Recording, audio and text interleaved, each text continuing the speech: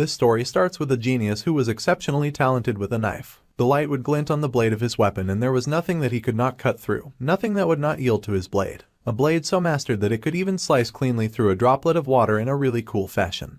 The blade master worked so hard that his palms were covered in calluses, and after dropping out of high school, he spent 20 years in the knife business. He had become the best knife master in the country. In the present day, Table 3 calls for another course. It was coming up and more orders were made, one for special tuna platters for tables 5 and 7. The people cheered, saying that it looked delicious. They had heard that the chef there was really skilled with a knife, and they added the VIP course to table 4 and thanked each and every customer for dining with them. One of the customers noticed something going on in the kitchen at the back. Even the chefs paused when they noticed that something strange was happening. It was the masterful chef and he glared at the fish in front of him with a serious expression on his face. One of the other chefs informed him that his phone was ringing. The talented chef paused in surprise because his phone was supposed to be on vibrate. However, he was surprised to get a notification from a game that he had already deleted before. He wondered if his phone was broken, but he did not have long to ponder it before someone called him. They inform him that they have customers waiting. However, the customer is to be told that they do not have the course that they are looking for, and he clenches his fist. However, the customer stepped forward, telling him not to lie since it was obvious that the master chef was not telling the truth. In strode a sleazy-looking mafia boss with blonde hair and 2 bodyguards. Mr. Sleaze said that he had come because he thought that it was time for the talented chef to give him an answer. Sleaze said that he believed that he had given the MC more than enough time to think it over, and that for someone who handled the same things every day, this should not be too difficult for the guy. The mafia dude laughed and said that he must have been too ignorant. In situations like this, it was the one asking the favor who should make a gesture, and he snapped his fingers, presenting a suitcase of dollar bills, saying that he would make sure that the talented chef would not be disappointed. The mafia boss grinned, saying that he would pay him $3 billion as an advance payment, as long as the job was done properly. However, there was suddenly a lot of sharp slicing and a lot of quick and clean cuts were made. The MC had unleashed his knife and done a little bit of slicing. He then spoke to the obvious mafia boss, saying that this was a kitchen where cleanliness was their top priority, so someone as dirty as the mafia boss had no place there. With a stern look of disgust on his face, the talented chef asked the mafia boss to leave. His cleanly cut fish fell threateningly on the floor before the mafia goons. They were shocked, but Mr. Sleaze would not back down so easily. He laughed, saying such skills were expected of the sword master. The blonde mafia laughed that the guy was truly not someone who should be slicing fish in a place like that, so the boss asked him to hurry up and switch professions. However, the talented chef just grabbed his knife and the mafia goons panicked, scared he would fling it at them. They left, but Mr. Sleaze laughed that he would not give up that easily, and he swore to be back to be the bane of the MC's existence soon enough. Then, the mafia boss asked his goons to go with him and the other chefs nervously watched him leave. Everyone turned back to work after that incident and time passed. The sky began to darken as the business day came to an end. The chef said that an advance payment of 3 billion won was amazing, and if it were him, he would have accepted the deal right away, so he had no idea why his gifted colleague had refused. The colleague in question took a happy puff of his cigarette and explained that he had spent his whole life slicing fish, and that he knew nothing about dealing with gangsters. The other chef pointed out that the mafia just wanted to use the talented chef's reputation as the sword master, and that surely they would not make him take someone's head off. The chef naively said that the mafia just needed his colleague to scare the people a little, take their money, and then buy a house or open a shop. The other chef insisted that his colleague deserved to live like a human too. However, the guy kept puffing at his cigarette and said that he would turn it down even if he got offered a fortune. The other chef then noticed that his colleague kept getting notifications and he asked what was going on and if he was dating someone. However, it turned out that it was just a game. The chef then asked if his colleague was still playing the game called Diaper Blessing. However, that game had not been played for ages. Suddenly, someone yelled out for Jubang and demanded where everyone had gone without cleaning everything up. The other chef groaned that their boss was here, so he would be leaving first. So, the guy kept smoking and admitted that honestly, after his family had gone bankrupt when he was a kid, all he did was work. He had also once considered what it would be like to live as a real human, and he had definitely been too focused on just moving forward. Finally, he groaned and fished his phone from his pocket, wondering why on earth his phone would not stop ringing, and that it was getting ridiculous. The MC wondered if he had reinstalled the app when he was drunk, and he even considered deleting it again. It had been so many years since the Demon King's invasion in the game, and the talented chef tapped on the notification on the screen by accident. He cursed when he opened the app and music began to play. The screen showed a smirking girl with waterfall blue hair as the music got louder. The flashy background music was just as the MC remembered even after all this time, and he admitted that the female characters were still as pretty as ever. Suddenly, something weird started happening with his phone, and he noticed that his phone was glitching. Suddenly, he was then consumed by a bright light, although he was greatly confused by all that was happening. The other chef popped back outside to call his colleague and tell him that the boss wanted to see him. However, much to the chef's surprise, his colleague was nowhere to be found and all that remained was his glowing cell phone. The chef looked around and wondered just where his colleague had run off to. He wondered why his colleague had left his phone behind and he called out to him. Then he reached the conclusion that he had gone to the toilet. So, the chef walked away, leaving the phone behind, unaware that the phone screen had a new display that said that the transfer was 100% complete. There is no backstory to this tale, and it starts with 2 fingers reaching for a phone. The game was a typical pay-to-win model with an auto-hunting system, and the advertisement stated that the storyline was surprisingly worth checking out. It was a generic mobile game that needed no further explanation, and it was called Miracle Blessing. The game instructs the player to please click on the screen, and the narrator figures that we wonder why he even played that game. The answer was as simple as ever, and there was a blue-haired girl with golden eyes smirked cockily at the front. Beside her was another brunette with a blush and a smirk, and a feisty-looking girl with blonde hair. Obviously, the MC had played this game because the appearance of the female character was to his taste. The main character had ended up swallowed by the game, and he had never spent a penny of in-game purchases or played through multiple cycles, and had not even finished the game. However, the unfortunate guy had not ended up in the game as a playable character, and he had not even manifested as an NPC. The unlucky main character instead found himself getting reborn into the body of a background character whose location was unknown. The suffering protagonist was born into the body of a background character. He bit harshly at the hand of fate that had dared to place him there. As the background character, the dude's name was Kang Jeong-ma. As the MC walked past, he ended up bumping into the shoulder of another person. The virgin was shocked to have bumped shoulders with a woman. However, he explained that the situation was not how it appeared, and that anyway, even as he asked the young lady if she was okay, she stammered that she was fine and that she was sorry for the inconvenience. Fortunately, the setting of the Miracle's Blessing was in Korea. Names, locations, geography, even the speaker announced on the train that the next station was Mapu Mapu Station, and the polite dude explained that there were only minor differences of 1 or 2 characters, but it was still similar. Thanks to that, the MC was able to adapt easily, and he had been just a normal teenager. At least, he had been for a year, and he lived there, forgetting whether the world he was in was reality or a game. Experiencing an ordinary teenage life that he never had in his past life was all that he dreamed of, and he enjoyed living a very ordinary secondary life. That was until he had returned home to some devastating news.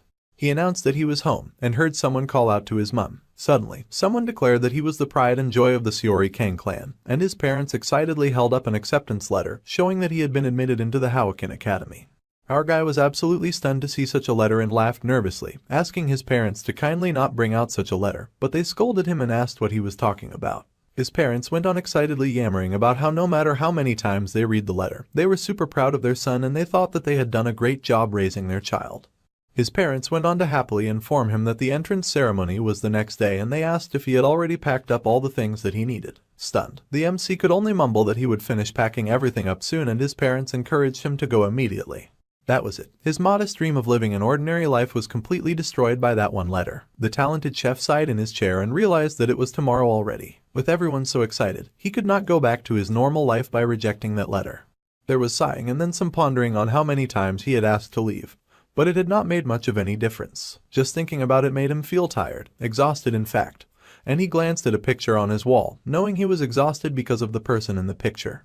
That person was the background character whose body he was now stuck in, and the MC could not understand how a background character had managed to get accepted into that prestigious school. However, what happened was that, before our boy had possessed his body, the background character Kang Jeong-ma manifested his blessing by immediately passing the entrance exam for Hawakin Academy.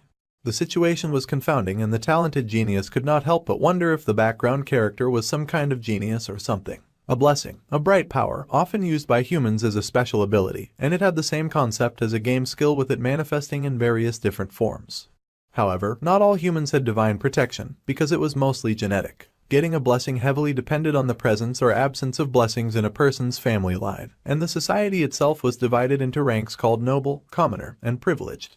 This was created to maintain the power of the elite at Hawakin Academy. Although the academy was founded under the pretext of hero training, in truth, it had long been a school exclusively for the upper-class hero families. Until recently, a special admission system was introduced for non-heroic families, and the dude, who was stuck in the body of Kang Jeong-ma, was accepted as one of those special admissions. However, this of course begged the question of why heroes were needed in the first place. Well, the answer was simple, and a bright red light hovered in the sky, casting dark shadows of horrific creatures over the earth. Heroes were usually needed because of monsters, otherworldly beasts that possessed powers far beyond any human skill. It was a probability, but the MC has to make it clear that such a thing is not his reality. A hero training school is to prepare for war. It sounds different, but if he had to go through re-enlistment, that is exactly how he would feel. He groaned as he considered the misfortune of his body getting a blessing. He tried to check it out, but the status window still looked pretty weird, saying it was a painless blessing that could be activated in 30 seconds with a 12-hour cooldown period. Still, he focused and tried to figure out his body's manifested ability, which was stated to be painless. My guy did not completely understand what that was supposed to mean. The lazy dude groaned and wondered how he had gotten accepted with something like this, and he got depressed just looking at it. Then, he figured this was the blessing that he received when he possessed this body, the blessing of the sword god. It had an infinity activation time and 0 cooldown time. It activated only when the sword's length was 30 centimeters or less, and the width was 5 centimeters. Our guy was kind of stunned at the ability and wondered if someone was playing a trick on him with this. It was an ability that he had not seen in the game, and the content was so simple when compared to elaborate nomenclature. The status window said that it would cut if he struck, and writing something that obvious as an ability seemed weird to him. However, what stood out the most was the weird activation condition. It spelled out the exact sword length as well as the width, which was the perfect size for a sashimi knife. So, the MC wondered if there was a fencing game here too. He groaned, having no idea what the heck the game wanted, and life just did not always go the way a person wanted it to. Finally, the reluctant student was done packing. Then, his eyes snapped open as he recalled that he almost forgot to pack his equipment. Come to think of it, when he played the game, the character's equipment was as expensive as ever. Even the lowest E-rank gear cost millions, and an average C-rank gear was worth hundreds of millions. While S ranks were treasures in their own right. The tuition alone was exorbitant, and the dude did not want to spend money on an entrance that he was being pushed into. For the entrance screened, it was written there that if he did not pack something, then he would be marked from the first day. The lazy MC sighed heavily as he pondered his options, and he decided to go to Dexo. Placing his hands in his pockets, he stood and walked off. He recalled his first teacher's habit of insisting that Japanese knives were worth over 100. Now that the nostalgic dude was thinking about that old geezer, he recalled how the old man would say that a master did not blame their equipment. Time passes and someone calls out to the black-haired dude, calling him a new kid. Our boy is dressed in a uniform and unimpressed by the people calling to him. The other speaker is a big guy with a mohawk and an angry look on his face, and he is completely offended by the weapons that the MC submitted. The black-haired new student had brought with him a nice assembly of sashimi knives, all freshly bought at a great discount. It was the day of the entrance ceremony and he was going through a weapons screening. Every year, the instructor knew that there were pranks from upper-class children, so the instructor needed to establish authority from the start. The mohawk guy yelled and asked if the students thought that the academy was a joke. He yelled that it did not make any sense to use a kitchen knife as his equipment for the class placement test. However, the MC said with a serious face that this was his equipment. The mohawk dude was confused, and then he yelled once again. However, someone called out to the instructor. It was the black-haired new student, of course, and he explained that he was just a special admission student from an ordinary family. The tuition alone must have been a huge burden on his parents, and now the instructor was asking him to provide expensive equipment. He pointed out that he would never do such a disservice. The instructor noted that the color of the guy's name tag did indeed mark him as a special admission student, and it was true that the academy's tuition must be a significant burden for students who are not from the upper class. The instructor was shocked to think that someone affiliated with an institution meant to be a level playing field for education was using such prejudice to target a deeply devoted student. So, the 30% off was meant to convey that. Then the MC added that lastly, blaming the equipment was something only amateurs did, and the instructor was stunned. An expert did not blame their equipment, a really powerful quote. A pubescent teen was certainly not someone to be taken lightly, and this was exactly what he wanted, and it was as if the guy had reached the pinnacle of a field. The genius's words of wisdom and unyielding spirit was overwhelming and completely blinded the instructor, who looked at him in awe with tears in his eyes. To the instructor, the boy was the greatest of all time. The talented former chef then called out to the instructor, and the instructor agreed to allow the special admission student to use his sashimi knives. Our guy ignored them and happily thanked the instructor, and some hater purple-haired girl at the back cursed at the special admission student, and other students agreed, asking how someone like him had even gotten in. The snobby jerks even complained that he stunk. The instructor yelled at the rest of the students on the line and asked them to be quiet, and once the evaluation was over, the students were ordered to move. The MC was rather stunned at the tenacity of the instructor now fighting for him. The instructor yelled that he could be an angel or devil depending on how the students acted, and he asked if they understood, to which they replied yes. Meanwhile, our guy raced away in fear that this might give him post-traumatic stress disorder. With a deep sigh, the MC admitted that he needed a break, and he rested on a bench. As expected, it happened, but experiencing it firsthand feels awful. At least, the equipment evaluation was done, and he had made it through the entrance ceremony. The only thing left was the class placement test, and he was already exhausted. He paused to think for a moment, but he had come this far and it was too late to give up now. This was the school that he would be attending for the next 3 years, the Hero Training School, Jokwon Academy. Just as suspected, the school was completely different from what he saw on his screen. If he was to exaggerate a bit, then he would say that the school was about the size of a small city. It was pretty cool and it was a great and privileged opportunity to study at a school attended by the upper class people. Thinking back to his past life in the district, he'd had to drop out of high school due to family circumstances, and he wondered if this was really happening. The placement test would happen soon and the announcement reached our guy where he was lounging. New students were told that they must assemble at the training hall by 3 in the afternoon. It is surprising that such an announcement was made so soon. The entrance examination had already been passed, but the placement test was important. A test was a test, so the MC had to get used to it, and he held up his sashimi knife with pride. Now that the genius thought about it, he had not used a knife once since he had gotten there and there was nothing he could do. His former trainer had once told him that he must never let go of his sword, and that he must sleep with it in his hand if it came to that. It was another of his teacher's habits, and the stuck-in-the-past clown smiled as he recalled 20 years of living by the sword. A year of rest could not possibly dull the student's skills, and the sharp dude rubbed at his sashimi knife, testing the weapon. The talented fighter unsheathed the knife a little and tapped on the blade to test that out too, and he smiled at what he had found, saying that it was not bad. He then decided that he would try cutting a leaf, and he slid his knife out of the sheath as it began to charge with power. The equipment he held in his hands met the conditions to activate his special power, and the sword god blessing was then activated. There was a blinding flash and a large explosion, with the status window then informing the MC that his physical body had a level that was too low to withstand the power of the special skill. He was shocked by this announcement, as he heard that the level of the equipment he was to use was also way too low. The status window then told him that it would use suppression to synchronize the equipment with the user. He was shocked since he had just drawn the sword, but that was enough to activate the special ability, much to his horror. Level 1 activation was now complete, and the status window told the gifted dude that the blessings of the gods would be with him. The MC's eyes widened in horror, and there was a sharp charge as the blade in his hand suddenly flooded with overwhelming power. He cried out as he was flooded with energy, and he panicked, knowing that at this rate he would die, and dying was unacceptable. His eyes widened in panic as the charge of power flooded his body, and then there was a bright blinding golden light. Shattered images fell around the MC, who found himself transported to an odd domain of red lines and line spaces. The black-haired genius was so confused about the whole situation that he cursed, and he realized that he had no idea what had happened. The sashimi knife fell from his hands, and he stared out in front of him,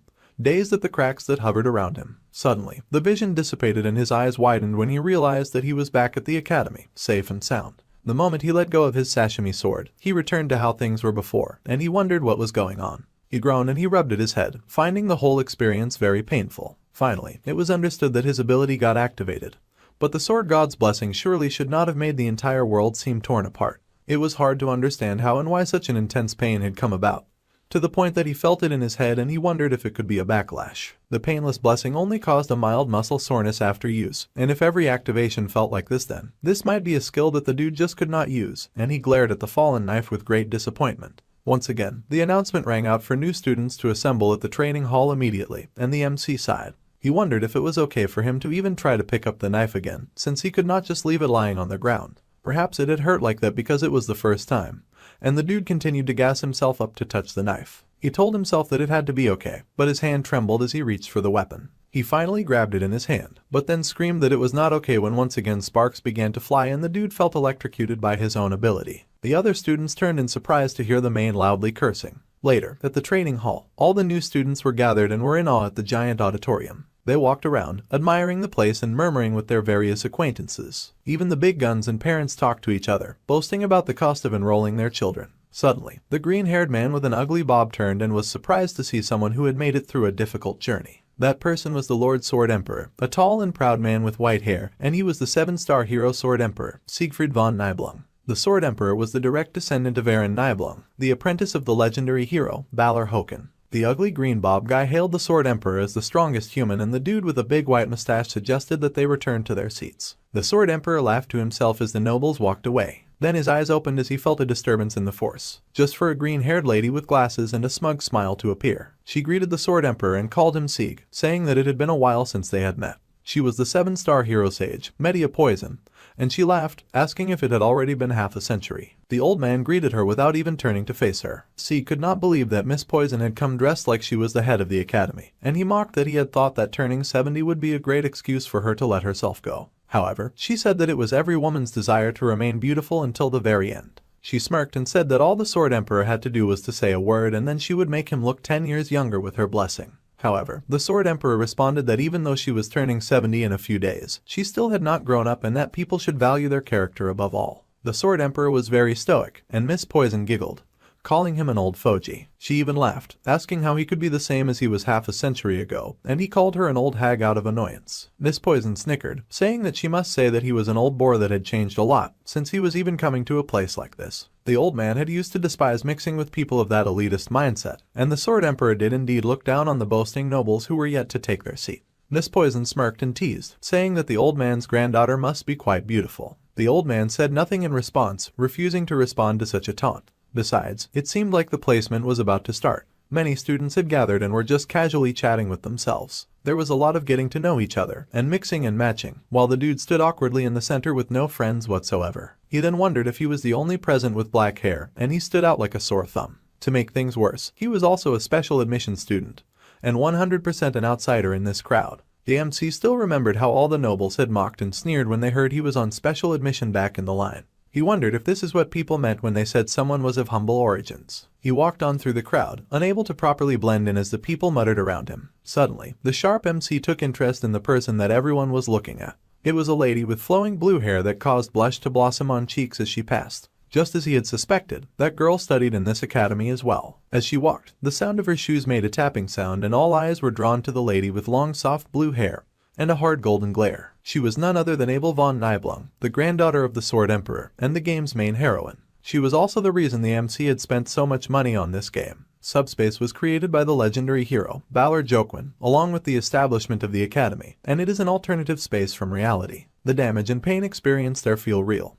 But the good news is that the damage sustained in subspace does not apply to reality. Since there was no intervention from reality, even murder could be overlooked if it happened in the subspace. The old Sword Emperor noted that they would be using a subspace battle royale, and Miss Poison agreed, saying that it was a tradition at their school. But this year they tried to apply the battle royale format a little differently than before. This time the new students were divided into groups of 10, and they were ranked based on who survived within the subspace the longest. It was a survival game, and there were no restrictions on armament. The Sword Emperor pointed out that if there were no restrictions, then it was like saying that the elites could have it all. However, Miss Poison asked him to not even mention that, as this was also a compromise as much as possible. Like it or not, the academy was funded primarily by the nobility's money, and she just went through a lot of trouble to introduce that system, and the old man asked Miss Poison what she was talking about. Of course, she meant the special admission. The MC dude blushed when he got to see his crush in real life, and he admitted to himself that she was incredibly pretty. Honestly, he had thought that the game was only two-dimensional, but now he could witness her beauty in real time. The guys around her were immediately trying to strike up a conversation with her, and if he did not know better, our guy would have joined those poor guys and would have also tried to talk to Miss Gorgeous. However, he had played the game to some extent, so he knew what they did not.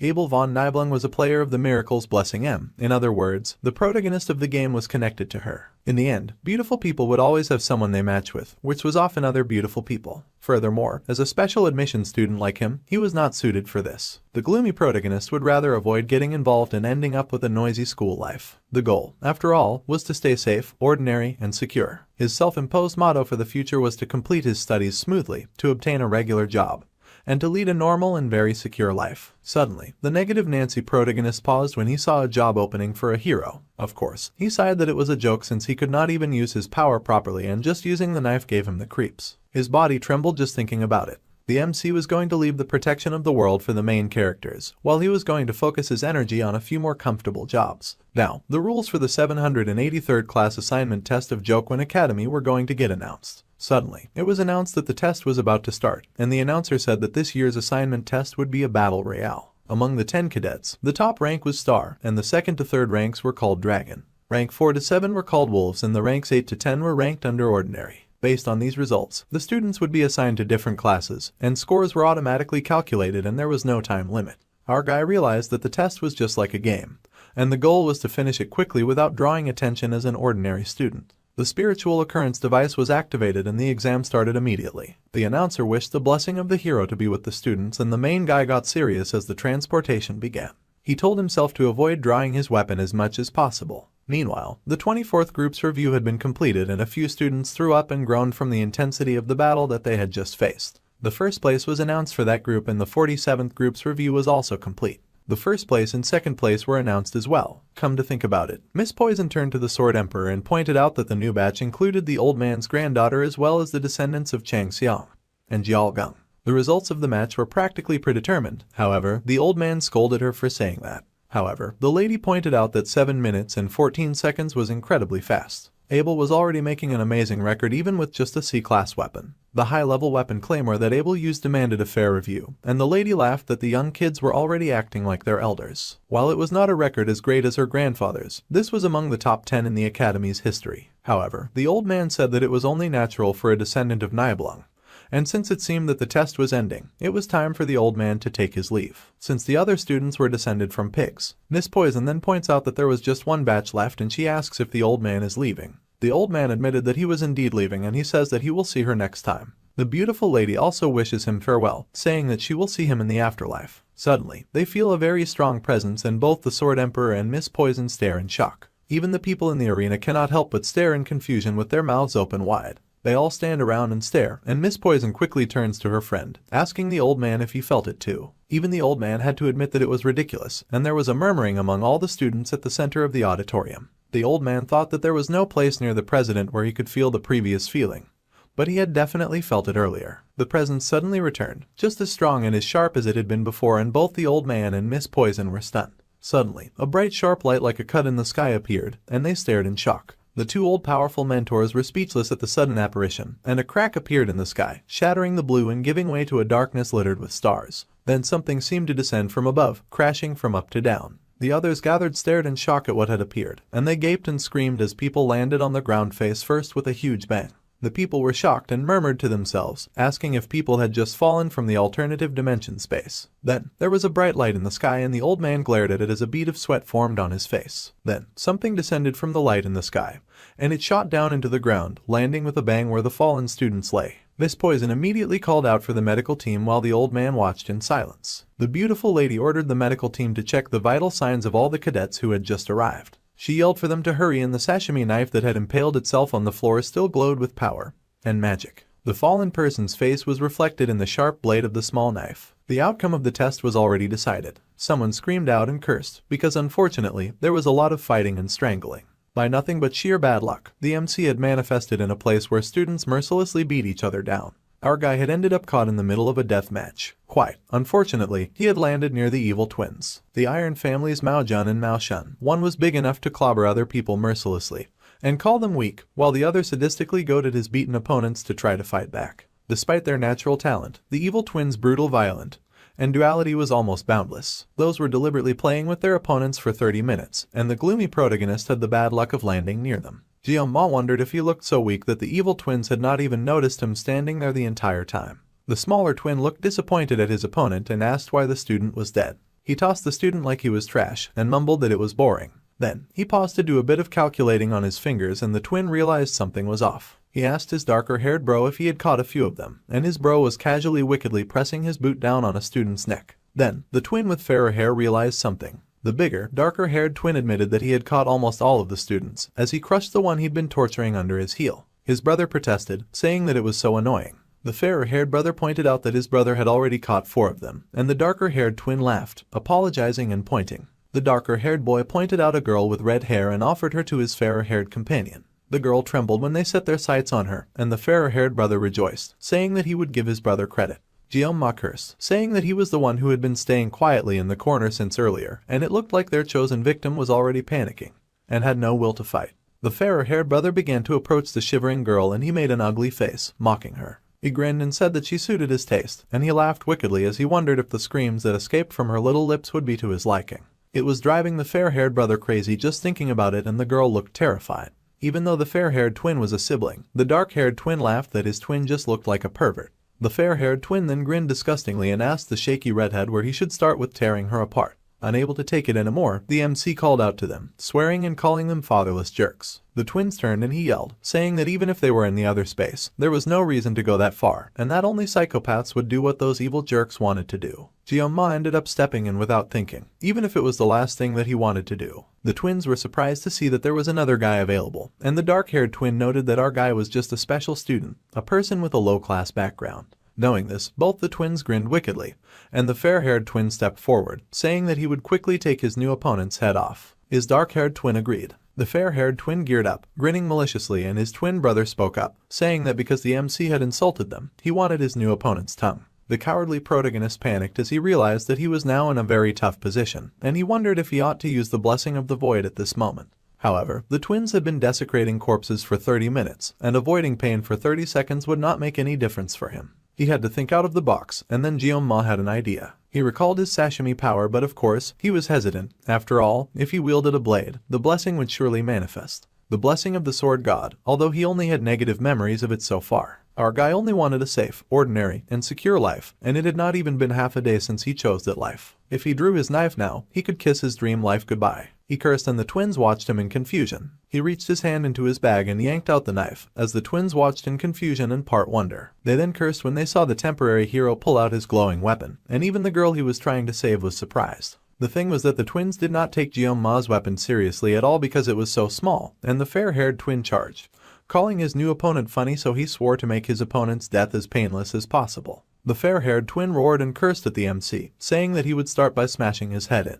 The fair-haired twin leapt, and our guy stared up at the jumping giant in alarm. This was not the kind of situation where the indecisive protagonist could be picky, and he only had 30 seconds, so he needed to hold on. He figured that this would at least work for something. He placed his hand on his sword and activated his power. The painless blessing had an effect of only 30 seconds and a cooldown of 12 hours, and it had to be used very wisely. Then, he activated the blessing of the sword god when he pulled his sashimi knife, and the no-pain blessing helped to neutralize the amount of pain he felt while using his other ability. The fair-haired twin laughed, mocking his temporary opponent and asking what he could possibly do with a kitchen knife in battle. The fair-haired dude cursed at the MC, and our guy knew that if he could not cut his opponent, then he would surely die. He had to use his small knife against his massive body charging at him, and he gritted his teeth as he prepared to fight. The black-haired dude braced himself, knowing that he fought not a fish but a human being. He had wondered before why gangsters always used sashimi knives in movies, and he wondered if sashimi knives could really cut people like fish. His old trainer had yelled at him and told him that this kind of thing only happened in movies, and that even if a god was to do it,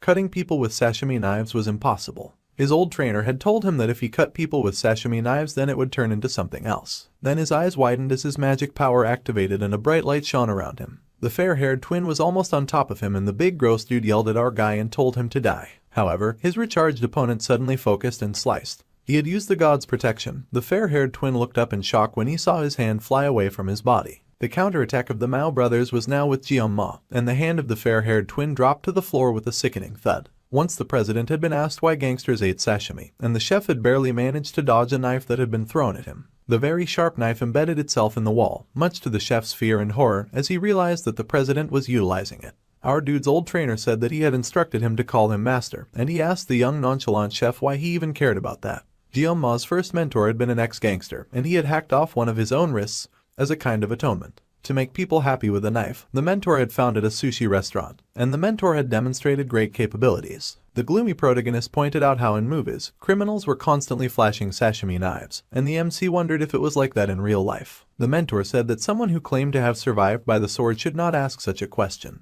The mentor then asked the black-haired dude to think about it, saying that if someone was stabbed with a wide kitchen knife, the skin would rapidly contract and it would be hard for the knife to come out easily. However, sashimi knives were thin and allowed a person to stab and withdraw several times. This was surprising and very informative information. Then Jeonma asked why his mentor had said stab and not slash when it was easy to slice a fish, so it should be easy to slice people. However, the mentor yelled and said that the fish were sliced since they were already lying down. Standing, a person could not even cut a loaf of bread in one go. The MC was still adamant and said that even after watching cartoons, a slash made everything go away, and he complained that his boss just lacked talent. The old ex-gangster pounded our dude's head in anger, saying that his old boss had been his mentor. The ex-gangster went on to say that even if the god of knives appeared, it would not work. However, the fair-haired twin stared in speechless shock as his arm disconnected from his body. The fair-haired boy gaped as his hand went flying away. Even his brother and the girl who had been rescued were speechless. Then, the dismembered arm hit the ground, and the fair-haired twin screamed his agony. He cried and cursed and writhed in many languages, and the fair-haired twin grabbed his arm and cried out for his brother. Tears gathered in the brute's eyes, for he was in so much pain. The boy kept crying and sobbing about the pain, and the MC stepped forward. The fair-haired twin panicked and told our dude not to get any closer. He fell on his ass and waved his arm around in fear. Still, Jeonma advanced, and then the coward turned behind him, shouting out for anyone who could help him. The fair-haired twin ran blindly with tears in his eyes as he cried for anyone to come to help him. His twin brother was so shocked by what had happened, and the fair-haired twin called out to his brother, stretching out his hand and begging for assistance. The fair-haired twin cried and cursed the MC hard, and he shouted, asking his brother to hurry and help him. However, before he could reach his twin, there came another deadly slice, and the fair-haired twin lost his head, right in front of his brother who was still very stupefied. There was a large splash of red as the fair-haired twin lost his head, and his body hit the ground with a thud. The dark-haired twin began to sweat with a mix of fear and horror. He stared at the blown wide eyes of his sibling as his head lay gruesomely on the floor. The dark-haired twin was speechless for a moment. Then he yelled out his brother's name in horror. He had been in so much disbelief that he had not been able to move, and as he screamed, the genius MC caught his breath. The redhead was stupefied at her hero's skill, and the dark-haired twin made himself calm down. This was the void space, and nothing that happened there could affect reality, so there was no way that his brother had died by the knife. Even so, the dark-haired guy had no information on our guy who had just attacked them. The dark-haired twin was not sure what that attack was, but it felt like someone was clumsily using a knife for the first time on a human. The dark-haired twin had to steady his heavy breathing and trembling, as he reasoned that it could be a coincidence and that Jeon-ma had just gotten a lucky shot. The dark-haired twin was now sure that he just needed to be careful when facing the knife. He was sure that his twin's loss had been caused because the fair-haired twin had been too irresponsible. So, the dark-haired twin was going to take things seriously. The dark-haired twin fired up, yelling that his weapon displayed its true might when he used it with 2 hands. The dark-haired twin fixed the machine hand that belonged to his brother on his own hand, and he used the blessing of resolution, defense, and amplification. He also used the blessing of intervention, increasing his jumping ability by 200%. The spiritual blessing led to increased fist power, and the dark-haired twin grinned wickedly as he had successfully activated a manifestation that had 3 benefits simultaneously. The dark-haired twin shouted that these were rank benefits that even the gods could not imagine. The dark-haired twin grinned and said that he did not know where our guy had gotten his magical cutting knife, but even an S-rank weapon could not pierce his new fists of power. The dark-haired twin laughed that he was different from his brother. Meanwhile, the main character was silently counting. The dark-haired twin yelled that the MC had been standing about like an idiot before a few moments ago, and he launched at his opponent with a wicked punch, shouting a question on whether the gloomy protagonist was mumbling about his will or something. The dark-haired twin grinned maliciously as he decided to just smash Jeon-ma's head while his back was turned, and his body thrummed with energy as he prepared to release his punch. However, our guy kept counting down from 7 to 6 to 5, and the dark-haired twin was confused. Somehow, the dark-haired twin found himself falling to the ground with multiple sashimi knives piercing his body. The dark-haired twin groggily opened his eyes and saw his opponent was still standing above him with his knife, his eyes glowing as he continued his scary countdown.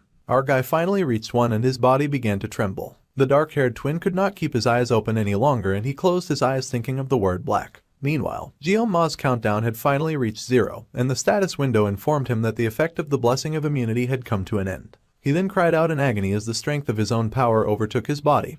He was like a black ghost. When the MC managed to open his eyes again, he blinked blearily at a sight that he could not recognize. He had stared ahead in confusion as he had woken in soft sheets, and he wondered if he had woken in a hospital. He managed to sit up with a small groan, and someone opened the door as he settled himself. Imagine his overwhelming surprise to see a man who suddenly announced that our guy had opened his eyes. Suddenly, there was a bit of a commotion as 2 feet made their way to him. The lazy genius found himself looking at a face that he had never seen. But somehow the face was familiar. 50 years ago, the person who destroyed the Demon Lord's 6th Legion commander was none other than the 7-star heroes, and he had 2 of them before him, the Old Sword Emperor and Miss Poison in all her beautiful glory. The old man stared down at him and the MC recognized him as the strongest of humanity, Siegfried. Meanwhile, the bright bubbly lady who asked if he was doing okay was the Academy Director, Media Poison. Our guy was horrified as he wondered why these very important individuals were in his room. They asked him for his name, and he introduced himself as Jeon-ma. The old man then said that it was time to get to the point as he repeated our boy's name, and then asked what on earth the hospital victim had done. The sensation at the time that the MC had used the weapon, although the sensation did not belong to Jeon-ma, it was obvious that the sensation had come from him. Jeon-ma was silent and then he glanced up at the 2. He looked specifically at the strongest of humanity who wielded a mighty sword, and the MC reasoned that there was nothing good to be gained from being targeted by that monster at a time like this. Even though it was a void space, the genius protagonist said that he had judged that some of the actions of the other students had gone too far. Nevertheless, he believed that his actions were excessive and he would accept any measure or treatment without complaint. The old man glared at him, but our guy stared right back. Then, the Academy Director sighed as she groaned at the old man, saying that he did not need to be so harsh with a small child. She smiled and said that even when Jeon-ma spoke like that, the Sword Emperor had cleaned out his clogged meridians while the student was unconscious. The Academy Director chuckled that with more age came more stubbornness, and she smirked, saying that he should at least look at her for her face's sake. The old man complained, saying that he had warned the academy director not to say anything like that, but she just squealed as she inappropriately cuddled a student, laughing that the old man was acting all shy. The sleepy genius was truly surprised to hear that the old man had helped him, and he wondered why. The academy director kept inappropriately fawning over our guy's body, thinking that it was no surprise that Jeonma's body was light as a feather, or rather, moist and heavy like a feather saturated in water. The academy director beamed and told the lazy dude that although he had been unconscious, they had reviewed the video of what transpired in the void dimension with the staff. The image of the genius made hurting himself just to defend an underprivileged female student was truly the lovely prince that the academy director had always dreamed of. The academy director gushed and said that Jeonma was the hero himself. Meanwhile, the old man finally cleared his throat in protest. The academy director fumed, but she gave in while the old man just pointed out that he was advising her to keep her dignity. The academy director gushed that she was just stating that she would not make an issue of the MC's actions during the test, so he did not need to worry. To be honest, the twins were admitted after currying favor with the academy's elders from the Mao family, and they had stated that they would withdraw themselves. He was surprised to hear this, but that was a great relief, since it appeared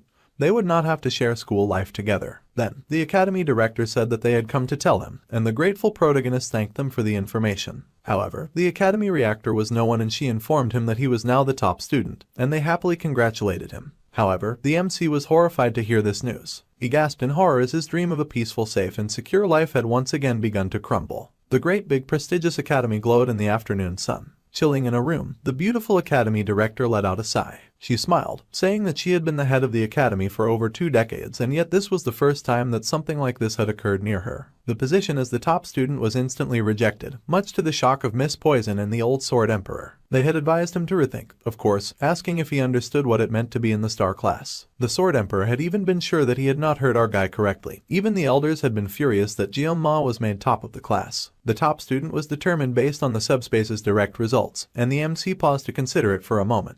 However, after a while, he confessed that he still did not want the position, much to the shock of the two once more. The old man was perplexed as the beautiful academy director kept trying to convince him otherwise. However, the academy director then called to the old man, snapping him out of his thoughts in the present time. The academy director asked the old man if he was upset that he had taken the top rank instead of his granddaughter when the old man had seen the video too. The old man laughed and said that was immature. There was nothing more immature than challenging the grading performed by the subspace imbued with the will of the founding hero. The academy had chosen our guy as the top pupil, and they simply just followed. The old man pondered the situation more and figured that if his skills had been outstanding, then this might have been comprehensive. If his physical abilities had been great, that would have been fine. If Jeonma's experience had been better, it would have been believable too. However, from a male till in his teens, our guy had displayed an exceptional amount of skill and precision when he had taken down his 2 opponents. It was a blast of power like nothing they had ever seen before. The emotions that the old man had seen were like the MC had embodied the notion of the skill, and the old man wondered what he had been pursuing all of his life. The old man thought that the large display of power represented the ultimate of swordsmanship. However, the old man had also sensed incongruity when he had unblocked the boy's acupoints, and the teen's feeble body had not yet received proper physical training. It appeared as if something was stored, something that should not even be stored within the young lad's body. The old man sighed at his deep thinking, knowing that at this age, he was still quite competitive, especially towards a boy of the same age as his beloved granddaughter. The academy director was still talking, and she mentioned how the MC was also quite attractive, and the way he killed opponents to save a woman in danger was extremely astounding.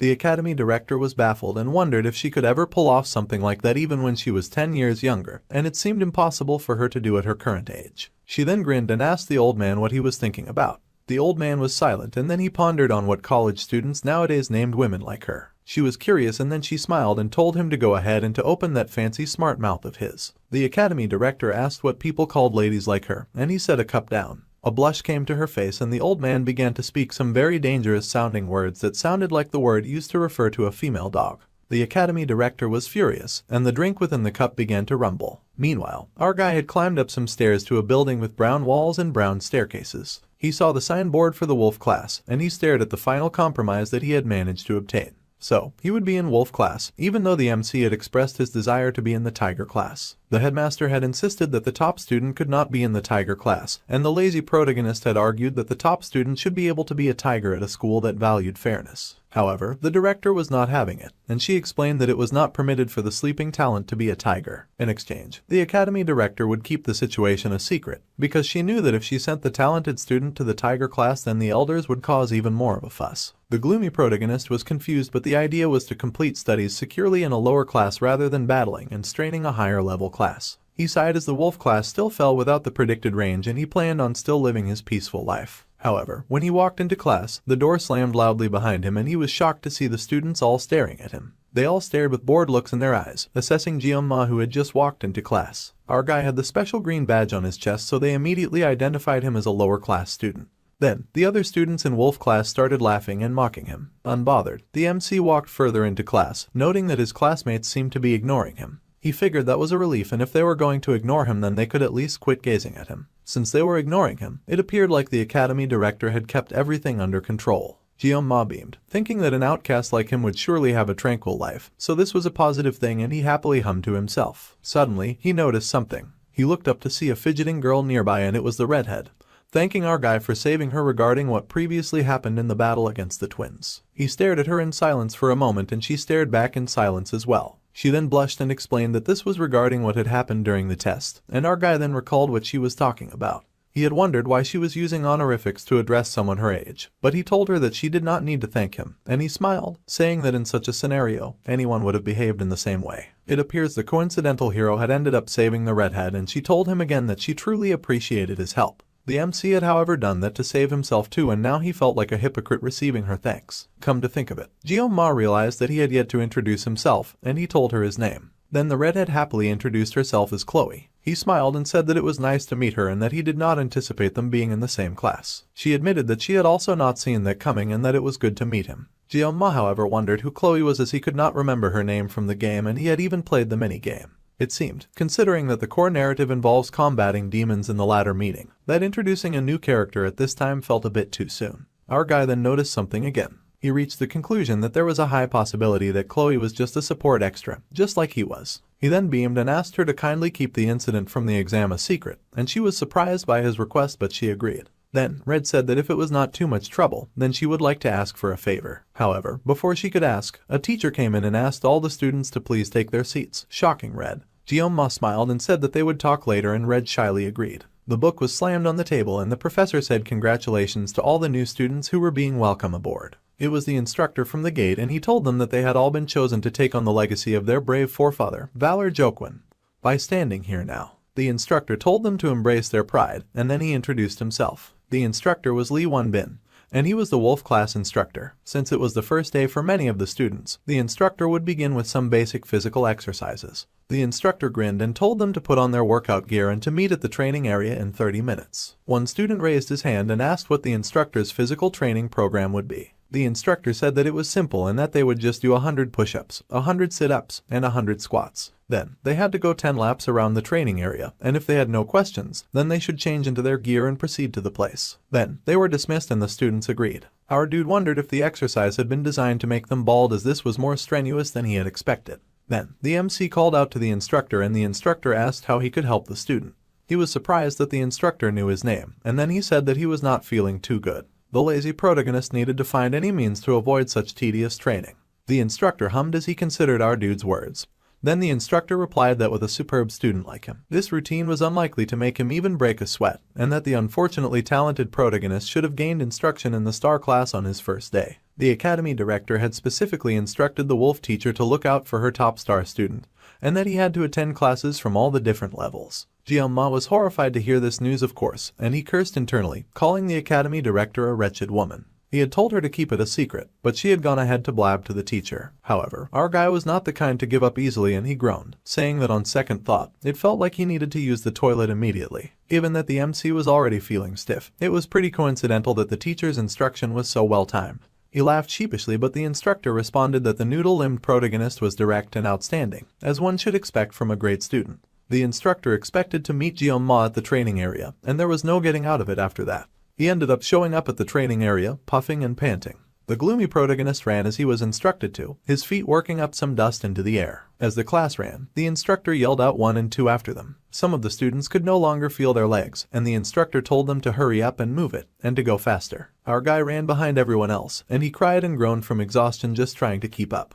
The instructor kept yelling at them to go faster, but the MC felt like at this pace he would surely die, and crawling like a snail behind him was the redhead girl he had saved, also puffing and panting. Red was worried and asked him if the training was too much for him since he did not seem to be doing very well. Ma was surprised by her question, but he laughed nervously that it was okay and that he would be alright. Then, Red asked the black-haired dude how many laps he had managed to complete. He admitted that he had covered about 5 laps, and he asked how many laps Red had completed since she seemed to be lagging. However, it turned out that Red was doing way better than expected as she was already on her 7th lap, and he was shocked to hear this. Red beamed and encouraged our guy, telling him not to give up and that he could accomplish anything as long as he kept pushing. She also encouraged him, telling him that he should do this. Then, she sped off ahead and the exhausted protagonist watched her go. He huffed and panted as he ran after her, cursing the test that put him in the wolf class. It was an evening at the prestigious academy and the building was bathed in the golden glow of the night sky. There were bottles strewn all over the floor inside of a room, and the bottles rolled idly, sweating water as they lay. Suddenly, someone slammed a bottle on the table, knocking off the other lazy bottles, and our guy groaned heavily, gasping that he was famished as he lay in his room. He had consumed so many bottles of water and their empty cans were lying around his room. It was already 1 week into the academy and Ma had already faced some unexpected problems. In the great hall where the students gathered,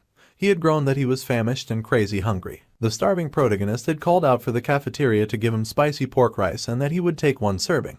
Please. However, the cafeteria chef had zeroed their eyes on him and had shown our guy the glorious light of the ticket machine. He was surprised to see one, and he realized that the meal was not free. Broken. The MC said that he would come back later, but for now, he was ordering 1 spicy pork rice in advance. However, his smile faded away as he realized something. Spicy pork rice was 50,000 in price. Now that Ma took a second look at the menu, he realized that a lot of the food started from 50,000 and above and there was not a single affordable option on the menu. The gloomy protagonist had landed in a rich people's school without rich people's funds. The poverty-stricken hero felt humbled by the huge wall of prices, unable to believe just how much a small bowl of food costs. A tear fell from his eyes as he stared at the board, and he consumed his last drop of bottled water. Then, he angrily tossed the bottle of water aside and cursed furiously. Ma could not get a single plate of food because the price of said food was way too outrageous, and he was so famished. It was daylight robbery to pay that much for 1 plate of food. He was almost out of living expenditures, and he should have accepted the money that his father had offered before leaving home. The emaciated protagonist had been surviving thus far on the cheapest water from the campus shop for days, and now he greatly missed the complimentary dinners they used to provide them. He grabbed the blankets and lay all curled up in bed. He needed to think seriously about something else and forget his hunger, and he wondered if there was a blessing. The exhausted protagonist checked out his blessings, and the status window informed him that his physical level had risen recently to level 12. The MC read through the list and he realized the more his physical level increased, the more the constraints on the sword would be relaxed. The blessing would only activate if the sword was the size of a sashimi knife, but he already knew that. Just thinking about his blessing summoned his status window, and he sighed with a small smile. The newly burly and muscular protagonist stood to admire himself in the mirror, as he realized that his body had become significantly more toned, so perhaps all of the training was not entirely a waste of time. The suffering protagonist wondered if he had magically bulked up thanks to the sword master activating his pressure points, and at this point, it was essentially evolution. However, the sword god's blessing had yet to spread beyond the confines of a sashimi knife, and our growing guy wondered if he could manage even a small sword if he kept developing. Then, the talented hungry genius glanced at his small sashimi knives, and he vividly recalled being afraid of holding a sword before the admission ceremony. However, now when he was not carrying a sword, his hands itched and he wondered if this was also a result of the blessing. He then rubbed his head and wondered why he was suddenly feeling so proud. Then, our guy turned when he heard a noise behind him and he asked who it was. The MC opened the door to his room and found Red standing outside the door. The flustered girl flushed to see the built guy's muscles, and she apologized, asking if she was interrupting him on his break. He was surprised to see Chloe outside his bedroom door, but he smiled and said that she did not interrupt anything since he had simply been lying down. Ma then asked why she was there. She smiled and said that she noticed that the MC had not been to the university cafeteria that week. Red asked if he had been feeling unwell, and he just laughed, saying that he normally did not consume meals prepared by others. In truth, he truly enjoyed meals cooked by others and he was starving. She was surprised by his words and he assured Red not to worry about him. Then, Red said that if it was fine with our guy, then she was thinking of getting some things from the campus shop and having supper together. However, the protagonist quickly agreed, suddenly all dressed up, much to her surprise. He was, of course, happy to do anything for some free food, and he asked if she was suggesting that they eat supper together. She admitted that she was indeed suggesting that, and then he smiled that he was genuinely decent at cooking, so he would manage that aspect. Red raced after him, shocked by his behavior. He went to ask Red if her dorm was across the street, and since it was, then he would happily go with her. Later that night, the two had a very hearty meal and little shy girl gasped in shock, saying that the meal was so delicious. Jeoma smiled and said that he was delighted to hear that. It was not even something that a person just threw together, but it was really quick. The shy girl admitted that she had only ever cooked fish before, so she had not anticipated anything like this. Meanwhile, our guy stared down at the empty tray and then suggested that they check the refrigerator, which Red immediately agreed to do. By the way, the MC realized that the shy girl had really enjoyed the fish, and Red admitted that she came from a beach region. The gloomy protagonist said that was excellent because preparing fish was his expertise. Red was surprised and asked if this was true, and since the MC's hands had been itching to do something, he would refresh himself by slicing some sashimi. However, he only had one problem with this brilliant idea, and that problem was the sword god's blessing, which activated every time he touched his weapon. Jeoma asked if Red owned a longer kitchen knife, and she repeated his question with surprise. The MC said that as Red knew, all of his weapons resembled the swords in her kitchen, so using something else seemed a bit awkward. The little shy girl said that he understood, and then she called our guy as she somehow presented a sword and asked if this would do. The fish-slicing protagonist was rendered speechless at the sight of the katana, and he decided that he would just take the risk and use the kitchen knife. He would finish the chopping in 30 seconds before the pain activated. So, he pulled out his sashimi knife and Red watched him in awe. The blessing of painlessness was activated, and Red watched nervously as the MC used his ability. The talented genius had once been called the greatest swordsman in the country, so this was conceivable. The star chef protagonist then activated the sword god's blessing, and he got to slicing at the speed of light. It was a masterful work, and Jeoma got it done quickly because his life depended on it. He ended up completing the work in 21 seconds, and that was how long it took him to scale the sea bream, split the bones, remove the guts, and fillet the meat. The successful protagonist then beamed with pride, and Red gushed at the delicious artwork that he had made. The slicing of the fish was so brilliantly done that he was proud, and he would even call it a masterpiece. He was happy that he still got it. Red asked the MC how he was so adept at cooking, and our experienced guy smiled that he had formerly worked part-time at a Japanese restaurant. Red was surprised to hear that he worked part-time, and we had to pause as he recalled he was in another world, and she did not know what a part-time worker was. Red apologized for her ignorance, and the polite protagonist said that there was no need for her to apologize, and the poor protagonist figured it was because of the difference in social position. Anyway, he was nice and fed, and he was happy to hear that Red loved the lunch. It made him very pleased. The shy Red had beamed, and she was overjoyed that our guy had cooked. She offered to wash the dishes, and he said that he would leave it to her. He crossed his arms all smug as she did the dishes, and he was happy that he was full. Our satisfied guy looked out at the moon, and he smiled that it looked so stunning that he could not help but hum a tune. Suddenly, he heard a crash behind him, and Red yelled that she was sorry. He had been scared by the sudden noise. Then, there were more loud accidents followed by more loud apologizes from Red, and he laughed nervously as he realized that she had probably never had to clean dishes before. The MC had been able to do that when he had been her age in his past life. Suddenly, something caught his attention, and he noticed a book flipping on Red's desk. Our gloomy protagonist was curious and went a little closer, and he saw that it was a diary. The diary said that Red had received assistance from someone throughout the class placement test, and that she would absolutely return the favor eventually. He thought it was such a rounded, cute handwriting with stickers, and he shamelessly picked up her diary as he considered putting it back in its proper place. After all, Red was simply a typical girl for her age. Suddenly, more diary pages flipped, and the MC was surprised that it turned. He then found that Red had written more about the dude who had saved her, which was him, and about how her heart was pounding and she could not bring herself to talk to him. The talented idiot smiled and thought that she was so cute, and realized this was the reason Red had been shy when talking to him. Jeoma then sneakily thought that he could keep reading the diary to see what else it said. Suddenly, the idiot then saw his name and then repeated pages and pages of Red's love declaration for him. The virgin was absolutely stunned by what he had seen, and he stared at the pages in speechless shock. Then there was a scream behind him, and our dude turned to see that Red had given up on doing the dishes, and she had in fact caught her rude guess going through her diary. Red then asked the colossal idiot if he had read her diary. Continuing on, we learn that the heroes in this world earn respect by defeating demonic beasts, and they increase their standing by gaining a global reputation. However, within their stagnant ranks, certain factions abuse the weak in the name of authority. When the law is unable to punish them, one of the hero families takes the lead and prefers to work in the shadows. The family name is the Auditor of Sicily, Auditor da Sicilia. They were a family that maintained order and carried out assassinations, working in the shadows to help the light.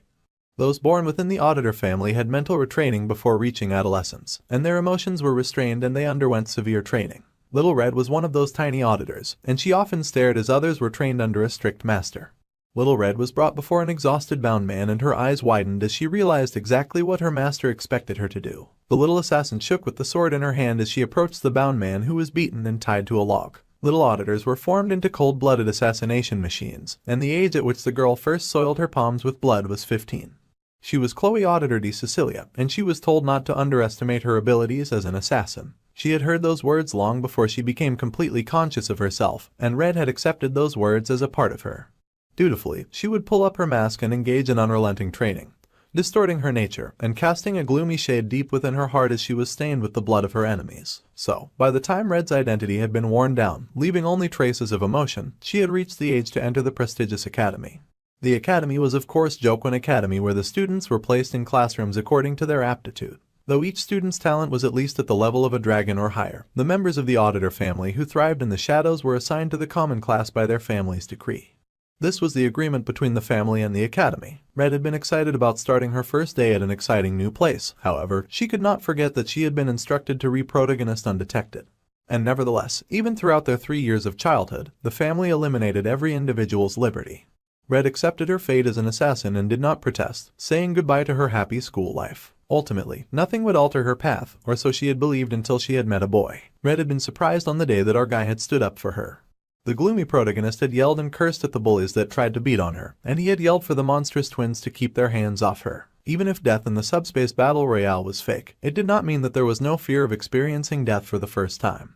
However, Red had been shocked when a boy appeared from hiding. Red had been prepared to quietly face death and her predestined fate, and she had long since given up on meaningless struggles. Red had been trained to do so, and she had always acted in such a manner.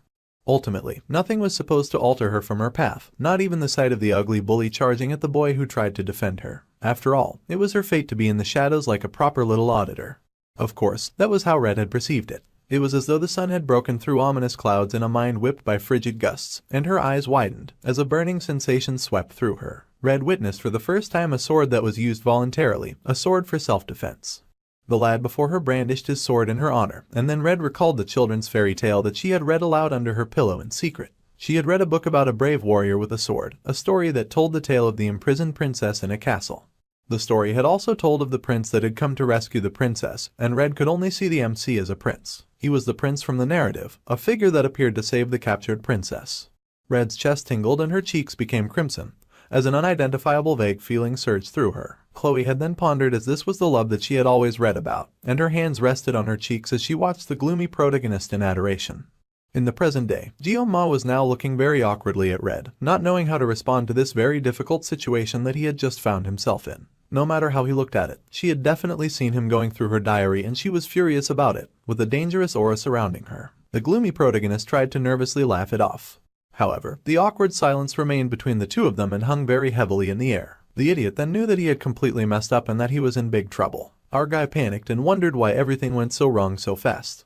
They had been having a great time just earlier, and the gloomy protagonist wondered if that had been the first time that he had taken the pure sentiment of a teenage girl. He then wondered if it was perhaps from the moment that he had foolishly followed her about because she was feeding him. The MC gulped and then he tried to play it casually, saying that the moon was very lovely that night. He continued to talk about how she had made him the tastiest supper that he had eaten in a long time that night.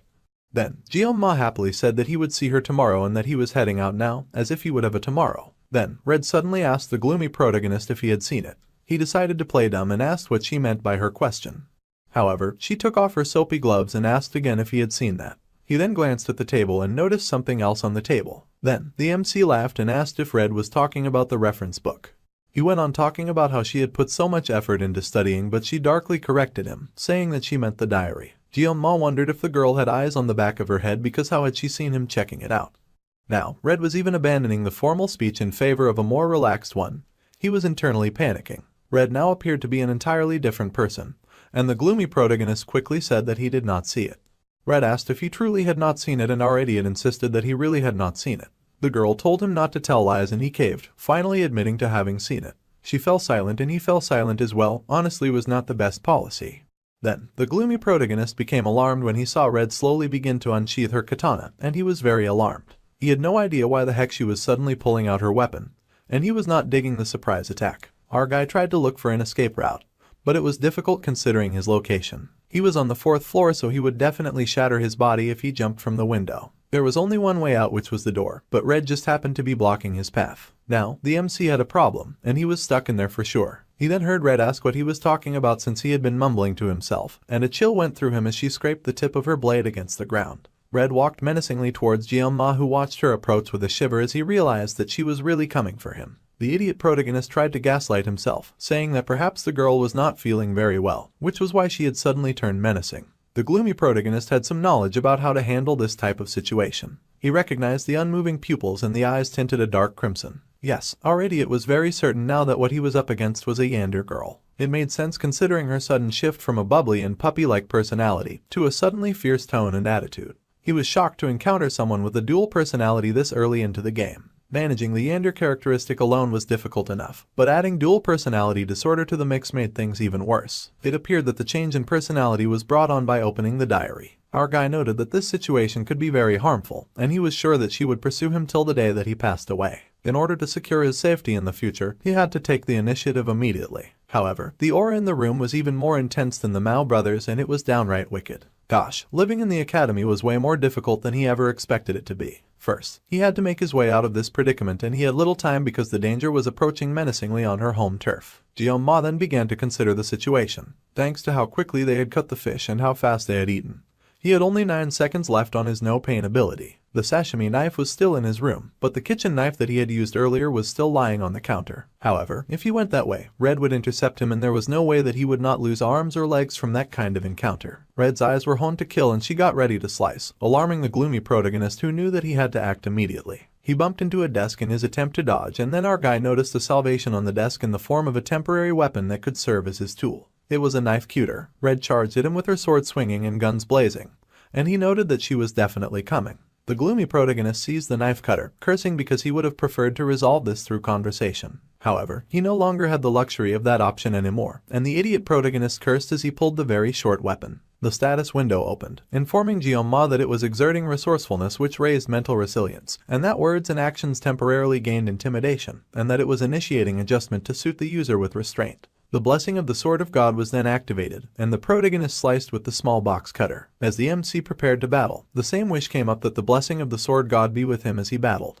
The gloomy protagonist braced himself to meet the stone-cold yander assassin, and Red's eyes widened as she approached our guy, who faced her with a very small weapon in his hand. He called out to her, saying that she had somewhat long hair, and Red's eyes widened. He said menacingly that he would chop it up for her, and he slid forward, cutting beautifully in very well executed and precise strikes. Red found herself waking in a bed, feeling all groggy as she regained consciousness. The little assassin managed to raise herself from the bed with a gentle hand on her head as she groaned and pondered on what had happened. Red looked around, wondering where our guy had gone, and she called out to him, acting all sheepish and shy. The last that Red recalled was him looking out the window while washing the dishes, and she remembered sneaking a look at his form and blushing about it. Then, she gasped and swept the sheets away as she recalled her katana. Naturally, she had to find that immediately, and she glanced at the blade propped up by her bedside desk. Red was surprised but very relieved to find that her sword was still in place, as she had often lost consciousness whenever she held a katana, so this was normal. Suddenly, Red heard the voice of her grandfather in her head, telling her that she had done a good job.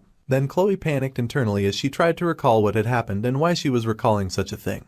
But her inner voice told her not to worry about it. She only recalled that she had been told to not deny her talents as an assassin. Then, Red glanced at her blade again as she tried to put 2 and 2 together. The girl was a little baffled. Then she leapt into the bed, burying her face in the pillow as she gasped and called herself a food and an idiot. Red had suddenly recalled everything and was mortified that she had fainted at that moment. The assassin's thoughts instantly flew to our guy, and she panicked internally, calling his name over and over again as she blushed hard. Red flushed as she wondered if she had said something wrong when she lost her memory. Then, Chloe glanced to the side and saw a little object on the floor of her bedroom. Red was surprised to see a utility knife on the floor, and she picked it up in confusion. Suddenly, Red realized that her hair did look a little shorter, and she wondered why that was so. The assassins wondered if he had used a utility knife to cut her hair, and it looked like our guy even cleaned it up before he left and neatly disposed of the hair in the trash. Red blushed, thinking that Jeon-ma was really just too kind, and she gushed over him. She decided that she just had to write this down in her journal before she forgot. So, Red got out a pen and went straight to her journal, happily jotting away. She had documented exactly what she wanted in the simple words that declared her love for our guy. Meanwhile, the boy in question was leaning on a tree and groaning in a forest. He also spat out a rainbow of barf from having overexerted himself. Somehow, the MC had managed to get through that situation, but the effect of the painless blessing quickly ended and the gloomy protagonist had temporarily been in agony. He had barely managed to get past the first 5 seconds of the 9-second mark and he still felt like this. He groaned as his body went through various levels of jelly belly and he worried that he would end up throwing up everything that he had for dinner, which was not good since he had worked hard to get that dinner. Finally, our guy collapsed on a bench from exhaustion. He did indeed end up throwing up everything and now he was severely hungry. As the MC stared up at the night sky, he thought of Red, and he had no idea who she was. Her swordsmanship had been exceptional, the kind of style that involved cutting off the opponent's life with a single strike or at least subduing them. However, the way Red had wielded her sword, she had persistently aimed for his vital spots. It was as if her technique specialized in assassination. If Red had caught him off guard, he would have certainly lost his head in her room. Feeling that his life was being threatened, the protagonist had instinctively aimed for her neck, slicing a hard slash toward her vital area. Fortunately, the knife was too short and he had only managed to cut her hair. Our guy had managed to clean up the mess, so he hoped that there would not be any problems later. He was glad that nothing serious happened, and keeping things on the peaceful and safe side was not as simple as it looked.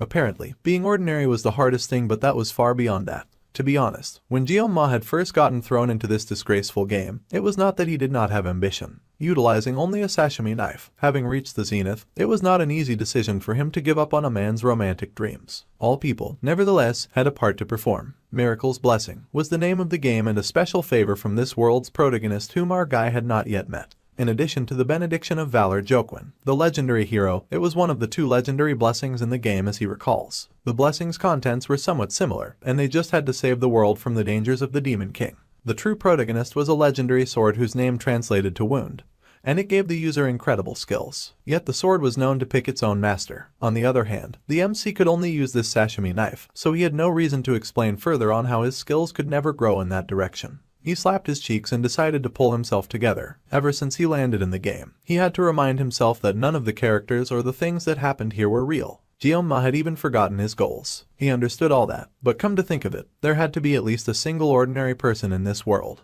Our guy had stopped trying to figure out who the true protagonist game players were, but at least he knew how to get his way around the game. It had been a week since he had started studying at the academy, and based on the storyline, it should be around that time that the true protagonist just manifested the divine blessing, and was now late for the registration process. Now, the game's story was really progressing, and he knew the general plot, but he had not seen the ending. Our guy regretted that he had stopped playing at some point, and of course, understanding the official plot halfway through was definitely a plus. No matter what happened, he would follow the official plot, and if he let himself get carried away, he would lose even the few advantages that he had to live his quiet and happy life. If Jeonma remembered correctly, the story would take a dark turn starting from the 2nd semester of the 3rd year. The demonic tribe who noticed the birth of the hero was led by the core commander and joined forces and took action, threatening the academy and the hero as well. The scale of the conflict grows and eventually, a world war between demons and humans begins with the hero in the middle. As a result of this, the game's storyline evolved in the genre cliché, and he recalled being irritated by the abrupt turn in the story back when he still played the game. Our guy had sought out the delightful aspects of teenage life that he had never had the opportunity to experience. Jeonma had been shocked about the weird turn and wondered if all the characters were going to die like this, and that the situation appeared to be deteriorating, so he had deleted the game back then. However, what gave him the creeps was that this horrific war happened in the world that he was now stuck in. A war sounded like the pits, and he could not help but fear that he would perish in the war if it started. However, the MC rejected that fate. There were still about 3 years remaining before the war started, so he needed a realistic goal instead of a fantasy escape. Jeonma refused to accept his death in silence, so he resolved to get stronger and survive. Since most mass-produced game storylines have a happy conclusion, he believed that the protagonist would save the world nonetheless. So, all he needed to do was to gather the strength to defend himself. He could not live with a fate that was as fragile as a fly, where he may perish at any time amid war. So, the gloomy protagonist was going to train himself to survive as discreetly as possible. If our guy stood out too much, he would end up summoned to confront evil forces, and such situations should be avoided at all costs. Furthermore, it seemed necessary to restrain the use of his blessing of the sword god. The MC had always used the sashimi knife out of necessity, but the stress on his body was excessive and it was starting to wear him out. With the protection of the sword, he would be able to cut him in one strike. He pulled up his status window to look through the perks of his ability once again, and he found that a few of the unlocked conditions had not yet been met. However, Jeonma said that the performance seemed to be solid. Then, he rubbed his chin and he wondered why there was so much new content. The gloomy protagonist could now see the possibility of growing his body, mind, and even his equipment. The numbers currently seemed to be a level concept. Then he looked closer and saw something called a simulation rate. However, he had no idea what that was nor why it was rated at 1.5%. He then randomly clicked on the status board and was shocked when a pop-up came up and told him that the conditions had not yet been met, so the MC's access was blocked. Our guy was surprised, but he figured that was not important right now, and another question had arisen about this mysterious gift that he had. The most important thing to him right now was physical training and the fact that he needed a new weapon. He could not rely on painless blessings for 30 seconds forever, and he needed to train in swordsmanship with a blade that did not satisfy the God of Sword requirements. Unfortunately, there will be a practical extermination training next month that will replace the midterm exams. The training reward for that exam was Mirasama, which was a B-grade weapon. Gyoma figured that if he could handle that skillfully, then it would be enough for graduation. The specs did not meet the conditions for activating the God of Sword blessings, so it would not be a burden as a protagonist weapon. He sighed in relief and realized there was more to do than he expected. Suddenly someone called to him and our guy turned. He found beside him a girl with hair like a blue waterfall, and she said that he was on her spot. It was of course the beautiful granddaughter of the Sword Emperor, and he stared in confusion to have run into someone like her. The girl stared at him with her golden eyes, sweating a bit from her workout. The gloomy protagonist stared back speechless, and for a moment they both just stared at each other with not a lot to say. Then, she spoke again and asked the MC to move over. The dude gasped, as he had been too mesmerized by meeting his favorite character to properly respond. Our guy was shocked to see Abel, and he thought it was all rather unbelievable. He had not meant to stare at her like that, and Waterfall Locks informed him that he did not have to go anywhere, and she just wanted him to move over a little. Gyoma was silent but compliant. Then he wondered what she meant by calling the place her spot when he was sitting on a public bench, and he wondered if this was a class hierarchy thing. He groaned internally and decided to avoid any connection with the heroine or now. However, she adjusted her sweaty clothes and his pervy eyes could not look away from her as she got comfortable. A blush filled his face as the MC thought that the heroine's appeal appeared to have captivated his attention. He thought that she was so pretty, and she beamed that she had found the finest place to watch the stars. Our guy had been struck by Waterfall Lock suddenly speaking, but at least he now understood what she meant by saying her spot. He glanced over at the girl who was only focused on the beautiful stars in the night sky. Gyoma wondered if Abel was the granddaughter of the legendary swordsman that he knew. Even the handsome protagonist had started off as a rough guy. Then, Waterfall Lock suddenly asked the MC if his weapon was a sword. He was surprised and asked her how she knew. The genius noble explained that her grandfather had told her that swordsmen had varied expressions in their eyes. Gyoma blushed at her intense gaze, and then suddenly Waterfall Locks offered her sword to him. Abel beamed and asked him if he wanted to test out her sword. The gloomy protagonist looked away and mumbled that it did not really thrill him. Waterfall Locks pouted at our guy's rejection, and they were both awkwardly silent for it. He wondered why she was acting weird and wondered if she had hit her head or something. He was not used to this version of her, and he wondered if she was truly the same character that he knew. However, her eyes had darkened at his rejection, and she asked the gloomy protagonist if he even knew who she was. Abel's face had darkened at his rejection, and she raised her head, asking Gyoma if he was even aware of who he was dealing with here. He was shocked and speechless, and he wondered if Waterfall Locks was questioning him because she was suspicious of him. Of course, he thought that she was not, since there was not a single person in the school who did not know who she was. Then, he admitted that he did know her, and she said that she had no idea who he was. He wondered what her point was. The girl laughed and said that it was a bit cliché. She laughed that he knew her name, but she did not know his. He then asked if he had to give his name to someone that he had just met, and she admitted that one can never know. Ms. Waterfall Locks over here pointed out that our guy could be a spy for the Demon King who infiltrated the academy as a student for all she knew. Then, she sighed and said that she did not think that there was any reason to be alone this late at night. The MC fell silent and wondered how she had said that to him when she was also alone with a hand on her side.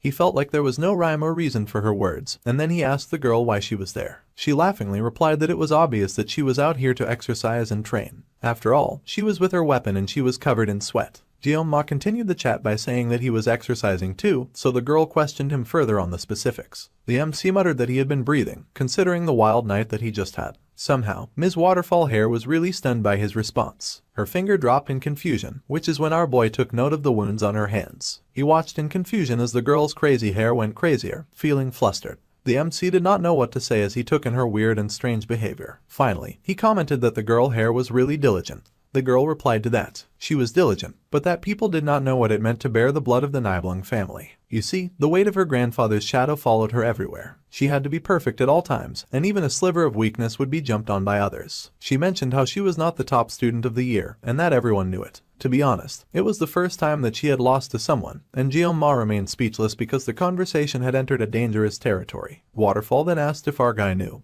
and she smiled with a happy blush on her face, saying that on one hand, she was very relieved. He still said nothing as he looked like he was stuck in a very awkward conversation. The girl went on to say that on one hand, she was very curious about who it was that had defeated her. She wanted to know who they were. The MC was getting more and more terrified the more this conversation went on. Then, she added that it was her desire to crush the top student the next time, and he nearly passed out from the fear that quickly flooded his soul. Our guy spat really hard to mask his shock from the alarm her words filled him with. He nervously asked the girl if she really had to go that far, and she insisted that it was a matter of pride for her to take such an action. She had begged her grandfather for details, and he had said that the top student was not even one from her class. Of course, the girl was offended, and as if that information was not enough, the top student had the nerve to skip the oath. At first, she refused to live in second place to that, but then she calmed down and said that she was sharing this with someone she didn't even know. He also asked why she was even telling him all this, and the girl cocked her head as she thought about it. She then pouted that it was because Jeonma seemed weak. Well, I don't really need to elaborate that my guy was offended by her words. Waterfall Hair happily went on to say that to be firm with the strong and merciful to the weak was her family motto, and all of her classmates were good at what they did, so she did not have any friends since she had to be firm with them. He could not believe this girl, and he realized this was why the main heroine had been so distant.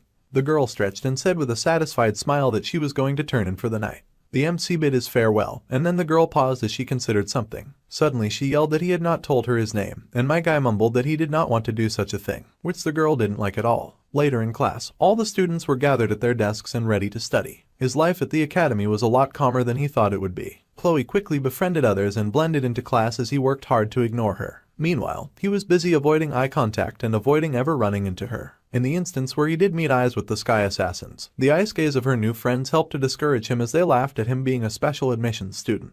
Our guy couldn't care less about their dismissive looks just because of his background, and he ignored them too. Also, he was not the only special kid in the wolf class, and there were not many of them, but most of them were reluctant to interact with one another, and he guessed it was from feeling entitled. Thinking about it this way, the MC figured that it was a good thing that he was not in any of the upper classes. That was because right now was the season when the Star and the Dragon classes would form political factions. They would leer at each other like dark demons as they started politics in the middle of school. The MC had felt like it was clowns were en masse even back when he played the game. If he was in the class, he would get dizzy just thinking about what he would have to deal with. He was managing to eat well at least, and he happily hummed as he wondered what he would eat that day. The academy director had beamed and told the MC that he should have gotten it sooner from the top student perk, and she apologized for the wait as she handed Jeonma a MasterCard key. The faculty member card enabled Jeonma a smooth passage through feeding in school, and he realized that bowing in the academy director's direction 3 times a day would not be enough to express how thankful he was to have that card. He closed his eyes in sudden worship of the black membership card,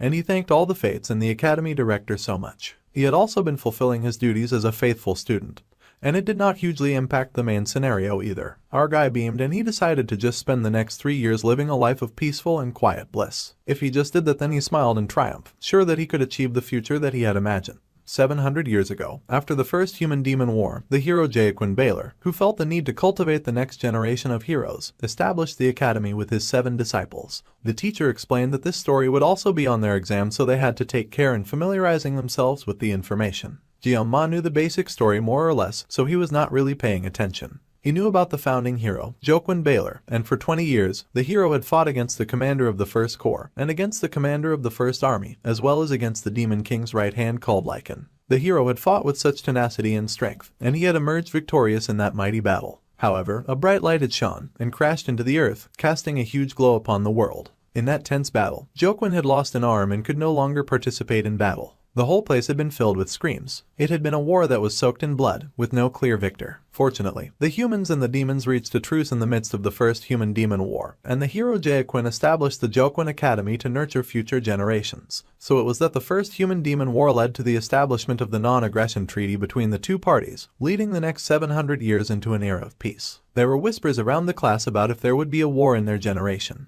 However, another student laughed that there could be no war in the 21st century and that they were more worried about what they should wear to a party the next day. The MC had no comment concerning the matter. After 700 years of peace, Jeonma was the only one who knew that the beginning of the first crack and said peace was not far off, and that it was only natural that everyone was used to the serenity. As much as he would like to tell the academy director what would soon happen, he did not know what consequences that would bring, so he refrained from doing so. Our guy sighed, and although the academy director did not hide the fact that she wanted to leave her position as dean as soon as possible, as she often brought up in ditching in regular conversations, the director Media was the first person in the story to catch a whiff of the abnormality thanks to the poet's lord. Also, she was the first of the 7 heroes in the story to step up to protect the students from the incoming danger. The MC did not play much of the game, however. He had indeed looked it up and he had found that the beautiful academy director had also been the first to get sacrificed to the Demon King. He had stared silently when he had seen the info from the game, and he had been horrified to find that she would die. Jeon-ma now thought in the present as he was now in the game,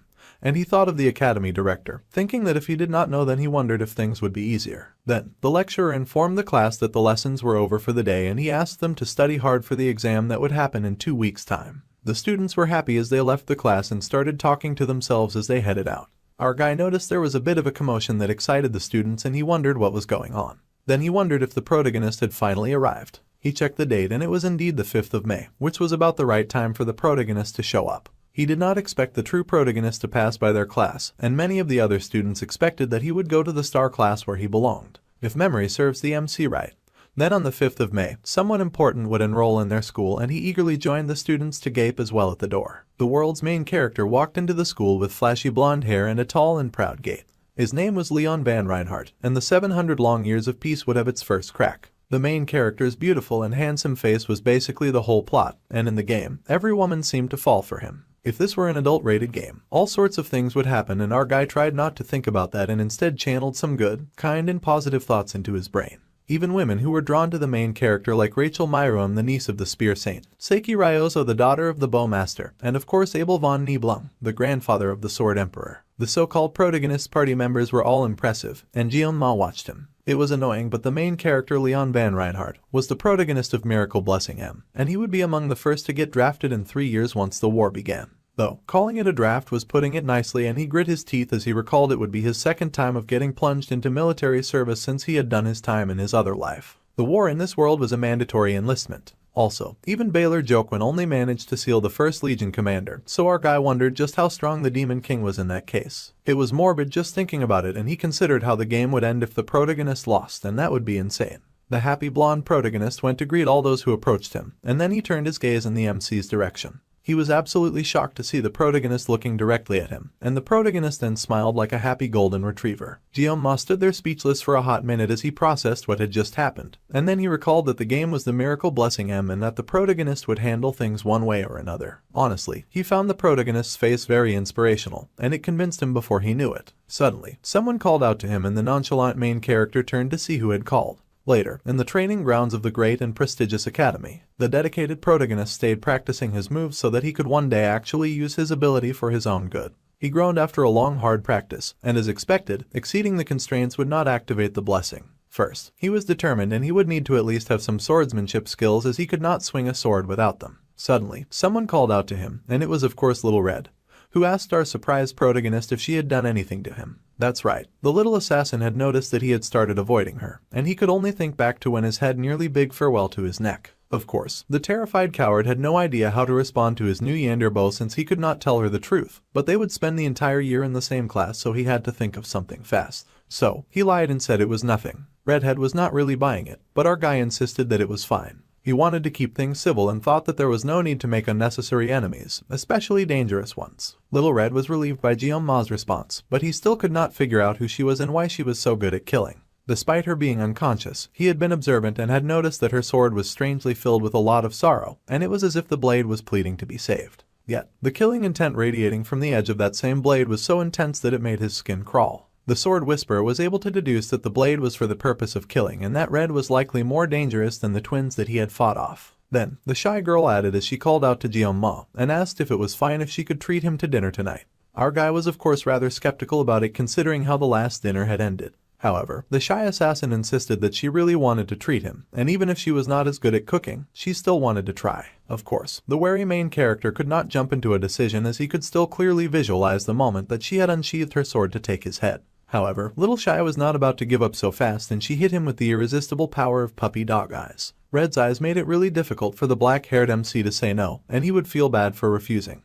even if accepting her offer could end with him waking up in the fridge the next morning. However, the sudden optimist figured out a way he could do this, and then he decided that instead, he would ask the little assassin for a favor. She was surprised and Jeon-ma went on, saying that she was the only one that could ask. This of course made Red feel very special and a blush appeared on her cheeks when she felt like the only one. Happily, she asked what he wanted. The smart guy then laughed and asked her to kindly teach him some swordsmanship. He needed an instructor anyway, and she just happened to have a sword, and she was pretty good at using it. After all, Chloe was insanely strong. It seemed a pretty good excuse to the MC, and he had been watching tutorials on how to handle Yandere types before bed ever since that day. It was important for him to learn how to survive a Yandere, and it had given some helpful tips. So, their training began and Red called out happily to him. Beaming and gushing, she asked our guy when he had gotten to the training grounds, and that she had been waiting at another entrance. Her new student greeted her and explained that he had just arrived. The giddy girl happily said that she had just arrived as well with a happy smile, and the timekeeper had to confirm when she had gotten there. She explained that she had arrived around 6:30, which was almost 2 hours before they were to meet, but she just laughed sheepishly. By the way, the observant main character took note of something,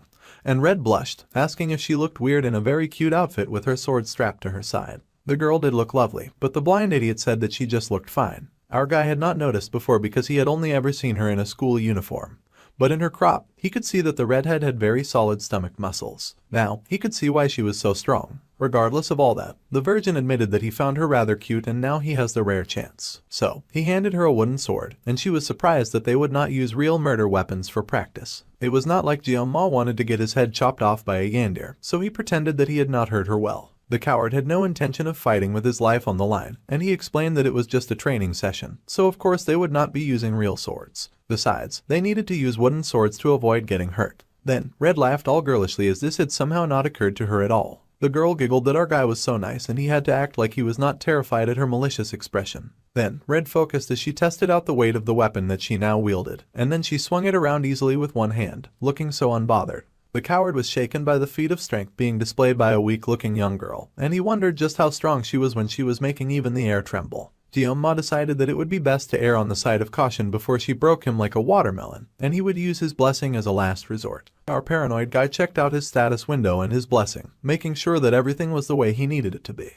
The sword's length was not an issue and his body was still growing steadily, so everything was ready to go. However, the cautious protagonist then wondered if the blessing was usually like this. While it was not uncommon for a blessing to upgrade with experience, he was confused and wondered if it was normal for them to come with additional effects. Suddenly, it seemed like the blessing's terms were changing a bit and he could not remember such a thing happening before. He wondered how much more he had to grow for his blessing to adapt better, and then Red called out to him because to her he'd just been staring into space for a while. The little assassin asked what was the matter, and the swordsman in training apologized and realized that he was the only one who could see his status window. He also realized that he must have looked like a crazy guy just spacing out. So, he then begged the shy girl to please go easy on him on their first lesson, and she nervously agreed. Then, he gripped his wooden sword and was just about ready to swing. It was time for them to start their lesson and the gloomy protagonist raised his weapon with pride. For a moment, there was tension in the air when she also picked up her wooden sword. In our guy's past life, everything that he had learned was through hands-on experience. So, as far as the MC was concerned, seeing was believing. To truly master a field, one could not just give a piece of themselves, and they had to be ready to sacrifice their entire being.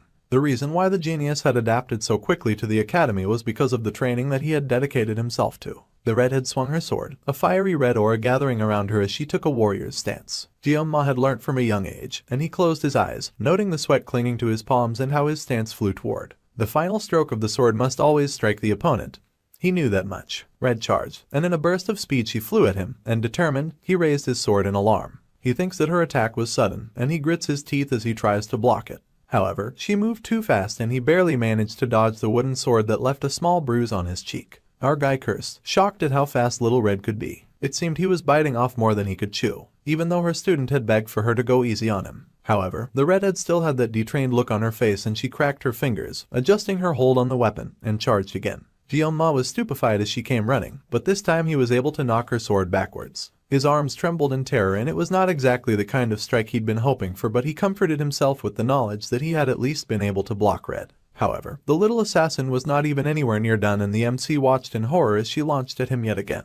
He did not even know when she had taken to the sky. He cursed as he realized that she was just going to keep on getting faster. Just now, the genius had realized that Little Red had held back on one of her attacks. He managed to raise his stick and block her sticks. Their pieces of wood danced together in hard combat. However, a crack began to appear in our guy's wood. It was not hard enough. Jeon-ma began to get pushed back because the onslaught just would not stop. Red was on him like a barrage of demons from hell. Forget the demon clan. The hero could get started on training, just fight her because she was relentless. All of her strikes were heavy, and he knew that if he got hit even once, he might actually die immediately. So much for taking it easy on him. The panicked MC was finally reaching his limit for deflecting. He could not find any opening to counterattack this red demon, and his wood finally snapped with a mighty sound. It went flying, and he could only gape at his broken weapon. For some reason, Red gaped too, like she had not been the one to break it. The girl gasped and apologized profusely, shocked that she had broken his weapon. The assassin explained that he had been trying to fight our guy as gently as possible, but she had ended up breaking it. Then, she called out to him when she realized that he was no longer responding. Then, her eyes widened as she realized something that he had already realized. The broken sword had been cut at the exact size required for the MC's blessing, and his power informed him that the weapon conditions had been met. The weapon was damaged, so an error occurred, and the power was supposed to fit his current personality. So, it was that our gloomy main stood in the center, flooded with more power than he could contain. Geoma's humanity level began to vastly decrease, and the sword god's divine blessing was activated. The conditions for the weapon had been met, and the system gave a caution warning as Red jumped back. The weapon had been damaged. The assassin stared at her opponent with eyes wide with surprise, and the system had begun initiating the user's personality adjustment using coercive power. A deadly aura had begun to build around Geoma, and his humanity quickly began to decrease. Try as he might, the panicked student was not strong enough to fight against his fast awakening hidden abilities. The blessing of the sword god had begun to activate. We take a break from the shocking turn of events to give you Kim, who is confused and wonders where he is. Kim blinks and finds himself facing a kitchen, and wonders if everything before had just been a dream. Then Kim recalled that he had just been preparing fish, and that he had to get back to work. Focusing on the task at hand, the fish cutter looked at the selection of knives and wondered if he should use the Chinese chef's knife today after a long time. However, a warning came up and the fish cutter was informed that he could not choose this weapon. The guy was confused, but he could not use it. So, he selected the katana, but again a warning popped up, informing the groggy Kim that he could not use this weapon either. Now, Kim was getting a little frustrated and was more than a little annoyed that he could not use that weapon. However, the system popped up and told him not to worry about it, and to keep doing what they were doing. Then, there was only the knife left, and it was a sashimi knife, so Kim reached out and selected that. The blurry haunted system said that he could use this weapon, and all he had to do was pick it up. Still, the fish cutter was hesitant and pointed out that holding a sashimi knife would be extremely painful. However, the system asked if it truly felt that way. The fish cutter picked up the knife and was surprised to find that he felt perfectly fine while holding the sashimi knife. In fact, Kim even felt rather refreshed. The system gently coerced the fish cutter, saying that he could use the knife just like that. The fish cutter just needed to leave everything to the system. Our guy had become nothing but a puppet in the system's hand as he quickly lost consciousness and control of his own body. The system told him that it was time to create an incredible masterpiece today. The heat was activated, and he emitted so much of it that he might as well be an oven. Red was shocked and worried, asking if he was okay. However, the burning main character was not okay and could not even give a response to her question. The burning oven suddenly turned in the assassin's direction, with light shooting from his eyes. Suddenly, he moved, much to the redhead's alarm. Bro was moving at the speed of light. They could barely make out his form with how fast he was zooming. The human oven appeared before the redhead, his broken sword sharpened to look like a dagger as he attacked the girl with a great force and intensity. She tried to call out to him, telling him to slow down and to wait. She even tried to tell him to hold on, but she suddenly slipped. The human oven swung his mighty sword and tossed the redhead far. She blew away like the wind, putting some much-needed distance between the both of them. Red had not expected the large strength the MC had used to attack her, and she floundered in the air. She spat out blood in pain, shock, and confusion from the intensity of the attack. Suddenly, our guy felt like a completely different person from just moments ago. Red was shocked, and she squealed when her opponent immediately came rushing at her again. This time, he was the one with killing intent. The assassin slid back, knowing that more than anything she had to keep out of the reach of Mr. Dark-haired and crazy right now. His eyes were totally covered in blue. It was like he was not even human anymore as he searched for his target. The attack had thrown the little assassin as he had not expected something so intense. It was even hard for her to move, and she clutched her chest in pain. She had no idea what happened to her kind and sweet crush, and she did not understand what was going on. But the match had to stop for now. If only the burning oven could hear or comprehend her words when she told him that they needed to stop. However, the killing machine was completely out of it as he dove for her with his hand outstretched like he was going to take her out. Red knew that she would be unable to avoid his killing strike, and she stared at him with shock and confusion. The little redhead called out to him, calling to Geomat, telling him to get a hold of himself. A bright light shone in a straight line as the MC swooped in with a killing chop, his eyes still glazed over with the intent to kill. However, the little assassin had not given up, and she clutched her chest as she cried out to him and called his name. Suddenly, in the other universe, Mr. Kim blinked as he noticed that something was off. The fish that he intended to cut kept wiggling away and making a weird noise. The fish was surprisingly quick, and he had never seen such a fish before. It was noisy, and this sort of irritated the fish cutter, who wanted to quickly fillet the fish. However, it felt like the fish was speaking, and the chef wondered if that was an illusion. The more he listened, the creepier it became as he realized that the fish was saying a name. The wiggling fish was calling out to Geomat, and it cried out over and over again. Then, the fish cutter saw his reflection in the blade of the knife that he held. Yes, that was him, and the more that Red called out his name, the more his consciousness returned. Soon, the chef's outfit became a school uniform, and then the MC realized with horror that his opponent was not at all a fish. It was Red, calling out to him and crying for him to pull himself together. The gloomy protagonist instantly recognized the adorable but kinda creepy Chloe. She called out to him again and his sword hit the ground. The unfortunately gifted genius had tossed his weapon at the last minute, and it was charged with so much energy that it embedded itself in the wall. However, he was back, and the little assassin opened her eyes shakily to see him. Her eyes widened with tears leaking, and she found Jeon-ma sweating but smiling down at her. The little shy girl was surprised, and the smooth MC agreed that it was best that they stop there for the day. Red blushed as she stared at him and asked if he was alright. The smooth and polite genius just waved and thanked her for helping with the practice. He was going to head out first and give her time to collect herself after that traumatic experience. Red watched our guy walk away. It was evening time at the school and the swordsmanship training lesson had ended. Red strolled her way down the street as she recalled that ever since the class assignment test, her crush's skill was not just raw strength but it also carried an eerie feeling. It was not just skill but a raw red and deadly instinct. Even though the blessing unconsciously manifested, the assassin was still no match for her crush. It was impressive that the MC had managed that with a half-hearted training sword. Red knew that her gifted classmate was strong but that was on another level, and she was so lost in thought that she did not notice the guy creeping around in the shadows. The shadow dude pointed out that she seemed to be enjoying it. The little assassin was immediately on high alert, and she found someone dressed in ninja garb with red hair just like hers. The shadow ninja called her by name, and he was Nox's auditor, a second year in the round class. Red was shocked to see her big brother just skulking around in the shadows like he had nothing better to do. Her brother adjusted his mask and asked if this was all she was doing after entering the academy, mingling with lowly people. Red was confused for a moment, and then she told her shadow brother not to refer to her crush with such an awful term.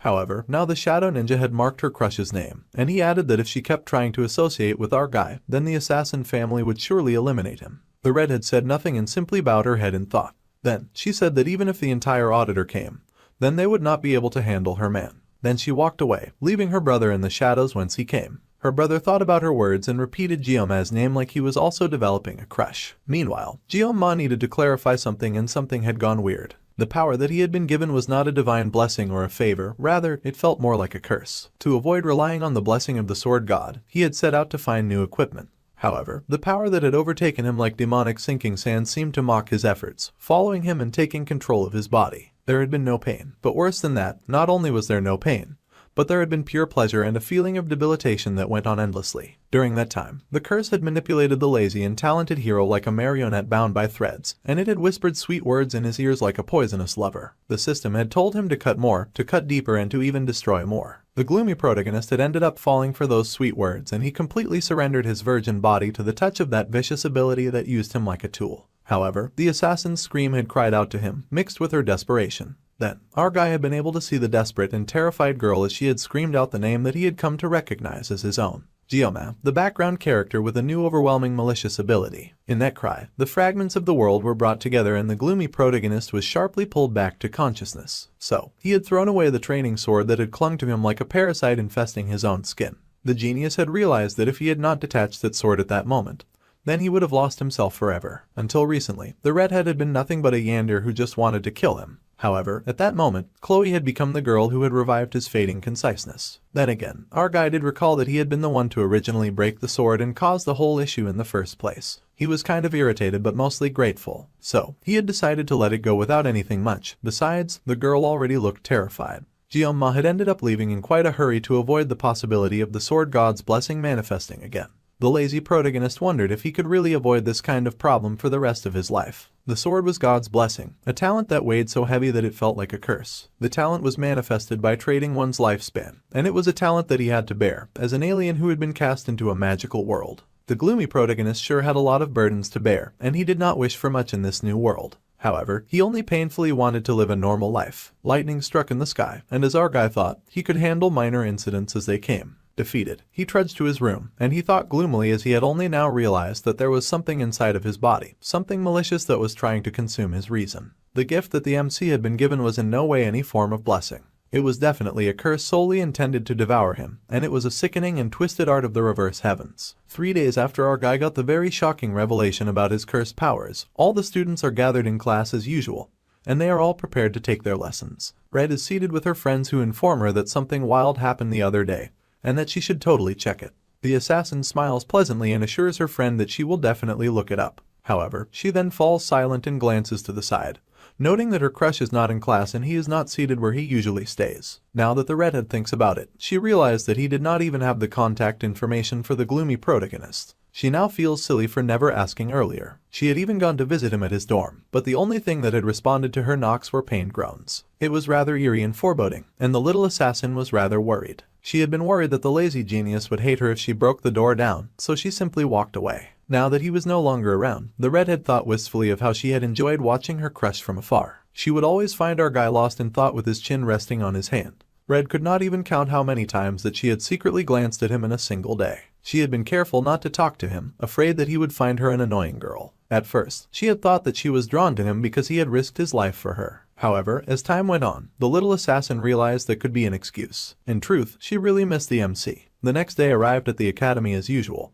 and the wolf teacher called for silence when he strode into class. The wolf teacher told everyone to be quiet and loudly yelled, asking them if they had come to a prestigious school just for show. He also yelled that since there was rain that day, they would have a study hall instead of the usual physical training. However, the wolf teacher had noticed that Kang Jioma was missing from class, and he had been missing for 3 days. Knowing the lazy genius, the teacher was sure that our guy had a reason for it. So, the teacher would trust in him and patiently wait for him like a true educator would. The teacher screamed at the other students to start studying, and they hastily complied. Suddenly, they heard the sound of the door closing shut, and the wolf teacher turned to the door with rage, asking who would dare to come to his class late. However, the wolf teacher paused in surprise to see none other than a dark shadowy figure striding down the stairs. His foot hit the stairs with each step he took, and his baggy eyes looked even more raggedy than before. It was the MC, and he looked like he had aged 5 centuries with a strand of white hair on his head. Red leapt to her feet when she saw him and even called out his name like she was the female protagonist. However, Jioma just opened his mouth and croaked out in a very deep and gravelly voice that he apologized for his lateness. The teacher was a little alarmed and told our guy that he had no reason to apologize and just asked the gloomy protagonist to just sit down.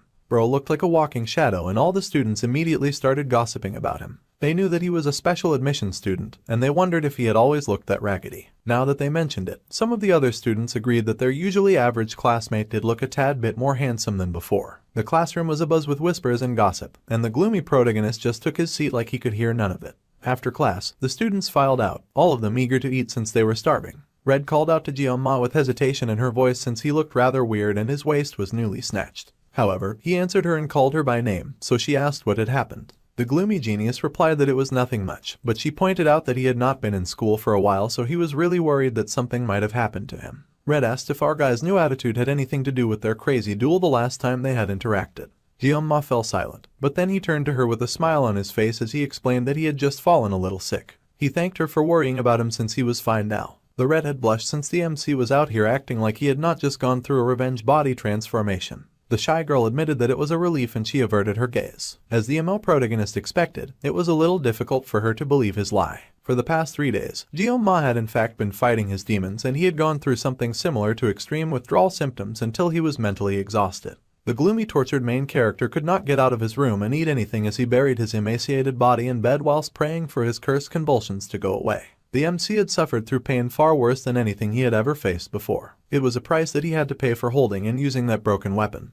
And that was not the only thing that had happened. When our guy glanced at the mirror, it looked like his appearance was the same. That was a lie from the pits, as his expression was far more sunken and even some of his hair started turning white. It could not be more clear that this situation he was in was a penalty from the cursed god that had given him a cursed gift that he wanted nothing to do with. Jioma thought about how Red felt guilty because of what happened, and it kind of was her fault. Well, considering that she had last seen the gloomy protagonist at the training grounds, it made sense that she was worried. So, our guy had to let go of his grudge. He brought up the fact that she had once invited him to dinner, so he was going to take her offer today. At first, the redhead was confused, then her brain caught up and she gasped in shock and wonder, asking if the MC truly meant it. She was going to get to take her crush to dinner. He said that he would like to eat her cooking though, since he was not eager to touch a knife again, and Redhead leapt at the chance with joy. The little assassin was so excited and she promised to do her best. Jioma could not help the smile that came to his face, and he was happy that Redhead liked his suggestion. The shy girl happily promised to make everything that he wanted to eat. She happily asked him what he would like, and the MO protagonist said that he would like to eat fish since it had been a while. The last time he had eaten in her room, he had thrown everything up.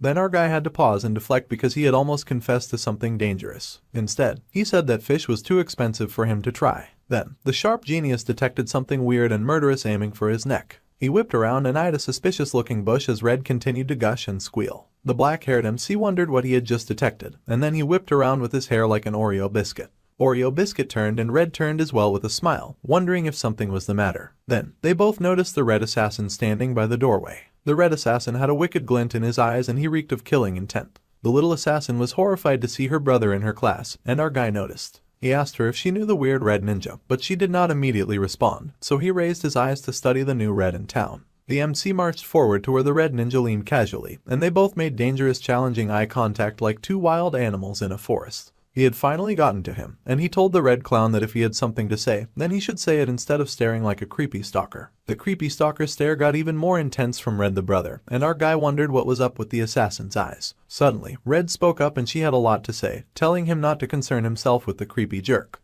Then, she yelled at Nox, who was her appa, saying that she had told him not to come. Then the gloomy hero was able to connect the dots and the red hair, but the creepiness helped too. The little sister asked why her brother had come, and he noted that Red suddenly sounded snappy but with some hesitation. Actually, her voice was outright shaking. Nox then said that our guy did not look like much and that his sister had really thought that a pathetic-looking twin like that was worth breaking the auditor's rules. His sister yelled back at him that she had nothing to do with them anymore, and maybe she would not break the rules if the rules did not suck. Her brother glared down and said that he could not wash the blood from her hands, and that one was an auditor from the day they were born till the day that they died. Meanwhile, the gloomy protagonist watched the whole thing go down, noticing that the little sister was speaking like a rebel while the big brother was speaking like he was in a historical drama. They were both rather embarrassing and he wished that they would tone it down. However, the creepy brother was very to it and he told his sister to get rid of the MC and to return to being a proper auditor. However, his little sister bit her lip and then she yelled that her brother should not describe her adorable crush like that. Our guy did not even want to be part of this conversation and now everyone was alarmed since she had screamed. The gloomy lazy protagonist really wondered why they could not do this in moderation, and everyone went out to eat so this silly squabble was going to turn into a mess. He was used to this nonsense by now, but he suddenly gave pause when he finally figured out what family they were from. Now, he got it, as he just remembered that they specialized in infiltration and assassination, and they were a group of shadows that appeared in the middle of the game. It was said that the auditor group was weaker compared to other heroic houses, but our guy knew for a fact that they were unrivaled in assassination. All members of the auditor clan were ridiculously strong thanks to their abusive training regiment that they forced all their children through. They molded kids into cutting-edge assassination tools before they had even truly grown up. Chloe was from that kind of family, and if that was the case then the MC had to admit that the creepy brother's hardened expression was much more normal and expected than Red's happy face. Her brother's expression was one that showed no hesitation when it came to killing. It was an expression that was used to killing. The MC was sure that the auditor family were probably chasing and vanquishing their enemies in order to maintain order, and it was not like he was against killing when necessary, and he thought it was justified if anything. However, now that he looked at Red's trembling form, the gloomy protagonist was starting to think otherwise. Chloe was shaking so much that she bit her lips until they bled, and he realized that she might have wanted to live a normal life. However, just like the MC's blessing of the sword god, the environment of the auditors was one that Chloe had been in since birth and it would not ever allow her to change. Red was destined to live a life of emotionless murder. However, it was so clear that he wanted anything but that, and it was very unfortunate. Our guy was no hero, and he had no intention of ever becoming something like that. While all of that was true, he could not stop laughing at himself. The lazy protagonist could not save the world, but he could try to save a life, so he stepped forward and offered to talk to the creepy brother. He had to admit it, the power that he carried was 100% a curse, but it would not let him taste defeat. So, he asked the assassin boy his name, acknowledging that he was called Nox. In the end, the Oreo biscuit had tried to escape the sword god's blessing, but he could not. In cartoons, they always say that there is no paradise in running away, and they are right. If he cannot run away regardless, then he will take a step forward, and he would declare himself as Kang Jeong-ma, someone whose name consisted of a sword and a demon. Grinning demonically, the gloomy protagonist asked the red assassin boy to follow him, saying that he would cut Red's brother. He was someone who fought with a knife. Meanwhile, the wolf teacher was just chilling in the faculty room.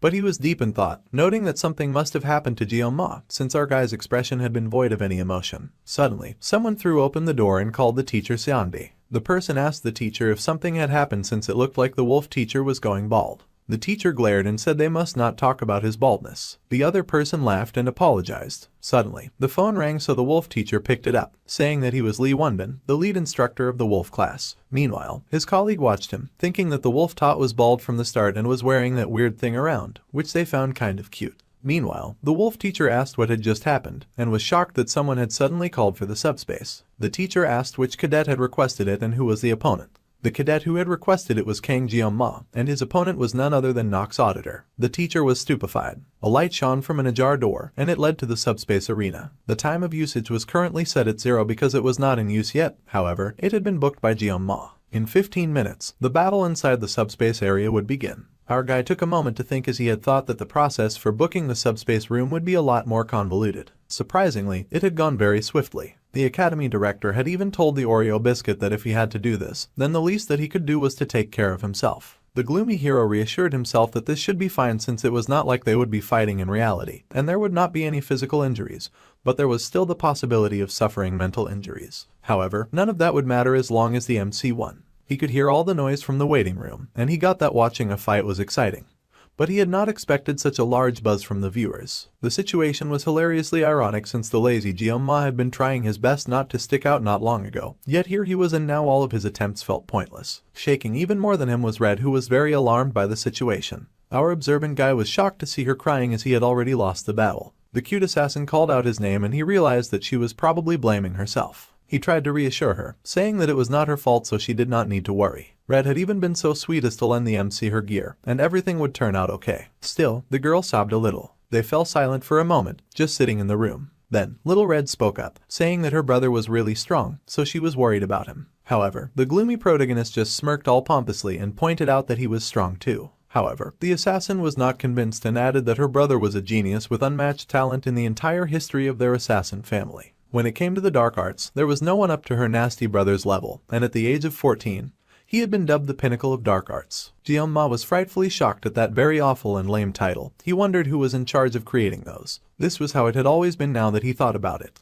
No matter how hard our lazy guy tried to avoid it, this was ultimately a choice that he had made. He gripped the rose knife as he recalled his mentor grinning and telling him that he was destined to wield a blade for his whole life. The mentor would have probably never expected that the MC would still be running around with a sashimi knife in his next incarnation. It was not time to proceed with the subspace duel, and the participating cadets were instructed to make their way to the grounds. The announcement rang out, and Red got even more nervous. The Oreo cookie stood up nonchalantly, and he said that he was off, so the assassin had to wish him farewell. She blushed nervously as he left, and then he called to her, much to her surprise. He said that the world was filled to the brim with all kinds of geniuses, and that was why he gripped his knife tighter when he said that he was going to win. The confident protagonist waved his hand and strolled out with a casual wave. There was a light in the middle of the dark, and as the MC grew closer, the light grew brighter. It grew brighter and brighter, and our guy stepped in to cover his eyes.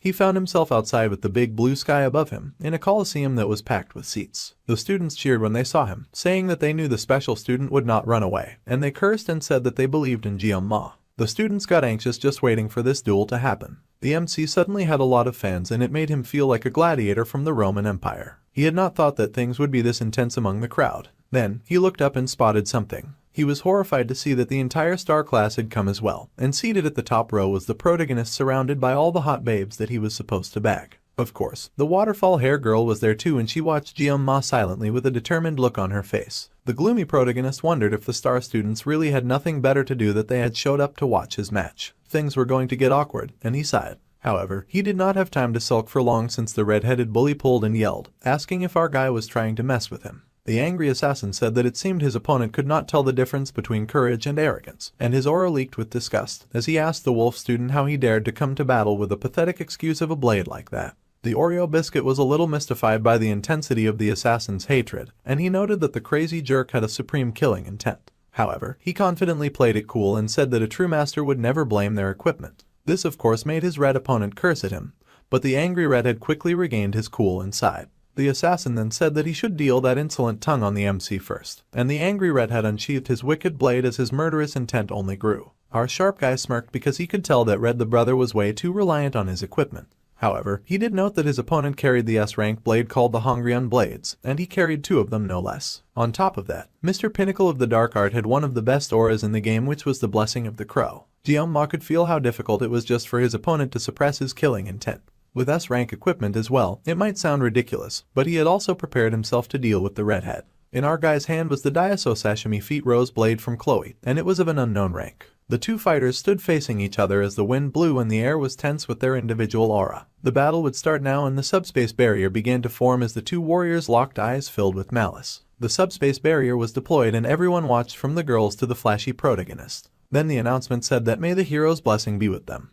But the two opponents had already sailed from their standing positions and flew to attack each other before the barrier had even fully formed. The MC's painless blessing was immediately activated, and the sword god's blessing was also activated, along with the prayer that the blessing of the gods would descend upon them. Then the two fighters were gone. The students whispered amongst themselves after the subspace descended, asking if they had all seen the same thing. Some of the students complained that they could not see anything and that it was way too fast. Some of the students questioned if Jianma was really in the wolf class, and they had expected it to be an easy match. However, for the longest time, all some students could see was darkness. As for the students that could see, they saw flashes of lights of pink and blue as the two sliced at each other with their special powers, bobbing and weaving and dancing at the speed of light. The redhead had not gotten any less angry, and the wolf student was starting by playing defense. A blonde girl from the star class was intrigued by how fast they were moving, and she thought things were getting interesting. Waterfall Hair watched the fight with an intense look on her face, and she was surprised that the weakling that she had met the other day was a very good fighter. Our guy was doing great, holding his own against the dangerous assassin dude.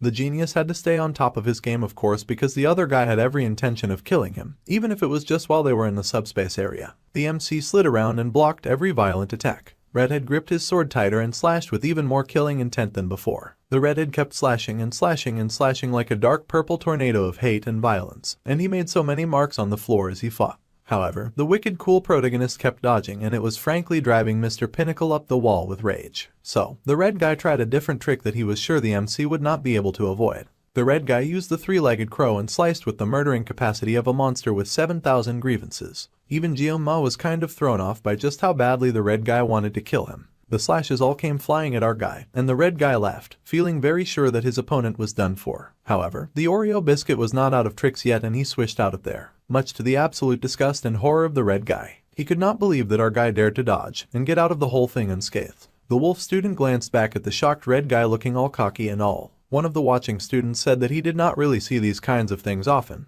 but he had to admit the sophomore's strength. Freshmen were always too busy running from these things, and another student agreed that sophomores were dominating, but they could not underestimate the freshmen's experience either. However, the waterfall girl knew that there was more than that, and only those who could clearly see what was happening would understand. All those aggressive attacks were coming from the sophomore, but the MC was able to dodge every single attack. He was not even trying to fight. The red guy got angrier and angrier as he recalled that his sister had said that Jianma was not a normal guy, and cursed. He had even used the blessing of the crow, thinking it would annihilate his opponent, but he had dodged it like it was nothing. The red guy was furious, noting that our smart guy had been too focused on speed. Seeing how skilled he was, the assassin had to be more cautious when fighting the Oreo biscuit. Mr. Pinnacle decided to aim a powerful strike that could slice through a wide area in one go. The more he saw the MC, the angrier he felt looking at his nonchalant gaze and watching him hold his lousy-ass kitchen knives. Then, Jianma suddenly dropped his weapon, and the red guy was alarmed. The assassin could not believe that the talented protagonist would drop his weapon in the middle of a duel. The red guy asked the wolf student exactly what he was scheming, but our talented guy just held out the rose blade that he had gotten from Chloe. The wolf student got serious and pointed the blade forward, his eyes going dark as he lowered his head. The air got tense when the suddenly serious main character pointed his blade right at the assassin, and the red guy was confused. The look in Jianma's eyes was lethal, and the red guy screamed internally, wondering if the genius was mocking him with that stance. And nobody like the gloomy protagonist had the nerve to act the way that he did. The red guy was furious and tightened his hold on his swords. The angry redhead made a pledge to cut down his opponent with a single killing strike. The red guy charged up with energy, and he asked the fool just what he could do before the blood-soaked hungry young blade. Suddenly, the genius leapt, intending to show the idiot assassin exactly what he could do. The red guy was speechless as his opponent flew forward in a straight arc of righteous precision. There was a bright glow of light, and his movement was so flawless that it was blinding. The MC had only wanted to live a comfortable life, and he had tried not to stand out. He had stuck to the rules as much as possible, so this all felt like a curse, and like something was chasing him and trying to take over his body. It was as if something deep inside the nonchalant protagonist was telling our guy to hold back. So, the MC gave his body up, and if he could not run away regardless of the sword god, then he would accept its blessing and its curse. The light shone even brighter as our guy dedicated to cutting his opponent so cleanly. The light was blinding when his opponent's sword arm fell away from his body, and the angry redhead could only stare in shock as his arm got detached. The assassin's eyes widened in shock as he was cut so fast and so clean that he had not seen the attack coming. Our guy had basically zoomed past at the speed of light. All the watching students were shocked, and even the protagonist was beyond intimidated. The wolf student had slid past like an anime character, and the world around the angry assassin had gone dark. Jianma would use anything, regardless of it was a blessing or a curse, and it was time to say goodbye to the peaceful future that he had always dreamed of, and the end was marked by the neat slicing of the arm of an angry red assassin. Gyoma had neatly sliced off his opponent's arm, but that was not where it ended. Twirling around, the MC launched at the speed of light at the dark and evil energy that was the angry redhead. As the wolf student sliced and sliced and sliced, the redhead panicked and cursed. The redhead cursed as more of himself was lost to our guy's cutting-edge technique, and it became so graphic that things went dark, and the subspace barrier was immediately turned off. There was a burst of smoke from the center of the fighting ring. The students were silent and no victory cheers rang out from the sheer intensity of the gore that they all witnessed. The red-headed assassin collapsed to his feet in shaky defeat, and the MC very calmly sheathed his knife. The blue light from it still lightly glowed, and the students from the star class watched in awe and slight fear, as well as newfound respect. The MC had successfully sheathed his weapon and the smoke cleared. The subspace duel had come to an end, but the entire Colosseum was silent. Gyoma nervously scratched the back of his neck as he wondered if he should have expected this kind of reaction. Well, there was no turning back now, and the Oreo cookie had done all this with a knife that was made for gutting fish. It was something that the gloomy man has always felt, but cutting a person was ridiculously unpleasant. The only consolation that the crazy genius had at this point was that both the Mao brothers and the Nox were in the subspace when they had fought. The specs of the subspace were pretty impressive, and thanks to that, the Oreo cookie had never actually killed a person. Though Nox seemed majorly traumatized and his body was covered in sweat. The angry red assassin had been just as strong as Red had described. The red guy had an incredible battle sense that had been honed through experience. However, anyone would sense him thanks to his intense killing intent, and it had been an ultimate blessing for the MC. The duel winner was the freshman from the wolf class, Kang Gyoma. Instead of cheers, there were just gasps of disbelief and shock from the students who could not believe that a freshman had possibly taken down a sophomore. They were in such heavy denial that they almost sounded outraged. The gloomy protagonist cursed and thought that companies could learn a thing or two from such shameless publicity. Well, there was nothing that he could do about it at this point, and this was the path that he had chosen. Our guy was determined to endure the coming days using only sheer will and grit. He stalked away from the battle center. The school was still bubbling and buzzing with the news of the fight, and they found out that the angry redhead was from the auditor family. The students said that explained why he had been so strong, but they could not believe that even a strong guy like the angry red had gotten taken down by a special support student. Everyone was whispering the MC's name around the class like he was a forbidden spell. Waterfall Locks was also deep in the gossip, and she wondered about our guy, musing on his name. The beautiful swordsman was thinking about how the MC's name followed her everywhere she went, and he was the only person that everyone wanted to talk about. Yesterday, the fight had been quite shocking, to say the least, and she still recalled the time when the red assassin had lost his arm. It had shocked everyone, and the girl recalled how she could not believe what she had seen. At that moment, as her golden eyes widened in shock, she had seen the talented protagonist display such remarkable swordsmanship. Whilst using only 2 kitchen knives, Gyoma had sliced and diced with such precision. The talented lady had prided herself on her knowledge of swords because she was the granddaughter of a sword master, but she had been hopelessly naive. To think that someone could be that strong with those kinds of blades was almost unbelievable. Suddenly, the girl paused when she realized something, and she said that on the other hand, she was still curious, and she had wondered who had defeated her. The talented swordswoman had wanted to know who they were so that she could crush them next time. Then, Blue Hair also recalled that she had called our guy weak to his face and how she was firm with the strong but merciful to the weak as their family motto dictated. Waterfall Hair also recalled how the year's top student was not in her class. All of her memories came flooding back, and the genius swordswoman was in shock as she realized that the lazy protagonist just might be the top student of her set. Based on what she had seen in the fight, she was sure of it, and she fumed that he was much stronger than she was. Now she wondered what was going through his head when they had that conversation, and Blue Hair was embarrassed thinking of all the shameless gloating that she had done. She yelled out, wondering what our guy had been thinking of her. The blondie of the class seemed to be zoning out, and she groggily asked what was going on. Waterfall Locks laughed nervously and said that it was nothing. But the blonde girl called Rachel smirked, and she asked Blue Hair if she was sure, since it was certainly something that bothered her. However, the talented swordwoman deflected and said that she had not been able to work out these days, so she felt a tad sluggish. The blonde girl smirked and asked Blue Hair what was up with the pouty face, immediately knowing the talented sword lady was trying to hide something. The girl asked what the blonde girl meant by that, but the blonde pushed and asked the blue-haired girl to tell her. She guessed that the snobby noble was just hungry, but the girl denied that assumption. Then, Blondie guessed that the brunette had left her equipment at home.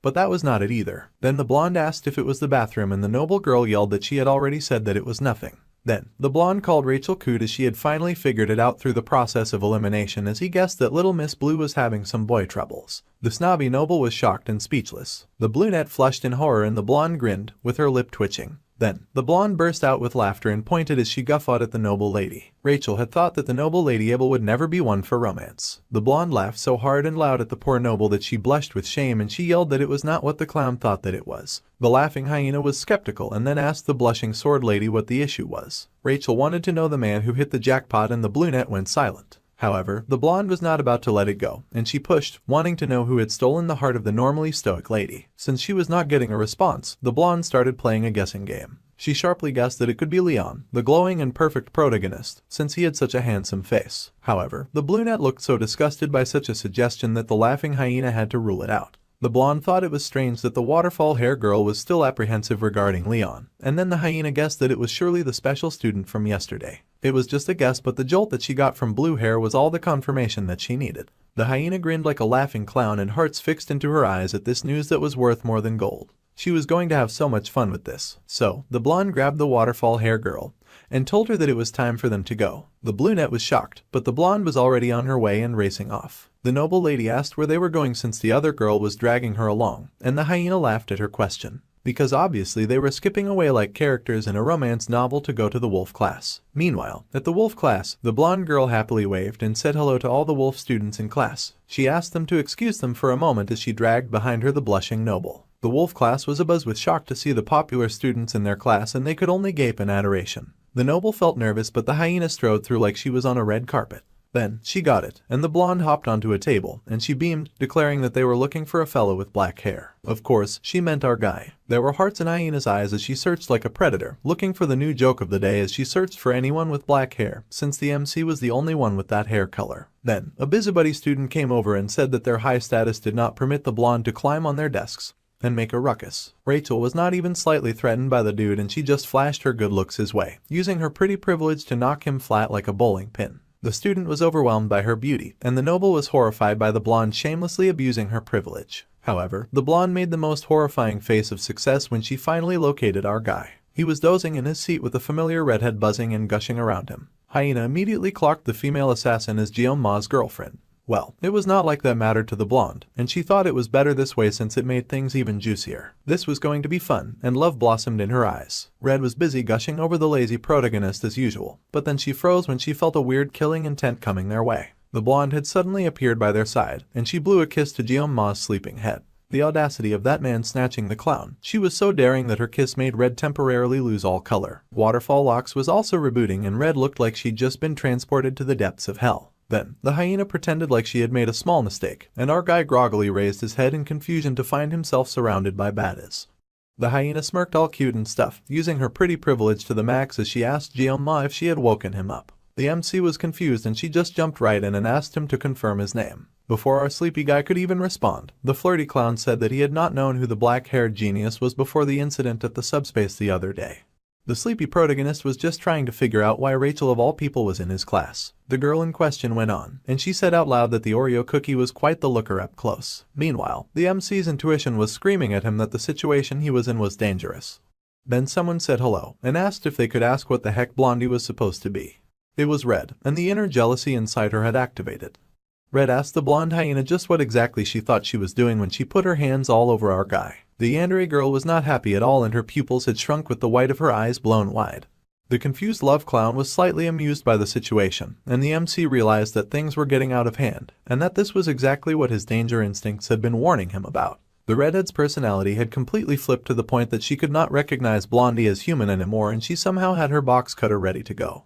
If a knife fight broke out in class, things would get very troublesome for the lazy protagonist, so he had to put a stop to this. It was a combination that he had never seen in the game before, and he could not fathom why Rachel had even come to their class.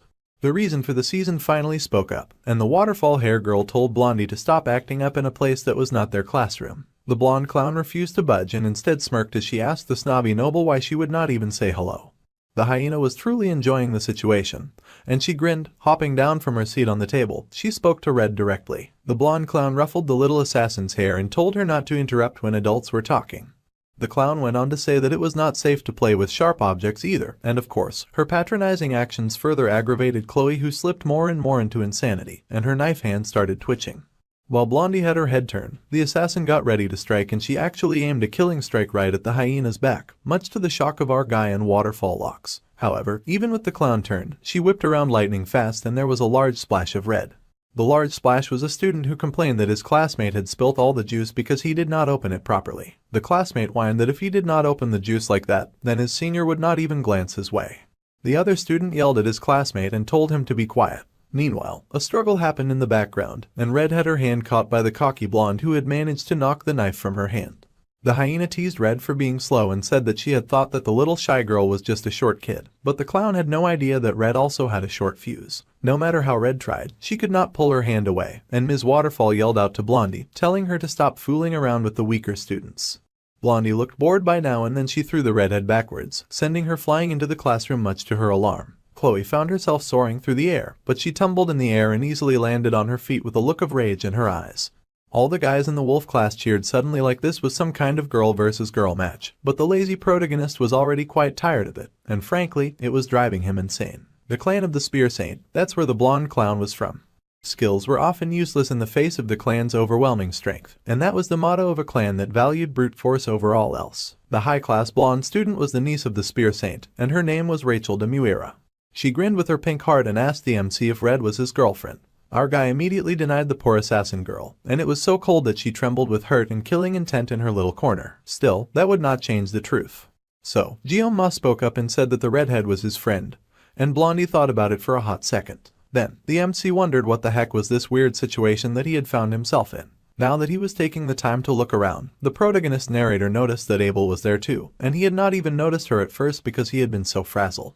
The perceptive protagonist got tense and asked why the two high-class students had come looking for him, as he expected big-time trouble. The hyena girl smirked and she said that it seemed like Waterfall Locks was interested in our guy, and she wanted to see his face. Abel was horrified to get thrown under the bus like that, and she squealed and protested, demanding when she had ever said something so embarrassing. However, the blonde clown insisted that was why they had come, and Blue Hair was mortified, saying that her classmate had practically dragged her there. Blondie explained that they had come over because she had thought that Waterfall Locks really wanted to see the handsome main character's face, especially since the noble had not protested and had followed. The noble was speechless at that point, and then they noticed that the other members of the wolf class had started whispering, wondering if the guys were fighting, and pointing out how they had heard the noble swordswoman yell for the first time. The noble suddenly started acting all snobby and stuck her nose into the air as she said that they had a misunderstanding, and that they had totally come to see our dude per se. Oreo Cookie Your Hair did not care and wished they would just leave. The Oreo Biscuit sighed and said that if they had nothing to do, then they could go since he was sleepy anyway. The brunette was crushed to be dismissed, and the hyena girl could barely hold back her laughter. The clown thought that the gloomy protagonist was really interesting, and she liked interesting guys. However, the exhausted protagonist said that he was happy to hear that since he was far from interesting. The blonde grinned and told him not to be like that, and then thought of a suggestion. She invited the MC over to their dorm after class and said they could watch some movies and chill together. That ambitious little brat was looking to start something, and Red yelled for her to get away from her man immediately. The hyena was confused since, as far as she knew, our guy did not belong to anyone. The clown laughed out loud in a huge guffaw, mocking the poor redhead. The tired protagonist could only think of how much he missed his mom and the peace that she brought him. The blondie was still hooting and hollering, and she asked the noble lady if she had heard those embarrassing words as well. However, the clown had to stop her laughing when she found that Waterfall Locks was seething too. It was too bad that the hyena girl had to end her fun, but it had been pretty cool meeting the only black-haired kid in school, and she said that she would see him later. The MC just told them to please not come back, and the clown laughed that he was cold. The blonde bimbo gushed and waved goodbye to Guillaume while Red fumed, but Oreo Cookie Hair just ignored them and wished they would go far away from him. The Oreo cookies still felt so sleepy, and he lowered his head, with the little assassin turning to him in concern. However, while our guy dozed, the brunette had turned slightly, and she watched him from afar like a stalker. Even as she was to leave, the noble still thought of the sleepy protagonist like she was planning to keep him in her heart forever. However, the noble swordswoman hesitated as she had no idea what to say, so she turned and left. She ended up leaving the class behind and returned to her fancy class where she belonged, leaving the members of the wolf class behind. Back in the halls, as Blondie and Waterfall Locks walked back to class, the clown smiled to herself as she thought that it was one thing to have a cold attitude, but from those hollow black eyes, the clown knew that there was something faintly there, something about our guy and the strand of white hair on his head that looked like a gleaming knife, as well as his sharp gaze that was so unsettling that it felt like her throat was cut. The sleepy protagonist had gone far beyond the blonde's expectations, and she grinned foxily as she recalled the chills that she had gotten. The hidden talent in wolf class was definitely a step above the all-style no-substance students that Blonde had seen since the school started. She had only gone to the wolf class to tease, expecting the MC to be another of those jokers, but the clown might have gotten an unexpected gain. Blondie's clan was the type to pull no stops when it came to getting betrothed to only the most outstanding warriors, so in a way, our guy might just be a precious resource, and she licked her lips like a predator just thinking about it. Yes, the hyena thought that it was only natural that he caught the eye of Abel, the invincible empress of swordsmanship, and the blonde smirked at that. Little Miss Steel Yeoman suddenly whipped around to apologize to the brunette. However, the noble lady just groaned and said that the clown should first apologize to the students of the tiger class for causing all that ruckus. However, Blondie said that she was not apologizing for that. The noble's eyes then widened in confusion, and the hyena explained that she was apologizing about Kang Jeong-ma. Blondie crossed her arms with a smug-ass expression on her face as she said that he was not going to yield. Waterfall Locks looked for a moment like she could not comprehend what the blonde clown was saying. Meanwhile, in a hospital room, wheels were rolling down the halls and someone with dripping black murderous energy was obsessed with killing a dude. It was of course the red assassin guy, and he chanted that he wanted to kill Jeong-ma like it was his get well mantra. The redhead assassin dude was running through the halls like a psychopath, dragging his drip with him as he chanted his crazy mantra. His body, which had lived its entire life without knowing defeat, now had only one goal in life. The red guy was sure that he had the body of the auditor genius, and he wondered if he should charge into our guy's room at night. And since it was already night, he might as well take the opportunity and turn his enemy into a body bag that same night.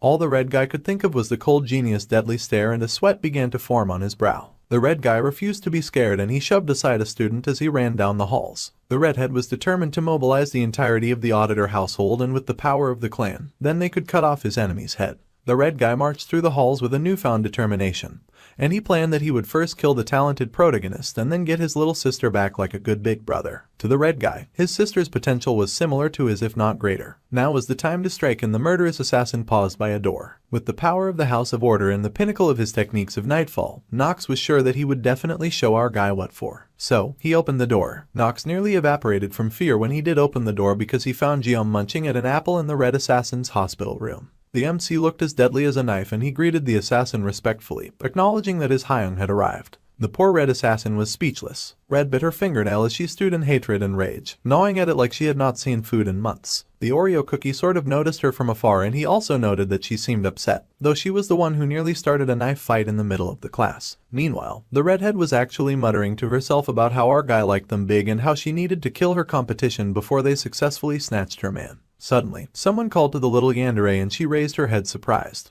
It was the MC, and Red switched up instantly as she became all sweetness and love, asking Jeong-ma if he needed anything. It kind of creeped the hesitant protagonist out, and he would ask after she put down the intimidating box cutter. Then, the black-haired protagonist nervously asked how her brother was doing, since he had knocked him around a bit hard the other day. The little assassin was surprised by his question, and she fell silent for a hot minute. Then, Red explained that her big brother was in the academy's medical ward, and Jeong-ma was surprised. The medical ward was surprising since our guy knew that people did not usually get injured in the subspace area. The little sister admitted that she had not really visited, so she did not know much. However, she had heard that he was admitted to the ward despite having no injuries. She went on to assure Jeong-ma that it was fine and that he had no reason to worry. While it was true that our guy had sliced up the red guy, he did not think that the talented assassin would be so weak to the point of getting traumatized. The talented genius then worried that Red's evil brother might be thinking of doing something else. So, the MC called to Chloe, and then he asked if his sweet yandere could tell him where her brother's room was. The studious protagonist had not slacked on his how to handle yandere types manual, so he knew that he needed to give her a good pat on the head. So, Jeong-ma got the information that he needed, and now the sneaky genius was face to face with the horrified red assassin guy.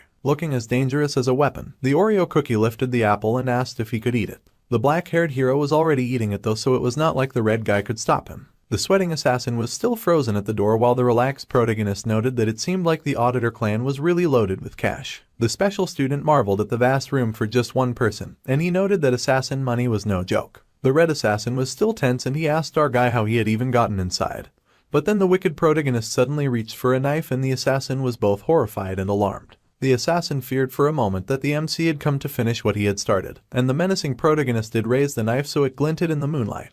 And the red guy got even more alarmed. However, the careful protagonist just sliced the peel from the apple to help with the eating, and the assassin kept sweating. The peel was cut so cleanly that the red guy was slightly impressed and wondered how and why the MC was cutting the shaving so well. Then, the talented genius set down the perfectly cut apple, and he explained that if the red guy could not digest regular food, then he should eat some food. Our guy stood and walked out, leaving Red's brother shocked and baffled. The masked assassin swore in hatred that his enemy dared to pity his broken body, and he slid a sword from his sleeve, saying that if it was right now, then he could definitely take down the MC. Suddenly, the smart protagonist stopped and added that if the red guy ever dared to have thoughts of taking revenge, then something would happen, and the red assassin peeked his head out as he watched Jeong-ma leave. The dangerous protagonist turned, his eyes glinting with the sharpness of a knife, and he warned that he would chew up the entire auditor family, and the red guy was both shocked and intimidated to hear those alarming words. The super cool protagonist then slammed the door loudly behind him as he made his exit, and the apple that he had been messing around with suddenly showed slice lines. Neatly, each piece fell apart like a threatening delicious apple flower, and the red guy fell on his ass, shaking in terror. The dangerous, powerful main character had made himself clear without speaking too much, and he now casually strolled underneath the evening sky.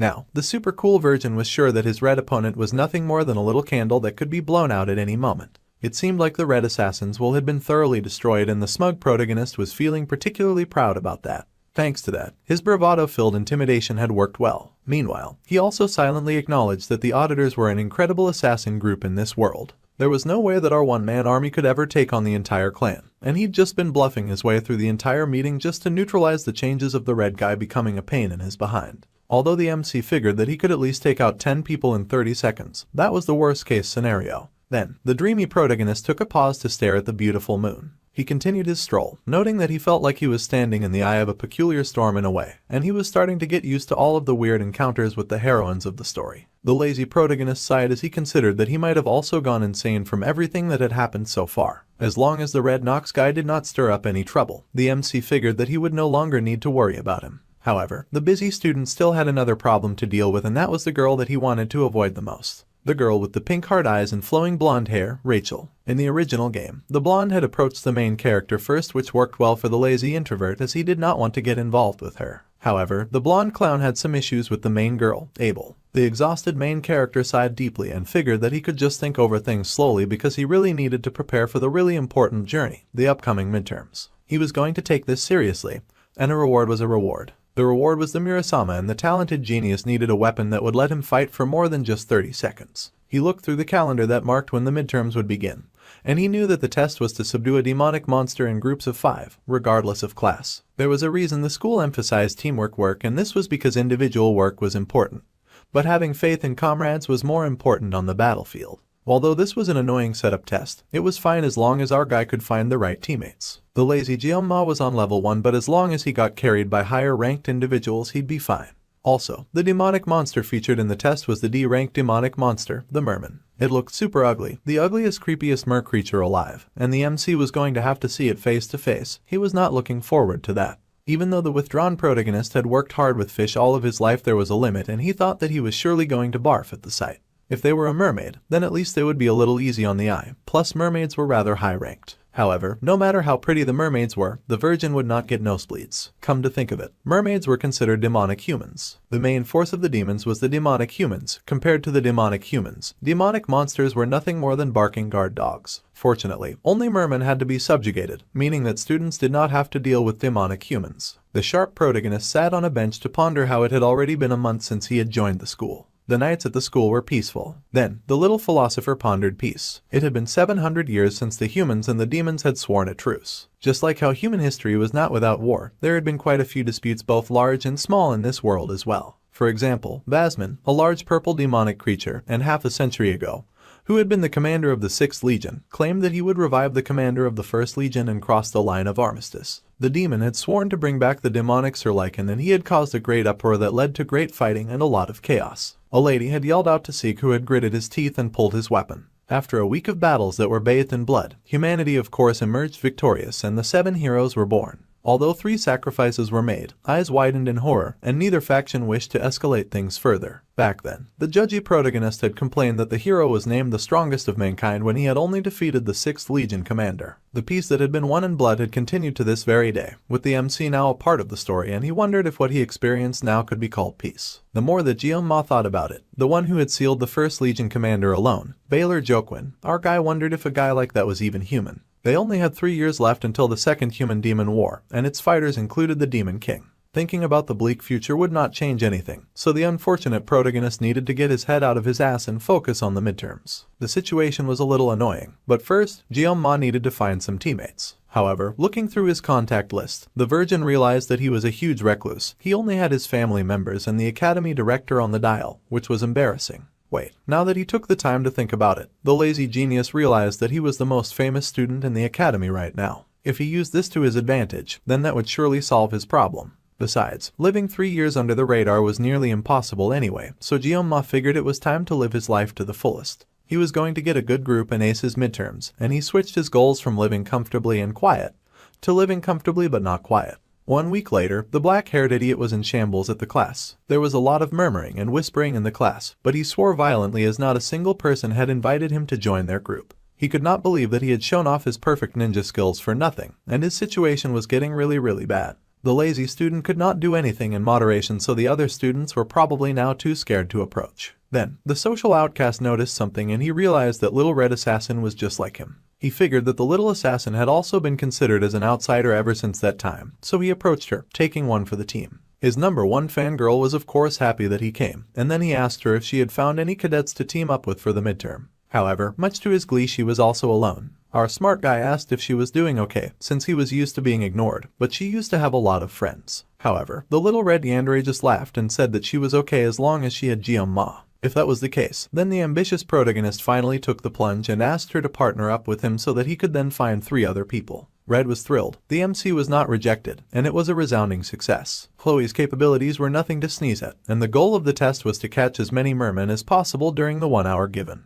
Considering that the black-haired protagonist only had 30 seconds, to him, the crazy girl was like 1,000 soldiers, and he smiled fondly as she confessed her excitement. He was so happy that she was happy. Suddenly there was a loud noise and our guy looked up at the commotion. It was the girl he hated the most running straight at him, Blondie with the pink heart eyes. She had shown up at the worst possible time, announcing that she had come back to play. The black cat protagonist swore internally, and then he tried to play it off, asking why she had shown up. The blonde hyena pouted, saying that she had literally just told them why she had come. However, Red was not having it and she had gone full demonic mode instantly, chanting that the big ones had come and she was talking about melons, not power level. The black-haired protagonist immediately tried to do some damage control and told Blondie to beat it, and that he could not humor her since he had things to do. The clown then pretended to be so hurt by his words, even getting tears in her eyes when she asked why he was so cold. Our guy asked her to stop calling him by his first name, it was getting way too personal. However, Blondie dropped the sad act and said loudly that she had suddenly gone deaf. That shameless liar whined that he could not hear him and collapsed on the tired protagonist's desk. He was so done with her. The talented hyena whined that she had fallen, and then she popped up, beaming as she asked the talented protagonist if he had a group to take the test with. Jeonma was just frustrated that she did not know how to listen. He unfortunately admitted that he had no such thing, and Blondie bounced at her luck. Then she turned her heart-shaped puppy dog eyes in his direction and ever so sweetly asked the reluctant protagonist to join her group. Blondie chuckled about how lucky she was, and then she asked Jeonma to come along and to join her group. She even had the audacity to place her hand underneath his chin like the virgin was her little girlfriend. Of course, the picky protagonist with standards was not digging the seduction approach and he instantly smacked her hand away. He asked exactly why the hyena would ask for him of all people when there should be a huge line of students rushing to her, and all she had to do was ask. Well aware of her privilege, the happy clown laughed and said that those students were no fun. However, the touch-averse main character on the other hand seemed fun to do the test with. Our guy was speechless and had no idea what to say to that. Then, the black-haired protagonist pointed out that he had already started a group with his girl Red, and she was a little surprised to hear him speaking up for her. Blondie beamed and said that was fine too since there were spots open in her team anyway. That little rat was ready for everything, let alone the reward. The hyena girl did not realize that asking 2 losers to join her team would risk her grades. Then again, the nonchalant protagonist recalled that the rule was to not hate the player, but the game. So, the MC took some time to consider his options. Out of the corner of his eyes, the charcoal-haired protagonist shot a look at the little assassin to guess what she thought of all this. Red was a little hesitant, but she nodded since it was not like they were going to find anyone else and Blondie was at least pretty strong. So, our guy finally gave in and put himself in her care. The hyena was overjoyed and she told the strong MC that he was not allowed to back out now that he had said yes. Then, it occurred to the slow genius to ask who the other members of the group were. To no one's surprise, Blondie asked the slow poser if he knew who Leon was since he was super popular. Of course, the lazy background character knew exactly who Leon was and he swore in horror as he started to mentally evaporate since he had wanted to stay as far away from that dude as possible. Later on, Jeonma sat at his seat in class, trembling worse than a leaf in the wind. However, he shook not with fear but with rage and he growled, wondering just how bad of a crime he had committed in his past life to suffer so much in this one. Even if the gifted protagonist had wielded a knife for 30 years because of his job as a chef, he had only sliced fish. This was so unfair. Alright, it was ridiculous that the lazy protagonist was getting involved with the heroines. He did not think that was possible, and even though he may stand out from the crowd and bump into the girls a few times, they were eye candy, so the virgin did not mind them too much. However, to get involved with Mr. Sparkly Hero of a game that goes violently south in 3 years was a whole other story. The background character could not fathom getting involved with the protagonist character, for one thing. The protagonist is way too bright for a shadowy guy like the MC. The shadow had zero clues on how things would pan out in the future because he had failed to finish the game, and it would be his fault one way or another. When our guy heard that the protagonist character was involved, he immediately tried to change his group. However, the blonde which he had signed the contract with was not about to budge on their agreement. She had already put his name in the application before she had even asked his permission, and then she had submitted it immediately after. Not even sacrificing his virginity could get the loser out of this, and he shook with rage as he considered finding Blondie and slicing her up in vengeance. This was the first time in his life that he had ever been provoked to slice a woman. Suddenly, Red called out to Jeon-ma and she looked pretty haunted herself as she asked him if something was the matter. Our guy froze and Red pointed out that ever since the blonde dog girl had left, the loser had stopped looking very well. The little assassin was acting like the blonde had somehow made away with the black-haired protagonist's virginity, and he was silent as he searched for a good response. Then, he told his yandere pet that he had just been a little overwhelmed knowing that he would be taking the exam with the star class cadets. Red was surprised and instantly mellowed down, encouraging him, saying that she was sure that there was nobody in the star class stronger than he was. He nervously thanked her, and the genius recalled that he had been the one to ask the redhead to team up with him, so there was no way that he could leave the group without her in good conscience. Now that Jeon-ma had taken the time to think about it, he could not possibly ask for better people to take the test with. This was a good thing, a blessing, so the lazy opportunist told himself not to be pessimistic about the situation. So, the refreshed protagonist turned to the redhead and asked when and where they would be having the group meeting. The redhead recalled that Blondie had said that they would meet at the cafe in the protagonist building at 6. The sharp protagonist then realized that Red was not going to call the hyena girl by anything other than her hair color for now. It was nearly time, so our guy said that they might as well head off immediately, and Red beamed, agreeing with him at once. So, they took off and casually strolled through the halls of the academy, and eventually got to the door. A cup was slammed down on the table, and it was the little assassin sighing in relief as she slurped her avocado smoothie which she found so yummy. The MC watched her in amazement, knowing the green soup that she was drinking was worth 50,000 won. Those prices would get to him no matter how long he stayed at the academy. Then he nearly spat blood as he hailed Starbucks for being so good. Despite recoiling at the prices, Red figured that he was complimenting the brand that she was drinking from, and the redhead beamed as she happily agreed with him. Meanwhile, the loser reminded himself that he was an adult and he needed to practice some self-control. The only drink that was 10,000 won or below was espresso, so the guy had ordered it, but it tasted like horse poo. Since it was an outside company, the faculty cards did not work there, so the cheap protagonist would not be frequenting that place often. Suddenly, a phone began to ring, and it belonged to our guy. He checked out his messages and he had asked why Rachel and the gang were so late. The crazy blonde had replied that she was running late because she had to take care of the kids. The lazy opportunist and Little Red were already at the Starbucks meeting room, and the blonde hyena said that she would meet them there. Soon, the door opened and in strolled the blonde with a smoothie as she apologized for showing up so late. Behind her stood the true protagonist. The blonde asked the two if they had waited long, but our guy, who sat quietly in the corner, could only focus on the golden shine of the blonde-haired and blue-eyed menace behind the girl who'd been terrorizing him of late. If the protagonist was light, then the shadowy main character was definitely the darkness, and he stared at the protagonist in silent awe. Then the MC paused when he saw a face that he did not recognize, a nameless dude with orange hair and green eyes. The loser could not believe that the blonde girl had shown up with a delinquent on her team. However, the shiny protagonist strolled right up to our guy and he stretched out his hand to the shadow guy, saying that it was nice to meet him. The background wallpaper was silent at first, but then he stretched out his hand and introduced himself. The protagonist smiled, saying that he had been impressed by what he had seen at the subspace a few days earlier, and he felt assured knowing that the main character was going to be his group member for the exam. The loser could only think of how the protagonist had a voice with a perfect blend of intelligence and class. The shiny dude in front of him was definitely the protagonist character that our guy had played as in the past. Once everyone had ordered their drinks, introductions were in order, and the shiny blonde smiled as he considered introducing himself first. The blonde hyena was in full support of that motion. So, the hero went first and introduced himself as Leon Van Reinhardt, the group's leader and a student of the star class. He had ended up becoming the leader somehow, and while he was lacking, he looked forward to working with all of them. Jeon-ma swore internally once again as this hero just reeked of purity and his face was sparkling and glowing the entire time. There was no such thing as equality. Then, the hyena giggled that since everyone knew who she was, he would pass the introduction baton to the orange beside her, and he growled when she elbowed him. Next was the nameless guy. An orange introduced himself as a student of the star class called Speed Weapon, and he said that he liked heroes. Now that the dark shadow took a closer look, he could clearly see the word hero tattooed on that guy's back. The judgy loser was unimpressed, and he could not believe that orange was actually called Speed Weapon.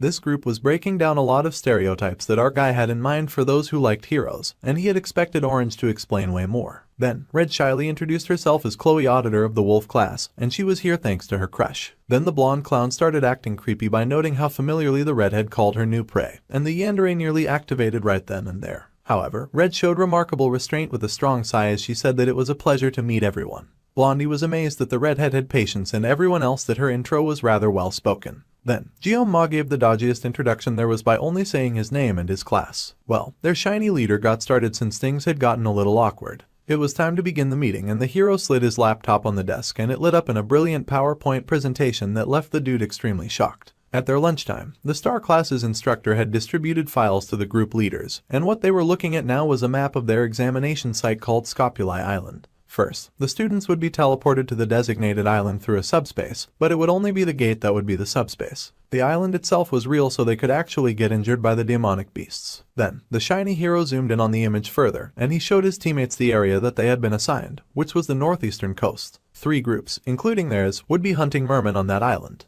There was a limited number of mermen and hunting as many mermen as the limit would allow was the exam's objective, and as he spoke, all of his team members paid attention. Then, that was all, and the bright shiny dude asked if there were any questions. Everyone was silent at first. Then the orange-haired delinquent pointed out that Scopuli Island was known for containing mermaids, and he asked if there were risks concerning that. The shiny guy said that there was no need to worry since the instructors had already done their research in advance to ensure their safety. The delinquent accepted the response, so then Little Red asked a question and she asked if groups of the same zone could ambush or battle each other. The shiny guy pointed out that the exam's objective was to strictly exterminate the demonic beasts, so conflict between groups would likely lead to disqualification. Mr. Perfect asked if that answered Red's question and she nodded. However, our guy happened to know that they had an assassin in their group so that question had been necessary. That concluded the meeting for the day. All the team members were told to prepare themselves for the midterms, and that they would meet again the next day for their position meeting. Blondie was happy that the meeting was over and she happily dragged off her delinquent who growled about her stretching his clothes. The hero began to pack up his equipment and the Oreo cookie-haired main character lingered.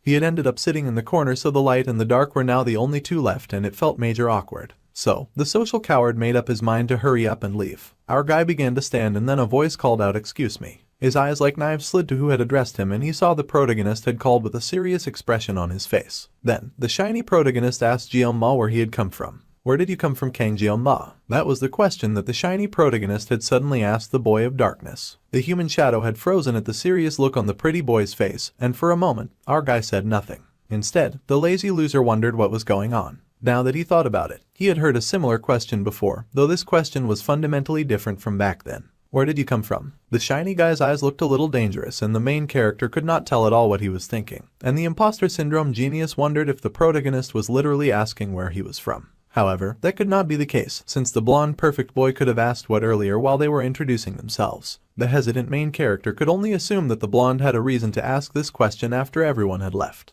Perhaps, the MC considered a possibility as he racked his brain for how to answer, so the shiny boy finally spoke up. First, the blonde apologized for popping that weird question out of nowhere, saying that he could not just help but think that the shadowy student was similar to him. Mr. Perfect said that with such a dark glow in his blue eyes that the lazy student became even more confused and wondered what he meant by similar. While it was true that the official language of the fantasy world was Korean due to the game, that did not mean that other cultures did not exist within the game. Anyone could tell that the main character was Korean.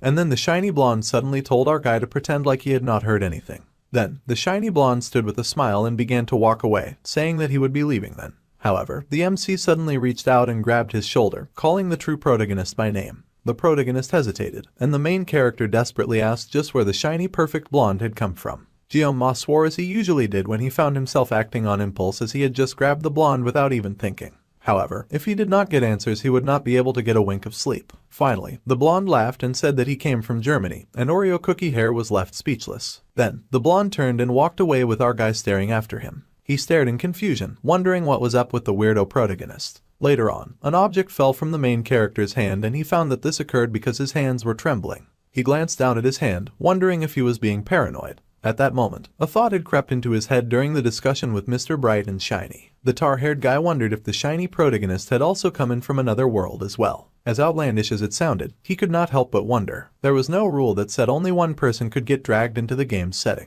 Also, possessing the protagonist after getting transported to a new world was more probable than possessing an extra. While the blessing of the sword god was active, the black-haired main character's senses had been strangely heightened. So, the gifted student came to the decision to test it out, and he activated the blessing of the sword god, pulling out one of his sashimi knives. His eyes were pressed together and the talented genius focused with all of his might. His mind reached into the dark as he searched for answers, and he found that the blonde's existence was in fact of this world. Our guy was shocked, not only that he could get answers from the weird god, but at the answer that he had received. He had felt it again, the same sensation from when he had felt like a puppet in the blessing's hands. If Jeonma activated the blessings of the sword god and focused, then he could faintly hear a voice. He groaned and massaged his head, feeling a throbbing headache as just thinking about the situation was giving him a migraine that even bypassed the painless blessing. Regardless, the Leon that our guy had met that day was most definitely the same Leon that he played before. No actor in the world could replicate Leon so perfectly, from his bright and pure energy to his seriousness and determination when it came to taking charge. This made the tarpet-haired main character ponder more, and he wondered if the protagonist had really intended only to ask which country he had come from. Even then, Oreo Cookie Hair could not stop his mind but remembering the shiny boy's words and how he had thought that they were similar. None of what the black-haired MC knew explained what the blonde golden boy had meant by that. He considered looking at the K-Com wiki more to research and read up about the characters in his old life, but he did not have any interest in male characters back then, and when he checked it now, there was no info on Leon. Our guy sighed heavily, deciding to let it go since this would be the only time that he would get involved with Wonder Boy anyway. If something like this happened again, then he could ask the academy director about it. Now that he thought of her, the lazy main character recalled how the director had pouted about him not coming to see her of late. The shameless pervert had sulked and asked when the gifted student was going to run away with her. It was advisable that Jeonma keep thinking straightforwardly without any nonsense distracting him. It was strange how calm he could be in a situation that he wanted to avoid. He wondered if this was also an influence of his crazy blessing. At any rate, the loser pulled up his blessings just to have a second look at them. He was thinking so much about them that he might as well check. He noted that he was making smooth progress, and his mental fortitude and armament were still the same. But his physical fortitude increased a bit because of the training he did. The MC figured that his armament would increase once he got the sword that wanted. Then he wondered what the assimilation rate was and gasped when he realized it had gone up quite a lot from 2.5 to 6.8. Then, the lone wolf wondered if it was related to the fact that he had duked it out with both brother and sister of the Assassin Guild. It was annoying that the talented genius had no idea what he had done to level up, and it was not like he could ask someone else about it either. Then, the system told him that he had reached a certain number of blessing activations and adjustments would be made. Our guy was confused, and he saw that the blessing of painlessness had leveled up from 40 seconds to 40. He was shaken as he pointed at the screen in baffled shock. His painstaking and tortured labors had finally borne fruit, and the joyous main character laughed with joy as everything suddenly felt very great.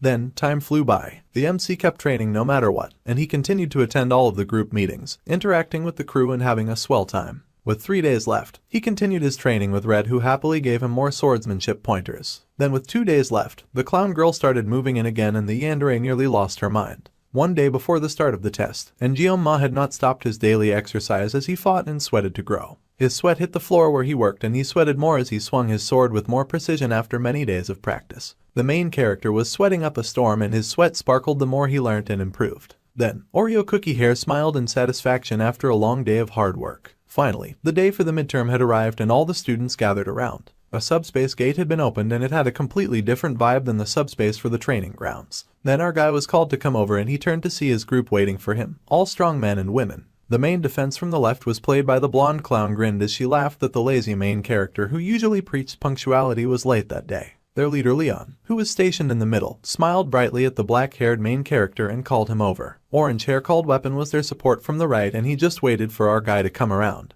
And Chloe, who was their sub-DPS from the left with Blondie, happily greeted the MC this morning. The talented genius was the rearguard at the far right, and he apologized for his tardiness. He could not help but marvel at the amazing equipment that they carried, and that the blonde had an S-rank gear Vermilion Phoenix halberd. It did not look like the protagonist had his bombing just yet, and Speed Weapon's gear was a recorder for some reason. The underrated loser could not believe what that idiot was wearing around his neck. To make things worse, the orange delinquent totally saw him looking and started acting like he was itching for a fight. The blonde hyena whispered that it was actually one of the few S-rank equipment that aided with healing, and Jeonma could not believe that thing was that powerful. A healing S-rank armament was something that was ridiculously hard to get, even if one dumped tens of millions of one in-game. However, its appearance also contributed to its specs. The genius had no choice but to be rather impressed with the weapon, and he rubbed his chin in admiration and newfound respect, studying the weapon. However, Orange got rather flustered and told him not to get so close. Then, an attention rang out that the first year midterms of the year 2043 would then commence. Seeing all of the students' faces, they all seemed prepared.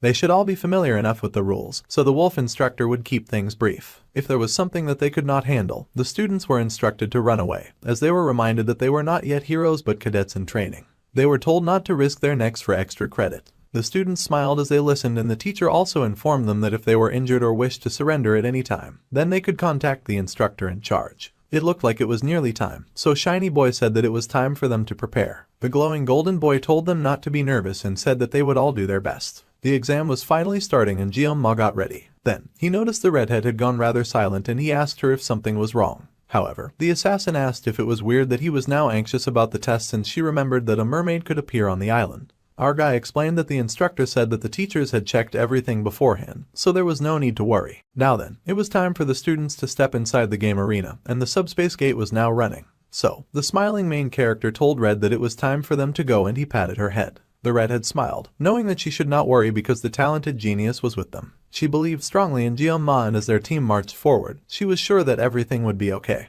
However, suddenly the world went dark and the darkness stretched on long after the team had entered the test arena. A break-in in the darkness was someone calling a name over and over again. There were words being spoken in the dark, flashing in and out in blurry lines, and Red realized that she could hear our guy's voice. He kept calling her name over and over again, until it was louder and louder. Chloe snapped out of her daze and was shocked as the genius asked if she could hear him. Her eyes widened as she realized that she had suddenly lost focus for a moment. Then she stared as the other teammates said that they could not contact the instructor in charge. They had landed in a cave and there was no connection. The crisis had come and someone was bleeding. The redhead was confused, but then she said before them a high-ranked mermaid. Just before the mermaid's appearance, the sky had been bright and beautiful over the beautiful Scopuli Island. There was a lot of coughing and hacking on the beach. For some reason, the team was feeling rather sick after stepping through the subspace. Then, the golden blonde turned to our guy, surprised that he seemed fine, and the talented genius explained that he generally did not get seasick. However, the pretty protagonist doubted that this was a seasickness issue. Suddenly, a merman showed up and it made a very surprised noise. Jeonma saw a merman for the first time and he was as horrified as he suspected that he would be. The creature was surprisingly smaller than he had suspected.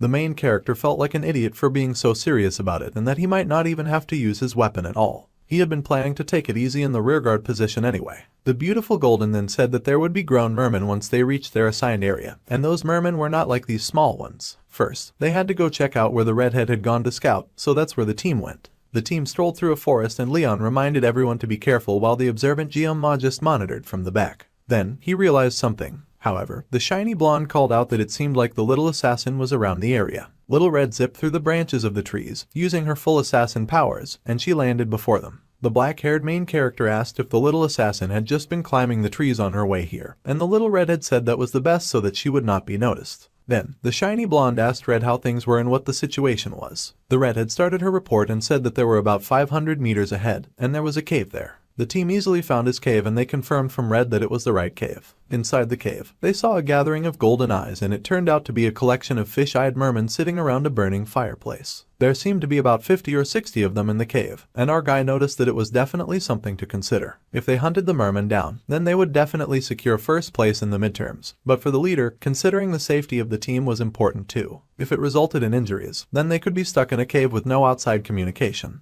The genius wondered if they should take the risk or safe detour somewhere else. This decision was of course up to their team leader, Leon. The leader counted on Cleo to scout around when they landed on the island. Weapon was to handle the buff-type blessings and healing from the back. The cynic still found it interesting that Orange was a healer, and the delinquent had immediately gotten pressed, asking Jeonma what he had said, and yelling that the basics of a hero was to help others and that should be common knowledge. Then, our dude Jeonma was to guard the rear against any potential threats. The lazy student was absolutely grateful for the very sweet and easy job that he was getting. Meanwhile, the golden boy would lead everyone from the center. The team could not just rush in, and of course, the golden leader would join the offense if the situation called for it. Then, the crazy clown pointed out that she had been left out and she asked what she should do. The beaming golden prince beamed at her and told her something. Present day, the leader has made a decision. Rachel was called upon and the vicious blonde pulled forth of her spear. Her hand tightened on her mighty staff, and then she swung and let go, the spear firing like a lightning bolt. It shot off, creating a golden arc in the sky as it flew towards her chosen victim, and their golden eyes stared back. The spear hit dead center in the campfire, completely obliterating it. All the mermen stared shocked and confused as they wondered what on earth had just happened.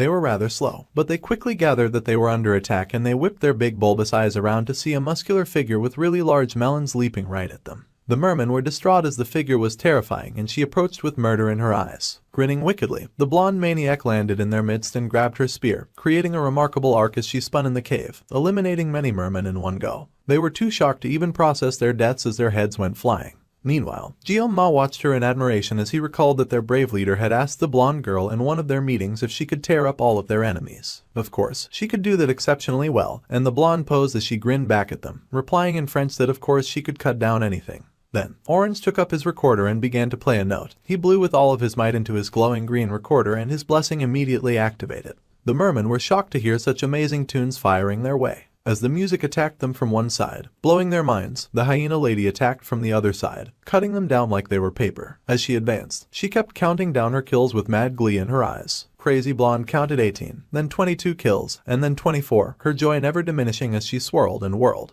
She beamed with joy, thanking Weapon for his blessing, as she had taken 25 kills down now. Everyone was amazed at her ruthlessness and skill, though the shiny leader just looked proud of her. Then, Red decided to show off as well and grabbed her own weapon. Unsheathing her mighty sword, she activated her own special blessing as pink magic danced off her weapon and body. She used the blessing of the cat. With one mighty slash, she had beheaded a whole line of mermen. She sliced 8 in one blow and boy did little Red look proud of her kill. More mermen charged at her, and she sliced the ugly creatures up in ribbons of flesh and blood. That made 10. Meanwhile, Crazy Hyena Blonde was pushing 45 while she swirled and whirled her way deeper and deeper into the cave. Now, the boys were kind of concerned as they watched the girls' progress. They were surprised that the girls were not stopping because at this rate they would go too deep into the cave. Then, Jeon-ma's eyes widened as he realized something. The two girls danced and slashed their ballet of battle as they fought in the cave, not one of them willing to slow down. Red was covered in pink while the hyena girl was encircled by golden magic, and then they both met in the middle to face a giant fish with legs, bigger than any of the other mermen. It almost looked like the girls were fighting each other at some point as they charged towards each other with the giant merman behind them. The beast roared and showed all of its dangerous and sharp teeth, and the two girls activated their powers as they landed before it.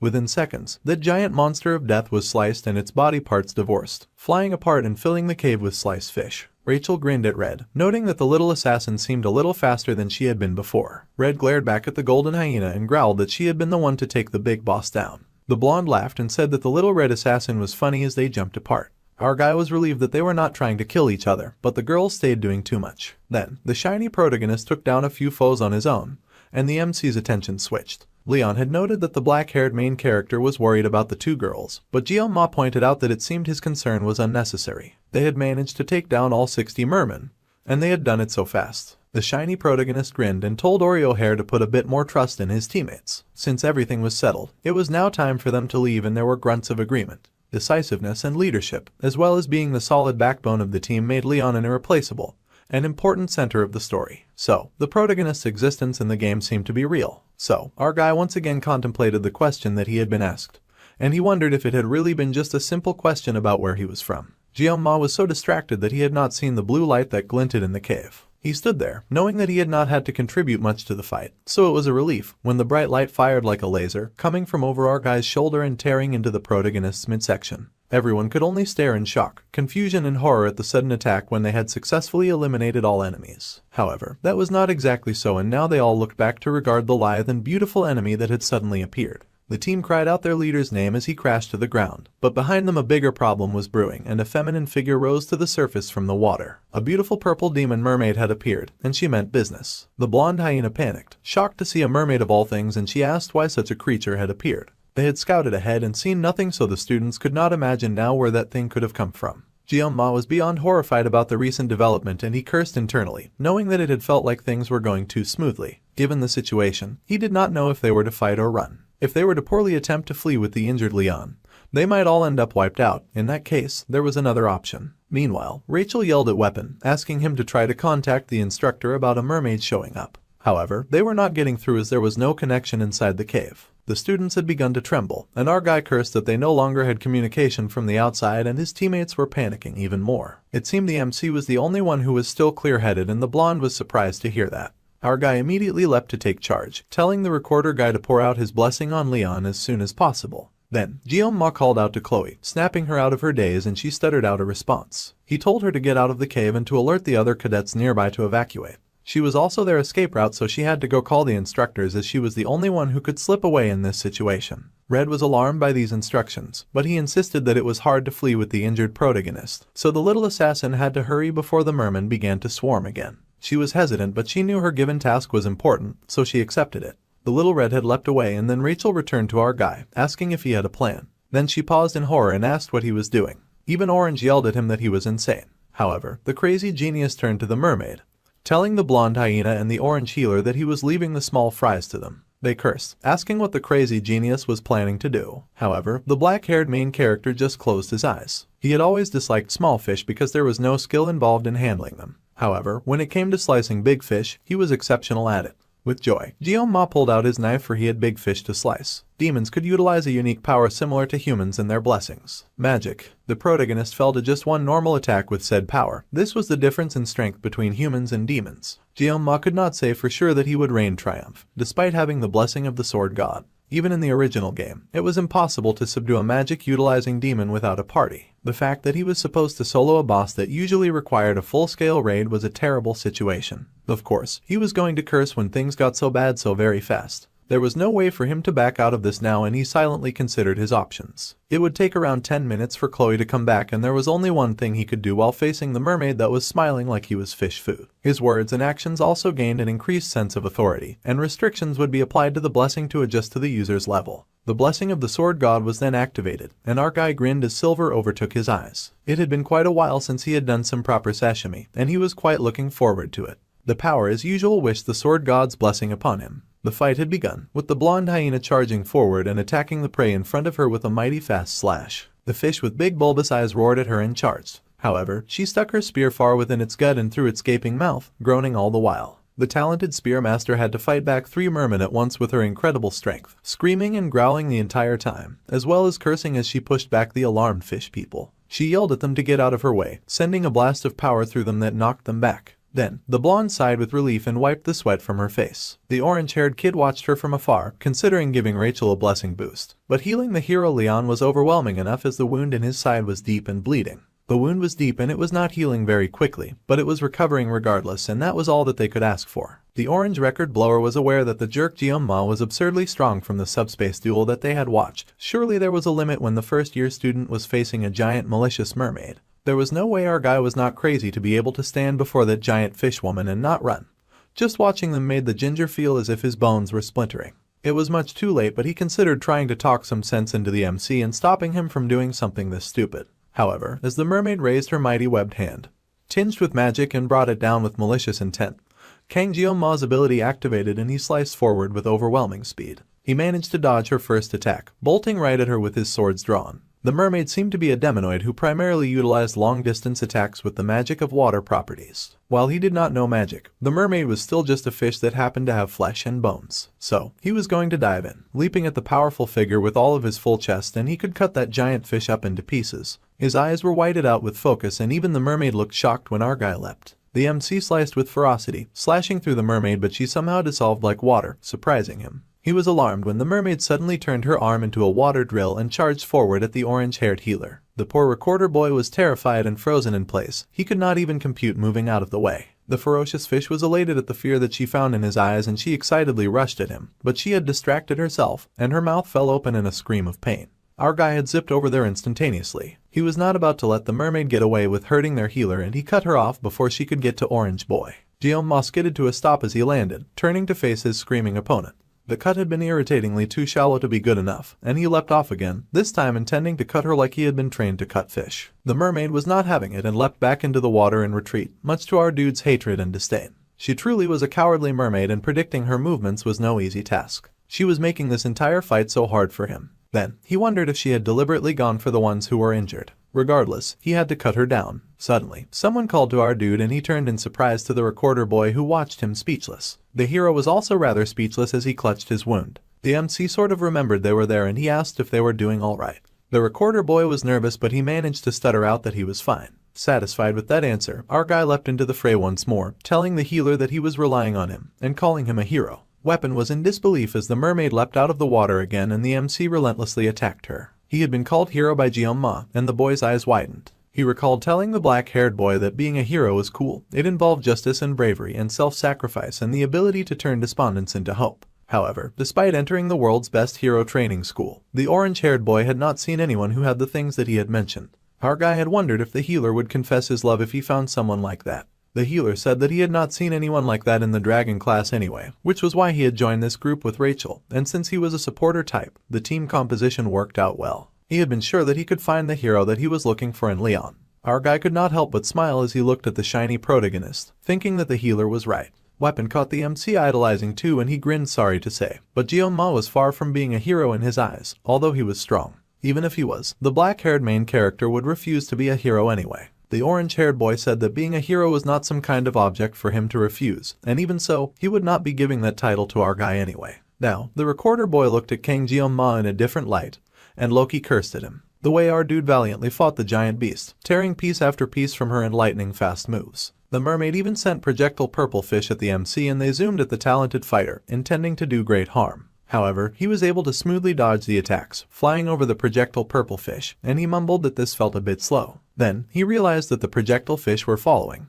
Little Miss Mermaid was playing dirty. The dirty fish laughed like an evil villain as she shot more reprehensible attacks his way. But our dude sliced an X shape on the cave wall and broke through to the other side, the fish flying through the wall as well. They shot at him as he ran, chasing him down no matter his speed, and the mermaid grinned wickedly. She used her projectile purple fish to hunt him down. She grinned wickedly and turned her head, intending to send more projectiles towards the others, and the blonde hyena screamed, knowing the evil fish was aiming for their healer. The demonoid mermaid had been aiming there from the start and she stretched out her hand as she fired a blast at them, and Weapon once more feared that his time had come. However, suddenly our guy zoomed by, slicing her arm right off as the fish still zoomed after him in pursuit. He cursed as he had once again made a shallow cut. He could not take this beast down with only small cuts, and he growled to himself to get himself together. The mermaid was shocked when her arm flew clean off, and then she felt a new level of rage. The magic she had intended to fire got blasted in another direction and it smashed into the cave walls, tearing a whole beacon out into the island. The mermaid was furious with rage and she whistled and clicked in annoyance. Suddenly, the three fish she had sent Jeon-ma blasted right into her, and the large fish was highly alarmed and very confused. Meanwhile, some of the students around the region noticed that their instructor Kim had arrived and the purple-haired sensei turned.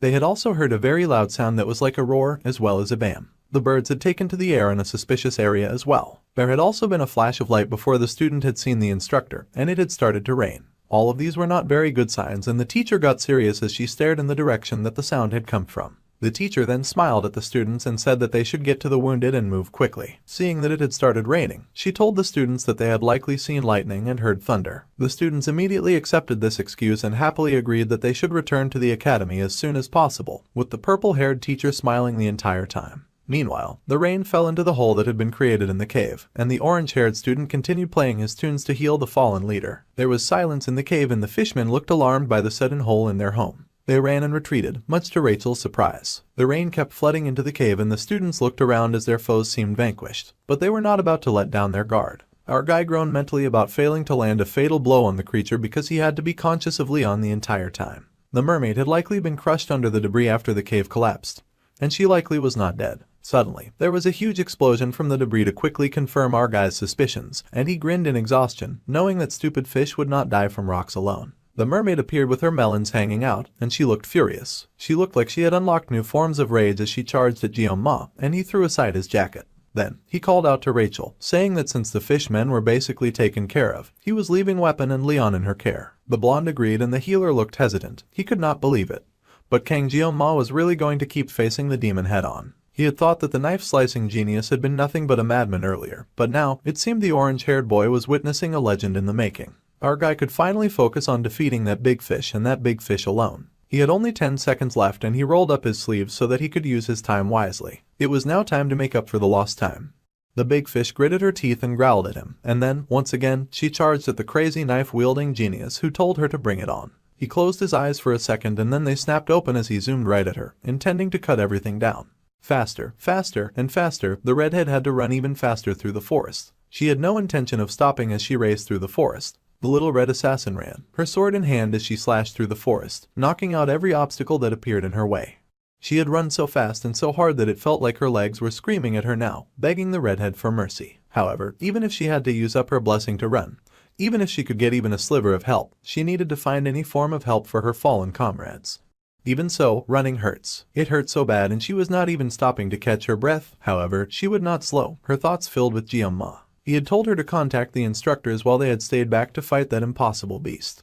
The dark-haired guy was the strongest person that he had ever met in her life. However, he always found fighting arduous, and he was the kind to avoid drawing his blade whenever possible. He would only unsheath his difficult weapon when there was no other choice.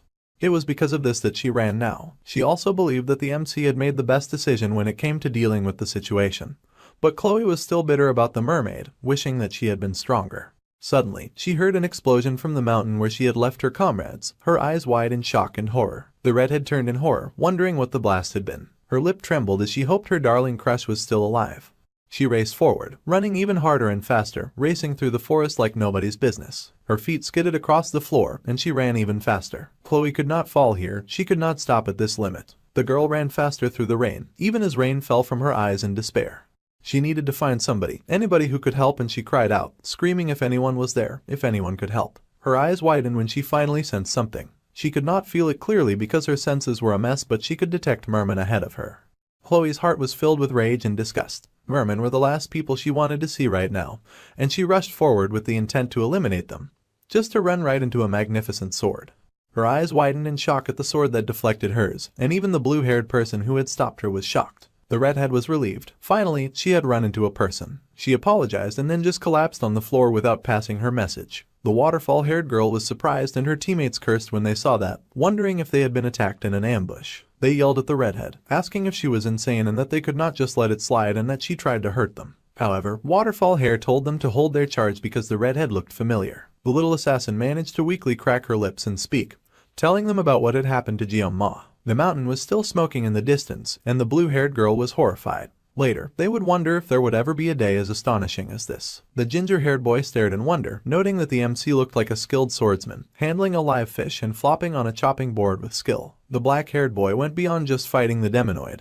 The talented sashimi knife wielder had overwhelmed it. The ginger was certain that the scene that was unfolding in front of them now would be something that would be etched in his memory for the rest of his days. He was witnessing the birth of a true hero. It was not like Jianma was moving as quickly like he did back at the subspace duel. With his precise and fast technique, he deflected attacks and closed in. The sashimi wielder sliced through his opponent without mercy, darkness thriving within him. His technique originated from the simple act of cutting, and the dark-haired boy sliced through the fish expertly, and its outcome was literally clear-cut. That giant fish fell apart like fallen paper. The two watching could not help but stare in shell-shocked awe. Even Rachel, who was the successors of the Spear clan and grew up among the strong, had not seen anything of this caliber. The blonde was speechless. At this rate, the mermaid might just fall. Suddenly, the blonde noticed something and yelled to weapon. The ginger straightened in shock, and the girl barely managed to shove him out of the way as a huge white blast came flying their way. She yelled at the boy to get his mind out of the clouds or they were surely going to die. The ginger was a little surprised about that, and then he gaped at the gigantic crater that had been created by the blast that they had just dodged. It was insane. The boy had nearly forgotten where he was from and how surreal the sight was. The surroundings had suddenly changed, and their opponent was a demonoid who utilized magic. A blade against magic would not have been a good matchup to begin with, even if he currently had the upper hand. Eventually Jianma would start to struggle. The ginger then worried that their opponent used magic that could not be dealt with, and even the dark-haired boy seemed to consider the possibility. However, he still stood in challenge, his knife out as he faced the opponent.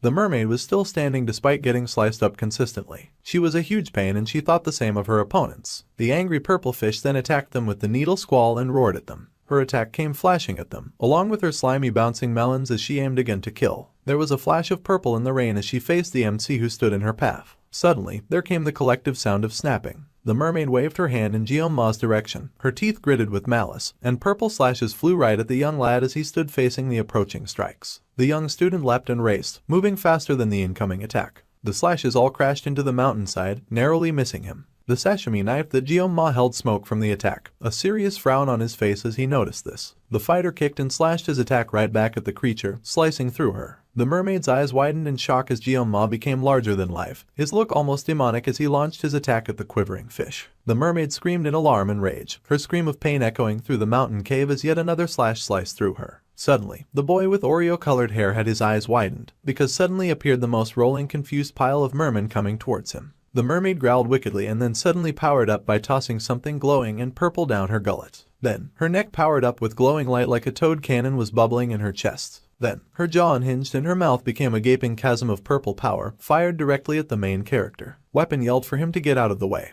but the young lad knew that he could not avoid the blast on time. Staring at the blast coming right at him, the scene went white and it felt like he was transported to another world. In that world, the main character stood in a calm sea. He stood confused in the silence, staring out into the open and still world of white and blue. His feet were deep inside the water, but the MC was speechless, and he knew not where he was. He caught the water in his hands, staring in confusion when something caught his attention. There was suddenly a flash of pink, like the mermaid's blast was cutting through his very slowly, slicing through the perfect piece of white and blue. Jeonma's eyes widened and he stared out at the horizon, and a voice spoke, telling him to slice. The boy replied that he did it, he had sliced. Little sparks of red flickered within the darkness, and he reached for a sashimi knife, grabbing it tight in his hand. Then, the young lad sliced. The mermaid's shot seemed to slice through the young lad, the rain still pouring heavily in the gaping cave without a roof. The main character could slice, and he did, severing the creature's head right from its body. The magic had been severed right at its core and the mermaid's head fell. Blood stained the floor before Jeonma's feet and the mermaid's body lay fallen, drenched and dried up like a fish out of water. The young student stood over the creature's corpse like a dark executioner with his knife in hand. Silently, he regarded his fallen foe as the rain continued to pour. The mermaid struggled to speak, gurgling and glubbing as she did. The other two students immediately tensed, worried that she would launch yet another attack at them. However, suddenly there was spinning and the mermaid's body rolled on the sand, completely dead and defeated. The dried fish's severed upper half rolled, and Weapon's eyes widened as he realized that his newly beloved hero had won the battle. A freshman sashimi knife wielder had defeated a demonoid overpowered creature by himself. The others could not help but feel a little intimidated as they stared at the student's back in awe. Suddenly, there was a splash of blood and the young lad fell to his knees, his hand clutching his chest. The blonde hyena immediately recognized something was going on and she ran immediately to Jeonma. The ginger was relieved that Leon was fine, and then he paused in alarm. This was because the orange-haired boy had noticed that the merman who had run away may have happened to return once more. The lad turned on the alarm but was relieved to see an approaching blue-haired figure. He sighed in relief that it was about time, and before him was Waterfall Hair and her team, one of them carrying the slumped body of the redhead girl. The students were shocked and alarmed to see the diced-up fish body before them and the remnant of the team in chaos, with the blonde still struggling to leave Jeonma. They wondered if they were really looking at the decimated body of a mermaid and why a mermaid was there. Everything had been destroyed to bits, and the blonde hyena pulled the Oreo-haired boy close to her chest as she called out to him desperately. The waterfall-haired girl could not believe the blonde was sticking to the young lad like that. Then, the girl to the group leader who was the blonde, now standing to his feet. Leon laughed nervously and the blue-haired girl assessed that most of the team members looked like they had one foot in the grave, yet the team leader was pristine and spotless. The blonde boy had an absurd amount of luck. The genius swordsman informed the blonde leader that she had made contact with the academy, and the instructors would be with them in an hour at the earliest. Then, the young girl asked just what had happened there. The ginger was speechless at first and then he cursed at their good-for-nothing teachers who were supposed to have explored the darn island beforehand. The genius swords lady already knew the rules and she demanded that they properly explain just what had happened there. Weapon did not take kindly to her words and he asked if the swords lady really had the audacity to be ordering him around right now. Of course, their blue-haired savior snapped and asked why the ginger always had to perceive things so weirdly. This was a request, just a request, not an order, and she wanted answers. Well, it was not like he would believe what he had to say anyway, but he would answer since she had only just asked. The orange-haired boy grinned as he prepared to explain things since that was his speciality anyway. So, they did explain it and the blue-haired swords lady put all the information that she had heard together. Apparently, a mermaid had appeared out of nowhere during their mission and the dark-haired boy who was now unconscious had defeated it alone. The ginger groaned and said that was exactly what had happened, and he wondered what else she was expecting from his explanation. The blue-haired girl was speechless. A freshman of the academy had killed a demonoid who had appeared out of nowhere on his own. That was a very rare story and was barely believable. The tales that her grandfather had told her when she was younger were even more realistic than that story. However, as ridiculous as that story was, it seemed to actually be the truth. She could not imagine why the survivors of such a terrifying encounter would lie about something like that, giving all of the praise to Jeonma of all people. It really did sound like a story that came out of a legend.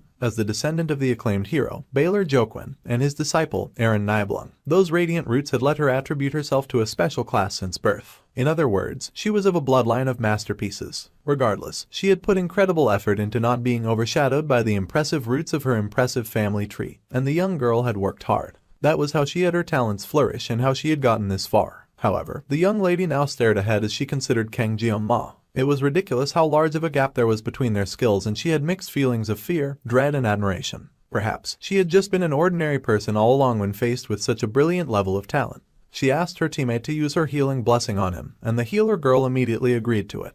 A green light enveloped the slumped unconscious boy. Although he was tatted and at death's door, Kang Jeong-ma, who was the same age as she was, fought a demonoid alone and emerged victorious. The waterfall-haired girl then stared at the unconscious boy with the slightest looks of contempt etched on her face as she regarded him. The ginger called to her and asked if she really had contacted the academy earlier, and the blue-haired girl confessed that she had. For now, the orange-haired boy thought that it would be better not to tell the instructors what happened in detail after all. The genius swords lady was surprised to hear this and asked why, to which the ginger replied that the teachers had supposedly scouted the island before the mission they had been sent to. If that was the case, as the blue-haired girl agreed that it was, then the ginger had to admit that it was strange. Even though Scopuli Island was large, a demonoid popping out of a cave that could easily be noticed by cadets, such a thing did not add up with the search that should have been done earlier. Even the waterfall-haired girl fell silent as she realized that this was true. It was just a guess, but it made the air heavy and dark with speculation. The blonde boy, Leon, then asked the ginger-called weapon if he thought that there was someone from the demon faction within the academy who would make such a thing happen.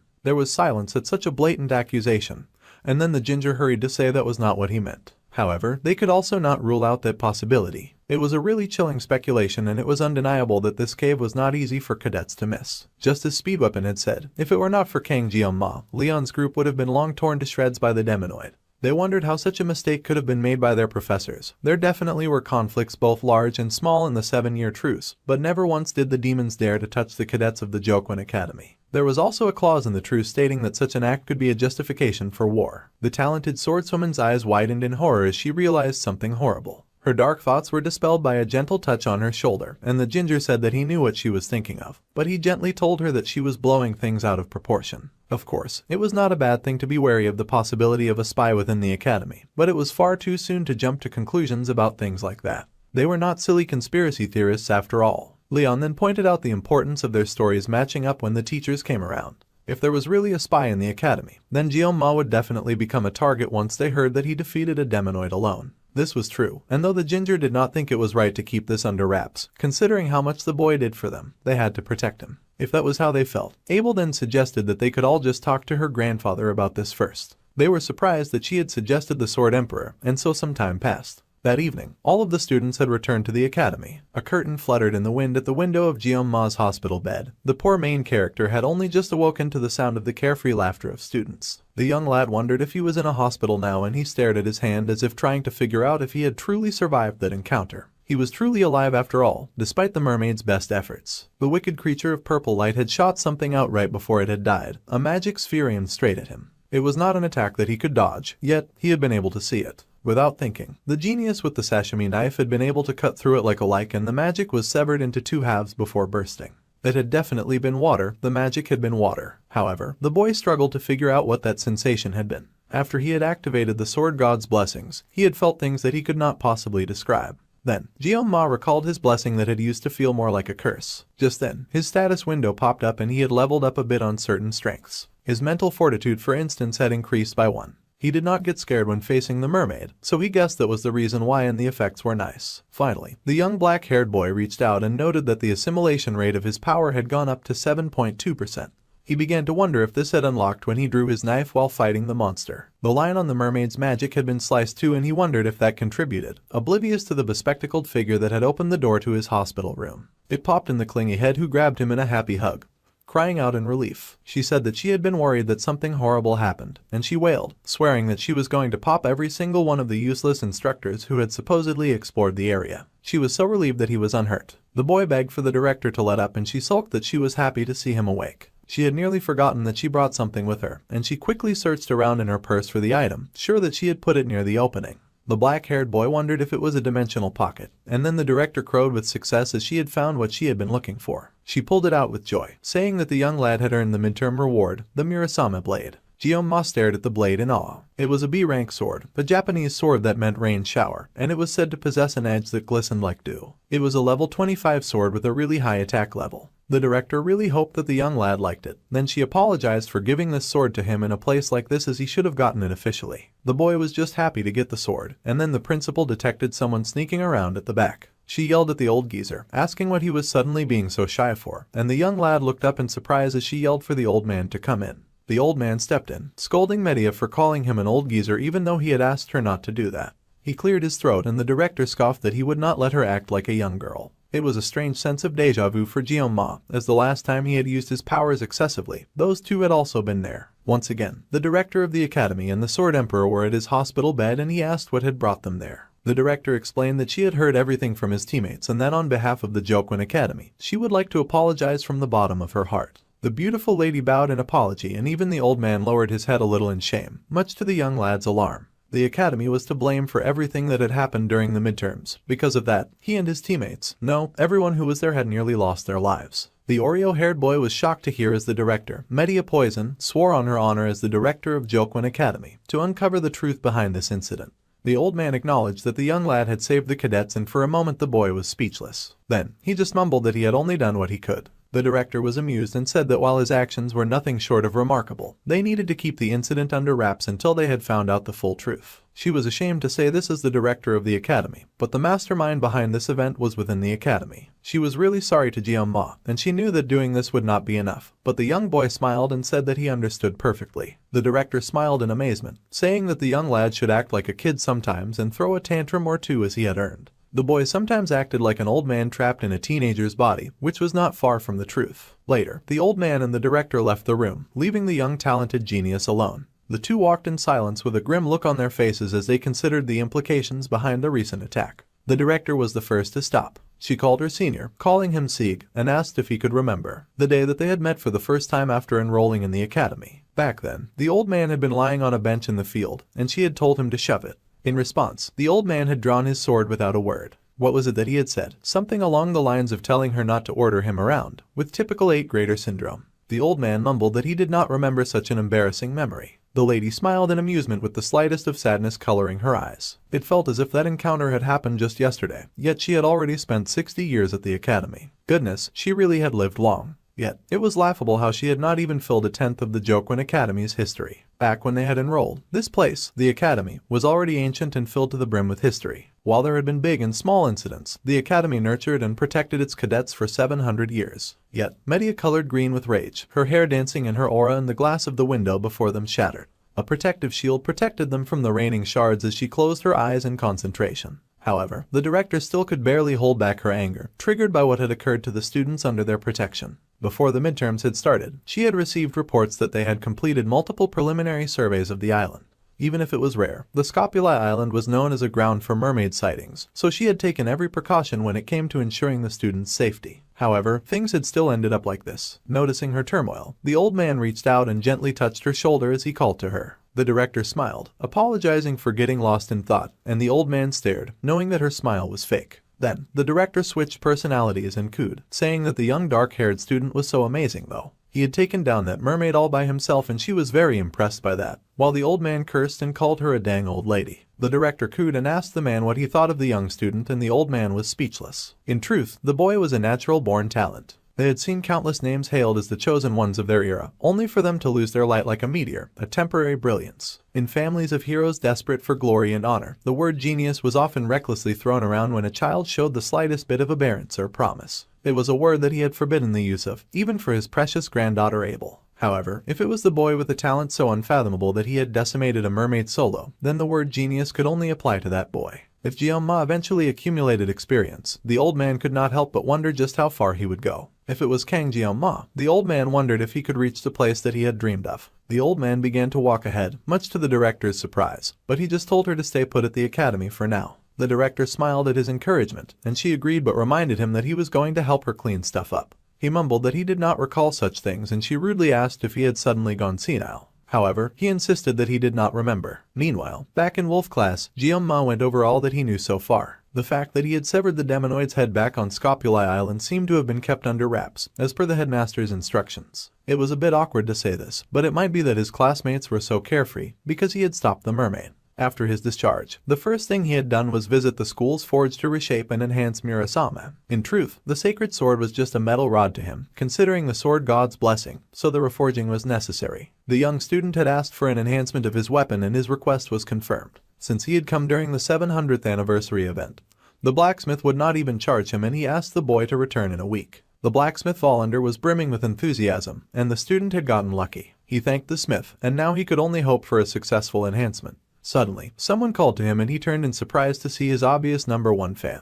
Chloe was elated to see that he had been discharged and she happily asked how he was feeling now. She hopped over with a crutch and he asked her how she was doing. The redhead laughed and showed her broken leg, explaining that things had ended up like this, and thanks to the emergency treatment from Speedweapon. Though she could not really remember his name, the doctors said that she would be able to walk without crutches in a week. That was news worth celebrating and the little assassin was pleased. She was also an auditor after all, so of course her body was built different. Then, she giggled and apologized for getting a little too excited.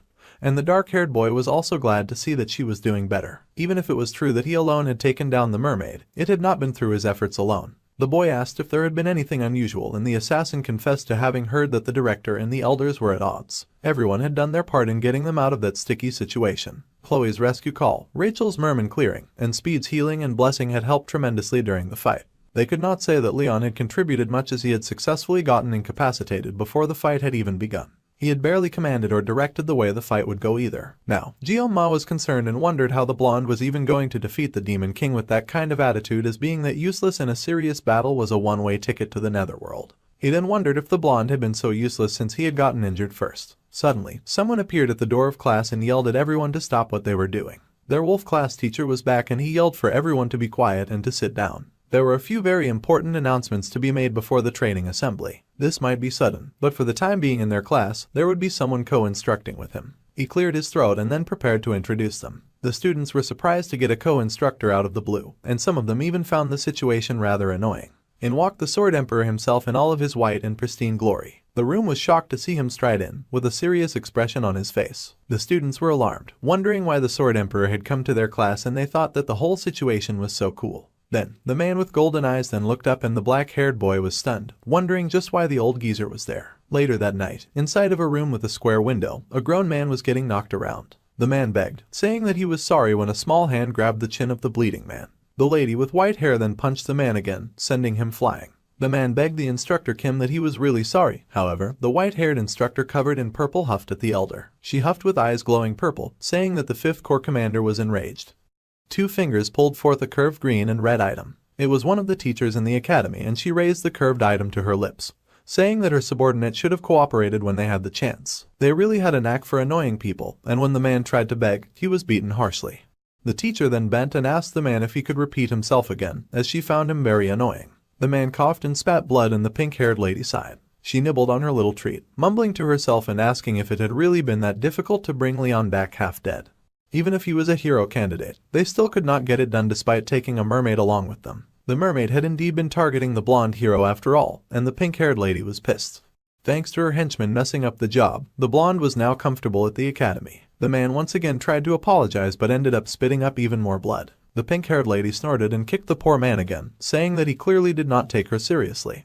The man cursed and swore, his hand to his face as he cursed and hated. He thought that the mere instructor had a lot of nerve to treat him this way and walk all over his face. The instructor was greatly disgusted and complained about the dude getting blood on her shoes.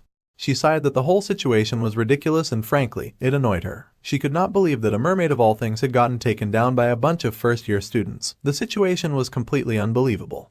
Then again, looking at the new students this year, the instructor would not be surprised if they could indeed do anything. The messed-up man tried to speak, saying that apparently, the whole beatdown had been done by just one cadet, which made the instructor pause. The pink-haired lady of course suspected Leon. However, the man coughed and said it was not the blonde at all. She could not stand the suspense, so she demanded that her subordinate just spit out his suspicions. The man confessed that the person who took down the mermaid was actually the year's top student, Kang Jeong-ma. The pink-haired lady was surprised to hear that the special admissions student had somehow beaten a whole mermaid. She did not even look like she believed it. However, if that was the situation, then she was powered up. The evil instructor licked her lips, saying that she found the situation quite exciting. Meanwhile, back at the school, most of the students were living normal lives and doing their counting as usual. It was of course the daily run of the low-ranked students, and they chased after their brutish instructor who yelled that he could not hear their counting. They yelled even louder as they ran after him, shouting out their numbers louder and louder. As the students trained, a lone figure sat and watched with a crutch by their side. It was the redhead who sat with a happy smile as she waved at all her suffering classmates. Jeong-ma could not help but look at the girl in jealousy as he would give an arm and a leg to skip physical training class. It was so brutal. The teacher happened to catch him slacking off and yelled at him to go faster and that he was too slow, so the boy panicked and picked up the pace. It was not only their guerrilla instructor with them but the famous sword master as well, and he asked if the poor boy was still hurt from the incident in the midterms. The boy yelled that he was not hurt, and he wondered why the heck someone this important was running along beside him. The Sword Emperor, Siegfried von Nibelung, was a descendant of the first Sword Saint, the right hand of Balor, Jokwin, and the Sword Saint, Aaron Nibelung. Siegfried was the man who would later inherit the title of the Sword Saint, a title that was as unique to him as his own name. The Sword Saint would become one of the greatest forces of humanity, and not only that, but during the Second Demon War, he would also become Leon's swordsmanship master. The old man was a character whose importance rapidly increases in the later half of the story. So, the poor background character could not understand why someone that important was now keeping tabs on him when his only desire was to stay in the shadows and out of the plot. He wished the old man would just go back to watching over Leon. The main story, which was gradually going off track, was now completely falling apart. As the Oreo-haired boy thought about it, he realized that the blonde never actually ended up receiving the Sword Saint title. It was a pretty big issue back then. Well, since the hero of the story could not inherit the title anyway, the MC figured that maybe it did not matter in the long run if the story did go a little off track. Barely a minute went by before he took back his words and immediately decided that being hounded by the Sword Emperor was still way too uncomfortable. Glancing at the Sword Emperor, an old man who was running beside them and still making them eat dust, the main character then realized that the old man's form was actually poster-worthy. The man looked so good that his other classmates were impressed too. It was as if they were running together with the man matching his pace. The old man told the young lad that the foundation of any warrior came from physical strength and endurance. No matter how outstanding a talent may be, it was useless if the body could not support it. Conditioning was the foundation which enabled further growth. The old man yelled for the young lad to not cut corners and to keep up. The boy agreed and raced after the old man as fast as he could.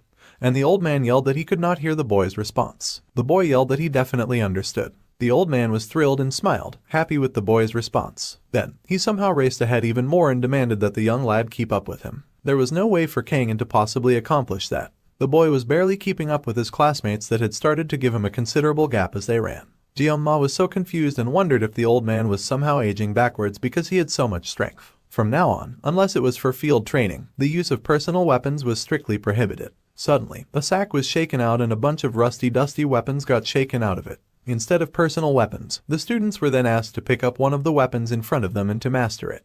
The young prodigy was surprised to see that even a sashimi knife had been included in the weapons that the old man had pulled forth. The other students thought that this was rather out of the blue, and one of the students wondered if his weapon was a family heirloom. Then, a student had a question for the Sword Emperor and the man was interested in hearing it. The boy asked if, in the long term, he believed that it would be best to get used to the weapons passed down from their families, and he wanted to know why that was being prohibited. The old man said that it was a good question. It was because the basics were more important than everything else. The more the students relied on high-grade weapons, the more likely they were going to neglect their training. It was easy to mistake the power of a weapon for one's own strength, and that would eventually lead to the very weak user of a very powerful weapon. In that case, it was actually even more important to learn how to use them and make up for any shortcomings. One of the guys grunted that the boy who kept raising his hand was just making a fuss to get attention. However, the old man said that no matter how well armed they were, if their skills were lacking then their weapon would end up being a pearl necklace on a pig's neck. Also, the old man glared with a serious gleam in his eyes as he added that a true master would never blame his equipment.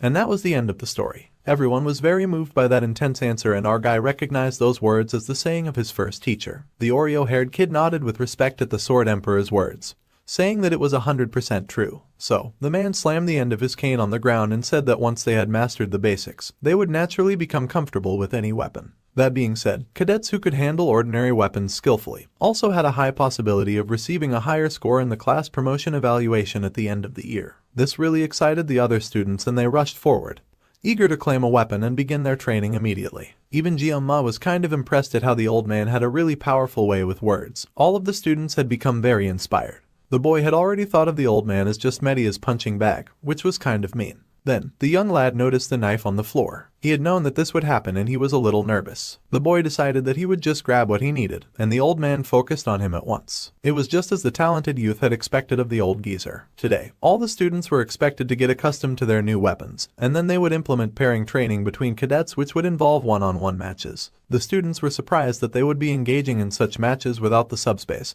and they worried that they would surely get hurt. The old man reminded the cowards that they had enrolled into the academy to grow into warriors worthy of carrying on the legacy of the ancestral hero. A warrior could only truly grow through combat while facing the risk of being defeated. However, if the students pointed their weapons at each other without thinking, then they could easily end up killing each other without even meaning to. So, before pairing, the Sword Emperor planned to personally give them a demonstration of proper sparring. The students were excited that they would get the opportunity to see the Sword Emperor's sword skills live and direct. Another student was excited because they had only watched the display on internet videos. Their brutish teacher then reminded them that he was still there and he told them to be quiet, and there was to be no talking during lessons. Li Wenbin was an educator at the world's top academy for magical students, and in his entire career, his whole life, this had to be the biggest and worst crisis he had ever faced. Even if it was just a demonstration, the poor instructor was somehow expected to face off against the Sword Emperor. Internally, the poor instructor apologized to his mother as it seemed like this was the end of the road for him. The teacher tried to speak up to the Sword Emperor, but a hand raised to stop him. It turned out that the famous Siegfried had his eyes turned to another and he called to a cadet.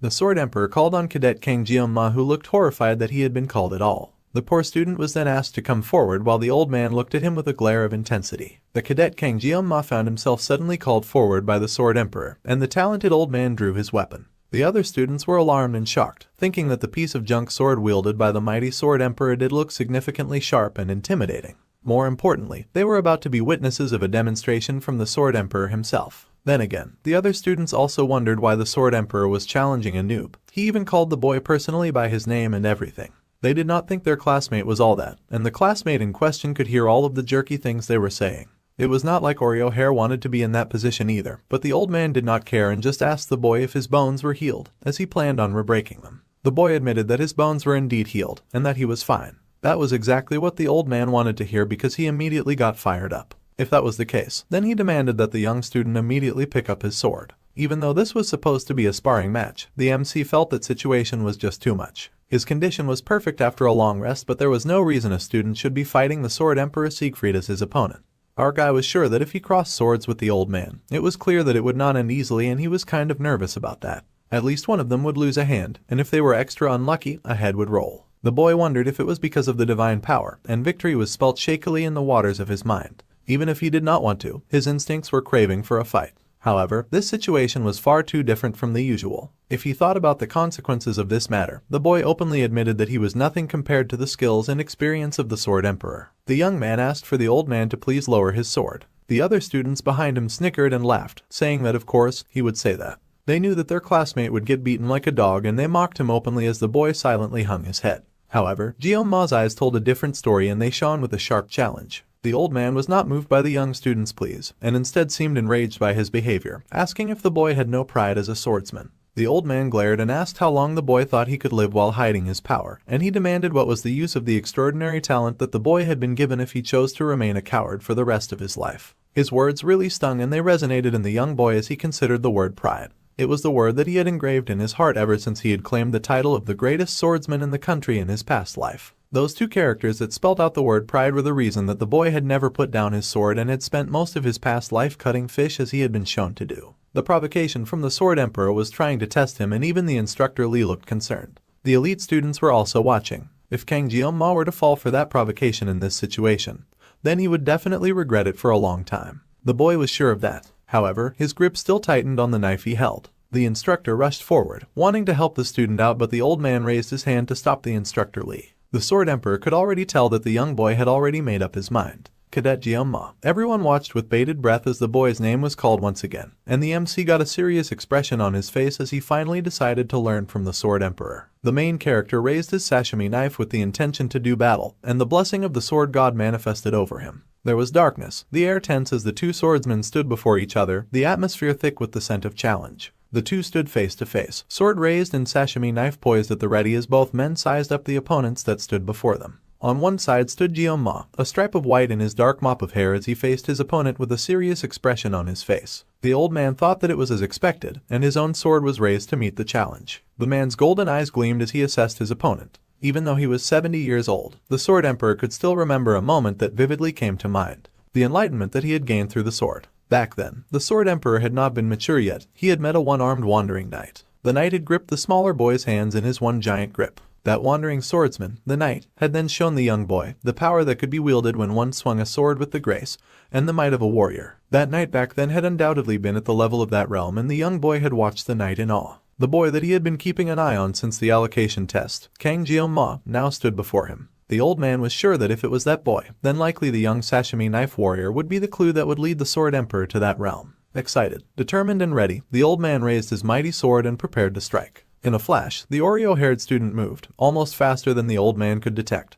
cutting with intensity and speed. The old man's gaze remained steady and his golden eyes shone. He swung his sword as fast as the boy was moving and the youth only managed to dodge the next slice. The old man then turned with alarm, but was also very impressed that the boy was dodging his strikes. Meanwhile, the dark-haired boy was already spinning back and ready to throw in the next combo of attacks. The main character flew at the Sword Emperor, who watched him approach with something akin to a gleam shining in the old man's eyes. Their dance was a dangerous and wild mix of sharpened metal sliding against each other as they were narrowly escaping each attack. The old man was impressed at the boy's boldness to charge head-on without even attempting to avoid his next attack. It was a peculiar sword path, and the Sword Emperor thought it was much like that of a swallow in flight. The dance continued, flashes of blue and green clashing against each other as they both spun and bobbed and weaved, facing each other head-on as the sparring match continued. They were almost evenly matched, which was a feat to accomplish on its own, and the match went on, both fighting and working hard to match the other's hot and spicy pace. The old man was impressed by the young lad's physical abilities, noting that even those had improved compared to the past. The youth could somehow push him back so effortlessly, it was amazing. However, the Sword Emperor's gleaming and bright sword was raised high with the intent to strike, and it was not the kind of firepower to be taken lightly. The Sword Emperor swung his sword, a bright burst of light emanating from that powerful swing. It was so sharp and swift that it would have surely blinded a weaker opponent, and Jeonma felt the swing coming from a mile away. It was an earth-shattering and powerful strike. Meanwhile, the other students watched the fight intensely, studying the battle that happened before them, and one of them could not help but remark internally that he did not understand. The student sulked, thinking that the MC had just gotten lucky with the matchup during the last subspace sparring. The boy was just from an ordinary class, at best. The weak student was the only decent cadet among the special students. However, it was not supposed to matter that he was decent, since the sulking student expected all special students to be weak. So, the student could not understand why the great and famous Sword Emperor cared so much about that one special student. The student watched and scowled, and before the fight began, he hoped that the Sword Emperor would give the Oreo-haired student a proper lesson so that they could see the weak student cry like a baby. Then the students watched as the fight began, and for a moment they were all speechless. The sulking student was confused the longer he stared at them, and the more he stared, the more he thought that both opponents were just standing still, neither of them moving to attack, and he wondered why this was. Meanwhile, Instructor Lee could see everything, and he watched in shock, knowing that the two opponents were in fact not standing still at all. The instructor had doubted the Sword Emperor's words at first, but he was genuinely shocked to see that Kang Jeonma was truly exceeding expectations, as they had not expected the young boy to be at such a high level. The instructor had earlier expressed his worry to the Sword Emperor, saying that the headmaster would not like the idea of the old man sparring students, plus the cadets around him could be affected too. However, the old man had just responded, asking the instructor if he really thought that the man would actually cross a real sword with the young boy. The old man assured the teacher, saying that if his thoughts were correct, then Kang Jeonma would be able to step into that place and face him man to man. The instructor was surprised to hear this and asked if the old man truly meant the mental realm. It was supposed to be a huge feat for any student to possibly grow enough to reach such a state, especially a first year. Yet, the young boy had actually managed to enter that place and even withstand the strikes that the old man threw at him. The Sword Emperor himself could not help but be astonished at the talent and skill displayed by the youth he challenged. A duel in the mental realm was an intense battle of wits, and one could tell just by crossing swords. The young boy with the dark hair, even in this short time, he was growing, and he was growing strong. The lazy student held his sashimi knife high, with no hesitation in each mental step he took. The boy's posture was strong and his stance flooded with determination. The old man could not help the happy gleam in his eyes and the smirk on his lips as he regarded the boy's impressive form. If that was the case, then the old man raised his weapon, and it was charged with power, bright and intense. The sword that he held would have to rise to meet the young boy's challenge, and it sparked to life with light and energy. The Sword Emperor asked the young boy to take this, and he sent a huge energy wave right at the young boy, and the students felt the charge even from where they stayed, watching in awe.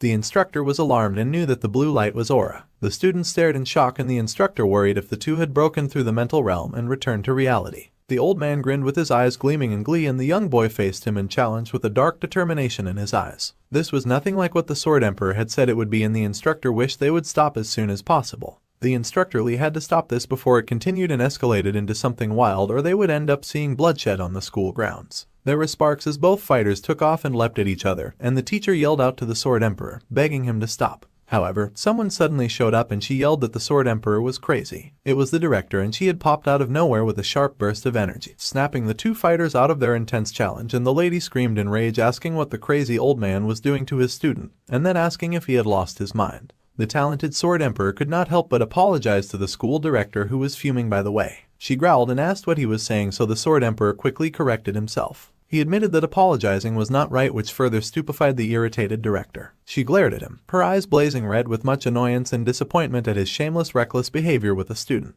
Grabbing him by the collar, she yelled and asked if the old man was in his right mind at all. If he was senile, then it was best for everyone if he just stayed home and rotted. The talented director had worked so very hard to get the old man a spot, and then he pulled a very dangerous stunt with a student.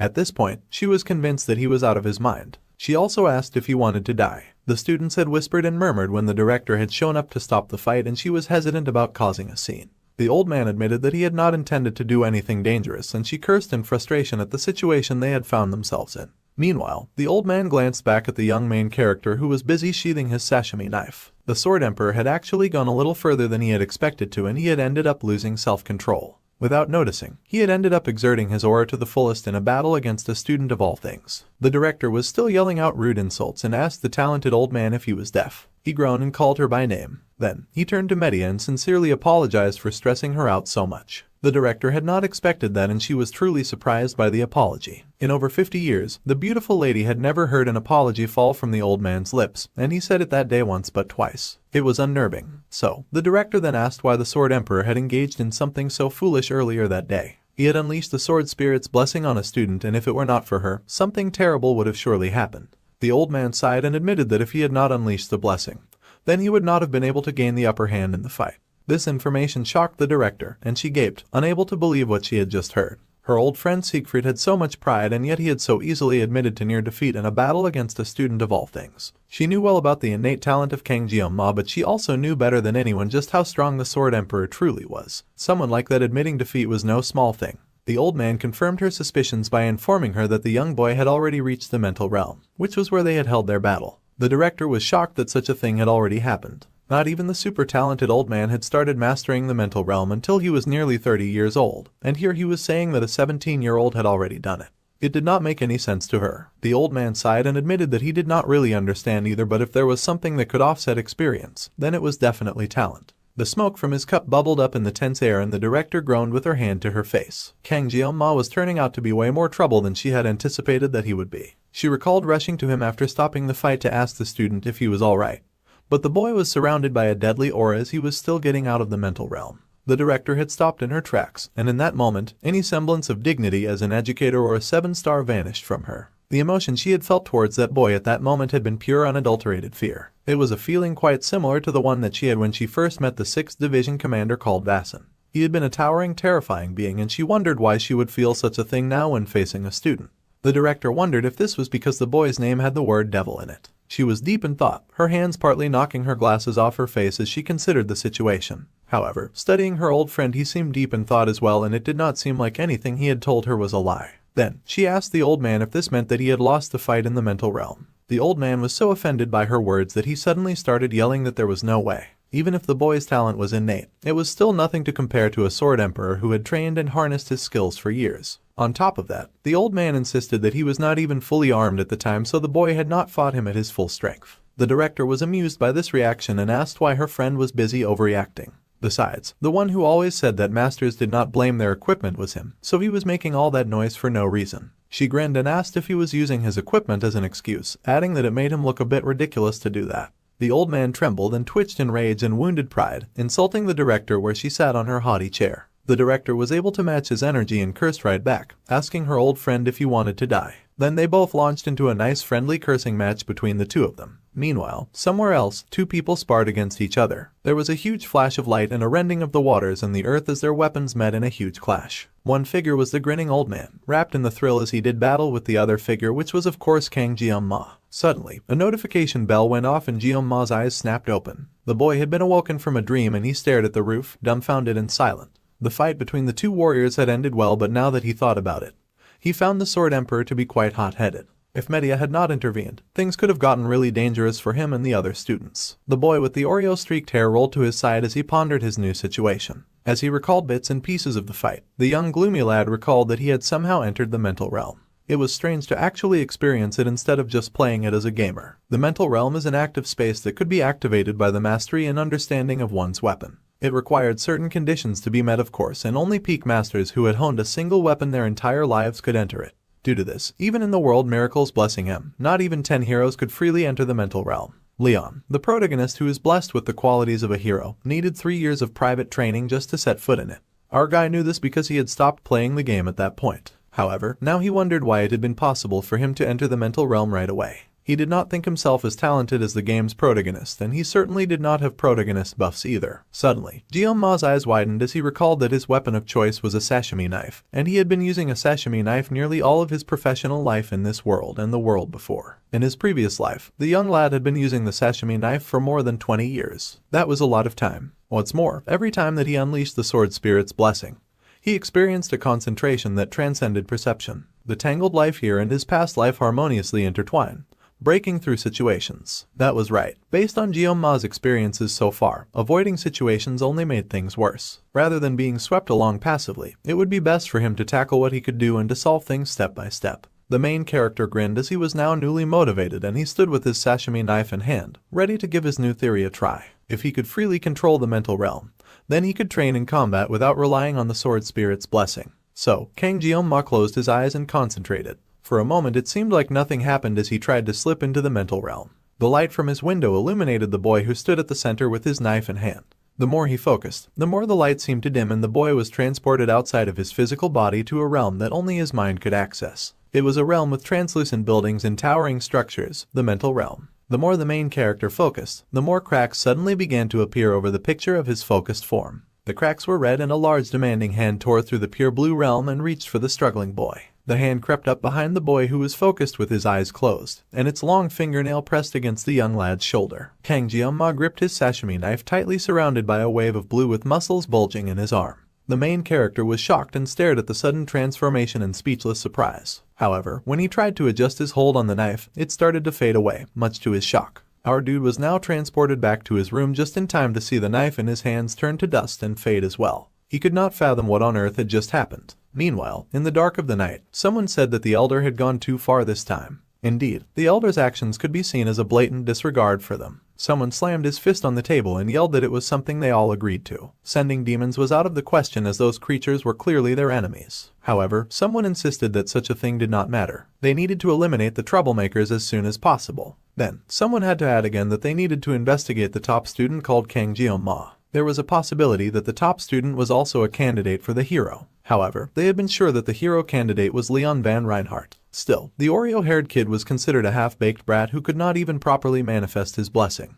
That was barely someone worth looking into, and the old man asked if they had forgotten that already. However, the half-baked brat's swordplay had definitely taken down the genius twins during the class placement exam. What was more, Media was blocking information under the pretense of protecting the student. Everything about our guy was suspicious from start to finish, and they had to admit it. In any case, the hero's fate was unavoidable, and another said that the conclusion was correct. As if that was not enough, the 7 stars were causing trouble. They had to eliminate any possible sprouts quickly before they got in their way. This time their enemies had even brought the Sword Emperor to the academy, a move that the plotters could not stand. Since the academy director happened to be one of the 7 stars, their standing as elders had severely weakened. After Basman was defeated, the public only looked up to the 7 stars while the plotters were treated like outdated relics. Nothing frustrated them more. It was them, the elders, who guided the foolish masses and maintained the balance. Even now, if a hero were to appear, their very existence would once again be threatened. Indeed, they needed to maintain their power, and in order to do that they needed a public enemy. The other elders agreed that the hero who threatened the Demon King had to be eliminated.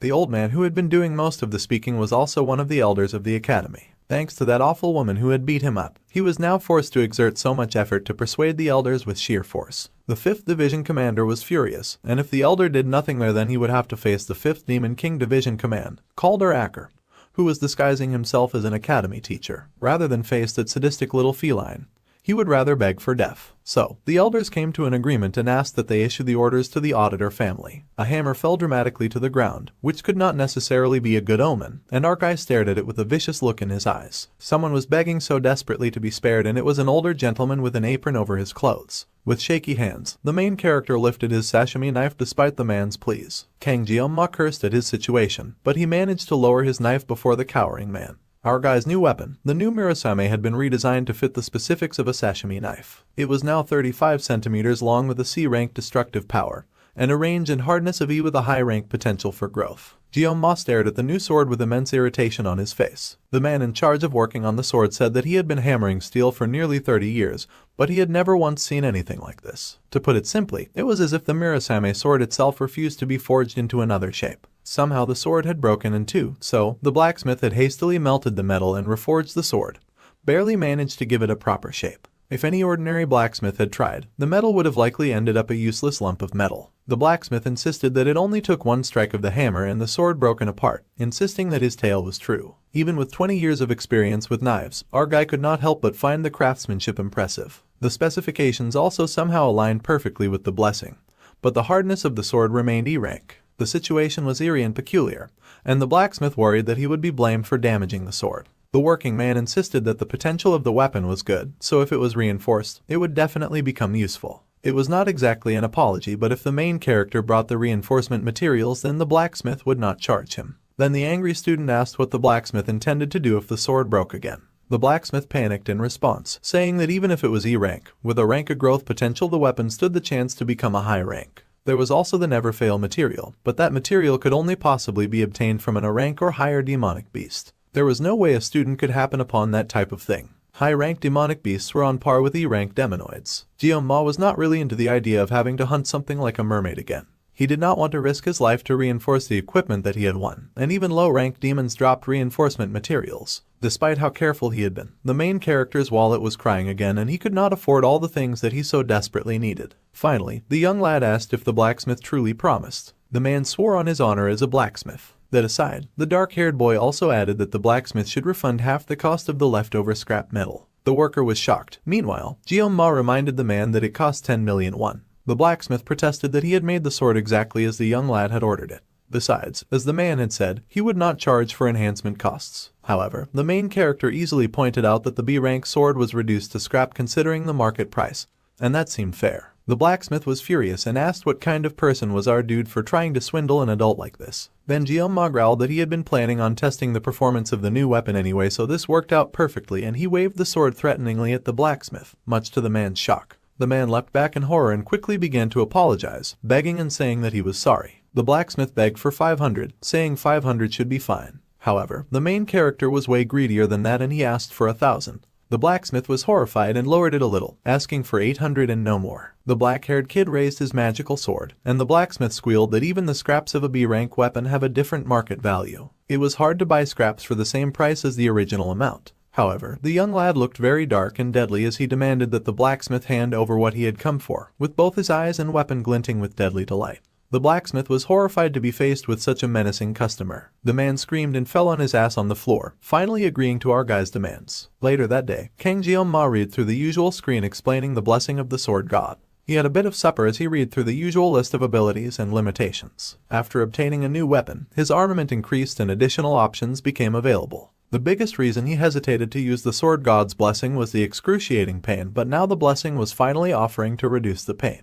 He needed to level up that skill no matter what. Actually, the young lady had tested that earlier, and it went from feeling like he was going to die to being able to breathe. However, the pain was still darn unbearable and it hurt a lot. Still, if just one level reduced it this much, then perhaps after consistent leveling he could use the sword god's blessing without the pain. It seemed armament increased when one obtained a new weapon or enhanced it. Now that midterms were over, he would make weapon enhancement his top priority. As long as the main character went on growing like this with a lot of great determination and hard work, he might finally understand the weird demonic power that he had been given. Maybe then he would even figure out who threw him into this crazy world. The black-haired boy was very lost in his thoughts and was busy munching his salty anchovy when Chloe suddenly showed up and greeted him with concern in her eyes. It had been a while away from his temporarily disabled yandere, and he greeted her. The redhead wanted to know what he was doing as he was taking his time with his meal, and the boy admitted that he had lost his appetite while eating. Then, he realized that she had finally taken off the cast, and he was rather happy for her. Jeon-ma asked if her body was okay now, and the little assassin happily showed off her skills, saying that she still needed crutches but she felt stronger than before. She did not even fall over on one foot.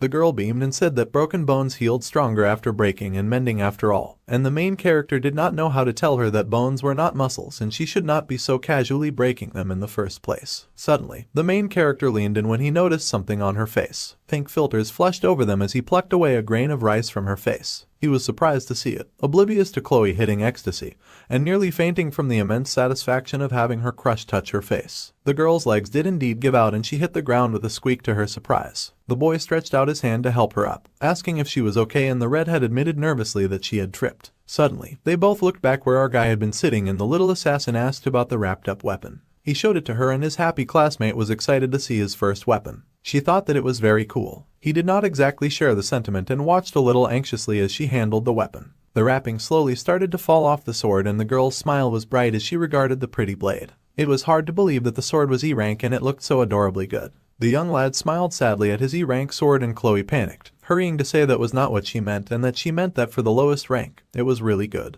However, that still sounded mean and she hurried to fix her words. Guillaume smiled and said that it was fine since he already got some money back from the blacksmith. The man had said that he would not charge for enhancement if he brought the materials, so hopefully, if he enhanced his new knife a lot it would become usable. The redhead cheered him on and said that was right. Her classmate was already strong even with just a sashimi knife, so she was sure that with a proper weapon, he would definitely get even stronger. The black-haired kid thanked her. Honestly, there was no real reason for him to get stronger, and ever since he cut down that mermaid, he had been able to handle mid-tier magical beasts. Besides, the main reason that the boy wanted to enhance his weapon in the first place was just to reduce the pain that his blessing brought him. The young lad sighed heavily as he considered his life. This made Chloe worry and she quickly apologized, saying that she did not mean to insult his weapon. The boy assured her that he was not upset about that. The problem was that seeing the Murasame he got as compensation made him sigh. The redhead stared at the broken weapon with intensity and started mumbling about the blacksmith messing up Jianma's weapon. Those who made her beloved crush suffer also had to suffer and she started glitching and switching to Yandere mode. She began to pledge to kill all of them, but that would just get in the way of the freebies he was supposed to get. He called her name and the redhead snapped out of it in surprise. She apologized and our guy was speechless because there was no correct way to react to your friend threatening murder and meaning it. Suddenly, Jianma sensed something and got serious. This aura that he felt was strong and he wondered why Chloe did not feel it. The redhead then happily skipped after her crush and asked where he was going. The main character stood and stared darkly at the nearby tree. Then, he kicked the tree and demanded they tell him what they were doing. The poor older brother of the little assassin came rolling out of the tree with a groan.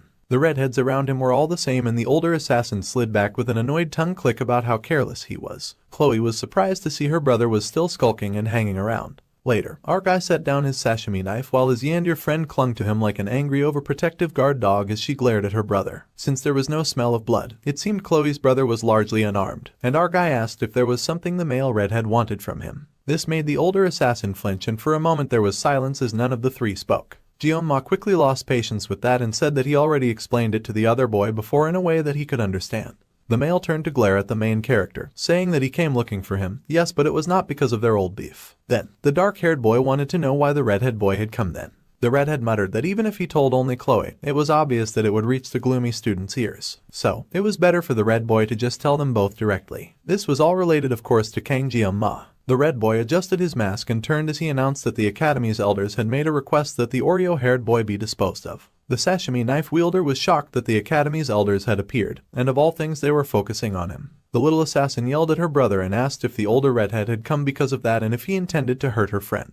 The older brother was in pain, calling his sister and saying that she had been away from home too long and that she had lost her edge. She growled and asked her friend to get behind her, refusing to let her brother harm him. The female redhead was determined to handle this herself. She cried out for Jianma to hurry while swinging her crutch around like she was not lame in one leg. To both guys, she looked kinda ridiculous. The redhead boy sighed and said that his sister's instincts turned out to still be very sharp. Then, the boy turned to the main character saying that he did not actually care what the talented student had been up to, but the elders were oddly fixated on him. Not just the redhead boy, but even within the auditor family, there was a sense of unease. They had temporarily postponed the elder request, and the request had been made in secret, bypassing the academy head. A request to eliminate a mere student went strongly against the auditor family principles. However, since it was a direct order from the elders, it was hard for the family to ignore. If the pressure from the top went on, then the family would eventually have no choice but to investigate the scary student.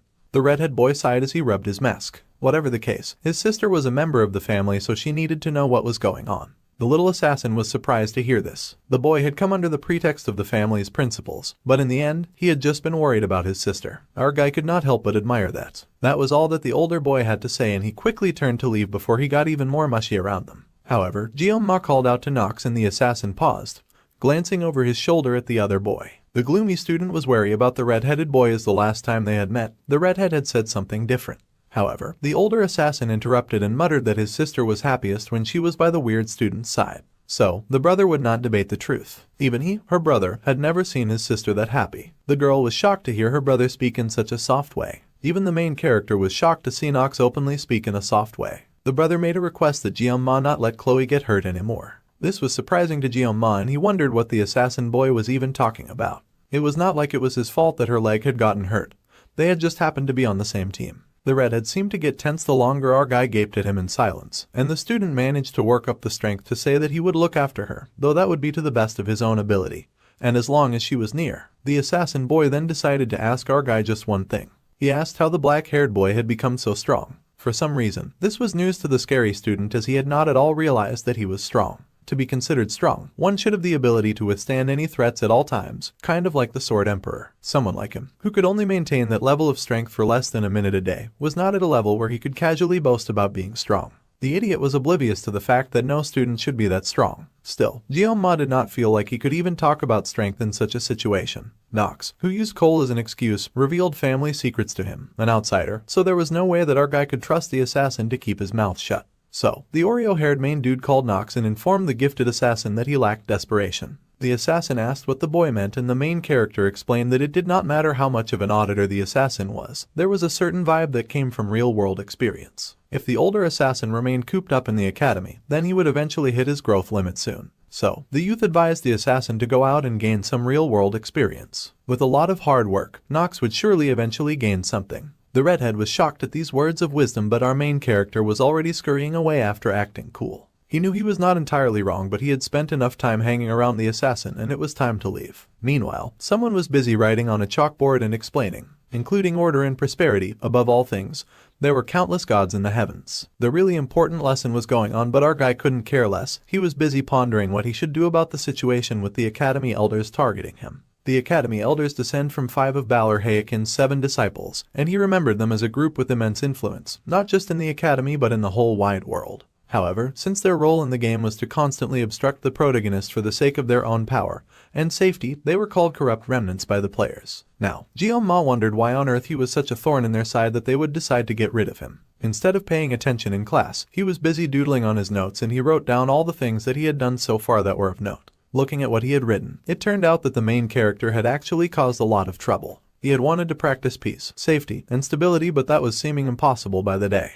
At this point, it was like he was trying to stand out. Still, no matter what he had done, it made no sense for the elders to target him, as he had not done anything bad. He then glanced down at the last point he had written that involved saving Leon during the midterms on Scopuli Island when they had encountered the mermaid. That is when he realized that they were not after him, but the protagonist of the story. Gyoma had just happened to be in the way, and now they wanted to remove that obstacle. No matter how well Media covered it up, the fact that he had been the one to defeat the mermaid must have reached the ears of the highest ranks of noble society. Plus, the fact that they were targeting Leon, the hero candidate, suggested that someone among them, or perhaps all of them, were colluding with demons. Now that was a very serious situation. They did not just try to obstruct the hero, they had tried to kill him. A young student who was just a boy. It was frightening just thinking about it. No matter how corrupt the elders were, this was way too much. They were not supposed to prioritize preserving their own power over the safety of humanity.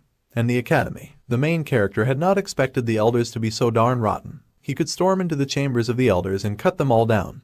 But it was not yet the right time for them to die. When the time came though, the dark-haired boy would not hesitate, and he would surely cut down all of those nasty old men. Meanwhile, the teacher told all the students to take notes, and our dude internally groaned as he was having issues focusing in class. He was too busy focusing on cutting people down. He scribbled a bit more on his notes and figured that he could try some weapon enhancements, and he would have to go to the dungeon to do that. First, he would need to gather a party, as the dungeon was too hard to conquer by himself. Chloe would definitely help, and instead of getting a brute like Rachel, he would prefer to team up with someone a bit more strategic. The teacher went on babbling and teaching about future generations while our guy stayed making plans. A wonderful idea came to his mind, and he realized it would be great to get Speed Weapon on his team. He would go and ask the odd boy for help. Later, the main character made his way to the dragon class, and someone cracked their knuckles as they greeted the famous dude. The ugly-looking student grinned, saying that this place was not for lowlifes like him to come and go as he pleased. The MC had almost forgotten that he was still a special student and that discrimination was still a thing. Jeong-ma sighed to see a third-rate extra get in his way. With 20 years of experience in the food industry and customers he had dealt with, someone like the teenage lump before him was just really annoying to deal with. The main character asked the dude not to bother him before he cut off his jaw. The angry brute yelled in anger and surprise. He raised his fist and got ready to swing in rage, and Jeong-ma saw him coming. The big brute was moving way too slowly. Suddenly, his eyes widened as someone jumped in front of him. The big brute got knocked back instantly with a huge hit to the jaw that threw him back. Some of the other students wondered what was going on and if there was a fight. Fortunately, the coast was clear and the big brute lay flat on his back, knocked out cold. The orange-haired hero muttered in annoyance that the brute's jaw was so darn hard that it hurt his hand. The main character had heard of strength mages, but a strength healer was something completely new. Speed Weapon groaned and wondered if he had hit the jaw too hard. Then, he happily turned to face our guy, asking if he had come to find him. The healer then asked if they should take the conversation outside. So, they did take the conversation outside and the boys talked. So, it turned out that the black-haired boy needed to form a party as soon as possible. Weapon was happy to help Jeong-ma recruit members and the clear rewards would be split among the rest of the team. In exchange, the dark-haired student got to keep the materials from the magical beasts. That seemed to be the entire agreement. The main character admitted that if he tried to gather a party, it was likely that only Chloe would join him. Bro was really out here underestimating his riz. So, Jeong-ma asked Weapon to help with the dragon class as that would be much easier. The orange-haired healer sipped his drink and agreed that our guy would need at least 4 members to get a dungeon clearance permit. If it were not for the academy rules, someone like the gloomy youth would likely clear 5 or 6 dungeons alone. The black-haired boy wondered where on earth the healer got that confidence in him from, as he did not think he could clear a dungeon alone. The healer laughed and pointed out that the impressive student had taken down a mermaid by himself, and now he was saying that. The healer laughed that being too humble was annoying. Then the main character realized that others seemed to think that he was being modest. The orange-haired kid smiled at our guy and said that it seemed he was doing better now. The dark-haired boy was surprised but admitted that it was thanks to the good treatment. He had rested for a few days and then got better. The healer smiled and agreed to take the boy's offer as he saw no reason to refuse. Plus, he had the feeling that working with the guy would be a fun new experience. Jeong-ma was grateful to Weapon and thanked him. Then, the healer asked if the main character had any dungeons in mind and he immediately replied with a C-rank Buffalo dungeon. That was the one in Chiaolin. The orange-haired boy pondered the choice, saying a Buffalo dungeon was pretty classic. Then, him, Chloe and the main character made 3, so he asked if our guy had any preferences for the last member. The boy admitted that he would prefer for it to not be Rachel or Leon. The healer laughed that those two would not come anyway. Rachel had been in seclusion since Jeong-ma was hospitalized, and she was practicing in the academy training grounds. Meanwhile, Leon was preparing for upper-grade dungeon raids with 2nd and 3rd year students. The main character was very pleased to hear that both troublesome students would be too busy to join up with him. Meanwhile, Weapon pondered their other options. Suddenly, he had an idea as there was one person who did come to mind. By now, they were probably already sleeping, which surprised Jeong-ma. He wondered who on earth could be sleeping at this hour, but Speed Weapon said that was just how the person was. He tossed the empty can into the bin and said that they needed to go to the cafeteria to buy something first. Later that evening, someone said, "Excuse me." The door was open so they were allowed to enter a traditional Japanese-looking house. The main character was surprised as he had not known that the academy had such a place. Even during his time playing Miracles Blessing M, he had never come here. In his past life, he was a Japanese cuisine chef, but he never actually went to Japan. He had always wanted to visit Japan, but it was nice to have this vicarious satisfaction by entering a Japanese-styled house. Suddenly, they appeared at a shooting range with multiple arrows hitting their center target. Finally, they found who they were looking for, and it was someone dozing nearby. Weapon asked for the girl to wake and our guy was speechless as he happened to recall this character. Weapon bent and asked the girl to wake up already, but that was not working. So, he whispered to the sleeping girl that he had bought it. That immediately fired her up and she sat up, though looking rather dizzy. The orange-haired boy grinned and pointed at Jeong-ma, telling the girl to look at him. The girl suddenly leapt to her feet and bolted towards the surprised main character. Fortunately, she was just aiming for the bag in his hand. The bag was swiped immediately, and the girl tumbled in the air like a little whirlwind, much to the boy's shock. She looked like a spinning demon as she snatched the bag, and then there was a loud thud. The next moment was the girl happily munching on some treats as she lay on top of the fallen dark-haired boy who had been flattened to the ground. The girl happily said that the treat was delicious while Jeong-ma was struggling to get his bearings. Suddenly, the girl spoke and beamed at Jeong-ma, asking him if he had any more yonggi. One time, back in our guy's previous life, when he was working in the kitchens as usual, they heard a very loud alarming click that had all the chefs immediately raise their heads. It was here, it had finally come to them, the thing they had been waiting for. The only pastime after living a life of nothing but work, the Miracles Blessing M. It was a really big deal in our guy's former life. In both the game and real life, he was barely holding on among the stench of men, so at last the game had come to comfort him. The main character trembled in the work bathroom in his former life, and laughed that it had popped up right after he spent some money. The game brought him his angel who made him spend money, the beautiful Abel von Nubel. However, instead of seeing his angel, a similar-looking girl casually called to him and asked if he had any yonging. Her name was Saki Ryozo and she was not able. The main character was frozen in horror and confusion as he stared at his phone and he realized that he had gotten scammed. Miracles Blessing M was a narrative centered around the protagonist, Leon, and it featured numerous heroines. Among them, the character officially designated as the main heroine by the game developers was Abel von Nibelung. Though each heroine flaunted unique charm and abilities, Abel and Leon were often the ones to come and get everyone else out of a very difficult situation. The story in the game depicted Abel and Leon overcoming hardships, and it also showcased the blossoming of their love. Even the main character had been captivated by Abel's charm when he was just a player, and he had opened his wallet like he was under a spell. He ended up spending over 141 just to get Abel. As a result, the other heroines gradually faded into the background. Among those defeated heroines, the one who faded the fastest was Saki, the blue-haired Abel lookalike. Our guy's first 5-star, the daughter of Jialgan, Saki Ryozo. That just happened to be the girl that he was facing now, and she had just flattened him to the ground, so they were not off to the best start, and she was somehow still asking him about Yonging. The main character was speechless for a while, and the girl turned, saying that he looked a bit foolish. So, this girl was the reason that Weapon was so confident. Having used her, our dude was aware that Ryozo was a top-tier DPS among ranged attackers. Though it did not seem like it, she was a skill-based character that was completely different from Leon.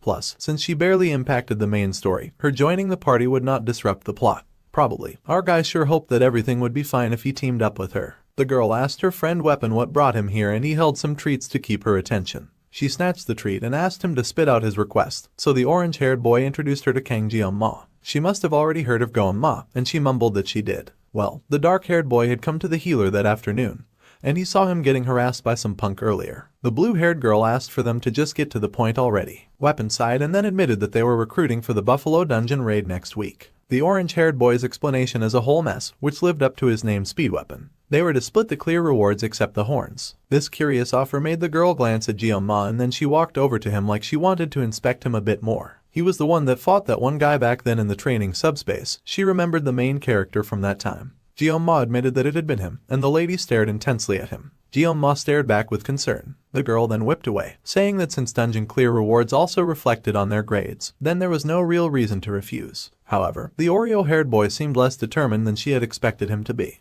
The main character wondered if she had room to judge considering he had found her half asleep. Then Saki apologized, but she did not want to work with someone who seemed so unmotivated. However, Speed Weapon insisted that she had seen his duel, and that Jeon-ma was no ordinary guy. The girl refused to back down so easily and just shrugged that perhaps his opponents were just weak. The orange-haired boy could not believe that Defense's his opponent was someone from the Auditor family, and during the midterms. Well, the orange-haired boy had to quickly stop himself there as he had nearly given away a very important secret.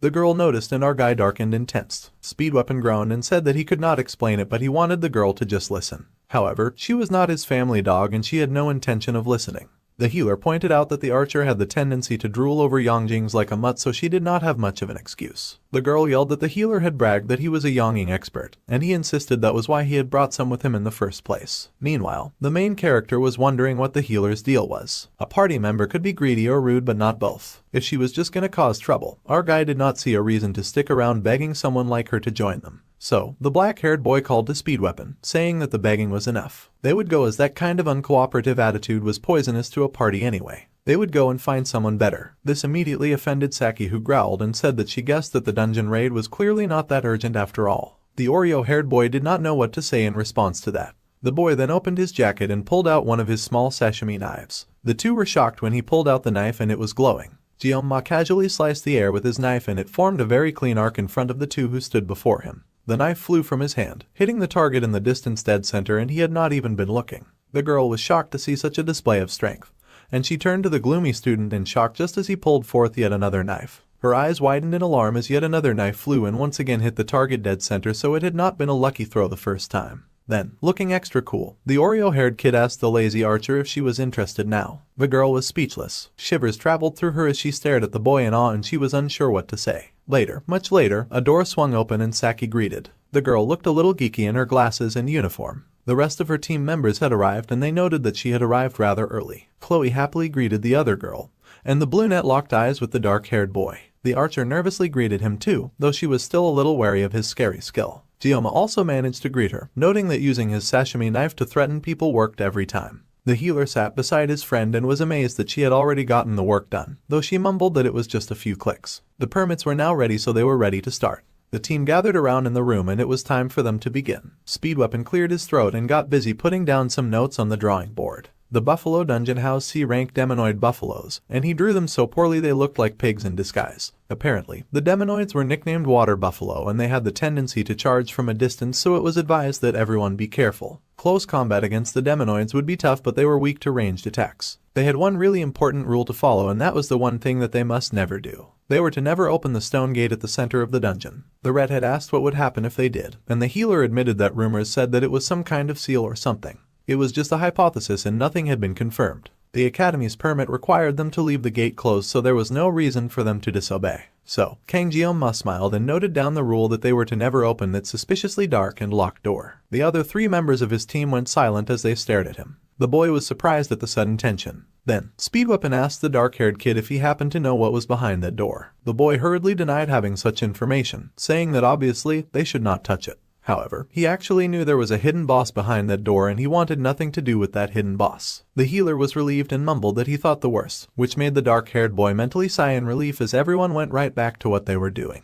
The dark locked gate would only open under specific conditions. It was locked by the system now anyway, so he did not have to worry about it. Ignoring that risk, the efficiency of the dungeon that he had picked was unmatched. Then his eyes strayed to the brunette archer who was busy munching on her favorite snack as usual. The gloomy student was surprised to have been caught staring, so he just mentioned his surprise at how much the girl really liked that snack. Saki replied that it was normal for brainy types to need candy. However, Gyoma thought that was rather ironic when the girl could not even form proper sentences. That is when the boy noticed something that he might have forgotten for a bit too long. There was growling coming from Chloe. The Yander had noticed him staring too long at another woman and she was already pulling out her knife. However, the boy tensed when he noticed something even more important. Even now, as he held his meeting, they were being watched. The boy turned to Chloe, who was fighting to keep her Yander in check and losing. For now, the main character and his team could only wait, with his eyes shrouded in darkness. The enemy would eventually appear when the time came.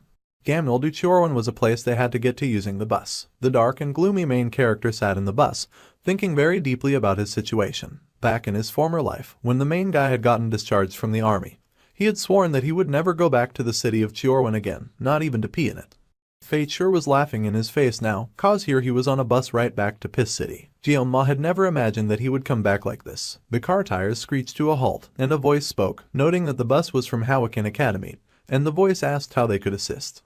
The main character peeked out of the bus window and noticed a man handling some odd-looking barriers outside. This is when he noted that there were civilian restrictions in place, and he wondered if this was because the border was a dungeon zone. Security was definitely tight around that area. Meanwhile, Gyoma once again noted that the elders were watching their every move. Speedweapon called out from the back of the bus and he asked his hero if he would like some eggs. The Oreo-haired boy was surprised by the offer and he politely declined, wondering if people still randomly ate eggs on the bus nowadays. The orange-haired healer asked his captain if he was getting nervous over a measly C-rank dungeon, and asked the boy to lighten up. Gyoma nervously laughed and accepted that he should be calm. Then, the healer asked his friend Saki if she wanted any eggs. The sulking brunette wanted no eggs, and Chloe was dozing with her katana pressed close. Speedweapon thought it was their loss since the eggs tasted so good. Suddenly, the brunette glanced up, her blue eyes tracking the main character and watching as he spoke casually to her friend. He noticed someone watching and glanced back at her, just in time for her to get caught staring. This was of course something that Saki did not appreciate, so she turned away with an annoyed huff and scowled. Unknown to her, the poor hero had bigger fish to fry. He already felt watched, knowing that the elders were targeting him. He did not need little Miss Blue to stare at him and make that feeling worse. Eventually, the bus came to a stop and the teammates hopped out. The redhead marveled at their new destination, happy that they had arrived. The weather was perfect too and the sky was clear. Still, Gyoma was a little nervous as this place was where ancient demons once nested. Now, it was reduced to a simple farming dungeon. The orange-haired healer could not help but ask the main character why he'd brought so much luggage like he was moving into his marriage home. The main character just smirked and asked Weapon if he was curious about that. Smirking like a bandit, the black-haired boy unzipped his heavy bag and showed off his huge stack of deadly weapons. It was a giant bag chock full of sashimi knives. Bro had more sashimi knives than he could possibly use. Speedweapon was mystified and could not stop from asking if our guy had come all this way just to sell knives. Still, the MC smirked and said that it was better to be safe than sorry. The healer smiled in amusement, saying the dark-haired boy talked like an old man, but he believed that the hero had his reasons. Chloe happily leapt into the conversation, saying that she would take point as always in this team. Ma was counting on her as usual, so it was time for them to move out and the students marched forward and approached the dungeon. The dungeon gate was sealed when they got there because security was at maximum level and the guards around the area were preparing to open the gates for the students. The guards looked up, noticing immediately once the students arrived. The main character and his group also paused for a moment to regard the rocky dungeon before them. The security recognized them as students from Howakan Academy, and they asked them to just write all 4 names on the visitor log before they entered the dungeon. The class got busy and wrote their names in no particular order on the page they'd been given. However, the security tensed after Ma wrote his name and the MC immediately noticed. The healer then called their captain, asking what he was doing and urging the boy to hurry up. The dark-haired boy agreed with the healer, and the team turned to the gates as they cracked open before them. Immediately, the orange-haired boy complained about the stench and he warned them to watch their steps as they entered. Meanwhile, the main character was still thinking of the man whose eyes wavered when he saw his name. Glancing behind him as the door shut, the Oreo-haired kid hoped that this situation would be fine. The door closed with a final thud and the team walked deeper into the dungeon. They had been walking for a while when they noticed some very ridiculous doodles on the cave wall. Some of them were doodles of couples writing their names and drawing hearts between them, and others were just random phrases. It was like looking at the walls of a middle school bathroom. The main lead could not help but wonder when dungeons became tourist hotspots. Nobles really did abuse their privileges. They'd been walking for a while when someone suddenly grabbed our guy by the elbow. It was Saki, and the brunette whined about how she felt so tired. The boy with the white stripe in his hair glanced back at her and he had to admit that she did look tired. The girl sulked that if only she had something sweet, then she would feel better right away. Then she asked if their team lead had some sweets that she could nibble. While our guy started rummaging in his pockets, the brunette grinned in anticipation as she waited for her sweet snack. Then, he suddenly handed her a tiny sweet. The girl was stupefied, saying that candy was not her thing, and she asked if he had any yonging instead. Ma had no intention of dealing with all that and he growled, asking if she thought he was her mum and that she should bring her own snacks if she wanted them so badly.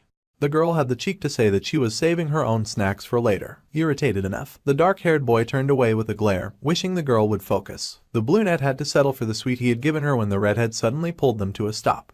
She had detected 4 monsters coming their way. They were charging from 200 meters away and the team had to get ready to face combat immediately. Speedweapon turned to the girls and reminded them to stick to the plan to minimize the danger that would come from facing the incoming beasts. He then called Chloe and Saki, saying that he would buff them properly so that the girls could fight, and he told them not to let him down. There was a flutter and the Japanese girl yanked the cloth off her giant bow as she readied herself for combat. Ma was admittedly impressed by the formidable weapon. It was an S-grade weapon called the Crimson Bow, and with this, clearing the dungeon would be a breeze. The brunette groaned that it might have been too long since she used her powerful bow, and it was now feeling a little stiff. She ought to take better care of her weapons. The main character wondered if he could really trust her. Suddenly, the brunette said they should wait. Then, she yanked out her favorite sweet snack and took a big munch out of it. She gasped in joy at how absolutely delicious the snack tasted. And the MC wondered again if he could really trust this clown to protect his life. The beasts were already coming and they had no time to spare worrying about things like that. All the members of the team got ready to fight and brace themselves. The hooves of the incoming beasts beat hard against the rocky ground as they approached, and our guy yelled for them to attack. Saki got ready with her bow and Chloe got ready with her menacing glare. Their healer pulled out his recorder and started to play, boosting them all with power buffs. The monster buffalo charged out of the dark, roaring and flapping their tongues. The redhead was the first to greet them, racing out to meet the opponents, while the other members of the team fell behind. The girl took off, launching from the floor, and she charged at the bull before her. The bull roared as it got hit, crying out in pain, and it fell to the rock with a cry of anguish. However, that was just one attacker and the rest of the monster bulls rushed forward. The redhead was slightly irritated by the insistent charge and prepared to take down the rest. She explained that she was going to slow them down up front and reached for her sword. The orange-haired boy yelled for the assassin to abandon that plan and fall back like they had planned. Meanwhile, someone else was sure that she had the monsters right between her eyes. Saki appeared out of nowhere, her hair flowing like a river as she focused on her target and aimed the arrow.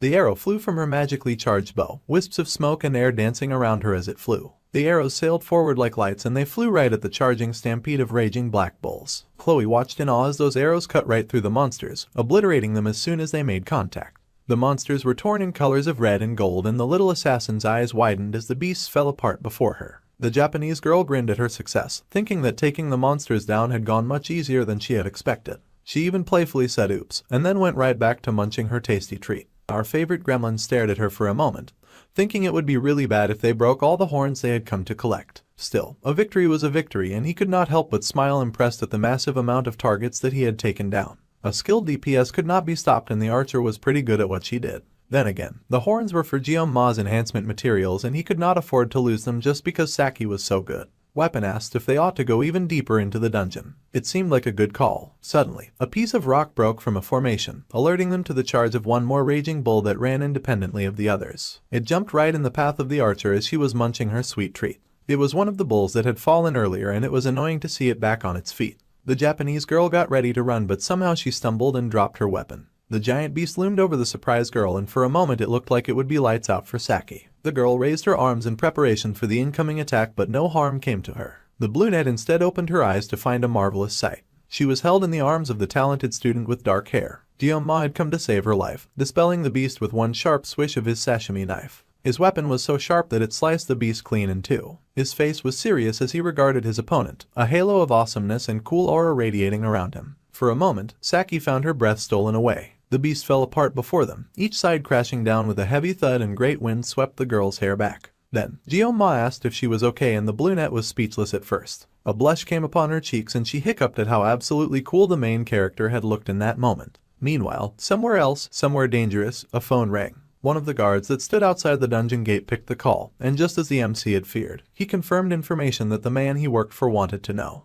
Ma was busy. He was a man on a mission, and his mission was to retrieve as many bull horns as possible, so he got busy. It was a huge part of the reason that they had come to this dungeon in the first place. Buffalo horns were a versatile C-rank reinforcement material used for weapon grades and other purposes. He was just thinking that they should take as many as they could carry when the brunette suddenly called to him. Saki handed him some of her favorite snack and said it was thanks since he saved her earlier, and giving him the thing that she treasured the most was her way of saying thanks. The gloomy lead just glanced at her like he had gotten a major ike from her act of kindness. However, Ma was actually quite perplexed by the raging inferno that he could sense coming from Chloe because he dared help out the brunette. He turned and called out to the redhead, who seemed shocked to have suddenly been called. About the staff member earlier, the dark-haired boy had a few things that he intended to whisper about, and he whispered all of his thoughts into the redhead's ears. The girl understood his commands, and the two kept talking to each other. Meanwhile, the orange-haired boy suddenly asked the two classmates if they were dating, since that would somehow make a lot of sense to him. Of course, this absolutely triggering question set the little assassin off in a gushing and blushing spree that someone actually assumed that she was dating her crush. However, the dark-haired boy just chuckled and said that assuming all male and female relationships were romantic was a really narrow-minded thing to do. Weapon was shameless and said that he thought for sure that they were definitely a couple since he always saw them together. Of course, this resulted in Chloe glaring in great disappointment, and her classmate could not for the life of him figure out what made her upset now. By the way, the redhead asked if there were always these few mobs to fight in the dungeon. They had been standing around for a hole and no other monsters had shown up. Suddenly, thanks to Red jinxing the situation, the team heard a really foreboding thud come from deep inside the pit. They went silent for a moment. Then, the healer pointed out that no matter how popular a dungeon was, it was unnatural for it to be this empty. He asked his Japanese friend what she thought, and she thought deeply about the situation for a hot minute, agreeing that the buffaloes they fought also seemed a little off. The rest of the team was a little surprised and asked how the buffalo were off. Well, Saki admitted that it looked like the monsters had been running from something. Buffaloes usually did not behave that way, so it did not make any sense to her. Weapon agreed that the monsters were often rather docile and locals could even use them for farming. This meant that something was very wrong. However, Ma thought the truly wrong occurrence was people using demonic buffalo for farming. Clearly, something was wrong with the common folk. Well, there was more than one suspicious thing, but they all hoped that it was likely nothing. No matter what the situation was, they still had a signal and could reach out for help whenever they needed it, so they were sure that the situation was okay. By the way, Ma was curious about how the healer and the archer had come to know each other. Saki proudly boasted that she had topped the written exams, while the healer had placed second.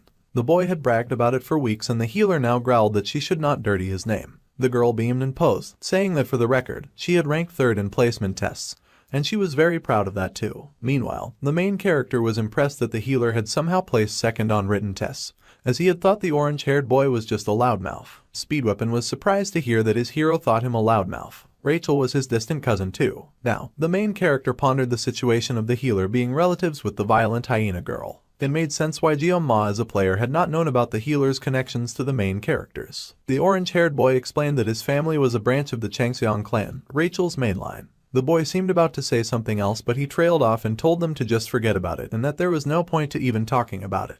The dark-haired guy was silent for a moment, and the healer gently punched his shoulder, asking why their team lead was glaring. The healer said that he was living the dream. The main character was the impressive one, and Weapon asked our guy not to forget him once he got famous. The dark-haired boy said that would not happen, so the healer did not have to worry about it. Weapon walked forward with his hands in his pockets and said that their lead might even end up joining one of the 7 heroes. The redhead said that Weapon was right about the Geomma's potential. The dark-haired boy was silent and kept pondering, his eyes drifting to the silent Japanese girl. The brunette said nothing and kept walking. The brunette then said that she happened to hate the 7 heroes. It was such a bold declaration that it took the others quite by surprise. Even Weapon wondered what her problem was. Anyway, it was time for them to go, and they needed to finish this dungeon fast and go back. Suddenly, the main character paused as he noticed some strange-looking gashes on the wall. The healer noted that they needed 20 kills to clear the dungeon, but the MC's focus stayed on those strange purple gashes that oozed bad news. Once again, the orange-haired boy called out to Geomma and asked what he was doing, telling him that they had to keep going. The dark-haired boy agreed and walked on, ignoring the strange purple rocks that fell to the floor. Meanwhile, outside the dungeon, the guard at the gates informed someone that all the preparations were done as instructed. The students had likely encountered the enraged buffaloes at that point, so there was no need to worry. The person making demands said that it was easy for the guard to say, and then they asked the guards if they had done anything else. Of course, the security had followed all of the instructions. However, personally, the security thought that they would all be dealt with by the enraged buffaloes. His employer yelled at him, laughing and telling the security man not to sound cocky. His employer turned out to be the traitor teacher, who was secretly a demoness. She asked the security if he would take responsibility if it failed, and he was struck with fear. Well, the lady was sure that the man at the gate had done well, and he was just to call her with the results as soon as the deed was done. She wished him good luck, and the man gave his acknowledgement for the matter. The man sighed, knowing that either way, he was dead. A very dark aura was seeping from the gate of the dungeon that stood before him. Just in case, the security had forced the gate open. The chances of the students surviving the dungeon, he had locked them in, was 0. However, still, the eyes of the main lead lingered in his mind, haunting him. It was like the boy could see through everything. It was unnerving, and the security stepped forward, deciding to check inside just for a moment. Deep inside the cave, the walls of the rock had switched from concrete to dirt. They walked in further when Chloe suddenly called out to the dark-haired boy. The girl admitted that she could sense magical beasts approaching from behind, and he asked how many were coming their way. The girl frowned and said that the blessing detected roughly 50 monsters coming right at them. The boy was shocked, and the healer asked what was wrong. The rumble and thud of the monsters approaching grew stronger, and the students tensed as their enemies approached. The closer they came, the paler the students became as they recognized the might of the foes they might have to face. The thudding got louder and louder, and the buffalo demons suddenly appeared, racing forward in a uniform and deadly stampede. The students were like ants before them, and the orange-haired boy cursed. Buffaloes never swarmed. That was not a thing, and they were not even sure the approaching enemies could be called buffaloes. The mad and enraged monsters bellowed as they charged at the alarmed group, their eyes blazing red like they hungered to spill blood. The healer yelled that the monsters were supposed to be harmless, and even Geomma was speechless at this development. A stampede of buffaloes was more than he expected, and he intended to summon his knife right away. However, the boy paused as he recalled that every blade had its purpose. His master from his old life had taught him that one could not use a chicken knife to kill an ox, just as sashimi knives were meant for fish. Back then, the main character had joked about beef sashimi. After all, it was silly to use a sashimi knife to butcher an ox. His master's hand had swung, and the boy flinched, immediately apologizing. Then the young lad paused when his master's hand did not come down. He cracked open his eyes in surprise and saw that the fish had been sliced perfectly like always. His master smiled down at his glorious work and admitted that his student's words were also true. Suddenly, our guy had been reminded of his past, and he laughed nervously as the enemy approached. It looked like they would have to slice cows with a fish knife. Focused, Geomma ordered Chloe to distract the herd. She was not to charge straight in, and she was to move quickly left and right to disrupt their formation. There was no need to attack, as all she needed to do was just to draw their attention. The girl replied that she understood, and the dark-haired boy turned to smile, asking the healer if he was ready. The orange-haired boy was surprised, but he was encouraged by his leader's relaxed posture and said that he was born ready. The Japanese girl could not understand why the dark-haired boy was so calm when facing 50 buffalo, but the leader called to her, much to her surprise. The Oreo-haired boy told her to hold the front and to stop anything that got too close. She was surprised by the order, but she agreed, still wondering why the odd boy was so composed. The healer smiled as he pulled out his recorder, telling the brunette not to be surprised. Saki stared in confusion at the odd group as they readied for battle. A herd of buffalo and a sashimi knife. The main character reminded himself not to overthink. It was better to be safe than sorry, and that was why he had come ready. No matter what was in front of them, no matter how many, he would cut them all down. So, he grabbed his sashimi knives and he pulled out many at once, holding them between his fingers like they were tiny daggers. Then, Geomma activated the blazing blessing of the sword god. The buffalo screamed as they charged at him, but the boy met them head-on and unafraid. The red-shaded beasts leapt with nothing but carnage and destruction on their minds. The boy, in turn, unleashed his sashimi knives right at the charging bulls. The archer watched in awe as the healer worked hard to give them all buffs. Saki's baby blue eyes widened in shock to see our guy do what she considered impossible. Saki's tasty treat fell to the ground with a splat. It was rare for her to not finish her favorite snack, but the brunette was in awe as she stared at Jion-ma. The girl thought that he looked crazy as he stood before them bathed in the red light that was the blood of their enemies. The young student stood on their corpses as he faced the danger ahead, unscathed and unbothered. He looked like a dark knight as the shadows danced around him, his dark eyes hooded as he stared into the abyss. The brunette's eyes widened and she was rendered speechless. In a split second, the boy before her had flown forward and he had used his special blessing to wipe out the enemies that had appeared before them. Those charging buffalo had barely stood a chance, especially with the combined attack from Chloe, who used her feline's blessing to launch her own attack. The buffaloes had raged, but they were no match for the redhead's deadly skill, and she made quick work of them using Schrodinger's cat. The young girl had flashed with speed, dancing as she destroyed the enemies that appeared before her. The buffalo were decimated and they fell to their knees in defeat. Of course, Chloe did not fight alone and a shadow followed quickly behind her. It was Jion-ma, and he launched his own spinning attack, knocking down anyone she missed. The dark demons did not even get the time to process what hit them, because in moments they were torn to ribbons by Jion-ma with his eyes flashing white. It was a battle unlike any other, with the youth flashing between the beasts as he tore them apart. All of the screaming and roars of pain looked like it had taken place in just a split second. The bulls roared their rage and Jion-ma hesitated when one got a bit too close. He raised his knives to block the attack, shielding his face from any real harm. The other two in the back were alarmed to see him cornered, and many buffalo raced at him, intending to take him down while he was distracted and alone. They piled together, leaping on each other as their only aim was to crush him. The buffaloes were mad with bloodlust and they created a thick muscular pile, determined to drown him underneath their weight. Saki panicked to see such an attack and she drew her bow, feeling the number of attacks were too much for Jion-ma to handle on his own. However, before she could even fire her bow, her eyes widened in shock to see a spray of gore. Muscles were torn apart and the enemies before her scattered into a million pieces before their knife-wielding leader. He had torn those buffalo to shreds without even breaking a sweat, and he even looked mildly irritated that he'd had to face them at all. The girl could not help but gasp in a silent prayer of disbelief. She had not realized that they were led by such a monster.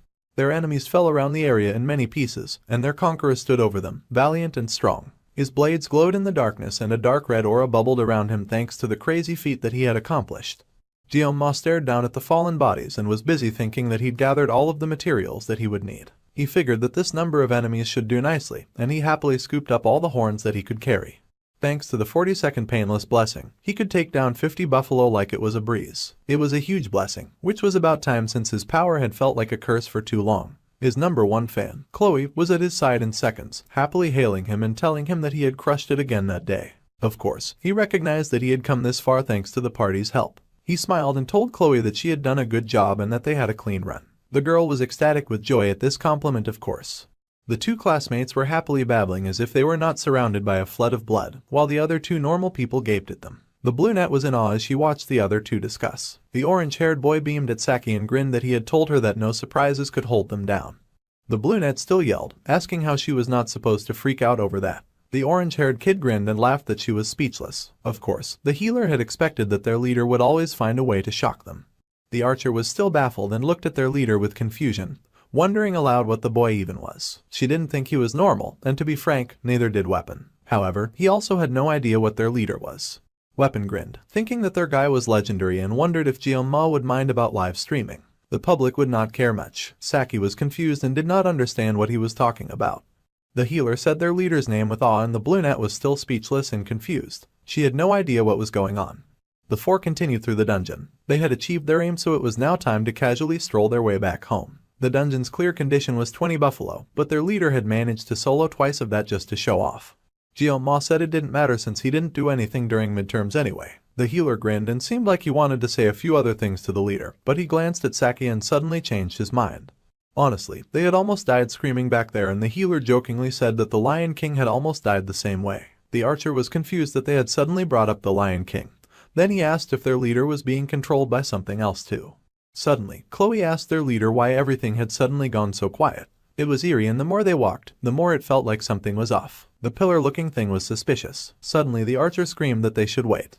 They all paused when they saw huge dark purple chains hanging from the dungeon gate. They looked deadly as heck, and the students stared at them in alarm. It was a gate, and the team stared at it in shock. It was chained shut. That was very unusual, and it sent chills through the main character.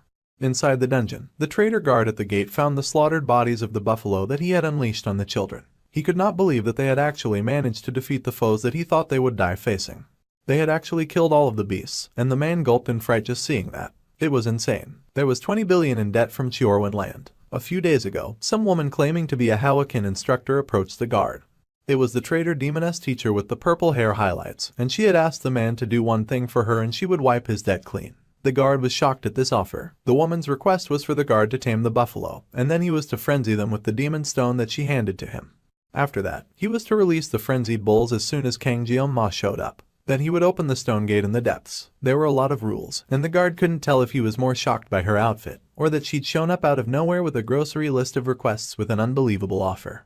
The guard could not believe that the witch was sacrificing students. Not happy with being judged, the woman asked if he was uninterested. She was fine with that since she also hated risky bets and she was fine with just finding someone else who would do the job for her. Unfortunately for the guard, he was desperate and he grabbed her hand in a plea for her not to go. He beamed and said that he would gladly do it and he was happy to help. The woman smirked and said he was doing well for a debt-ridden fool, insulting the poor guy even after he accepted the job. She said that she would call soon and his job was to answer every unknown number. The poor idiot was drooling with joy. His mind only focused on his gambling debts getting eliminated, like he wouldn't end up gambling himself into another hole. Unperturbed, the lady wished him goodbye and he stared at her with surprise and awe. Then he grinned at the offer of 20 billion. He could do so much with that money, and already the idiot was planning on gambling again because fools never change. The man stalked through the dungeon in anger, cursing anything that would get in the way of his 20 billion. He had already planned out how he was going to spend it. Anyway, he had no reason to worry because the stone gates were open and he was sure that there was no way that they would survive what they found inside. Meanwhile, the students found themselves facing that exact gateway. They could not believe it and they wondered if they had entered the stone gate now. Jeom-ma looked around and figured it explained why everything had seemed so easy. They had walked right into a trap. That glare from the guard should have been his tip because it had felt very wrong. The main character should have trusted his gut feeling back then. This gate would only open with the giant's demon stone, and that was a mid-game quest item. Those fragments they had seen earlier were pieces of the giant's mana stone, and the boy had not expected the door to be left open. If he followed the game, then the reward for defeating this level would be pretty good. However, surviving came first. Jeom-ma could see it as he stared at the heavy door before them that was locked with even heavier chains. A single red lion was carved into the supposedly indestructible stone gate. The boy has used all of the 40 seconds of painless blessings while fighting the buffalo, but he hoped Murasama would hold out a little longer. He had to slash the gate and get out before it shattered. That was the plan. A bubbling of purple miasma began before them, with smoke seeping from the ground and the students tensed in alarm. The little assassin called out to their leader and asked what was going on. The team was confused as they did not understand the things around them, but the air felt very dangerous. The rumbling continued and suddenly something manifested before them from the haze of white light. A giant being with an axe had appeared and it towered over them by many feet. The students could not comprehend what they were looking at, and the healer dumbly asked if that was a buffalo. Of course, the creature was no buffalo and Jeom-ma cursed their luck as he regarded the beast before them. The tall menacing creature that stood many feet above them had broken through from the gate before they had gotten the chance to escape. The clear reward was the blessing of transition. The reward would transfer and amplify the owner's blessing to a chosen target and it was single use only. In order to somehow gain that blessing, they needed to defeat the Agrade demon, Inatoros Minotauros, also known as the Buffalo King. The wind blew fiercely in the darkness of the cave, bringing with it the aura of the mad powerful beast that stood before them. It was a large towering creature with curving black horns, lit up by the light of the fiery torch. The creature looked left and right as the torches came alight.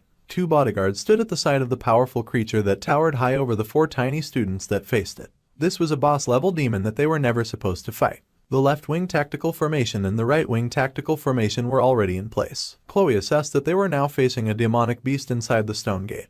Even those 2 smaller foes were a problem. Even if the team tried to slash the gate and escape, once the bigger beast awoke, it would be impossible to escape unscathed. However, this situation was not like the midterms. Jeom-ma knew nothing about the mermaid but he had fought minotaurs before. He could take 3 alone at full strength, but he had used all 40 seconds of the painless blessing. Any battle he fought now would be near suicide. The team needed to act strategically and he reached inside his jacket for his hidden sashimi knife. The main character asked the healer if he could boost him with some pain reduction. The Carrot Top was surprised but said that he could. Then the main guy needed to know how long he could do that. Weapon could only give Jeom-ma 2 minutes max, but that was enough. He asked the healer to keep it active while he was fighting. One slip and he would be cooked for sure. The healer was a little nervous but he was also motivated by Jeom-ma's smile. He said he would do it just because his hero was the one asking. Saki and Chloe were to handle the small fries. The big one was the main characters to deal with, and he told them not to interfere. The Japanese archer was stunned by how quickly Jeonma had adapted to a difficult situation. The boy asked them all to stick to the plan, and just then, the beast roared, spraying spit all over the place. He was like a wild beast. With a focused grim expression, the dark-haired student unsheathed his weapon and activated the blessing of the sword god.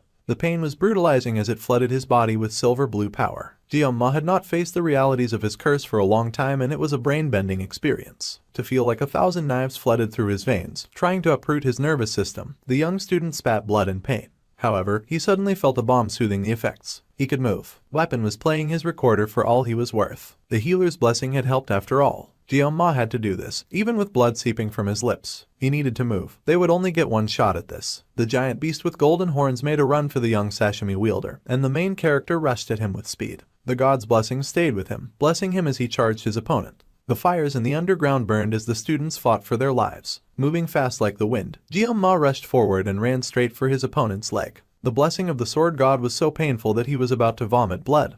However, he managed to stay standing as the giant beast unleashed its first slash. The deadly sweep of its sword managed to miss Jeonma, and he dodged the first and then the second attack. He had to block the next kick that the Minotaur shot in his direction. But he had no time to stop and contemplate injuries. The MC moved fast. There was a slash and he had to pull back after making his first cut. Even the sensation she could not feel with the painless blessings was starting to awaken within him. He faced the giant warrior and the beast hefted its giant sword. Jeonma rushed forward, diving in between the beast's legs. Its red eyes followed his movement, turning in its enraged bid to strike down its opponent. The boy growled and sliced, but the beast moved in counterattack, its blade inches away from the main character's face. Even with the pain bearing down on him with heavy malicious intent, the dark-haired boy realized that he felt free. He raced forward, moving like the wind as his opponent bore down on him with the intent to kill. The giant beast wrecked the landscape each time he swung his sword. He was a powerful creature, a foe worth facing the mighty protagonist. The beast's pectorals bulged as it raised its weapon again. The Oreo-haired boy breathed in the wind. The beast's strike came down like the thunderous clap of lightning and thunder. It burned as it descended, searing anything that dared to stand in his way. Smoke came over the wrecked scene, blocking everything from sight. The beast stood proud in the cloud of its destruction, searching for signs of his opponent's survival. It grinned in malicious victory, red eyes glowing with joy, but paused when it sensed something, a flaw in its attack. Jeonma stood before it, his eyes glowing blue, sashimi knife still in hand. Saki glanced back at the battle happening behind them, thinking it was crazy that a human could even move like that. The small fries they were handling were basically the beast's generals, and the archer leapt into the air with her bow in hand. Muscle control, stance, leveraging kinetic energy, a combat sense that broke the enemy's gentle gravity with minimal movement. But theory and reality were worlds apart. The archer knew that as she fired her bow, the beast screamed as it was hit by her steady arrow that was fired with unshakable focus even at death's door. This sort of fighting really reminded the Bluenet of someone. She growled for the annoying beast to get out of her way and she fired her golden arrow. The bolt charged with energy shot forward, tearing into the beast and bringing it down. Yes, Saki realized that Jeonma reminded her of Siegfried the Sword Emperor. The current rumor going around the school was that the Sword Emperor used his aura against a special admission student. The giant beast now faced that special admission student. Its eyes widened in shock and horror as it stared down Jeonma. Jeonma faced that gaze without any wavering, a dark, terrifying blue aura burning behind him, alerting even the towering beast to the danger that stood before it. It still fought on, swinging a fist at the boy's face with the intention to catch him by surprise. In a bright, blinding light, Jeonma swung his sashimi knife, cutting the beast before him to ribbons. He grinned wickedly, eyes bright with a dangerous light as the beast's arm dropped, severed from its body. The monster cried out in pain. Its giant arm had been severed and its opponent walked calmly behind him. What had first appeared as an uneven fight had quickly become a beatdown for the giant beast. As the dark-haired boy fought, the others fought beside him, weapon playing his recorder for all he was worth, while the girls handled the two smaller bulls. The orange-haired boy was strained and shaky, but he kept up his steady pace as Chloe absolutely murdered the beast before her. The bull crumpled to the flood and the redhead flicked her sword to get the blood stains off. With an even pace, she stalked back to the healer, rubbing the blood off her cheeks. It had been a close fight, but she was still majorly inexperienced when it came to fighting demonoids. The more human-like the monster was, the more deadlier it was to face. That's why the fishmen could not compare to the bulls they'd been facing. It may vary from person to person, but if a demon acts like a human to that extent, then the redhead worried that her crush would struggle. The giant beast screamed in pain and rage at being cut by the small student, and it gripped its large weapon with its other hand. It hoisted up the battle axe with a roar of battle, casting a dark aura around it. The students were shocked and horrified to see a demonoid with the ability to cast magic. Its veins throbbed in its arm and it gritted its teeth with madness and power. The archer began to sweat as she realized that the creature was burning life force for mana. She could not believe that a demonoid could do something like that. The wind blasted all of them as they watched their impossible opponent stand before them fearlessly and do something that they should not have been able to do. It was hard to even approach because of the rampant magic power, yet even now, Kang Jeong-ma did not back down. Blood began to leak from the healer's lips, but he remembered the instruction not to waver and he kept playing, hoping for a miracle. The orange-haired boy believed in his hero, and the dark-haired boy stared facing the giant bull before him. Even the main character spat blood, looking up in horror to see his opponent beef up in brawn and magic. The situation was tense with little chance of them slipping away. The beast then once again swung and he swung his axe with all of his might. That swing came with fire and vengeance and rage, burning light sparkling as he swept his arm through the air towards Jeong-ma who stood beneath him. The Minotaur's axe bubbled with dark magic. That magic stretched from its arms, veins growing around the axe before him. It was empowered by the beast's drive to end Jeong-ma once and for all, its hatred fueling its power. The main character spilt blood from his lips, staring in horror at the beefed-up opponent he faced.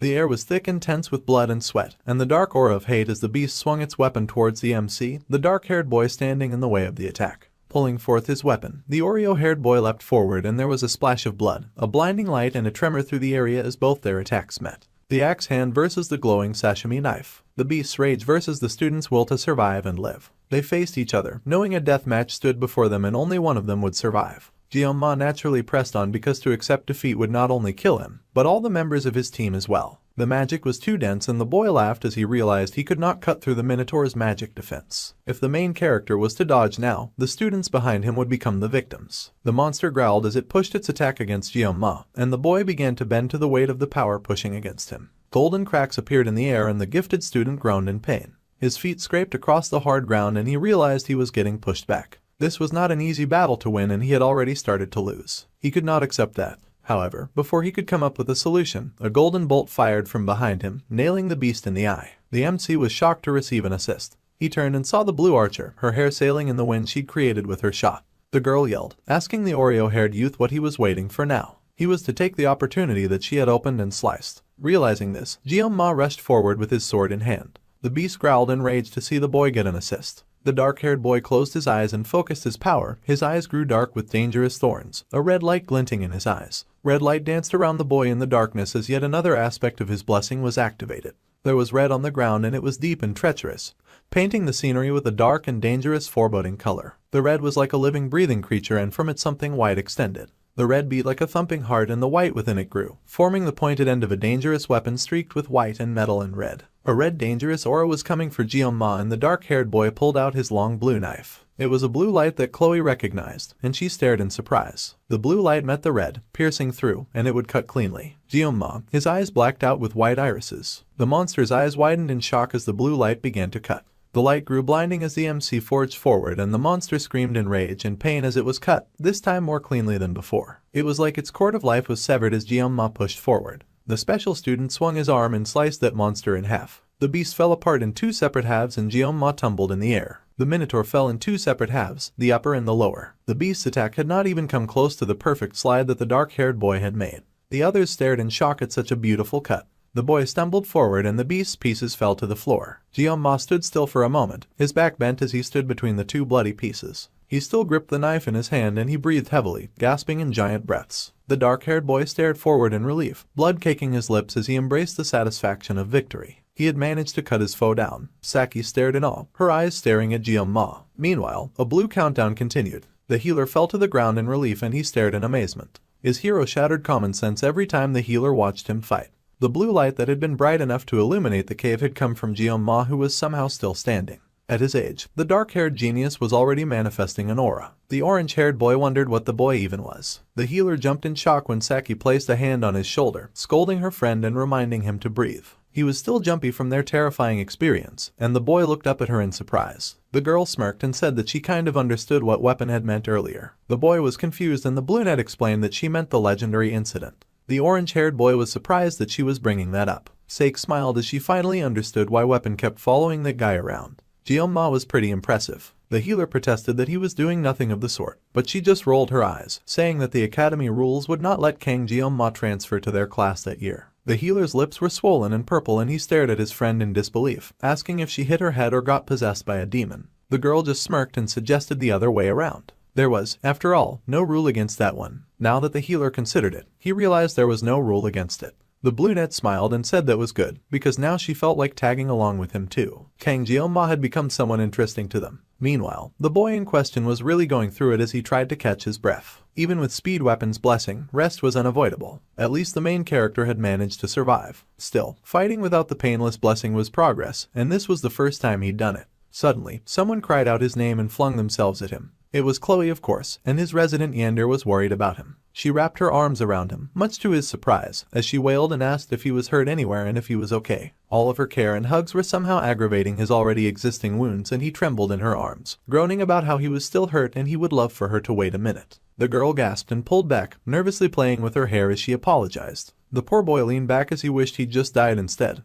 The pain he felt now was massive. The boy then blinked as he stared up into the sky and saw a huge system notification. It congratulated the MC, for he had unlocked yet another blessing. Originally, this fight should have been Leon's. The MC had no intention to steal it, especially as the spirit rank was one of the rarest in that world. It was a blessing that only revealed its full potential when combined with another. Jeoma had gained the blessing of transition, which meant that he could transfer an own blessing to a living being or an object. However, the user must make direct physical contact with the target. It was an essential blessing for controlling the dual-natured Bamung. Well, the dark-haired boy had won it now, so he might as well make the best of this. Suddenly, the door to the dungeon opened and the weakened student raised his head. The dark-haired boy reminded Chloe that he had asked for a favor. The girl was surprised, but she immediately agreed to whatever favor he required. The guard peeked inside the dungeon, looking around. He then assessed the situation and stared in horrified disbelief. The poor stupefied guard could not believe the wreckage that lay before his eyes, but before he could process it, Chloe leapt at him and stabbed him in the leg. The guard screamed in pain, crying and wiggling on the floor like a pathetic caterpillar. The assassin warned him to stay still. Her gaze was threatening and the guard cried in fear to see her. Weapon was a bit confused and asked what was going on, so the team lead explained that he had asked the girl to do him a favor earlier. The guard yelled and cursed at the students, asking why they were attacking him and what he had done to them. The dark-haired boy said that was exactly what they were trying to figure out. After a moment of explanation, the guards were shocked that the rampaging buffalo horde and the open stone gate were all because of the wicked guard. The archer admitted that it had all felt a bit suspicious. There were not any surveillance cameras inside the dungeon, but the guard had just happened to show up in time, just as they defeated the beast. The healer did not understand why the guard would target them though. The archer scoffed and said that was exactly what they were still trying to figure out. Then, they turned to the guard. There was no way that a small fry like him pulled this off without any outside help. The brunette asked with glowing blue eyes, asking who was backing him. The man was already very terrified. He stuttered as he tried to speak, but the brunette was impatient and asked if he would talk or if he would prefer that they loosen his tongue. Even Jeoma was surprised at her ferociousness. Then, the dark-haired boy added that if the guard would not tell them about his boss, things would get very dark indeed. The guard panicked and said he would talk. A few days ago, a Howakan Academy instructor came to him, and they said that they would clear his gambling debt if he just obeyed their instructions. Weapon was enraged to hear that a guard was selling out students for gambling debts, and that he had traded over lives for a few bucks. Even Saki couldn't believe his scummery. The guard panicked and said that it wasn't a few bucks, the person had promised 20 billion. The guard refused at first, but Weapon didn't want to hear it. He thought that the guard was a complete scumbag. Anyway, Saki made Weapon calm down, and then asked the guard what the instructor looked like. The man confessed that it was a woman with purple hair and eyes, and she was pretty tall as well. The archer considered this description and realized that it sounded like the class assistant instructor. She was sure because she never forgot a face. Plus, the teacher's eyes were so sharp that she stood out. Jeoma mumbled that this was true. The healer was confused and asked if she was behind the midterms incident as well. The brunette asked what had happened during the midterms since she had not been on the team back then. The dark-haired boy then took the moment to reveal that they had run into a demonoid mermaid during the midterms. The brunette was shocked to hear this, realizing that Leon had ended up in a hospital because he fought a demon. Weapon was glad that they could talk about that now, because he was thrilled to reveal that Jeoma had been the one to solo the giant female fish. Of course, the archer was shocked to hear this. She was about to protest, but given current events, it made sense. Well, they had gotten all the info that they needed from the guard and the boy checked out the time on his cell phone device. The others gasped and groaned when they realized how late it had gotten. They had spent more time in the dungeon than they had expected. Suddenly there was a tearing sound and blood splashed everywhere. The guard screamed in pain and fear as blood formed on his clothes. A dungeon that was never supposed to open just happened to open. The timing was perfect for erasing someone from existence. The guard panicked and asked what the student meant by that. The dark-haired boy instead turned to his classmate. She was the assassin here, so it was her call. The girl nodded and stepped forward, raising her sword. The sword was pointed at the greedy wicked guard who begged for mercy, but mercy was forfeit when he tried to get them brutally murdered. The guard wished they were joking, but Chloe was going to execute him. He wasn't granted much time to scream as Chloe was done quickly. Hoken Academy's elders and instructors, one of them was targeting Jeong-ma. The boy already had enough trouble on his neck, but now he was enraged. He mentally told the teacher to come at him, because he would erase them all. The Cow King's horn was a giant and admirable golden horn of Minotauros, the boss of the Hidden Water Buffalo dungeon. This horn would guarantee success for weapon enhancement below a rank. Jeong-ma dropped this magnificent item before the blacksmith and asked him to enhance it. The blacksmith was beyond speechless that a special student had successfully attained such an item in the first place. A grade beast material was a hard find, even if the hunter was a student from Hoken Academy, and the man had to admit that the situation was insane.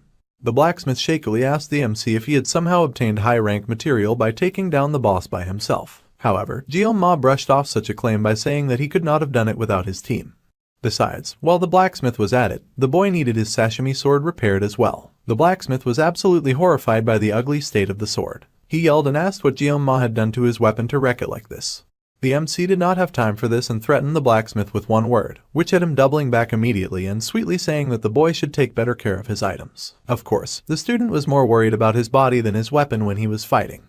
Well, the blacksmith promised to fix the problem, so now Jeong-ma would leave the materials and the knife to him. As the boy walked away, the smith cursed his fate for ending up like this. He even plotted to make the knife even shorter this time. Then, the boy paused as he remembered something and then asked the blacksmith to use the leftover materials to buy himself a drink. Fear was great, but kindness worked even better and the blacksmith was shocked by the sudden show of favor. Meanwhile, back in class, there was a lot of murmuring among the students. Things had gotten a lot better, but poor Jeong-ma was still facing a bit of residual paint from the sword blessing, and he figured that he should ask Weapon for a bit more healing blessings later. The boy leaned back on his chair, silver streaks falling over his eyes as he sighed. Above him hovered the status board that shone with a bright light. Apparently, some terms had been changed. For better understanding, his physical endurance, mental endurance, and weapon synchronization had all gotten an upgrade. The most noticeable change was the assimilation rate. Unlike other stats, this one jumped dramatically after every major battle. Clearing another dungeon would probably raise it again, and it was going to unlock soon. Unlike the skyrocketing stats, there had not been any new gray hairs since that day, though his gray hair slowly increased. If his hair became completely white, the main character feared losing it all. Really strong characters tended to go bald after all, and he didn't want to walk around looking like a human egg. With enemies targeting him, Jeong-ma needed to be fully prepared, and he could not let all of this lead to a meaningless death. He also needed to study how to use the blessing of transition. It was quite unfortunate that he'd stolen that from Leon, but he would be drowning in buffs anyway, so he didn't really need it. There was way too much for Jeong-ma to do, so for now, he would focus on recovering from the last fight. The boy groaned as he stretched and flexed his muscles. It had been a hardcore battle. Glancing to his side, he then noticed the celebratory gift, yakan. The treat was apparently too sweet, unbearably sweet to the point of being inedible. For the first time, the main character had achieved the goal of leading his own team and clearing a dungeon. Being targeted for assassination was now just another part of his daily life, but it was not all that bad, because now he finally had two people that he could call his friends. Weapon and Chloe, neither of them played a major role in the main story, and he was not even sure if Chloe considered him a friend or an object of love. The redhead had ended up hospitalized with a fever after the dungeon, so he would have to visit when he had the time. Suddenly, their teacher marched in and barked at all the students to return to their seats. As usual, the renowned sword master was behind him. Jeong-ma idly wondered when the sword master guy would show up when he suddenly got an alert from his phone. The dark-haired boy whipped out his phone and stared in shock as an unknown number messaged him and asked what he was doing. Jeong-ma was surprised and wondered if he had been messaged by mistake. The next message asked the boy to look in front of him. This was a curious respect, but Oreo hair obliged and looked up. Then his eyes widened in shock and horror. The person with the bunny picture as their wallpaper happily waved and grinned with her tongue out. It was Saki with her wave of light blue hair, and she skipped happily into what was supposed to be the wrong class. So, from that day Cadet Saki Ryojo had been reassigned to their class and there was a shout of shock among the students. The teacher told them to settle down. He said that he hoped that they would all get along, and that announcement was over, so it was time for the class to change into their gear and report to the training grounds in 30 minutes. Then, they were dismissed. The students acknowledged the request and gaped at the girl in awe. They could not believe that the girl was really in their class now. The bald instructor said that Saki had requested the reassignment herself, and the other students asked if the girl was really their classmate now. They even had the shameless audacity to ask what was her type. Ignoring all of them, the girl casually strolled through the class and Jeong-ma watched her in disbelief. He could not comprehend that she would actually come to their class. Among the year's recruits, the girl Saki was considered one of the miracle generation. The top 4 students, Jeong-ma, Abel, Rachel, and Saki, who ranked first, second, third, and fourth were to walk together. The brunette ranked first in academics, but her combat skills were just as sharp. A true balance of brains and bronze. She was also the daughter of Kajimasaki, one of the 7 heroes aka the Absolute Bow. Fun fact, Kajimasaki holds the title of the Prime Minister of Japan in this world. Basically, the brunette was Japan's princess, and in this world, Japan was still a superpower. So, people were losing their minds like they just met a celebrity. Internally, Jeon-ma begged for the brunette not to come over to him or it would be a pain in the behind by 200%.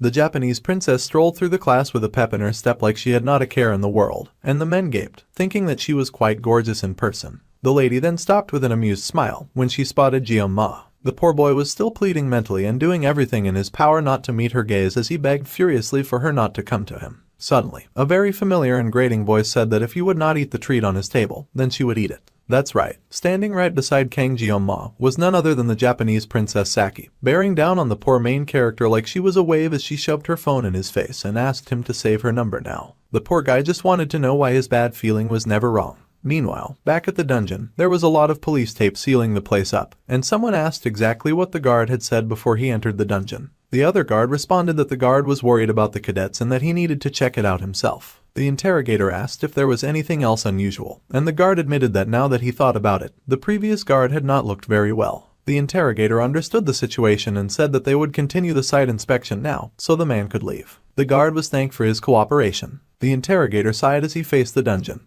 and someone mentioned that it was rather common for people to die in dungeons. However, no matter how bad the accident was, there was always a body left behind. This time though, the interrogator could not forget the sight that he had found within the dungeon. When they had entered the dungeon for the search, they had been left in utter shock. Wide-eyed, they had stared at the numerous bodies of defeated buffalo, a mountain of flesh and blood, piled high with buffalo corpses. Howakan Academy cadets had been here, but this was not the work of mere students. The cadets returned safely, but the staff member who had gone in after them was never found. Not even his body had been retrieved. It was as if the guard had never existed in the first place. The interrogator's partner asked if it was possible that the guard was still inside the stone gate, and they could not rule that out completely, but it was highly unlikely as the stone gate had never opened before. Even so, they could not exactly interrogate Howakan Academy cadets because that place was crawling with nobles. The higher-ups would not ever approve a warrant for them to further investigate the matter, but the partner needed to step away to go easy on himself. The whole cage was driving the surprisingly hot interrogator crazy and he sighed as he smoked. Suddenly, his partner got thrown back and the interrogator stared in shock. A lady approached in thigh-high white boots. Purple energy crackled all over the fallen man who donned glasses and the interrogator stared in horror when he realized that magic had been used.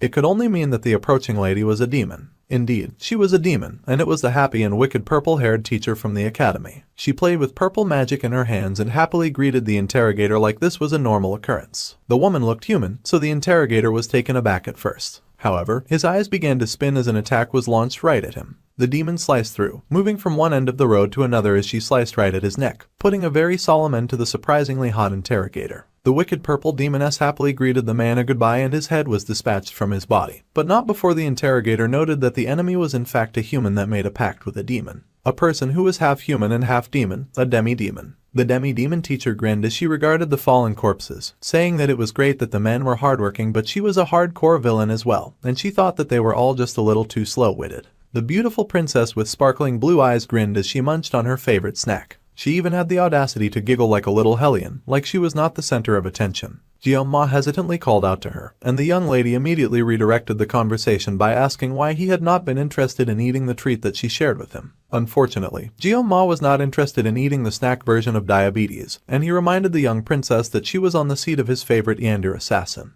However, Saki couldn't care less, saying that it was first come and first served. The boy figured that made sense, but he was still uneasy, but the matter was dropped and the girl was satisfied. By the way, the main character could not fathom why the talented archer had transferred to their class. Before the conversation could press forward, they were reminded that they had 5 minutes to prepare for the assembly. The archer clearly had no intention of answering the main guy's question, so there was an awkward silence at first. Then, Jeon-ma pointed out that their class had an early morning training every day, and their new student was supposed to join them. However, Saki had no intentions of doing that either. Why did she even bother joining their class? Then, the girl added that she didn't want him to call her Saki anymore, she wanted to be on a first-name basis, so he was to call her Ryojo. In her country, close friends used first names, not last names. However, Jeon-ma pointed out that Weapon calls her Saki. The girl scoffed and said that had nothing to do with this, so apparently, she was playing favorites. She told him to have fun at training and very obviously dozed off on her seat. A very troublesome person had entered the MC's class, and she clearly had no plans of leaving anytime soon. Meanwhile, in the hero class, Rachel did a few stretches. The blonde girl noted that it was a noisy day, and she'd heard the rumors that Saki transferred from their class. The blonde couldn't believe that the brunette who slept all day had really left their class. Abel could not care less about that rumor and was barely engaged in the conversation. The blonde noticed her silence and then grinned, detecting that the waterfall-haired miss was in fact very bothered by Saki's move. The genius swordswoman was confused and asked what the blonde meant. Rachel grinned and said that transfers could only happen if there were open spots. Apparently, their class was short one student that year, and Saki found that out, even when she was always napping in the archery hall. Abel was so confused and asked what the archer's transfer had to do with bothering her. So Rachel explained that Weapon had told her last week that the archer had teamed up with Kang Jeong-ma, and they cleared the Buffalo Dungeon together. The blonde then grinned that even if the brunette liked the guy, there was a proper order to things after all. Now, Waterfall Hair began to panic as she slowly began to understand. Rachel then laughed that their perfect swordswoman had already called dibs on Jeong-ma after all, and the girl panicked with a blush, saying that the blonde was always saying weird stuff. The hyena girl teased, saying that she'd noticed whenever Jeong-ma's name came up, Abel would always react a little differently. There was something definitely going on. So, the swordswoman decided to make it clear. She had only tried talking to the MC a few times, and there was nothing between them. So, she wished the blonde would stop with all of the weird rumors. Then, the blonde hummed and smirked, saying that there was nothing right now, but who would know what could happen later. Abel, the girl could fool others, but lying to herself was kind of pathetic. The swordswoman was stunned speechless and the blonde just smirked, telling her classmate to ponder those words for a bit. It seemed the talented swordswoman would be taking that advice after all. She recalled when her predecessor had explained that she would be temporarily taking an instructor position at the academy. The girl had been annoyed and asked him not to follow her as she was already getting too much attention as it was. However, the old man said that he would be overseeing the first-year students, and the young lady was surprised to hear this. The old man had not forgotten what happened during the midterms. The girl had asked him for help after all. She would not have much of a chance to bump into him after school, so she would not need to worry about him. Now Abel noticed that her grandfather was trying to stay calm, but there was an odd sharp glint in his eyes that was impossible to hide. The swordmaster, who always seemed indifferent, was stepping into the field like this. It could only be because of one person, Kang Jeong-ma. The lady did not know if she should feel threatened or offended. The main character was a prodigy who disregarded status and broke through noble society purely through strength alone. The boy also possessed a ridiculous level of talent, the kind that defied all logic. Even his background was that of a fast-track student. When she had first met him, he had been nothing but a scrawny kid, always sneaking around. Now, Jeong-ma had suddenly grown into a strong and sharp-eyed young man. Honestly, the special student was now starting to shine even more than Leon Reinhardt, who was supposed to be a hero candidate. The special student was walking the hero's path more clearly, yet he never even showed it off. The boy was not the kind to boast about his achievements, and he instead just quietly moved forward. If he had acted cocky even once, then maybe the swordswoman would find it easier to dislike him. Now, she found the current situation rather pathetic as her beautiful features were marred with a frown. She was totally jealous. Abel was jealous now that her grandfather had recognized the main character as well. The high-ranked swordswoman was so ashamed. Now she was recalling this as Rachel grinned wickedly behind her, her eyes shining with mischievous glee. The swordswoman jumped in horror, squealing and asking what the hyena girl was doing sneaking around like that. Rachel also squealed, acting like Abel was wrong for screaming. No matter how it looked, the swordswoman was hell-bent on riding the train that she did not have feelings for Kang Jeong-ma. In fact, she did not even have the time or room to think about him. The blonde then grinned, saying that she was quite relieved that Waterfall Hair had said that out loud, much to the other girl's confusion. See, Abel had now given express permission to any other girl openly interested in Kang Jeong-ma, and Rachel was pleased that she would not have to compete with Abel to get the man that she wanted. The blonde opportunist cackled just like a villain. She was sure that she could easily beat the brat Saki, but things would be easier now that the swordswoman was out of the picture. Abel was taken aback by this response and fidgeted shyly with a pleased blush at the idea of Rachel backing out if she was interested. Then, the hyena grinned, asking if Waterfall Hair was ready to admit her feelings now. At the speed of sound, Abel was right back on the defensive, and she scolded the blonde once again. The rank of a blessing was generally determined by what spirit resided within it. If a guardian spirit was present, it would be a guardian-level blessing. However, if a true spirit was present, it would be considered a spirit level. A student then asked if an ancestor spirit counted as an ancestor-level blessing. Meanwhile, Saki mumbled that her grandfather kept showing up in her dreams lately. Perhaps she'd see him less if she slept in class less. The teacher laughed and explained that ancestors could help to lift weights in the forge, but they did not give blessings. Saki pondered this answer for a few minutes, and then she just dropped right back to sleep. Not even the professor could keep her awake, and once again, Jeong-ma wished the girl was anywhere else. Alright, moving on. The teacher went back to the lecture and Jeong-ma pondered how the girl could possibly sleep so well. It had been 2 days since the brunette had mysteriously shown in their class, and he still did not know why she was there. Especially because all she'd done since getting there was sleep through the entire class, so there was never any time to ask her. Seriously, if the girl was just going to nap anyway, then she could do it in the corner, not next to him. Fortunately, Chloe was still in the hospital, so there had been no issues raised about Saki's choice of seat. Still, the archer covered for him after the dungeon incident, so everything wrapped up without too much trouble. The archer was on another level, way better than weapon. The teacher was still teaching and passing on knowledge to anyone who would bother paying attention.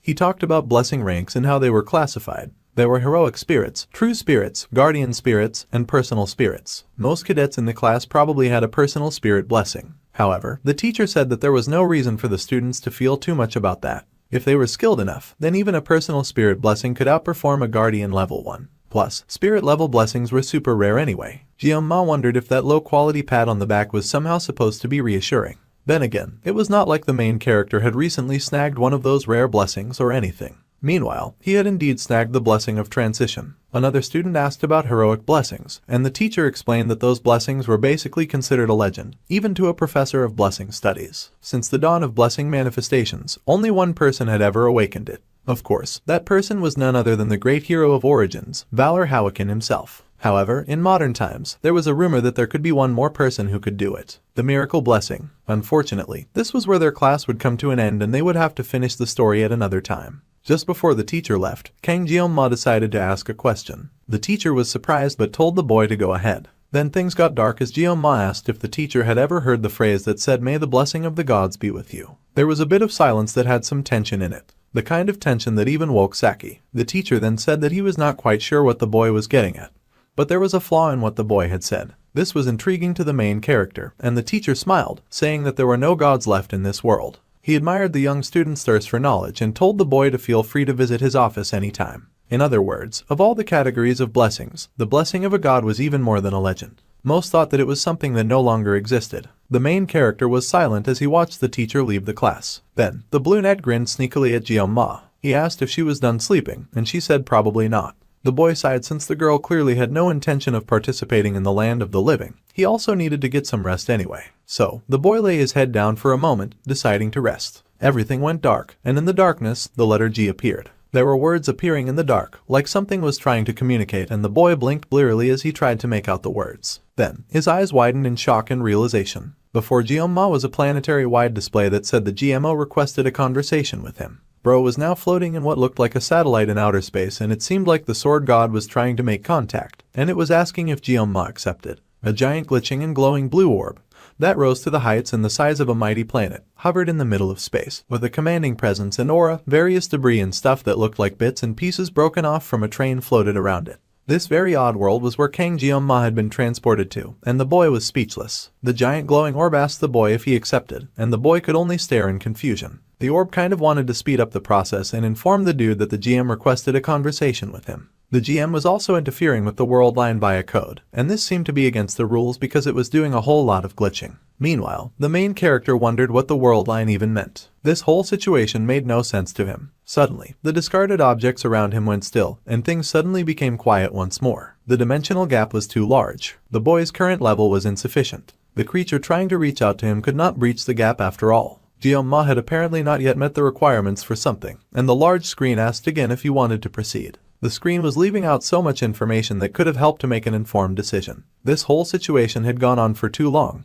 and it did not seem like a dream. Perhaps he would finally find answers about the sword god's blessing and why he was in this world. The boy focused on the in tag, and he selected a yes. The GM promptly confirmed his decision and was now initiating reverse connection. There was a glitch and readjustment as the world began to align, and the system buzzed. The glass shattered before him, and Jeong-ma was suddenly hit with a feeling. It was just like when he had first awakened with the sword god's blessing at the academy entrance. Lines connecting and lights flashing with scattered remnants of a memory danced around him. Right, something was flashing just within his sight. No matter what, he needed to see clearly on the identity behind that bright flashing light before him. The boy reached out, getting closer little by little to the shining light, and he encouraged himself, pushing himself just a bit further with his hand outstretched. Jeong-ma was going towards the light when suddenly a voice called out, screaming for him to awaken. A hand grabbed his shoulder, pulling him right out of that sparkly red dimension. External interference had been detected, and the conversation would have to be postponed. The main character was alarmed, trying to hold on to the information that he so desperately needed, but he would not get that chance. He was spat out by the swirling red system that was already quickly locking itself away.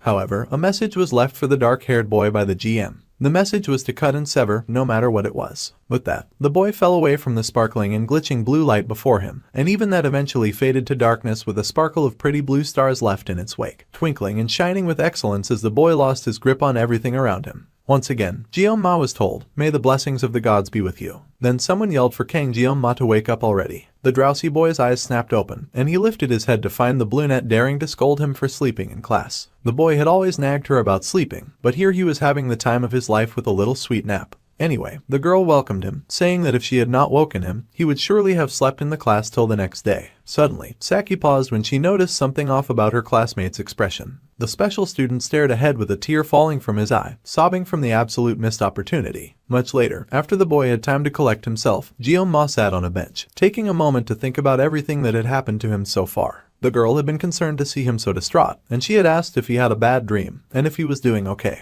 He knew that he had dreamt of something, but now the boy could not remember. It had been really unsettling for the dark-haired student to face that. It was embarrassing enough to get caught crying by Saki of all people, but he could no longer recall why he had cried in the first place. This sort of thing was very disorienting. Suddenly, his team popped up, much to the boy's surprise. Saki had come, and she had brought with her weapon and Chloe. So, the group gathered together and they got busy summarizing the situation. First, they knew that someone on the inside of their school was targeting their team captain, and during the midterm, they had attacked too. The brunette was quite frustrated with going over these silly details over and over again. She said nitpicking over nonsense like this was exactly why the leader never topped the ranks. They needed to just get to the point. Weapon had to take responsibility if he was just going to make her ears bleed. Gyom-ma had asked the healer to brief everyone, but it seemed that the poor boy was suffering for it. The orange-haired kid could hold his own against the brunette though, and he yelled at her, telling her that she would not be the top student forever and he was sure to beat her in the next test. The girl dramatically sighed that her ears were totally bleeding now because of him. Gyom-ma and Chloe were not exactly sure how to relate to such an energetic duo, and they just stayed silent at first.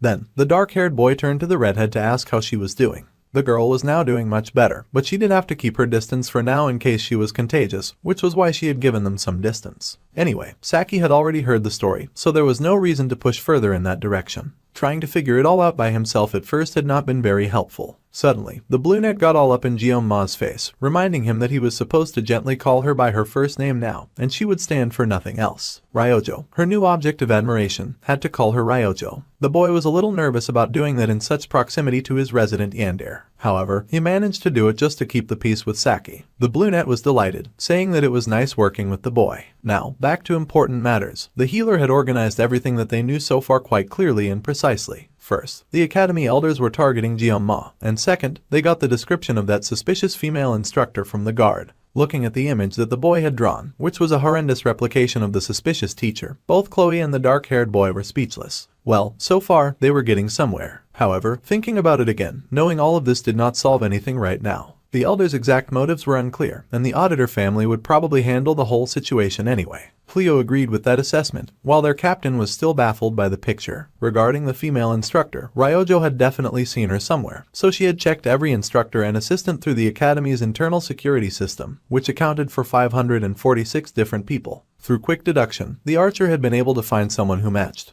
But strangely, her identity could not be confirmed. The Oreo-haired boy was shocked that Ryojo could actually do something like that. The brunette grinned that this much was just the basics in this world of tech overflow. Anyway, the academy's security was world-class, so she had to do it at dawn when the system was at its weakest. She was already sleep-deprived, and now she was even more exhausted. It turned out that Ryojo was more than just a sleepyhead for no reason. Even Gyom-ma was amazed and impressed by how sharp she actually was. This explained so much about how she had gotten her grubby hands on his number in the first place. Basically, they had not confirmed anything yet, and they could not exactly march up to the elders and threaten them. The healer spoke to Gyom-ma, saying that the scarily strong boy could probably do that.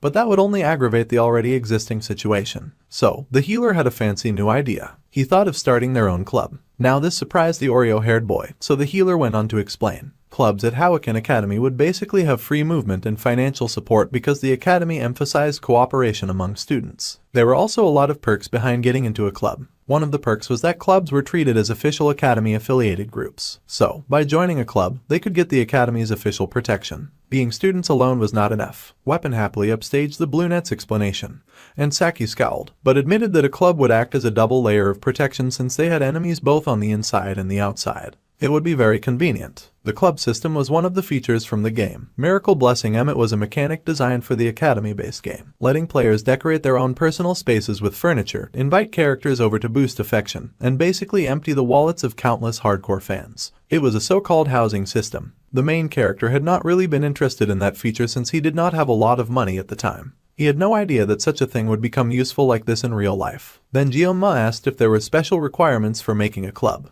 The healer replied that they needed at least 5 members, then they were to submit a club proposal form to the administration office. The main character did a lot of quick calculations in his head and figured out that they were 1 member short. Then, the Oreo-haired boy asked if the other members of the raid team were interested in joining the club. Naturally, Weapon was his #1 fan, and he was more than excited to join in. The healer proudly said that they would not even bring it up if they were not serious. Chloe was also happy to lend her help to Jioma, and Ryojo was also on board. After all, he had saved her life. Plus, every good team needed at least one brainy type after all. As a person gets older, human relationships can sometimes get more calculating. Yet, these people trusted and supported him even though they barely knew each other, and especially in a world obsessed with social status. The Oreo-haired boy expressed his thanks to everyone willing to pitch in to help. Then, to keep up this momentum, they should choose a club name first. Chloe thought for a moment and then came up with the really edgy name called the Memories of Assassination. If that did not work, then they could try something catchy like Corruption Killers. After all, they could catch bad guys. Weapon was rather worried about just how dark and edgy those names were. Even Jioma was concerned.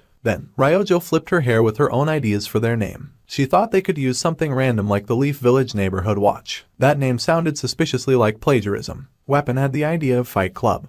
But that was just as ridiculous and twice as suspicious. The redhead still had her ideas of assassination memories that she shortened to the very unflattering ass memo. The team could not make up their mind. So, Jioma got the idea of a travel club. They could clear dungeons and travel around a bit outside the academy, too. The dark-haired boy asked if it was too boring. Surprisingly, the entire team was fine with this idea, and he was greeted with bright and smiling faces. They agreed to be a travel club, and now they had to pick a club advisor. They had to sort this out quickly since they had exams next week. Meanwhile, Jioma was busy panicking over the name and how quickly they had agreed. Without an advisor, they could not even form a club. This was the tricky part since advisors had to be at least professor level, and the redhead asked if they could ask the professor from Blessing Studies. The man was known to be popular and really kind, too. However, now that Weapon thought about it, the man was way too busy, and he doubted that he would agree. They had over 500 academy staff, and only about 30 were professors, narrowing it down to just those teaching first years, and it was only about 10. The school encouraged clubs, but their system was full of contradictions. Then, Ryojo asked their captain if anyone came to mind. Well, as long as they just had to be professor level or higher, he did have someone in mind, and this made the whole team feel rather curious, as there were very few who were ranked higher than a professor. However, there was one person whom Jioma could call, someone who shocked every member of his team when he revealed the phone number to them. The team gaped in shock at his solution, a part of them wondering if their leader was really serious about that. The club president must apply in person to create a club. Well, Jioma was the club president, so he had indeed come in person for the permission. The teacher looked rather doubtful as she eyed the special student. This discriminating hag even had the audacity to snicker when she realized his status. Oreo Hair could not believe that an actual academy employee was quite brazenly looking down on him just because of his status. That guy, who happened to look like a chubby woman, was so annoying. The boy just wanted the dude to process the application if he met the criteria. Then, the chubby guy stood, intimidatingly large, as he said that no special fire year student could start a club on his own. He needed the approval of a faculty advisor first. From the looks of things, there was no professor willing to advise the boys' club. The student then asked what the blonde was getting at, and the big man smiled. He thought that he was making himself very clear to the special student. The blonde did not believe that there was any professor at the academy willing to volunteer to advise a club founded by a special admission student. With the boy's background, he should at least be more perceptive of this kind of thing. Meanwhile, Jioma was just thinking that people would indeed never change. The little goodwill that he had left for this place was disappearing quickly, and he would love to solve this conversation in the way that he was most familiar with. However, having worked nearly 20 years in the service industry, the boy had gathered a lot of experience when it came to dealing with disgusting people. He knew that keeping quiet was usually the best solution. However, the boy really wanted to punch that guy. Keeping calm, the young boy fished out his phone and made a call, much to the blonde's surprise. The boy explained that he was currently in the admin office about the club registration, and the blonde was truly amazed at how cleanly the calendar was being made. Ma then smirked, noticing that the club advisor was nearby and he was even on the way. That was perfect. Then, the boy would be seeing the advisor soon. With that, the call ended, and the blonde yelled, scolding the kid and saying that he had a lot of nerve acting big by making a phone call. The Oreo-haired boy did not have the strength or the time to get into an unnecessary fight and just told the blonde to follow the procedure. His advisor was on their way. The blonde yelled, saying that the boy was being so darn rude, and he yelled to ask just whose backing the special student thought that he had. The blonde kept yelling that he was a cousin of a close friend of the headmaster himself, and if he said the word, a special admission student like the boy with black and white hair would have his life over. Suddenly, the boy snickered, which further annoyed the angry blonde. However, Ma asked the blonde to keep silent and to stop making so much noise. The blonde's voice was too loud. Now, the blonde was really about to lose his temper, yelling at the kid with his face going red. That was the receptionist's true face, and Ma smirked to finally see it. Finally, the receptionist would be honest. Suddenly, something slapped across the room at record speed. Every receptionist in the room was intimidated, frightened and scared. They could not believe what they had just heard. The blonde stared in awe as the heel of a pretty shoe stepped into the office. Now, Ma asked the receptionist to pay their respects because the boss had arrived. The club advisor was none other than the curvy and gorgeous principal herself. The green-haired boss cooed at her favorite student, asking how he was doing as she had not seen him face to face after so long. The boy apologized for the inconvenience, understanding that the principal was busy, but the lady cooed, saying that she would come running for his sake every time. The blonde continued to stare speechless at them and was horrified to see Ma. Now, the blonde realized that was the name of the year's top freshman. The principal told the boy to leave the papers with her and to hurry back to class. After all, his written exams would begin in the next week. The boy then thanked the lady for everything, and one of the receptionists rushed out, providing a chair for the green-haired lady to sit on rather haughtily. The woman was shocked and horrified to see the headmaster, pleading that the whole situation had been just a misunderstanding. However, the woman did not even need to use a blessing to know what the blonde had said. The giant man had mocked the poor boy's background, of all people. He had done that to the student that he and Zeke personally selected. The green-haired lady smiled with a wicked cock of her hair, telling the blonde that she had 5 minutes, and it was time for the blonde to start writing. Now the blonde had no choice but to forcefully resign because of her atrocious behavior. A few minutes later, Ma was informed that the club application had gone rather smoothly, as long as he found one more member of the club.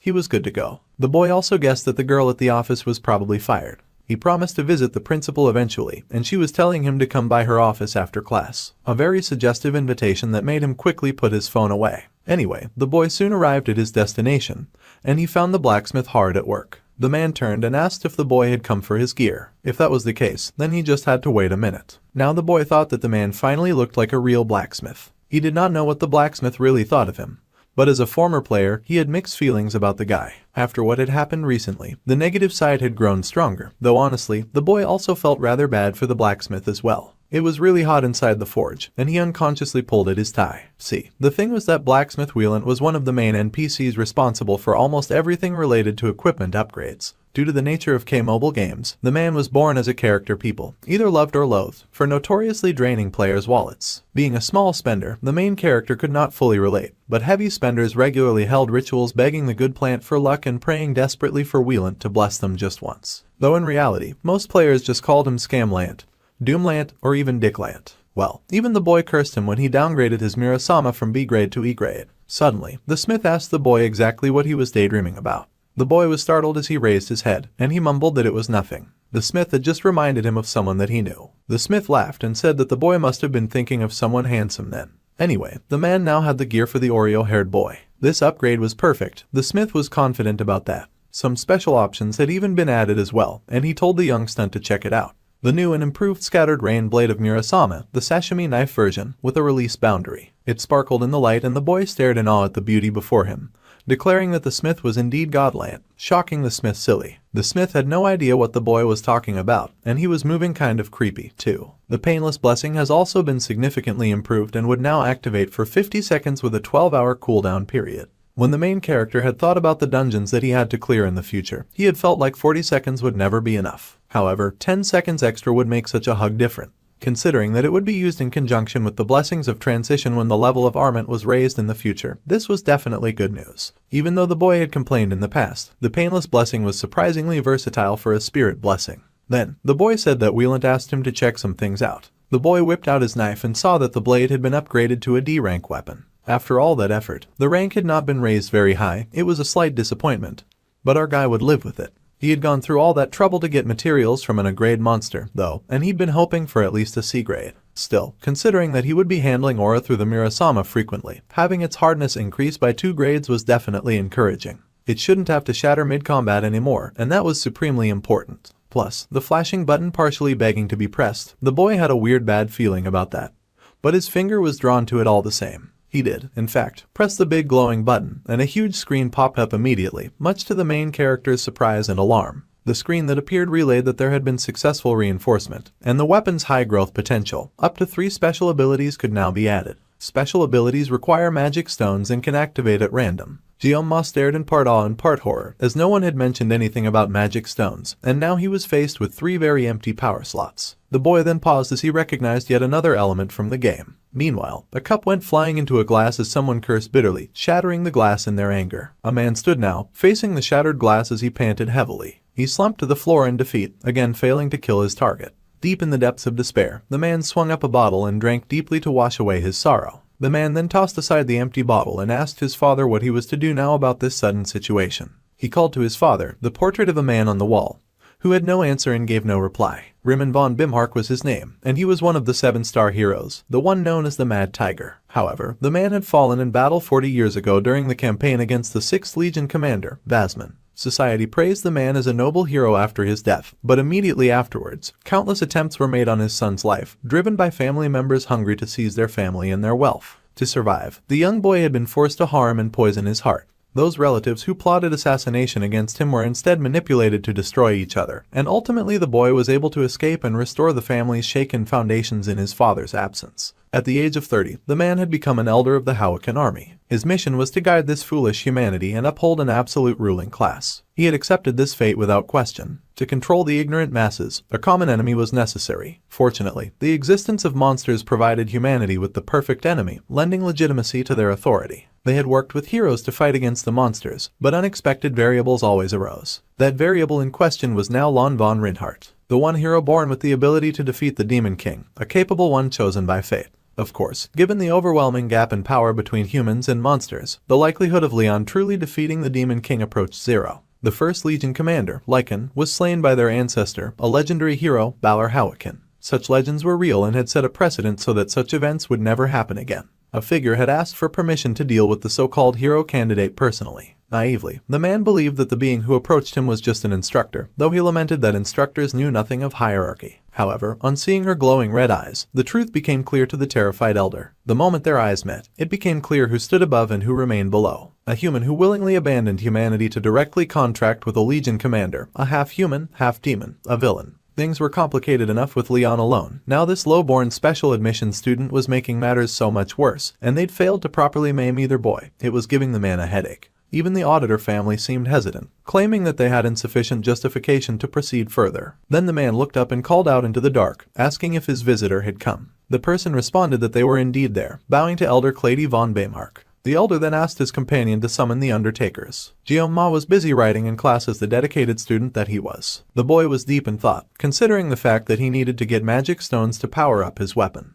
The difference between weapons with and without magic stones was absurdly stark. So, having 3 spots to put in special abilities was definitely a jackpot. That is, if this was still a game. Magic stones were the kind of thing that only dropped from specified dungeon bosses, and they dropped from a rank or higher demonic beasts, which were practically demonoids in all but name. The fact that he had to deal with demonoids yet again felt like a very unfunny curse, and he wondered if that had to do with the word demon in his name. Meanwhile, Ryoja was by his side sleeping as usual, and he wondered if the girl had stayed up all night long yet again. It had already been a week since they had cleared the Huffalo dungeon with the club members. The key to opening the stone gate in the Buffalo King's territory was also a magic stone, one that came from the colossal beast, Gigant. For some reason, it seems that someone already slayed Gigant and took its stone. Even in the game, the giant Gigant was depicted as so powerful that a single step could shed the earth. Plus, the tall monster was nothing compared to the monsters added in later updates. There was the Basilisk of Corruption, an S-rank monster. There was also the Calamity Beast Manticore, also an S-rank monster. Last but not the least, the S-rank Lich King Dullahan.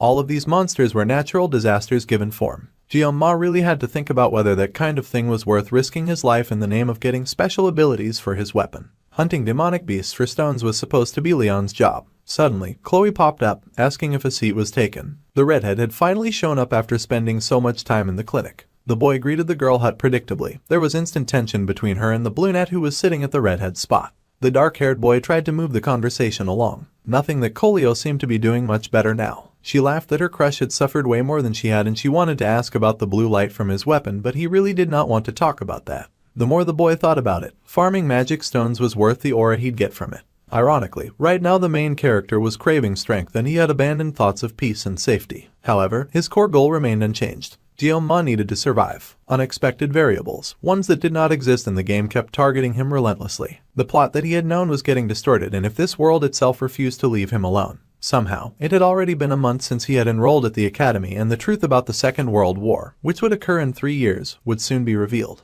The boy had to hurry and strengthen himself as well as enhance his weapon. There were necessities, not a choice. At this rate, he could not guarantee the war's outcome because he did not trust Leon, the so-called hero candidate, one bit. The Oreo-haired boy was busy having very deep thoughts while his club members fooled around beside him. Even if the mermaid was a demonoid, the main character thought it was odd for a future hero to get one shot by a basic attack. That was too pathetic to put into words, which made him firmly believe that Leon was definitely up to something. Suddenly the boy groaned and growled that everything was just way too exhausting. The healer jumped in just then to complain that Ryojo had hit him. The main character hadn't even noticed when the healer arrived, and the other team members were giggling like children. The healer explained that he had come to ask how the club registration was going. The headmaster had approved it so they could start as soon as they found one more member, and he told the orange-haired boy to stop calling him president.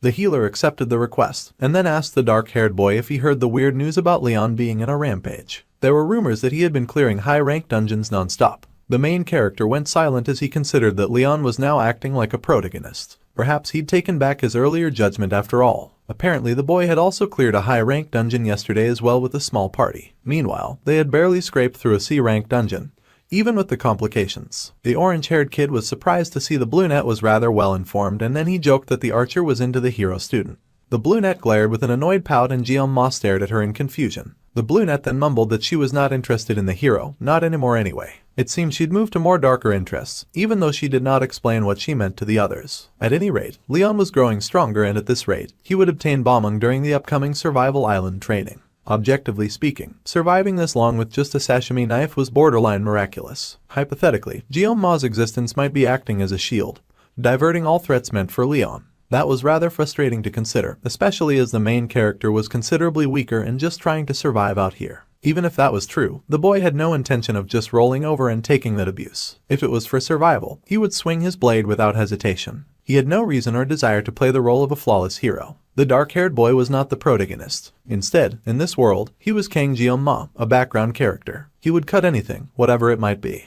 Ryojo watched him curiously as he mumbled to himself like a complete weirdo. Then she asked if he was into anime cause he was spouting out like he heard them from a game. Meanwhile, a group of people propelled down a nice and long hallway. One of the punks in line spoke to their boss and cheered that they were moving up in the world. Even the Hawaiian Academy elders were calling them now. It was pretty fantastic and they might as well go legit. However, the boss immediately silenced her disrespectful junior. His colleague laughed, saying that he was new so he didn't know any better. Their boss actually hated the elites. This confused the guy as he wondered why they'd taken the job then. Invisible it was, because the payment was too good to refuse. Not even undertakers would bite the hand that fed them. The other guy laughed and admitted that they all had to eat. Plus they even got an advance payment of 100 million per head and they'd get double for completion. It was pretty impressive. Then the boss hissed at them to be quiet and they both agreed to shut up. The maid brought the dangerous people to her employer and the man asked for them to be sent in. Hey, we're all villains. The deputy leader was Jang Tipuk, the grunt was called Perry, and their leader was Ray Shen. The Undertaker Syndicate belonged to the Undertaker Merry Villain Alliance. They had come quite a long way to meet with the old man from earlier. The man made eye contact with the beautiful bodacious leader of the mercenaries. Then, the old man asked someone to give the mercenaries the package. The package was brought in and the beautiful leader looked through the file. Her target was Kang Jeong-ma, an average-looking gothic special student.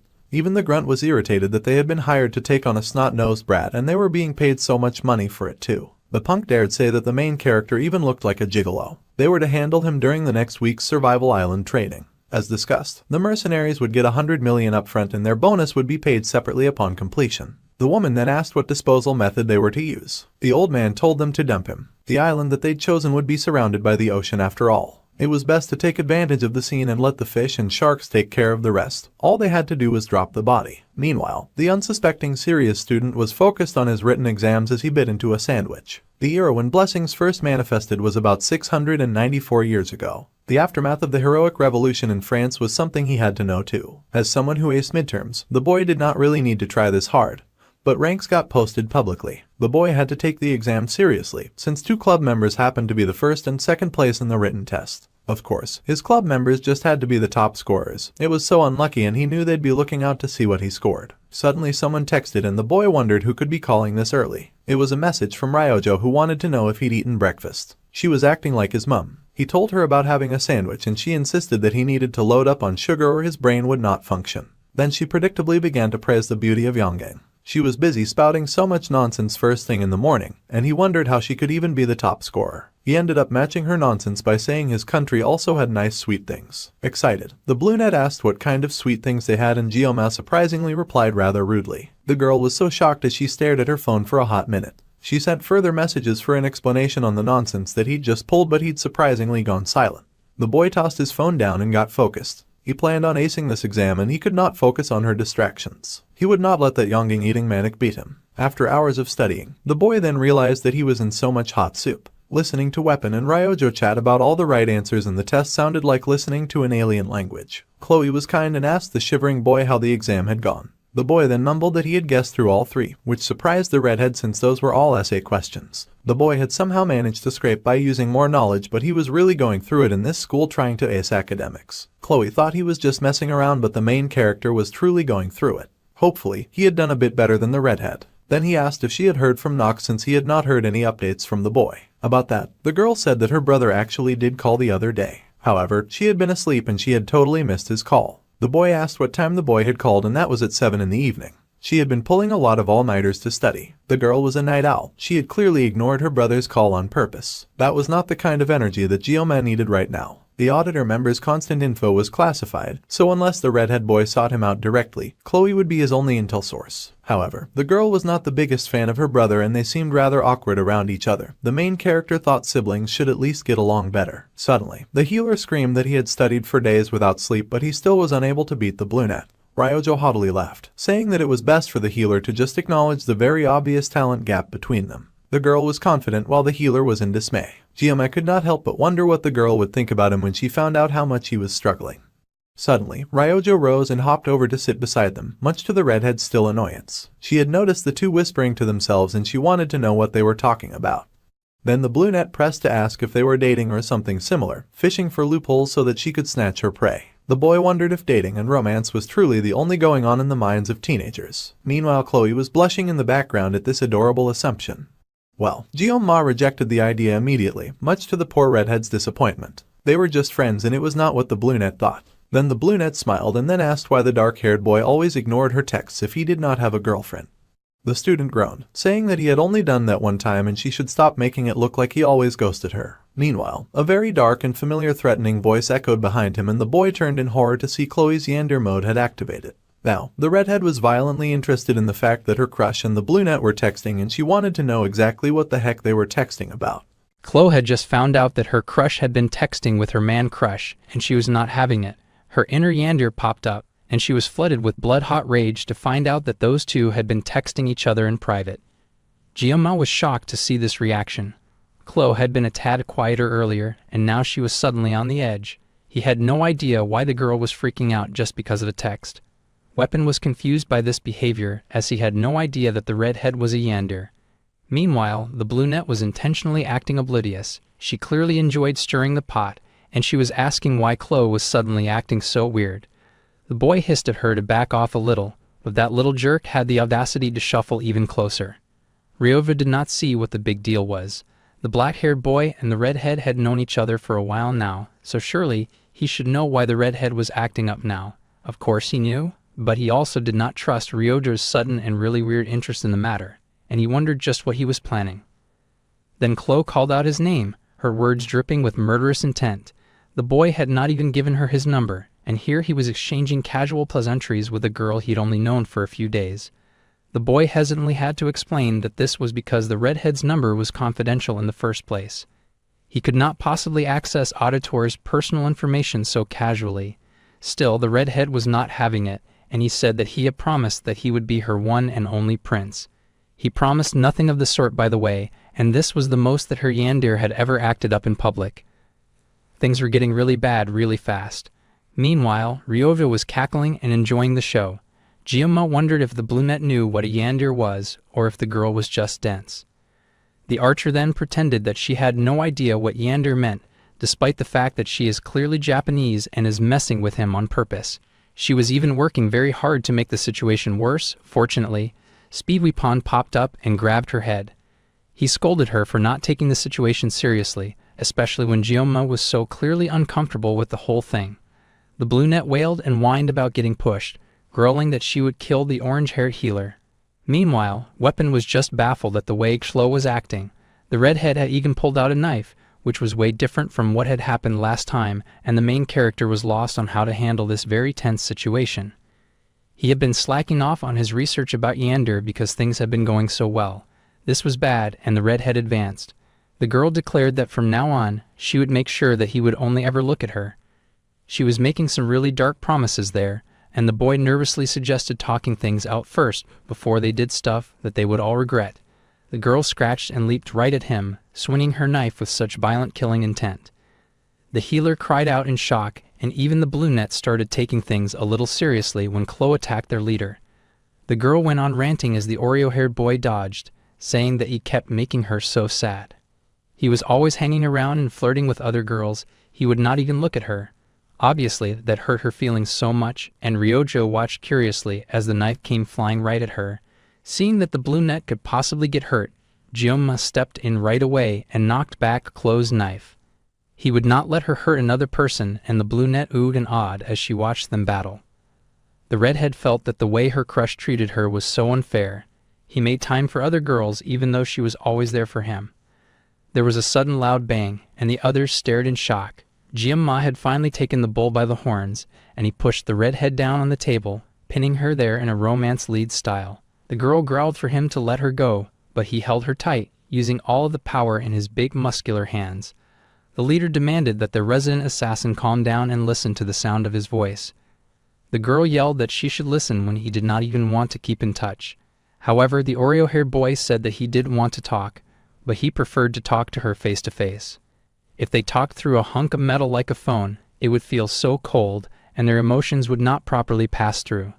The boy had finally remembered his training on how to deal with a yandere, and he was laying it on thick with the sugar-sweet words. He preferred it when things did not sound cold between them, and the girl began to tremble with emotion. Leaning closer to her, it was time to land the finishing blow, and he called her name, holding her close as he thanked her for always thinking about him.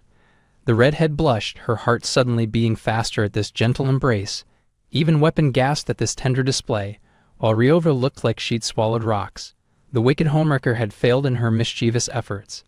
Now that Gyoma had gone full prince mode, he was laying it on thick. He mentioned that back in the Buffalo Dungeon, he had always ended up relying on her, so he begged her not to be upset. The redhead blushed and cooed and giggled at this high praise coming from her man, who was just relieved that he managed to handle it somehow. The healer then asked their fearless leader if he was okay. Fortunately, Gyoma was pretty cool, and the team asked what they could talk about now. Well, first things first, they needed to clean up the mess that they had made. The Oreo-haired boy noticed the brunette angrily stalking off, and he wondered what on earth her problem was.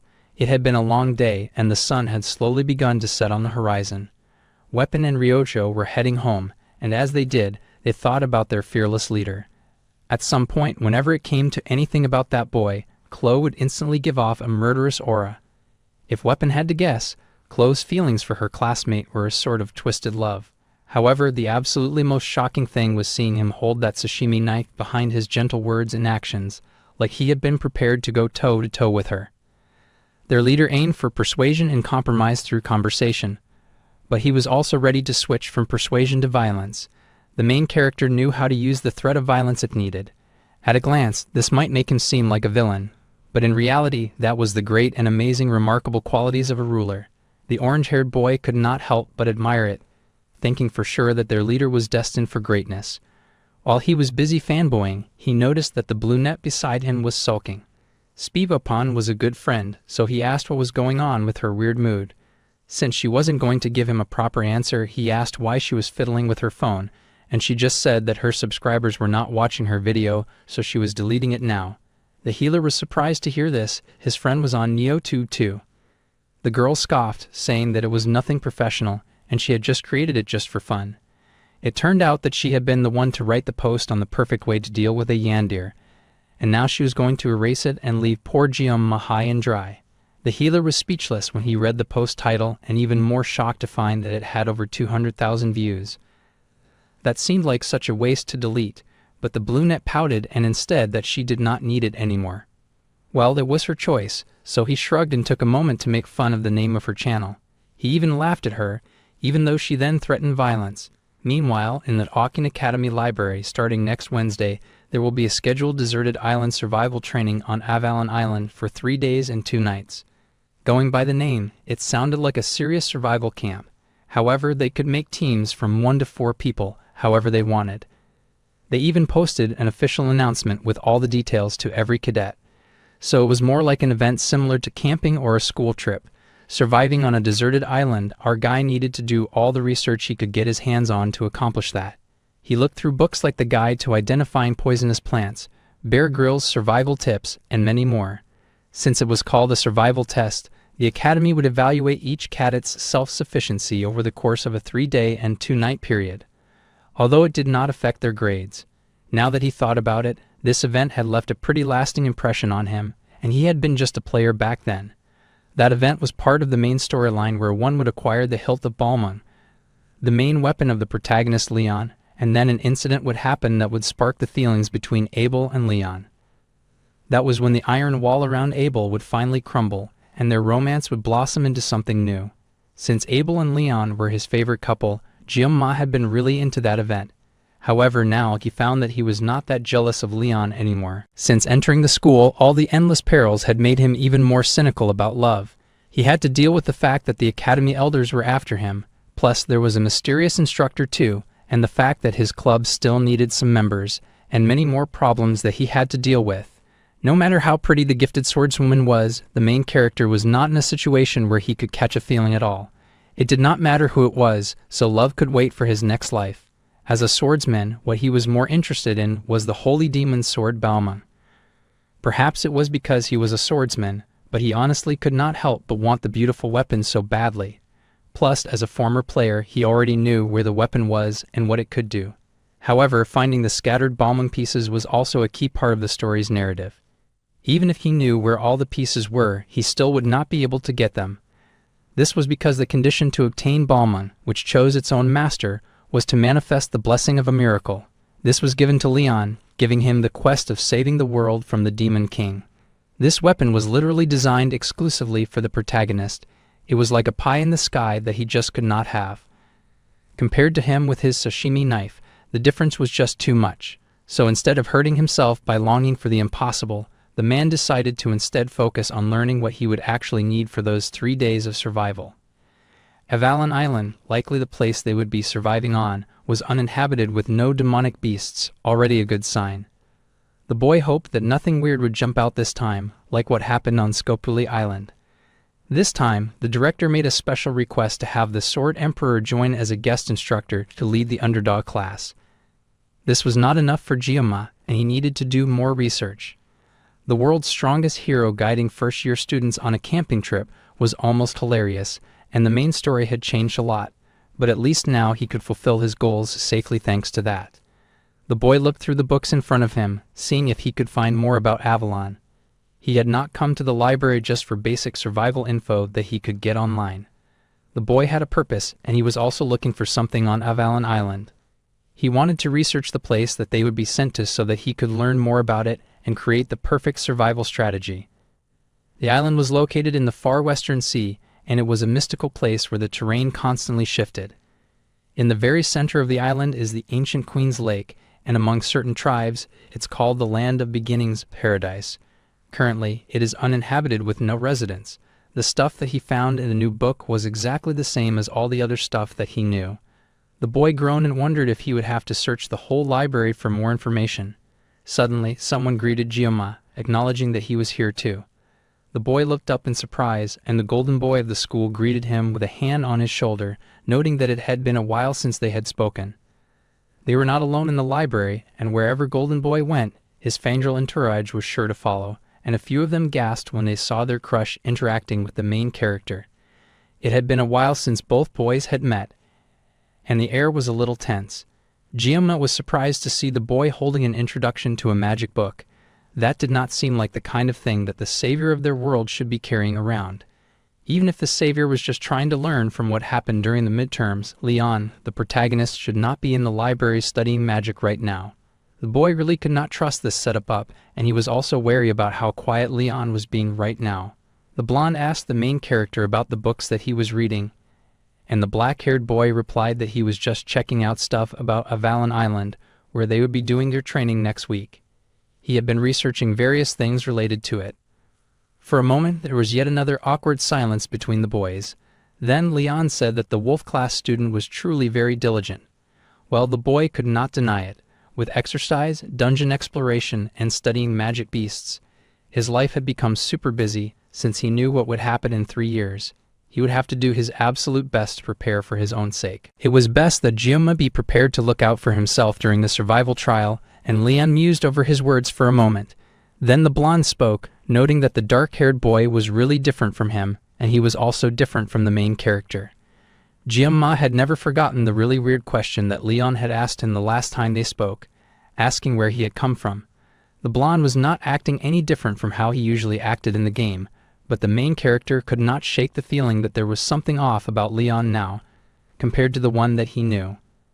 There seemed to be a hint of sadness in the blonde boy's eyes, and there was also something about his troubled attitude. Well, the blonde walked off, wishing the dark-haired boy the best. He did not have much time before the library closed, so Giamma was advised to get home safely.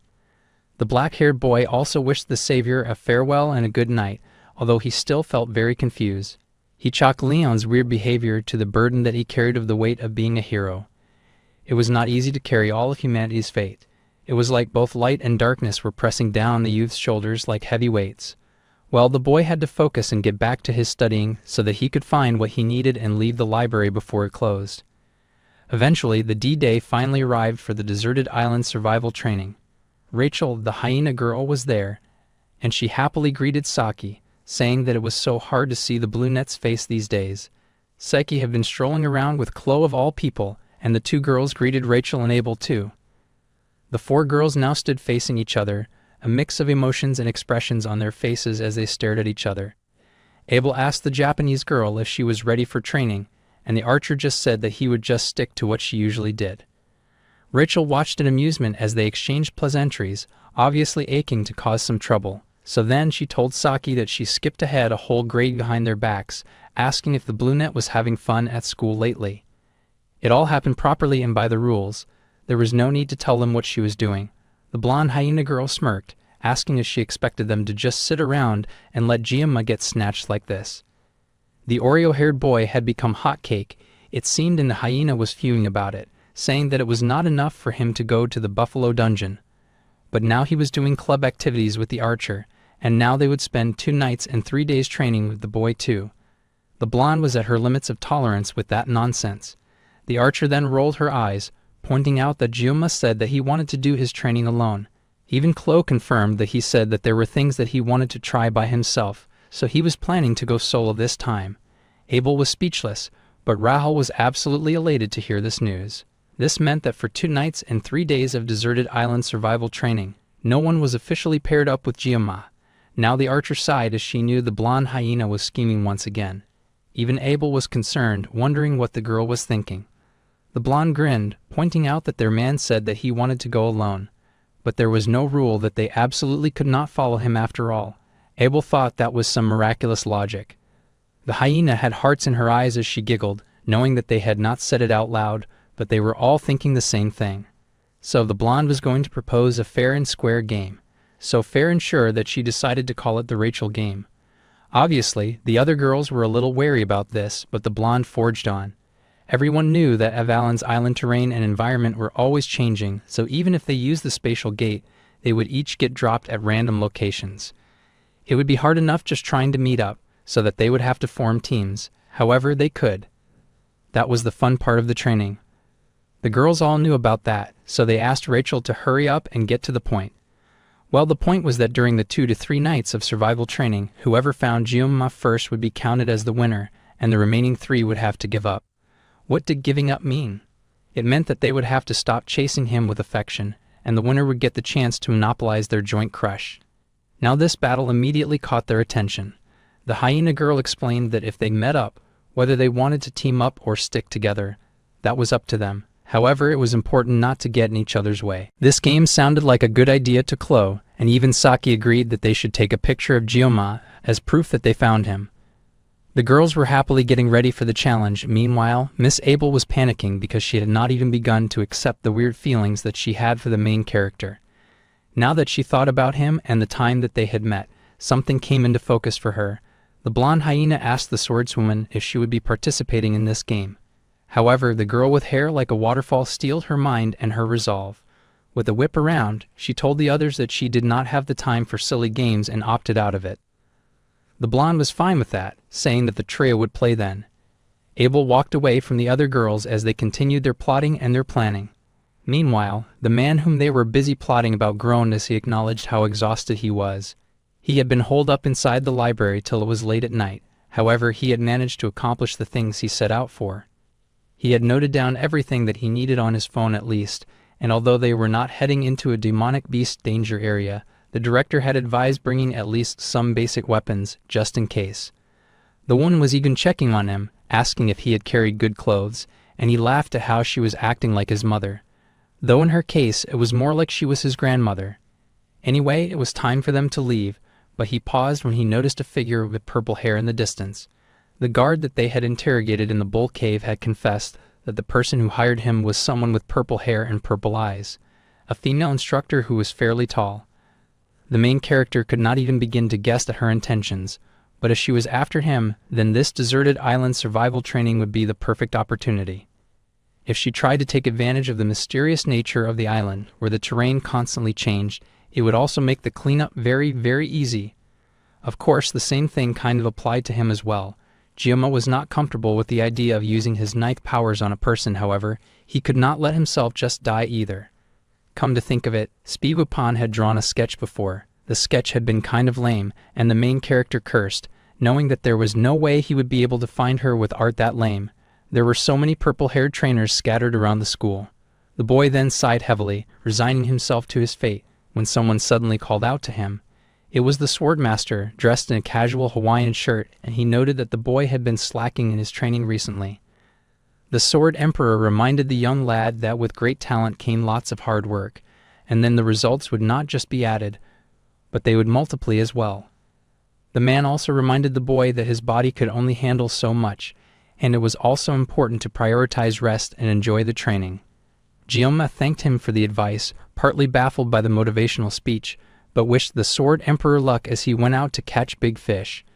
The Sword Emperor cleared his throat, very awkwardly saying goodbye to his newest obsession, and the main character smiled nervously, thinking of how the old man was so hip. The girl with the waterfall hair also stared at him, and his eyes were immediately drawn to her. She said nothing and just walked off, looking upset for a reason that he could not identify. Everyone seemed to be acting weird that day. Then he smiled, knowing that Abel would get his boyfriend soon, so he really hoped that she would cheer up. Just then he felt a presence beside him and whirled around fast enough to flick the forehead of the blue-net archer before she could jump him. She squealed in pain. Ryojo sulked and cried, saying that she was just bored and trying to mess with him, so she had no idea why he would just attack her out of nowhere. He had felt something sneaking up before him, so he had done it without thinking. It was her fault for trying to scare a targeted man. The blue-net cried that her head was not a drum and she had really come all the way just to wish him good luck in the upcoming training. She was upset at how badly her attempt to be cute had gone, and she angrily stalked off, leaving Manhwa even more confused than before. The main character really could not sleep much these days because the blue-net was always hanging around him in class. If he did not react at least this much, she would get even more restless and keep pacing around like crazy. Manhwa was not sure what part of him caught her interest, but Ryojo was technically still a heroine, He figured that it would probably be for the best not to get closer than he had to. With all the weird interactions over, the spatial gate to Avalon Island was now activating. All the students were told to be careful and to have an enjoyable time. This time, the main character just wanted to find what he was looking for and to get through this event quietly without any trouble. Thus, all students were given the blessings of the hero as they embarked on their training. Stepping into that new world, Jiome's eyes widened at the first thing he saw. He had landed in a world painted in the hues of pink, blue, and purples. It looked straight up like a pride flag with colored waters and a bright purple light.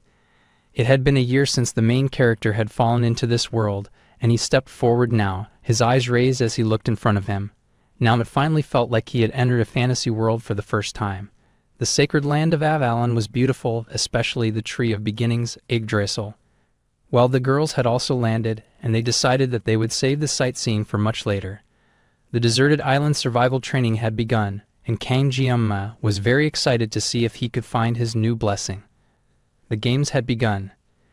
Jiama had taken a photo of Avalon Island's map back at the library, and then he had marked the location where he could get the blessing of regeneration.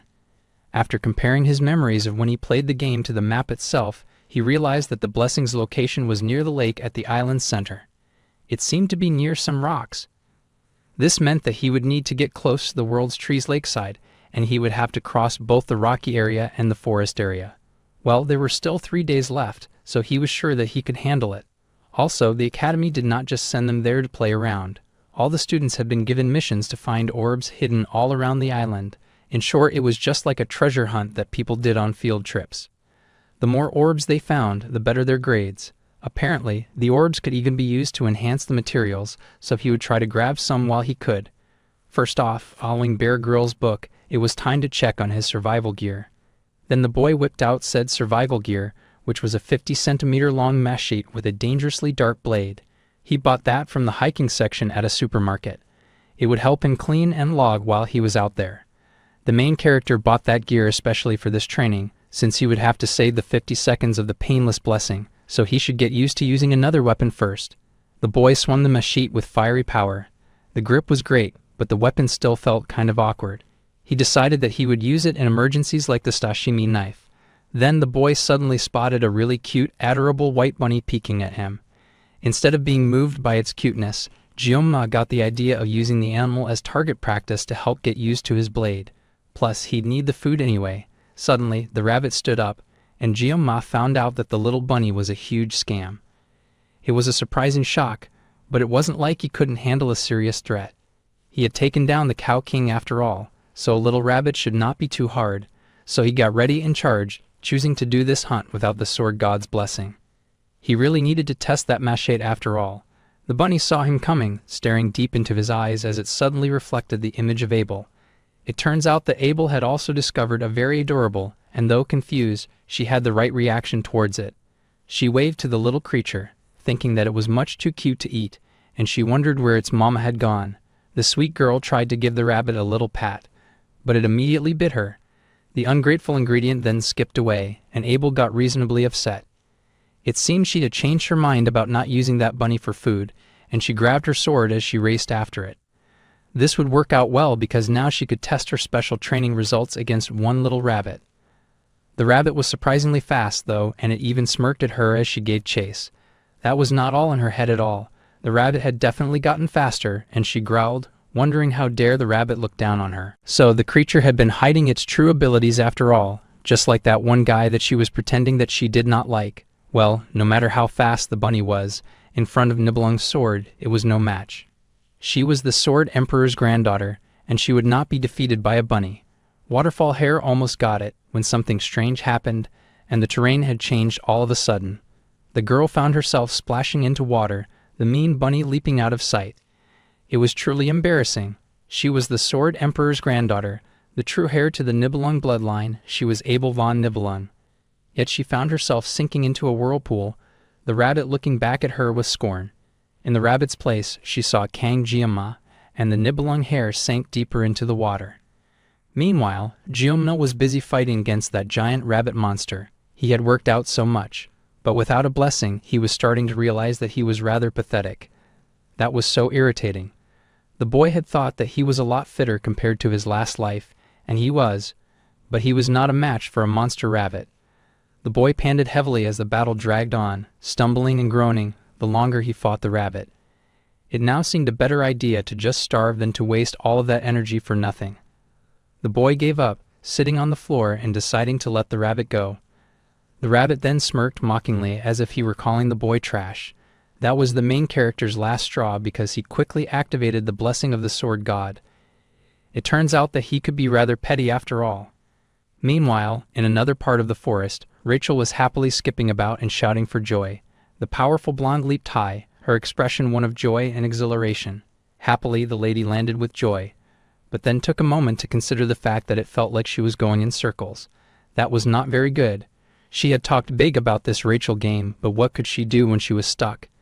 The girl laughed at the situation and the fact that she was totally lost. Suddenly, she noticed a bird flying high in the sky, and the dark feathers reminded her of the main character's unique dark hair. The girl had heard that crows like shiny things, and she figured that if she just ran that way, then perhaps she would find her beloved crush. Rejuvenated, the girl grinned that it was time to stop wasting time. She would not just think, but move. Charging up her feet, she leaped into the air, following after the crow and cooing that she was on her way to see Jume. Down below, Ryoto groaned because it felt like she had just heard Rachel's voice, but she liked to think that she had just imagined that. Well, it was time to look over the rations that she had packed. Obviously, the sugar-obsessed archer had packed lots of sweets, a blanket, a cardigan, and weapons. Now all she had to do was find her man. The girl smirked as she considered hunting him down. Since she had agreed to play this game, she could not allow herself to be the loser. She had landed somewhere on Avalon Beach, so she just needed to adjust her goal for this special environment. The only place on the island that never changes is the World Tree. Given Jiome's personality and the fact that he wanted to go solo, he would most likely head towards the center of the island. It was annoying, but the archer had no choice. She was determined not to lose this game, and she did kind of want to see him, and she did not want anyone to see him first. Once she saw him, she promised to pay him back for the forehead flick that he had given her earlier. On the side of the island, darkness had fallen and stars twinkled in the sky. On the ground, wolves hunted ferociously, all of them charging at a well-known redhead, but they were no match for her. Easily, she made quick work of them, slicing them to ribbons. Her eyes glinted with yandere obsessions and power, cooing for the love of her life to wait for her, at least just on this island. The obsessed girl was determined to win and find him before anyone else would, so that he would only have his eyes on her. She saw someone ahead and reached forward, hoping in her heart of hearts that the person she could see would be the love of her life, Kang Jianma. Kang Jianma was indeed sitting by a fire, and now that he had skinned the hide of the rabbit that he caught, he would not need to worry about food anymore. He could also just turn the rest of the meat into beef jerky. Suddenly, the boy heard a noise and looked up, wondering who had appeared before him. The presence that he felt was not that of a wild animal, it was something else. There was the possibility that it was someone targeting him, so he could not afford to let his guard down. The person was coming straight at him without stopping, so the boy cautiously reached for his weapon. He had saved his blessing too, so the sashimi knife in his jacket was ready. The person would be there any moment, so the boy braced himself and prepared to see the person charging right at him. Prepared, the boy raised his weapon, and Chloe burst out of the trees, happily calling for her Jianma-kun, just to end up seeing Rachel instead. The blonde hyena girl was shocked to see the redhead, and the redhead was just as disappointed. They were so pissed to have found each other instead of the boy that they were looking for. Meanwhile, Jianma paused in shock because the person who had shown up at his side was none other than the heir of the Nibelung family, Abel. The boy was shocked to see her, and she was also quite surprised to see him. The girl blushed in horror to be caught in this shamefully soaked state by the boy whom she was pretending that she did not like. The girl laughed nervously, trying to brush off the awkward situation, but there was really no living this down. It made sense that the girl had drifted towards the site of fire, especially given how cold she had gotten from getting soaked. Sitting beside the fire, she noticed a fur beside Jianma that looked warm. Not only that, but there was plenty of jerky, enough to not go hungry for a while, probably from a rabbit. Even here, in this new world, the boy was doing well, and she had lost to Kang Jianma once again. It was a painful loss, and the girl sulked about how embarrassing it was, while she shivered from the cold. Suddenly, she looked up when the boy came over and covered her with the fur that he had harvested. The girl blushed at this show of love and was not sure what to say to that. Now, Abel thought that she was acting crazy. She should have just snuck away while she had the chance, but she could not resist the smell of food that had drawn her to Jiome's camp. The air was warm around the fire, and she shakily thanked the boy for his assistance. Then they both realized that she had a very sore bruise on her ankle. It seemed like she had twisted it. The girl was horrified to be caught looking weak, and was then even more horrified when Jioma leaned in to help. Without even hesitating, the boy took her sore ankle in his hand and yanked off his tie. It was not right for her to leave her ankle like this when it could get infected while they were there. The girl could no longer fight back her blush, but the boy was hyper-focused on the leg that he was trying to heal. Carefully he wrapped it up, causing the flustered girl to thank him. Once again, an awkward silence returned to the camp, and neither of them spoke for a while. Then the main character asked why the talented swordswoman was wandering around by herself. The girl did not have the gall to admit that this happened because of Rachel's really stupid game that she had unconsciously been playing. She blushed that she had something that she wanted to do too, and she was more comfortable when she was alone. The boy nodded, taking her words for truth, and even saying that she was a lot like him. The girl blushed because she recalled how casually she had opted out of the game when she had ended up being the one to win. She recalled that she just had to take a picture to prove her victory, and very shakily raised the phone. Abel was just a shy lover girl after all, and she somehow did manage to point the camera in the right direction, and then she actually posted her victory. The other girls nearly lost their minds at this development. They yelled that she said she was not playing, but now she went ahead and won the game, so the quiet kitty was a sneaky little thief after all. Having finally sent in her victory, Abel could relax for a bit and really think about her life. Her crush handed her some meat to eat, and she panicked and hid her phone before he found out how pathetic she really was. The smoke curled high into the sky, and they kept eating. In silence, it was pretty awkward. Finally, Abel spoke up, asking the boy how he was so strong. Even though it was only for 1 minute, he had caused quite a stir since coming to the academy. The boy mumbled that it was probably thanks to his great teacher, the person who had taught him how to use a blade. Abel had spent 17 years, basically her whole life, learning the sword from her grandfather. She was confident that she knew more about swords than anyone else. However, she had never even heard of the sword style that Jioma used. Curiously, she asked what exactly he had learnt and the name of the family from which he had learnt it from. The boy smiled tiredly and said that the thing that he realized long ago is that being strong did not always mean that a person would win. In the end, it was the one who never gave up that would win. So he thought that those who managed to endure, persevere, and survive until the very end were the truly strong ones. The girl was surprised to hear this, and then she covered her mouth with a soft gasp, shocked to see him talking like an old man. It was so cliché to hear him talk like that she burst out laughing out loud. It kinda hurt the main character's feelings, especially since he was indeed an old man. She even said that he sounded like her grandfather. Well, it kind of reminded her of when they had talked on the bench back then. This was now their first real conversation since that time. Then he handed her some more meat, and she took it, finally admitting that the meat was rather nice. The next day, Waterfall Hair had her hair antenna up, and she gasped as she opened her eyes to find the campsite empty and vacant. The boy had left everything behind without even saying a word to her, but he had also left some food so she would not starve when she woke up. Remembering the events of the night before made her blush at how silly and partly intimate it had all been. Glancing down at her feet, she could see that the makeshift splint that he had made for her was still there. Suddenly, something wet hit the floor, and Abel was shocked to find that she was crying. It seemed that this was Waterfall Hair's first time being cared for by someone else. The girl rubbed hard at her eyes as she fought back the tears. No matter what happened in her life, she had always faced it alone. Even against huge obstacles, she managed to overcome them eventually. Even when she wanted to cry, she had to hold back her tears, and she did not have time or the luxury to act her age. That was the duty of one who carried the name of Nibelung. She had stood alone on the top of that high tower for a long time. Now she was moved to emotion by Kang Jiama, who had gone out of his way to do all of these kind things for her. All this time, she had invited and been jealous of people who offered kindness without expecting anything in return. Well now, only 2 days of survival training were left, so she grabbed her weapon, knowing that nothing would change if she sat and cried. Her leg was feeling much better now, so he tied his tie around her arm, and she smiled, saying that she should at least properly return the tie that she had borrowed. Then she tossed her coat on her shoulders and said that it was time to go. Meanwhile, Gyoma was pushing through the forest, looking around. It had been pretty chilly last night, but now it was rather hot. Abel would be awake about now, and the boy could not help but think of how pretty she was. However, for some reason, it seemed like the girl did not like him very much. Well, then again, that was just how her character was. She was a proud and aloof young lady. Sure, he had ended up helping her out after randomly running into her last night, but it was not because he had feelings for Abel. The girl had just looked so pitiful that he could not bring himself to be cold to her. Also, it was not like a little kindness was going to turn the whole plot upside down, or so he thought anyway. The boy had finally gotten out of the forest, and he was going to proceed with his journey.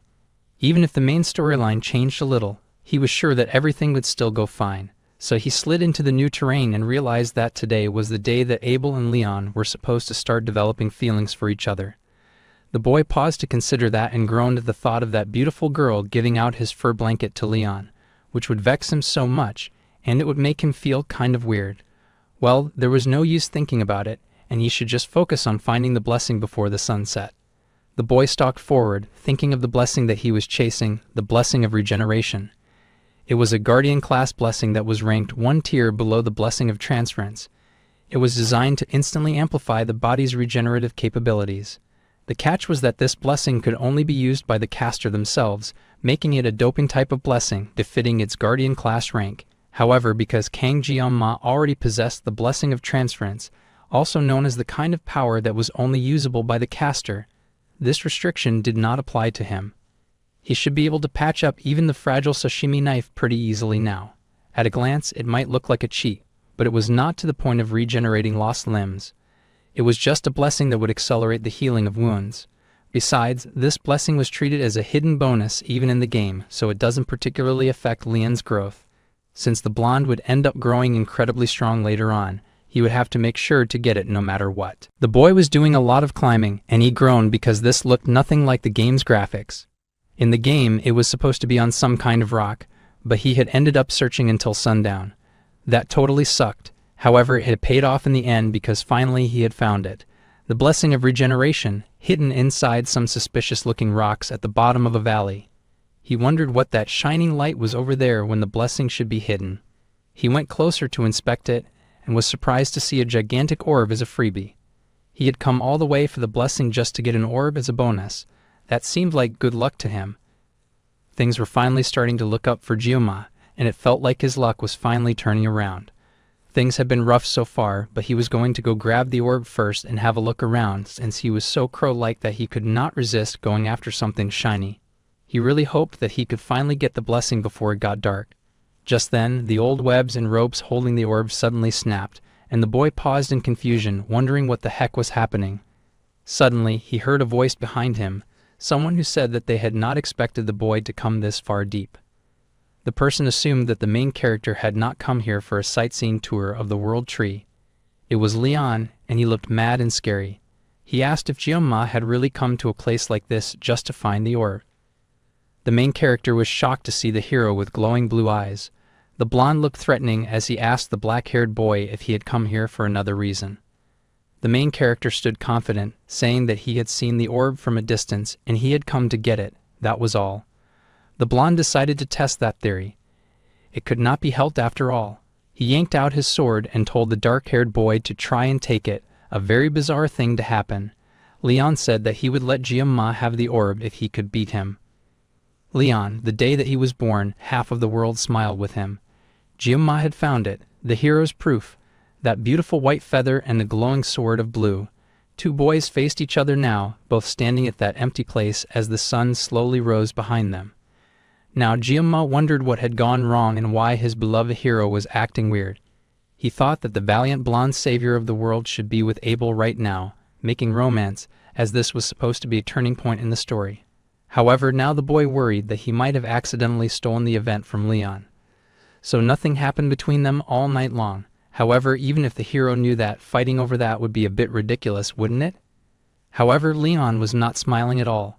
He swung the deadly weapon that he held, a deep slash behind him to show that he meant business. He'd have found Balmung, and the main character's eyes widened in shock. However, he wondered what sort of condition this was. He understood that it was not complete, but still. The world's worst and most sinister demon sword was Balmung. The blue gem embedded in its center was a catalyst that granted holy power to the holy demon sword Balmon to neutralize its magic. The other gem was the power used to neutralize that magic. However, since Balmon itself was based on magic power, even if it was neutralized with an ether gem, it was still greatly affected by the user's character. That was why in the game, Balmon could become either a demon sword or a holy sword depending on the player's choices. Now Giomna worries about Leon's state of mind. The boy said that, anyway, the main character could just think of this interaction as nothing more than just a sparring match.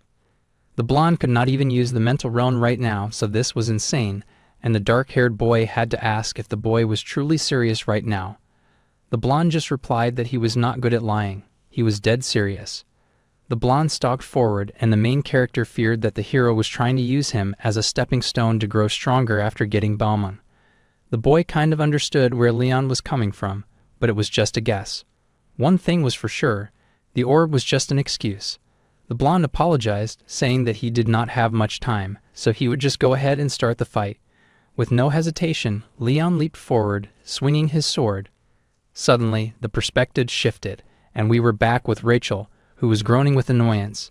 The orange-haired healer was with her now, and he asked why she was busy yelling like that.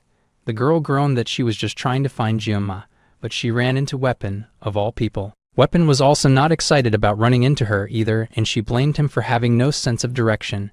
He was always busy bragging while following her around. The boy then yelled and asked if she was searching for Giomma. She was so predictable, and she did not hesitate to admit that. The orange-haired boy was baffled by her shamelessness, wondering if she was interested in their leader or something. The brunette asked why the healer would think that, and the boy said it was completely obvious. Until just a month ago, all she did was nap in the archery range, but now, whenever their team leader came up, she got all active and different.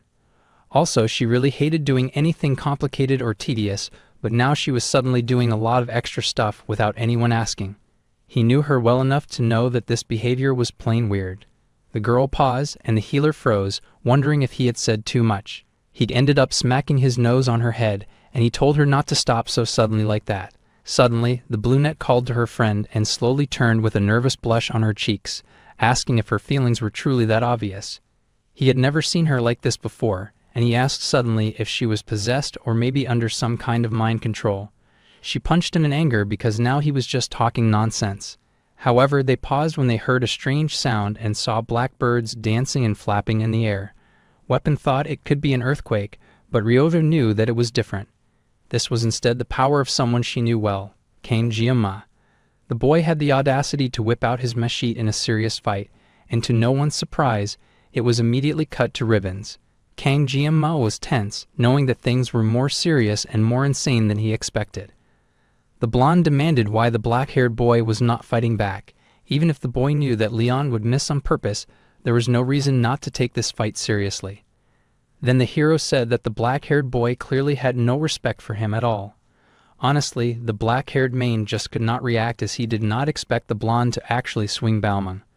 The boy could not just get dragged into some fight when he did not even know what on earth was going on. He had hesitated because if he had tried to use his blessing, he might have accidentally cut him down. Then the blonde called out to Kang Giomma, and the main character knew that if he did not fight back, he might end up losing his head. Leon was the protagonist of this story, and he demanded that his opponent grab his weapon, especially since this was going to happen sooner or later anyway. The protagonist was also the holder of the blessing of the miracle. Facing a monster like the protagonist without using his blessing was simply absurd. It was time for him to get rid of the naive thought of facing Leon in a casual way. So the boy summoned up the blessing of the sword god. The two clashed in that empty place, power meeting power as they began their dance for dominance. The two very fine and very talented young men clashed in a battle of wit and power. Giomma found himself leaping backwards, but Leon was hot on his tail. Leon slashed that mighty sword, and Giomma was absolutely shocked when his sashimi knife fell. However, the blonde did not relent and slashed again in an attack that the black-haired boy barely dodged. The blonde's slashes were relentless, and he would not stop or waver as he swung his weapon like he aimed to kill a monster. Fortunately, the main character had come with his bag of knives, and he reached for another knife to resume the battle. Neither of them was joking around anymore, and they were going to fight this battle seriously. A dance of powerful slashes swung around the golden protagonist, and he raced forward again, charging at his enemy. The sashimi knife wielder was shocked again at how fast the blonde was moving, and the golden boy swung his sword with killing intent. Gyoma panicked for a hot second, and the beams in the surrounding area were cut clean. The golden hero's power was no joke. That guy was on fire, and he even sliced the main character's knife bag in half. Gyoma just managed to dodge the attack, and he just managed to run fast enough to get out of Leon's crazy long range. The Black Mane raced away, realizing that the hero was now on a whole different level from when they had encountered each other during the midterms. Even the protagonist buff had its limits, so why on earth was Leon the only person who was solo leveling? This was ridiculous. Suddenly, the Black Mane froze, and he had to dodge yet another wicked slash midair. That slash took out the rest of the terrain. It was so deadly that it shredded rocks, it shredded the ground, and it probably shredded the air too. The sword in Leon's hand sparked and puffed, and the golden hero panted heavily as he fought. Kame Gyama stepped forward from the smoke, his weapon glinting as he did not run away anymore. He confronted the blonde, calling out his name and asking him why he was going so far. The blonde stared at his opponent, staring at the other boy in silence for a moment. Then he raised his head and mumbled about the world. On his shoulders rested the absolutely heavy burden of saving the world. Those heavy words, those heavy demands, they weighed on him like the pressure of a dark red sea. If it were him, he would surely be the one who was able to bring happiness to everyone in this world. The hero laughed at those words, gripping his sword as it lit up once again, saying that now Gyoma should be able to understand. With this, the hero fired up his power, saying that the main character would finally know between them, between the absolute power that Leon held and the fragile knives that Gyoma wielded, they would finally know who was who. The blonde looked crazed as he flared up his powerful weapon. But Gyoma did not faint nor cower at the power that the boy displayed. Instead, he raced forward, he dove into the slash of Leon's sword and responded with a slash of his own. Wind and rocks flew as the two faced each other for real this time, with the final swing of their swords.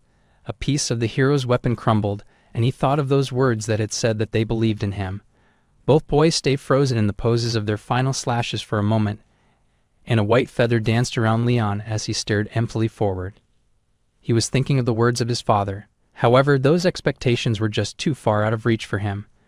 The boy lowered his sword as he looked into the sky, thinking tiredly that someone else should have been chosen instead of him.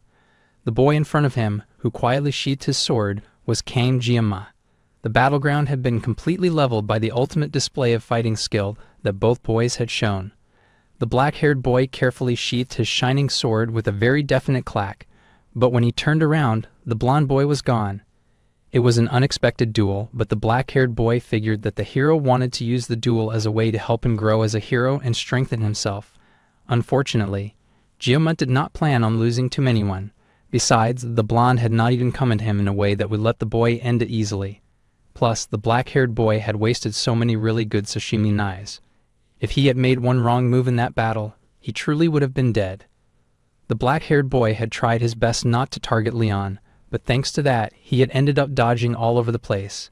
Even so, the blonde's growth was at a level that was quite fitting for the protagonist. Also, the main character thought that he might have sliced Bauman quite a bit, and he felt bad about it. As long as Leon could get it repaired and could collect more parts later, reaching its final form should not be a problem. Gyoma was, in fact, very pleased that at least he had not cut the hero, so everything should be going pretty well. The main character was delusional enough to believe that everything was going great, and he snatched up the ore. He had also found the blessing, so he happily grabbed that too. A new message popped up, congratulating Gyoma for acquiring a new blessing. The blessing of regeneration. The boy hurried to test out his ability right away and quickly sliced his arm. Sure enough, his arm healed back just fine, like the wound had never even been there. The effect was pretty solid, and the young lad was impressed. Still, he was quite glad that he had gotten what he wanted. He had fought a very tough battle. Later that evening, smoke rose into the air as Gyoma warmed himself by the campfire. He wondered now, thinking of the things that had happened, and he wondered what that fight had been about. If it was not about Abel, then why had Leon said things like this was going to happen sooner or later? Things had gotten so tense that the main character could not even question it. He wondered what the hero had meant. Leon was in existence in this world, but the black-haired boy wondered what exactly Leon was. Before that, the one who threw him into this world was the real mystery. For now, the man should just do what he needs to do. Even in his last life, he had a fiery personality. He had been holding it back a lot lately, but he could never ignore injustice. Often the main character got into a lot of fights with rude customers, but he never backed down. That was just his own weird sense of justice. At first, Gyunma had tried not to really interfere with the main storyline, but before he knew it, protecting himself became his top priority. Even though his actions were just to get a blessing that would not change the main plot, today he even ended up fighting Leon. Now he was under threat of assassination as well, and his life was really on the line. If things went on like this, it might get to the point where he would have to cut down a person. Not just monsters but human beings as well. The boy fell silent as he considered that system, and then he sighed rather tiredly, wondering if he was really okay living like this. Then he wondered if he needed to learn to take things a little easily. Suddenly someone showed up, scolding him for talking too much and saying that he should just act a bit more like himself. The boy was surprised to see Ryojo, and he stared in shock for a moment. However, when he blinked, she was gone, and now he was shocked that he was even hallucinating the girl. If Ryojo were here, she would probably just nag him just like that. This made him then wonder what the others were up to. He had gone alone so that he could find the blessing of regeneration, but now he wondered what they were doing. The others were also just chilling near their own campsites. Ryojo was ignoring Weapon, and the blonde was busy messing around with the redhead. Meanwhile, Waterfall Hair was busy taking a dip in a nearby pool. Now Gyunma smiled as he considered his friends. It sounded rather cheesy. The night passed, and the boy fell asleep beside the fire in a really uncomfortable-looking position. On the grass, there was movement, and a bunch of really horrible-looking men suddenly showed up. They seemed to be stalking the boy, and they grinned maliciously now that they had found him. Right, it was the assassins who had been hired to kill him, and one of them fired off a weapon in the boy's general direction. Gyunma was startled awake when he sensed that death was coming, and he managed to leap out of the way before his head got taken off, though he did get scratched by the flying weapon. The boy grunted in pain at the sudden attack, confused and angry. The assassins, on the other hand, were rather amused by Gyunma's dodging skills, finding it hard to believe that he was just a student. One of them even joked that they would recruit the boy instead. However, the lady told her colleague, Perik, to keep silent. Gyunma paused when he noticed Lei Shen. She was the known leader of the assassin group known as the Undertakers, and later she would become the first half-demon that Leon would ever face. Originally, she was the daughter of a noble, but after her family's betrayal, she was kicked out and became a contract killer. Her hatred only grew with time, and eventually, she became a villain and was defeated by Leon, a character doomed to tragedy. Still, the black-haired boy could not say that he felt any sympathy towards a killer who gave up her humanity. Now he was facing that killer as she was trying to take his life. Her men goaded him, asking him what his deal was. They held back, but he should not have dodged their attacks so easily. Even they knew that it was not normal for a student to be able to move like that. Plus, someone that young should not be able to make a face that serious in a life-or-death situation. Perik really and truly wanted to scout Gyunma for real. He could tell that the dark-haired boy was hot stuff. Even the lady hesitated a little and asked the young boy what organization he was from. The boy was silent as he wondered how he was supposed to respond when hitmen were asking him strange questions. It seems those jerks did not truly believe that he was a cadet. The other bandit goaded and coaxed, telling the boy that he was about to die, but they thought that he had some really great guts. It was the first time that the captain had shown any interest in their prey. Even the vice captain agreed. Judging by the boy's moves, he was clearly not just an average teenager. The man had thought that being the top freshman meant that he was just some go-getter. Though it was not perfect, the boy had cuts everywhere, and it only just met. Gyunma was tense about how these guys were talking about him like he was fresh meat in the market. This feeling was coursing through him. He knew that the people after him had sent these assassins. This meant that whoever was behind this had to at least be an elder. After all, who else would have access to the corpse disposal squad? The squad was now truly alarmed that he knew their name. Perik growled and asked who Gyunma was working for, because there was no way that he knew all of this information about them so casually. The girl he was with easily stopped his rage. It seemed like the boy knew about them. The boy growled that he did know about them, and he had no respect for butchers who just went about killing people for money. The vice president seethed to hear this, knowing that the boy had just said the thing that their captain hated to hear the most. Gyunma stepped forward, taunting them, asking if they were that pressed that they did not like getting called butchers by a scholarship cadet. just because she used to be a noble. Now those words really triggered the captain when this boy suddenly knew her deepest, darkest secret. The vice captain raged and prepared to punch Gyama, but in that breath, he immediately activated the sword god's blessing. So the young student easily dodged the punch, leaving the vice captain shocked. The vice captain growled, annoyed that the dark-haired boy kept hopping around and dodging like a rat. However, a slice suddenly appeared on the guy's neck, and he gasped as his head was separated, severed from his neck. The other members of the team were shocked to see their vice captain get eliminated so fast, and the boy breathed a sigh of relief. He had cut down a person for the first time, not in a subspace but right here in reality, and the man would not come back. It was the first time he had done something like that, and something red and black lashed out at him. His eyes widened, and he turned to see the red and black ropes around him getting thicker and obstructing his view of the countdown for his pain blessing. The captain of the assassins looked shaken now as she stared at Gyama, and the blessing of the sword god had started acting up again, becoming almost sinister as the numbers blurred, and the boy grinned like a devil. This power was not bad after all, and the blessing of the sword god was fully with him. Already it had gotten late on the 7th of December, and Gyama had been working pretty late in his past life. He decided to find what he was looking for quickly so that he could call it a day. Then, the boy started wandering around in search of his humanity. He could not imagine where he had left it. He checked the fridge, but all he found inside was the blessing of the sword god. The boy was conflicted to see that his chef uniform was melting into his school uniform, and a white streak appeared in his hair. The main character was shocked at the weird way the items in the fridge were organized. Still, he was in a desperate search for his humanity. It looked like he would have to take everything out, just so that he could find it. Before he could begin, he was drawn to items called Cut It. The items called out to his psyche to cut it all. This confused the main character, and now he wondered if he had gotten enough sleep. The letters seemed different all of a sudden. Slowly, he began to realize that the words on the items in the fridge were changing, and they urged him to do it no matter what it was. Ma was urged to cut whatever stood before. The boy's eyes widened in horror at these instructions, and the fridge began to glow. The bright red light came streaming from the fridge like a beacon from another dimension, flooding the area and overpowering Gyama. A really twisted countdown had started as the boy was urged to cut everything within his reach. His eyes went red as that aura dominated him, filled him, and commanded him as well. The main character was ordered to slice, and all his opponents would be cut down. The physical body of the dark-haired boy moved as he was directed, and with a sweep of his hand, he sliced. The others around called out in horror when they saw their vice-captain fall. But Gyama only had a sickening look on his face.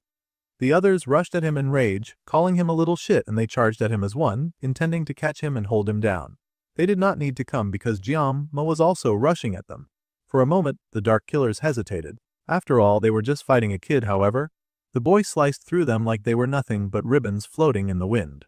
The opponents grimaced in shock as they fell into pieces, Gyama dancing past their sprayed blood and falling body parts like they were nothing but leaves in the wind. One by one, the assassins charged in a desperate attempt to end the boy's life, and the boy weaved through and past all of them, slicing them mercilessly in a dark show of angst and emo power. The blessing had taken over his mind, and his smile had become dark and twisted. He did not even flinch at the sight of so much blood covering the area. Each life that he took was nothing, and the fighters panicked, yelling encouragement at each other to just grab the brat. They yelled to get a grip. They yelled to attack all at once, but it was no use. Even their leader had identified that as she stared at the boy in horror and fear. The dark-haired boy made quick work of her men like they were nothing, slicing them into bloody ribbons. She could not believe that they were truly facing someone who was just a cadet. The Mohawk guy standing by her asked what they should do now, and the captain was also panicking because she had assumed that their target would be easy prey. However, before she could respond, Gyama came spinning into view, and he made a quick chop of Mohawk too. The man had not even seen the boy coming, and he had not stood a chance. The captain stared in horror when her subordinate fell, and she already started nervously backing away. This was supposed to be an easy job. 100 million each was good money. The man who hired them had even promised to give them a bonus as well. Now that lady realized that the crazy old man who hired them had set them up. The thing that they were fighting, the thing that had killed all her men, was surely not human. The captain was convinced that Gyama was something else, maybe half human or half demon, a monster disguised as a cadet, and now that monster was racing towards her with the intention of cutting her down. The captain tensed as he approached, cursing out the boy and calling him evil. However, she froze when her back suddenly hit the floor. She was cornered, the worst place to be. The boy raised his knife, pointed it at her, and he stood over her fallen body. He had mostly taken care of his troublesome night visitors, and the captain closed her eyes, expecting to surely get cut down. There were 9 seconds left when Jiam sheathed the knife in his hands. Nearly all the time had been used up because he had been fighting Leon and the Undertaker group. It had been self-defense, but the boy sure hoped that he would not need to use it again. This was a completely different and unfamiliar feeling compared to demonoids. However, his opponents were human butchers coming for his life. There had been no reason to show mercy, so he had no regrets. Fortunately, he had not entirely lost his mind either. Now, the only ones left were him and Lei Shen, who was now tied to a tree in a rather suggestive way. It was time for interrogation, and the Blade Boy asked the assassin who had sent her. Naturally, he was not about to give up information that was possibly keeping her alive that easily. This was his chance to finally learn about who was after his life and nip them in the bud, before their disease kept growing. Crushing the captain with overwhelming fear was the most effective way to make her confess. However, the boy knew that if he cut off her head without hearing the whole story, he was sure that he would regret it. The boy asked if she was stupid or brave. She was doing great, putting on airs and acting confident, but he had just single-handedly wiped out all of her subordinates, leaving them in a bloody mess. It was best for her to start talking while he was still being nice. The lady bit her lip, gritting her teeth in rage as she hissed at him, reminded of the carnage that he had wrought. She called him a demon, and coughed from how worked up she had gotten. Then, the captain huffed in amusement, saying that she now understood why that person had put a hit on him. She should have realized when all of his personal records were erased. Even his relatives and parents were gone. It was so suspicious. The captain was pissed that the old man had dared to hire them to take out a villain disguised as a cadet, and she went on bitterly ranting. She had a good reason to be upset. But Jum zoned out for a hot minute as he considered her words and what he was saying. He had no idea that all of his family records had been erased, and he still vaguely remembered his parents from this world. It was true that he barely looked like their son, but he could not even remember their faces anymore. Now the boy was panicking, and he demanded that the captain repeat what she had just said.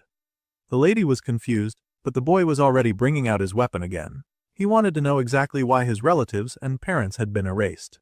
The captain was alarmed to see him ready to go crazy again. Originally, he had just planned to hear the name of the one who had hired her, and then he would send her off peacefully. But now, it seemed that he had something else to ask her.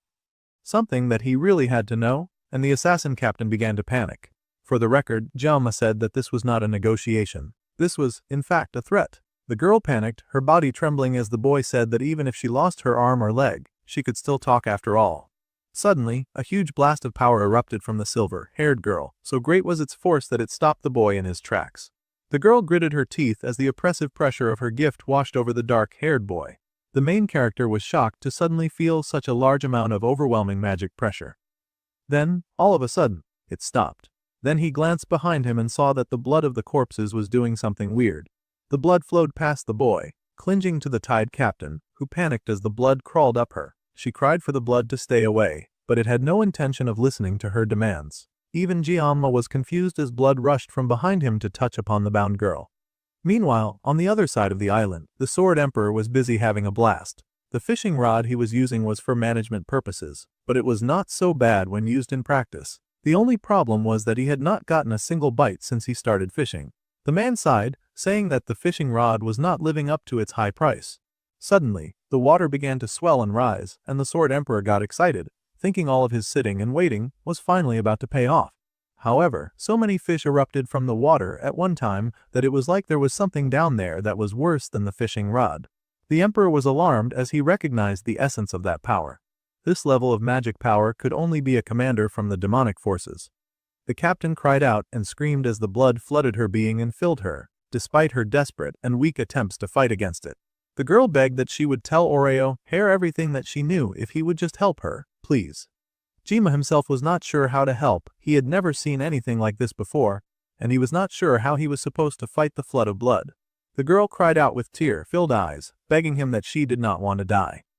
There was a sparkle of bright light and magic, and it suddenly descended from above like fire from a dragon's mouth. That bright golden beam eradicated everything where the girl had been tied down. Its light was blinding, brilliant, and final. The purple-haired demon teacher was surprised when she saw that glow all the way from where she was posted, and she wondered if her lord had come.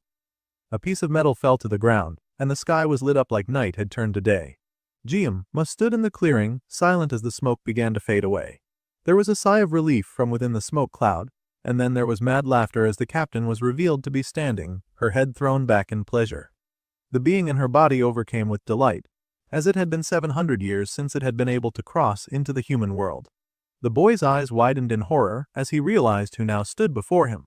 This level of magic power that made the mermaid back then seem like a small fish, that power was emanating from the captain now in terrifying waves. This impure flame could only belong to the one who cooed and called him Little One, the Demon King's army, 5th Legion commander, the succubus, the dream demon. The bewitching flame, also known as Agor. The demoness laughed wickedly, throwing her head back as the sky filled with smoke and debris. Burnt birds fell from the sky, heated by her miasma of evil. For a moment, the demoness took a pause to wonder if she was greeting in the right way, just like humans did. After all, it had been 700 years since she had left the demon realm to visit the human world, so she was not so sure about current human customs anymore. At any rate, suddenly acting deceptively cute, the burning woman introduced herself as Agor, the commander of the Demon King's 5th Legion. Then she said it was nice to meet the main character who was not as thrilled about meeting her. Still, Agor pressed on with a cute tilt of her head and asked his name. The boy was speechless as she stared at the demons and she pouted about him not even answering her question. That was really cold of him after all. Meanwhile, Ji-ma was trying to figure out how he could get out of this situation. He needed to try and dig up some of his memories. Even the smallest seemingly useless fragments could serve as a mirror that would let him see into the future. And he desperately needed to do that now that he was facing a monster that was way out of his league. The biggest advantage that Ji-ma had for surviving in this world was the memories he gained from playing the game in the real world. Now, he tried to remember all that he could about the succubus Agor. He could still remember the basic details about her on Wiki, back when he quit the game. However, he had no idea why the succubus had come down to the human world after 700 years. Even worse, he had no idea why she would use possession to descend, using Li Shen as a host. The whole situation was getting out of hand and downright terrifying. Suddenly, the succubus grinned and asked the boy if this was his doing. She was quite impressed to see all the wonderful discarded bodies just laying around. No wonder the boy had not seemed at all like an ordinary human. Plus, there was the fact that the boy was still standing insane after seeing her maddening appearance. Looking at him now, the lady smiled and noted that he was just a whelp, but the boy would probably turn out to be a lot more in the future. In that case, she had a wonderful idea. Shining her evil demonic eyes wide, the bold demon immediately demanded that he form a contract with her. Such a proposal was unacceptable, and the boy backed away, but the demoness pressed closer. She told him to feel honored since this was his special chance to become her slave, as if anyone would want to become a slave. In the end, humans could act noble all they wanted, but deep down inside they judged each other and created their own weird pecking orders. They chased after their own interests, killing others and causing pain. So in her opinion, it would be so much better for him to just sacrifice his life so that he could dream of glory by her side. She had come really close now, gently rubbing his chin as she tried to seduce him. The boy found his mind getting taken over, and he found himself thinking that perhaps this demon was right. Human beings had always been the worst of most creatures on the earth. Honestly, the tired main character wanted to survive and accept Agor's offer. It would after all be the right thing to do, according to his drugged mind. On top of that, his ultimate goal of survival would be much easier if he just sided with the Demon King's army and brought down the human race. The beautiful Reedhead cooed, and even called him handsome as she filled him with her powers, evaporating common sense with her special dream of glory. Ji-ma started to seriously consider accepting her offer. However, his thoughts were quickly sliced in two. The blessing of the sword god ignited in his soul, and it informed him that the opponent they were to fight was a demon, the succubus queen Agor. Meanwhile, the succubus queen was shocked to see that the boy had actually broken free from her high-level magic. That was extremely shocking, and she wondered if her weak vessel was messing up her powers. She'd only made a contract with the girl, because she wouldn't stop whining, but it did not seem worth it anymore. The demon sighed and complained about the guy who supplied her hosts and asked how she could do anything if her host was this weak. Suddenly the boy before her began to laugh, and this surprised the succubus queen very much. She asked if he had just laughed, and the boy said that he found all of her nonsensical barking rather amusing. There was silence at the audacity of this statement, and for a moment, the fairy queen was too shocked to say anything. Then, Ji-ma reached into his clothes and pulled out his weapon as he prepared to give her an answer about the offer to become her slave. Naturally, he was going to pass on that, and the demoness grinned with irritation on her face to see him fighting back. She mumbled about how he had no manners. The boy was lit with vibrant blue flames of justice as he prepared to battle his foe, and he sliced at her flames as she hummed and idly blasted more fire in his direction. The main character fought earnestly, but he'd been fighting since his encounter with Leon and she was a top-level foe. So, he struggled to land a hit on her and she yawned in amusement at his weak skills. Still, the boy did not give up, and he swung his knife with the urge to kill, exciting the succubus as she watched. The knife was swung in a brilliant blue arc that surely would have severed a normal foe. Instead, the succubus just laughed at his efforts, truly amused beyond comparison. The demoness laughed that she had been half-joking when she said it the first time. But all of this effort he was showing was really making her want him more, which was concerning since he was so young and she was grandma age. Now Iger was visibly interested in the fight, and she called out to her opponent to ask just how far his abilities could go. She called herself his Nuna, which means elder sister in Korean, and said that she would have to check for herself. The demoness then activated Inferno, which exploded in a blast of fiery magic all over the fighting space. The main character was alarmed by the sudden shock of power, and the demon laughed, telling him to do his best. Roaring flames came soaring towards him, but the boy was unperturbed. Instead, he pulled out a sashimi knife, slashing the flames and the fire split, unable to touch him or do him serious harm. The redhead was shocked when she saw this, but she was also pleased. Jin-ma was fast at dodging, and he zipped around at the speed of light. Those flames were unable to touch him as he swept through the area with his sashimi knife. Now the demon was cautious as the boy was now showing power that had gone past human limits. Meanwhile, on her end, she wondered how long it had been since she had descended, and she was adapting a bit slowly to her new form. Before she could compute thoughts, she saw her opponent behind her raising his knife. He had already caught up, much to her surprise, and she was so pleased to see how fast he was. Then he sliced, their power hitting together in a huge blast. Smoke filled the area after that huge attack, and the demoness couldn't help but chuckle. Her opponent really had an impatient personality, and she couldn't help but smile about it. Despite his strong attack, she had been able to block it with only one hand. The boy was shocked. Ager grinned, asking him why he was in such a hurry. After all, his big aunt was here and she had all the time in the world. However, he had no time to mess around. His painless blessing could only last for so long, and he could not risk drawing out this fight for longer than he could handle. The redhead was surprised when Jian-ma lunged again with his next attack. His time was fast running out. The seconds were counting and ticking, and Ager realized that the boy was getting faster and faster. Their power clashed and there was a huge blast in the area with sparks of yellow and red. The counting numbers reminded the main character that he was running out of time.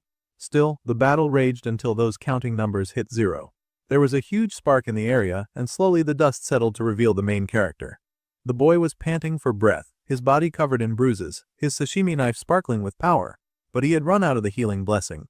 If he fought any further, he would be in huge pain. Meanwhile, Ager casually flexed her cut-up fingers. They had been sliced to ribbons but were already quickly healing. The claws from 700 years ago was slowing her down, and she just could not get used to this red blood. The demoness licked her lips as she laughed at how it felt like she had become a human herself. It was really such a waste to leave the talented boy that she had scouted as only a human, and she greatly admired the determination that consumed her opponent's body. It was truly captivating to her. The boy was lacking in manners, but she admired his fiery passion. At his age, he might have more potential than the other kid that was prophesied to be the holy vessel. Meanwhile, Jian-ma was struggling to get his bearings as his opponent continued to idly chatter, saying that she was almost fully adjusted to this new body of hers. Then, she wondered if he could become the one to fulfill their wish. So, Ager would give him one last test, and she leapt into the sky, her hands bubbling with flames, telling the boy that if he could withstand her last attack, then he would pass her test and win her game. The magic that she activated was called Flamma, and the boy barely had the strength within him to move. Meanwhile, the redhead demoness chuckled, saying that he had to at least endure this much. Fire came racing towards Jin-ma, and the main character had just about reached his breaking point when someone leapt into the fray. The fire was indeed blocked by the strong sword emperor, who arrived just in time to protect his favorite student, swinging his weapon with incredible ability. He yelled for the dark-haired boy to pull himself together, while the demoness threw a hissy fit at her crazy game getting interrupted. She asked the old man not to butt in between them, since they were busy having fun by themselves. However, the old man refused to back down. See, Jian-ma was very precious to him after all. He would absolutely not let the demon touch that boy. So she hissed back that he should try his best to protect the precious boy then, if he could, and then she rained down even more fire to annihilate both man and boy. The demoness Igor really had no joy. Meanwhile, the main character was still struggling deep inside the realm of his powers, and he wondered if he had finally died. He heard the low sound of coughing and his eyes widened in shock to see a figure on fire that was standing before him. The main character's vision finally cleared and his eyes widened to see the old man protecting him with his body. The Sword Emperor had come to save his life. The boy was greatly surprised. A peerless talent like Kang Jium, Muz was not the type that should be lost in vain in a place like this battlefield. The old man leaped forward to protect the boy, his sword swinging mightily as he fought for the young lad. The man was certain that the main character would be the one to bridge the divide between humans and demons, and he would become the hope that broke the chain. With this in mind, the man fought relentlessly, throwing back the demoness attack and saving both his life and that of the young lad behind him. The old man coughed from the effort he had expended just blocking off that attack and asked the young lad if he was all right and had finally returned to his senses. Then he told the boy to rest for a while as his body recovered. From what the man could see, their current situation was very dire. The boy was visibly struggling with multiple bruises, but he did not fail to notice the Sword Emperor's arm. The old man told him not to worry, as there was no need to use two hands to grip a sword. Instead of worrying about him, the dark-haired boy was told to focus on getting himself together. Then the dark demoness stepped forward, calling out to the old man with mocking laughter. She hummed, saying that it felt rather strange that he was taking her magic head on. After all, he was just a mere man, and she was rather irritated by all these people who were somehow able to match her power. There was silence as the three opponents faced each other. Agar was a demon of Legion Commander rank, and it meant something for someone like her to show up. A flesh offering was likely used to summon her and to loosen the barrier between the demon realm and the human world, and she was likely possessing a human body that was acting as a catalyst. Due to the backlash, the demons could not bring out their full strength while possessing someone. However, that did not change the fact that they were unstoppable disasters. The demoness scoffed at how annoying she found her current situation. It seemed the body she had possessed was not a good match after all. She could understand struggling against a lively brat, but if she could not even beat an old man like the Sword Emperor, then surely this body was the height of useless. Agar stepped forward, saying that she was unsure what tricks he had pulled, but this time she would take more than just his arm. Then she launched at him with fire in her hands and the intent to do harm. The old man narrowed his eyes as he prepared for her attack, and they both swung at each other at the same time. He with his glowing blue sword and she with her flaming sword of attack. The demoness hissed in rage, and her sword fell along with one of her flaming arms. This was an unacceptable situation to the Legion commander, who demanded to know how the old man could do such damage to her. The old man mocked her, calling her out for being scared, and the demons hissed, calling the old man an insolent worm as she launched yet another heated and rage-filled attack. The man did not know exactly why the wicked commander had crossed the demon realm to come to their world. However, he raised his sword of justice. He could see that her eyes were clearly filled with fear, and a slash of his sword dispelled the flames that soared towards him. They spun around him in circles, hoping to do maximum damage to the warrior who stood alone, but the man had been titled Sword Emperor for a reason. The Fire Lady's eyes widened, but she scoffed when she saw the bug acting cocky, claiming that he had just gotten lucky when he cut off her arm. But he quickly proved that C was talking nonsense when his word suddenly appeared at her throat, and he sliced in an arc so sharp and fast that he would have taken off her head if she did not leap back. Now the demoness realized that she could not take the man for granted as he had such an intense aura. Those eyes, she could now see that he was clearly a descendant of Aran. The old man said nothing and simply raised his sword, but now the demoness was cursing her luck. Still, he was just a human with a body that was far past its prime. Humans were really pitiful in her opinion, and she mocked the old and withered descendant of Aran, and asked if he could really dodge her attacks with his frail body. The little cheat rained down fire from the sky in thousands and millions, all falling towards that old man who fought alone. She laughed wickedly, and both Jium, Mai and the Sword Emperor were horrified to see the extent of this attack. That rotten lady laughed, asking if this attack was too much for the old man to stomach, and the man had to dodge, moving as fast as he could to escape each streak of fire as it rained down like hell on earth. The man ran as fast as he could, and the dark-haired boy yelled in worry. The boy would like to at least cover the old man, but right now, he was barely staying conscious. He had been fighting before the sun set, and he had fought all night long. If he let go now, he may never grab hold again. Giving up his blessing in this situation would basically be suicide, and the boy gripped his knife as hard as he could. The Sword Emperor was still just managing to hold his own against the fire demon, and he swung his sword to dispel her attacks, swinging in a huge arc that cut through the flames. Agar could not help but be impressed by this point, saying that he was achieving much despite his old body. Perhaps, instead of a butt, the man was more like an annoying little rat. The man raced forward, now purposely moving towards her despite the rain of fire that she kept throwing at him. The man mocked her as well, saying that demons were definitely absurdly stronger than humans, and that in his youth, he had resented the world for that. after standing before an unchanging wall that effort alone could not overcome.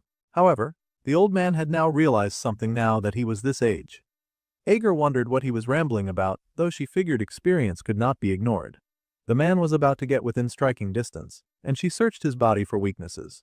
She then noticed that the left side, where his arm was missing, was wide open.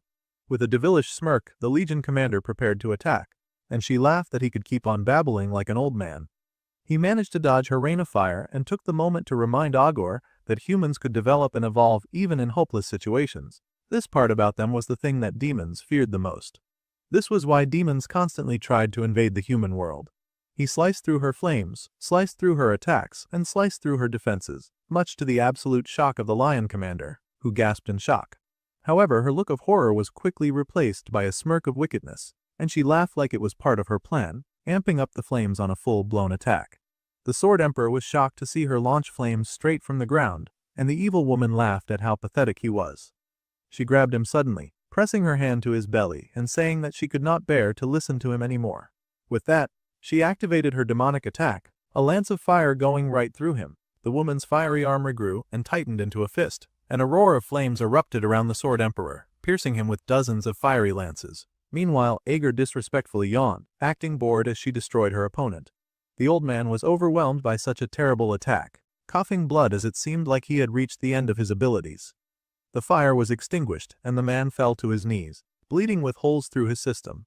It did not look like he would survive this fight at all. Mockingly, the wicked demon placed her foot on his head, asking if this was all he had to show for the end after all. Honestly, whether it was 700 years ago or now, she laughed that humans were always so cliché. Still, for something like the dying words of a worm that did not even live for a century, she felt like his last words worked just fine. Ma could not accept that, calling out to the Sword Emperor, who looked about to fall in defeat.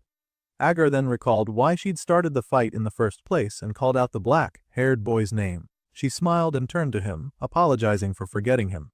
She wanted to tell him all about the result of that test from earlier, and the boy panicked.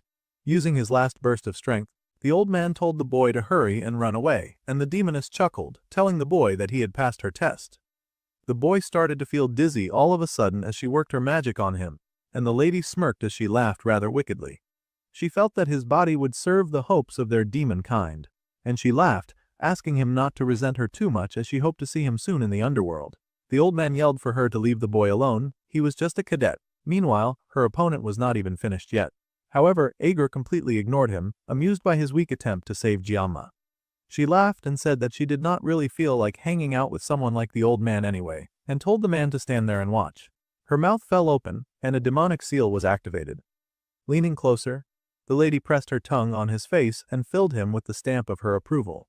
The boy fell to his knees as his head was kissed, and the old man cursed her for her demonic work. The redhead blushed and asked if that was a compliment. After all, being demonic was what he did best. Her demonic energy filled the main character, flooding his mind and body and soul. Suddenly, his eyes snapped open with pink light, and the mark showed on his forehead in a bright purple stamp. Her magic traveled all through his body in weird, forceful patterns, trying its best to do a demonic takeover. There were loud buzzes of error and caution all through the main character's system as an unauthorized external intrusion was detected.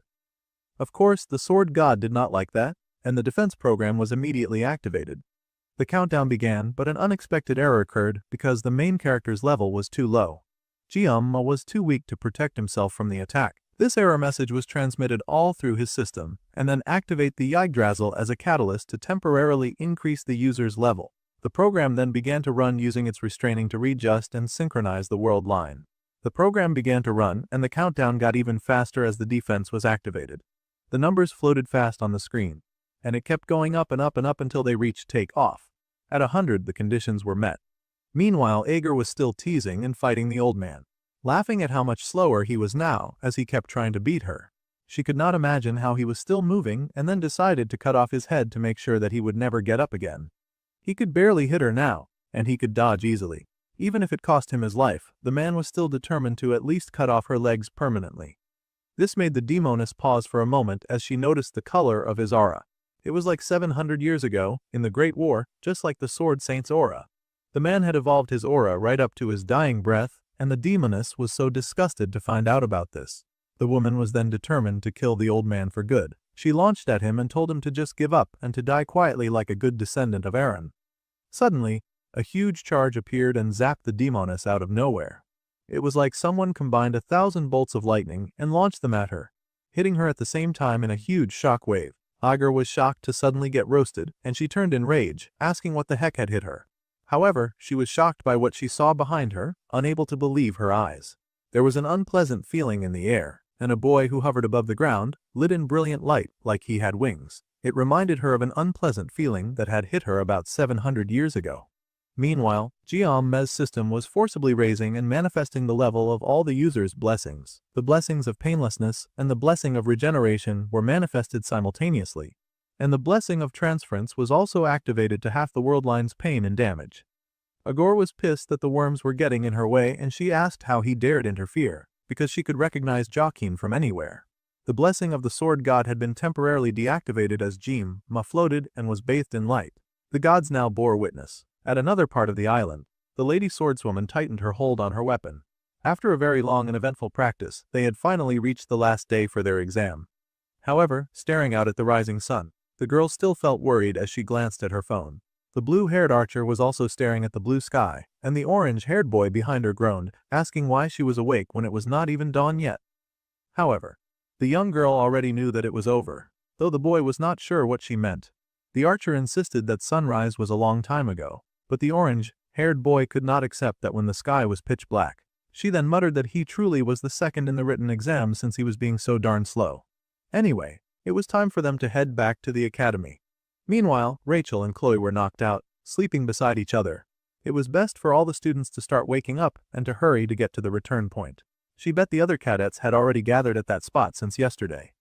So, it was time for them to hurry up, as the archer did not think that this was a good sign at all. Meanwhile, in the clearing where our main character stood, there was smoke and dust everywhere. The fire from the demon still raged around them, and Ma glowed before his opponent and his ally. Agar ground her teeth in fury to see what she believed to be the reincarnation of Joaquin, and she asked where he had come from. Lightning sparked everywhere that Jiamma put his feet, and the boy shone with such bright and powerful light that he was barely visible to them. The boy began to come closer, and the fire demon finally saw that it was still Jiamma that she was facing, but he radiated so much power that it left her confused. Agar had been aware, even if the boy gave the same feeling as Joaquin's blessing, Joaquin was still human, so there was no way the man would be alive after 700 years. However, this was the worst. The body she possessed sucked, and even her judgment was slipping. Still, just now she could have sworn that she felt her old rival. Just now, this seemingly harmless boy had hit her with an attack on par with her old foe. This was not a situation that she could just brush off, and she cursed in annoyance. The old man was still bleeding heavily as he stared in shock and awe at the glowing boy, detecting almost the same things that the woman detected. The old man fell to his knees in awe-filled salute and basically bowed before the main character.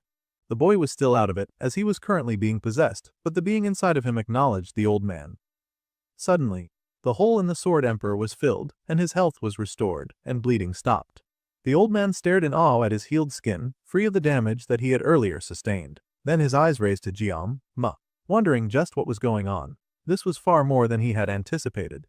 The boy still glowed like a brilliant bolt of lightning, and his eyes were shut in concentration, summoning a million sparks of silver power. They danced around him, energetic waves, pulsing the story of his strength in the surrounding area.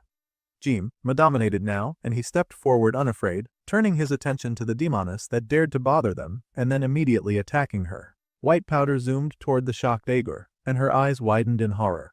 Suddenly, the boy appeared behind her, and her eyes widened because he was moving too fast. The demon found it terrifyingly strange that she could not get a clear grasp of his form at all. Shui wondered if her lousy body had something to do with it, but deep down, she knew that this situation was just beyond understanding. This situation was dangerous, and the opponent she was facing could not be human. In that case, the lady fired up her hands as she begrudgingly apologized. What she had said just a few moments ago, she would have to take it back after all. With that, she fired a shot into the ground, breaking and cracking it open as fire spilt from the ground. The boy's body would have definitely made a very fine vessel. However, she could not let a powerful foe like this continue to live. If she did not take him down now before he mastered his powers, then she was sure that the boy would block the path of the demon folk. The lady was ready to go all out against him. She swung her hand and tossed hot, fuming flames at him. These flames burned like molten lava, and they formed a fiery tornado so intense that she named it Blaze Tempest. That huge fiery attack was so large that it was 100 times her size and bubbled in the air like a raging storm. The Sword Emperor was horrified to see an attack that large, though Mo was largely unbothered by it. The Wicked Lady laughed, saying that she would think of this encounter as brief but really fun, and then she launched the attack, telling the boy that she would see him in hell and all that. The flame was furious and golden, and she threw it. That raging storm, sure to destroy anything in its path, flew to her opponent, and it scorched everything around it. It sailed through the air like a moving mountain of fire, a heated bullet train that would stop for nothing, and the Sword Emperor watched in horror. The man glanced at Ma, worried about what the boy would do, and the being inside of him spoke. The main character activated the blessing of the Sword God, and was instantly filled with its divine strength and demonic power. Shalkut was activated, and the world was disclosed into specific colors so that the boy could focus on his target.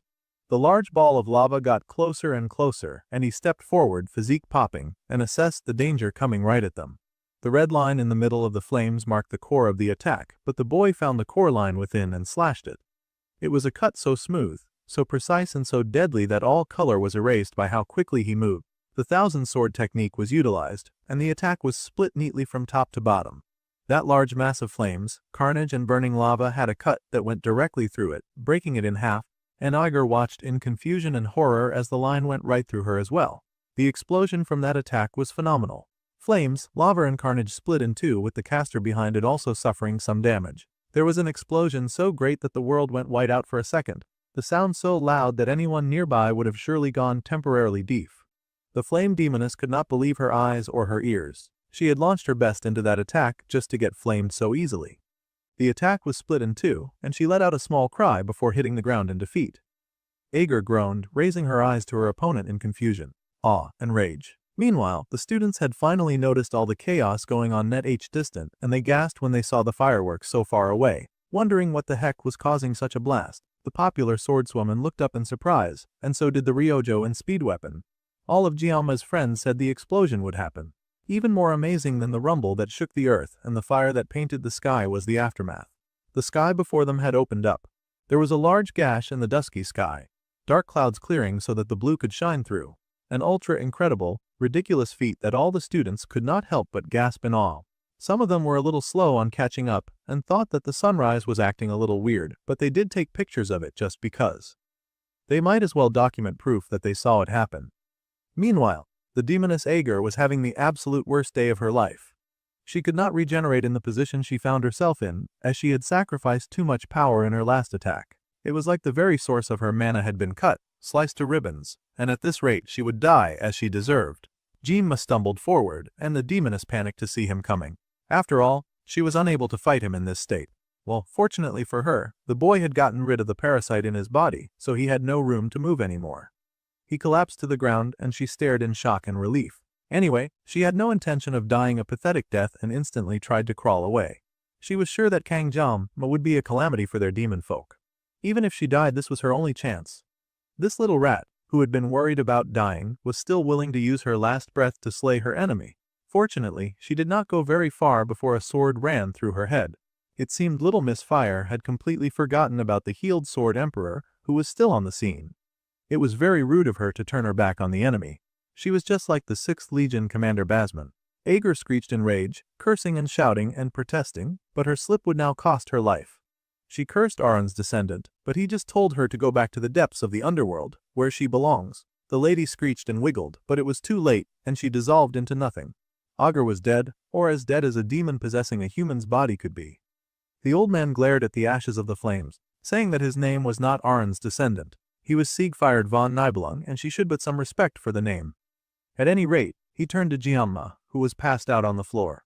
The old man rolled the boy over to check on him. Fortunately, the kid was still breathing.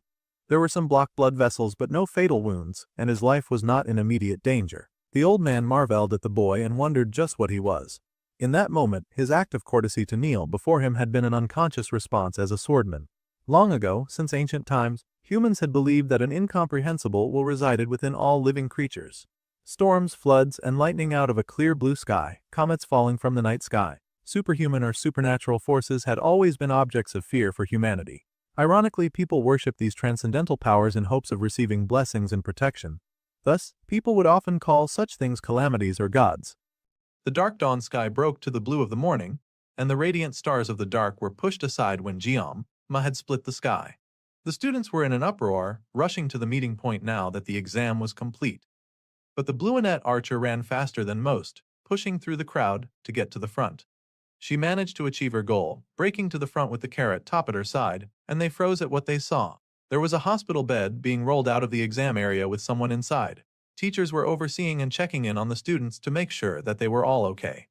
On that hospital bed was unmistakably Ma, and he was unconscious. This sight, of course, was horrified by his harem, and no one was more passionate about this than the redhead Chloe, who struggled to break through but was held back by Rachel. It was almost like the redhead was trying to attack a teacher just to get to Ma, and they had to force her to calm down. The blue archer looked ahead in concern, and she glanced to see if other members of the harem showed up. Waterfall Hair, Abel looked to be in great distress. She saw that her grandfather now had a missing arm, which was a valid reason to cry. Her family had gotten hurt, and her new crush had gotten hurt too. The girl collapsed to her knees, and Ryojo put a gentle and comforting hand around her shoulder to calm her down. This was a tense moment for all of the students. As humanity remained in a ceasefire with the demons, they would have no choice but to suffer a significant loss in power due to the Sword Emperor's recent incident. The entire world was, of course, concerned whether another vacancy would arise among the 7 star heroes, who currently numbered only 4. The archer girl monitored the news the entire time, hoping for some updates on the Oreo-haired protagonist. But of course, there were none, and she wondered if he was awake now. Even some of the students in class mumbled that they had not seen the special admission student lately. They had noticed that he was carried out from Avalon Island, and there were rumors that the boy was now barely hanging between life and death. Some of the students worried that he would actually die at this rate, and Ryojo was rather frustrated with the rumors. She yelled at the boys, who immediately answered her call since they recognized her as the princess. With an ice-cold glare, she told them to go continue their distasteful gossip somewhere else, since she hadn't been able to get any sleep the other night, and she found them way too annoying and noisy. Realizing their mistake, the boys pulled back an apology, and they rushed away to continue their little chat somewhere else. The current situation irritated the Blueonette, who strongly believed that Ma would never die. Glancing to her side, she found Chloe, sobbing her eyes out. The poor assassin had not stopped crying since that day. She was much like a mourning widow in that respect. Even though Ryojo had said the main character would not die, she was still worried. 2. He had not come back to class in ages, and it had been over a week since they'd seen him. When they tried to hawk up on him in the clinic, they'd been told that no visitors were allowed. Even though they were just cadets who wanted to check up on their friend, they were not permitted to in.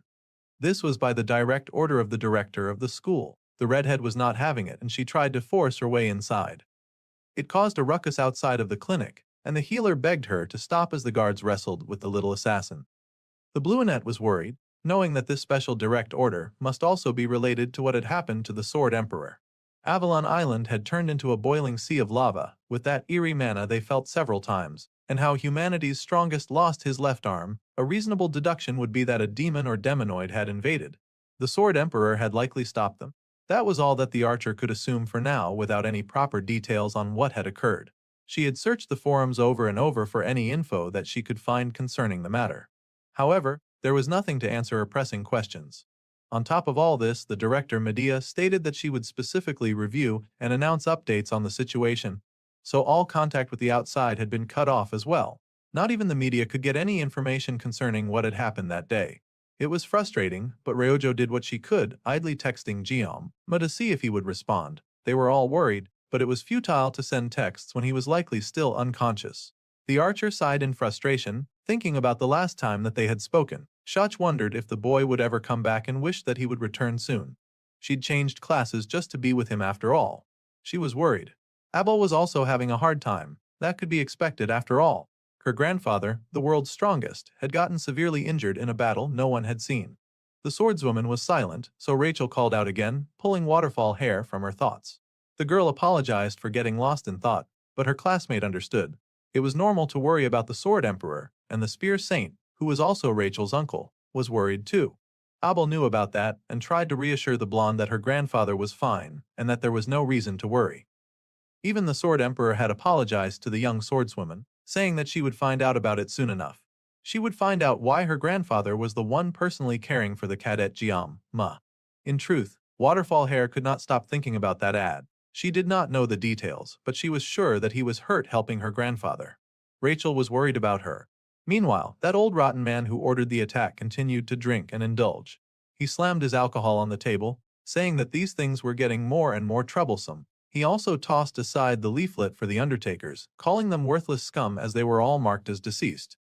Meanwhile, Jiang continued to be cared for. It was reported that his muscle fibers were torn and even his nerves were wrecked. The boy is in far from normal condition, but now he had recovered and was discharged. In fact, he even seemed healthier than before. The director was rather proud of the fact that she had mobilized every single medical staff and healer just for him, and she had threatened all of them to save him at all costs. Then she yelled at the old man who was taking his own injury rather casually.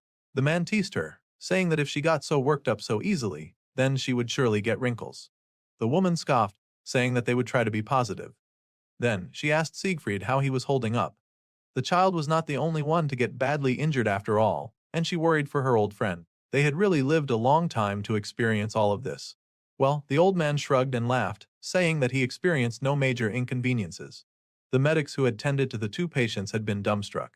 In all their years as doctors, they had never seen a case like this. The man was perfectly healthy, even his old illnesses were gone. It was like they had been wiped clean. It could only be called a miracle from the gods, and the director had sighed immensely, telling the doctor that she did not get what was going on anymore. Sure, the young boy coming back in tatters was partly Siegfried's responsibility, but he also never left the boy's side while the youth was hospitalized. The old man had even shelled out a ridiculous amount of his own money to book the entire ward. The woman had never seen the old man go this far, and she wondered what exactly had happened between those two. At any rate, even her blessing of the poet could not figure out what had happened, and it was beyond cognitive understanding. Now that the boy was awake, she asked if the old man could finally reveal what had happened. The media had been hounding her for weeks, so she had not been able to sleep in days. The old man set down his teacup and admitted that he needed some time to gather his thoughts as well.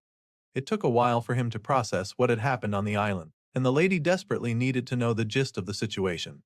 The man squeezed the stump of the arm that remained attached to himself and admitted that Agor, the 4th Legion commander, had appeared on Avalon Island. Of course, this was absolute world-binding and devastating news. The lady was shocked, wondering if she had truly heard him correctly. She did not want to, but she asked again if he had said Agor. There was no way he could mean the Agor. That's what he thought it meant. The man sighed, knowing that it was hard to believe, but it was true. She was the one who had taken his arm. The director leaped to her feet in horror, asking if the young boy had gotten hurt by her too, and the old man fell silent. That just would not do. He had started the gist, so he needed to finish it. They desperately needed to know what had happened to Agor.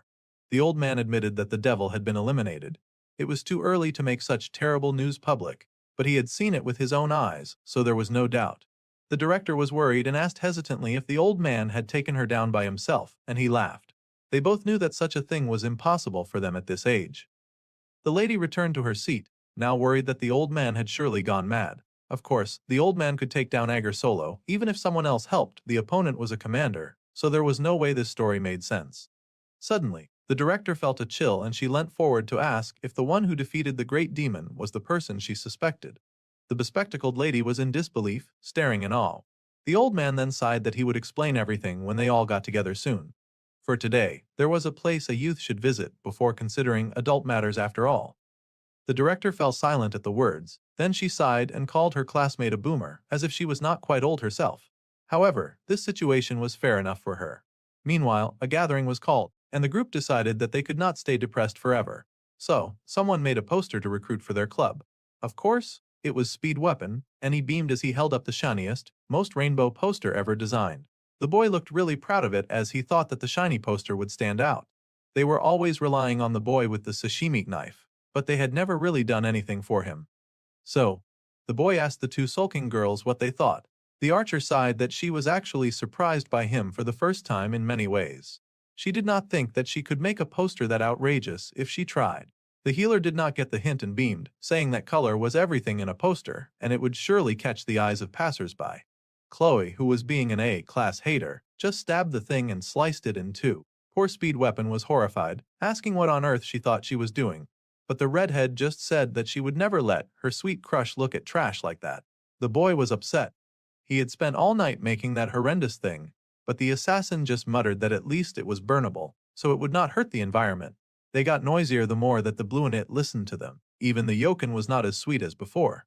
She sat with her head hung, wondering when their lover would ever return from the sick bed, just to hear voices declaring that Jiam-ma was back. The Bluenette looked up in shock, rising from the bench in awe, as she saw Speed Weapon and Chloe talking to a familiar figure with Oreo-like hair. They were chatting to him like everything was normal, but Ryojo was racing towards him. The archer was running so fast that she caught them all by surprise. She finally got to him, but she only flicked his head, calling the boy an idiot. Then she smiled, a beautiful rosy smile on her face to just look at him, and the boy stared down at him in surprise. However, he smiled too and happily told his team that he was back. The ginger wanted to happily show off the poster she made, but none of the girls wanted to see that garbage a second time. This is a special episode that the author created and prepared. It was a little slice of life story about Jiam-ma and his friends who went on vacation in the author's stead, and was more like a special set just slightly apart from the main story. Kang Jiam-ma himself was stupefied at all the stuff the author was saying as he checked his phone notifications.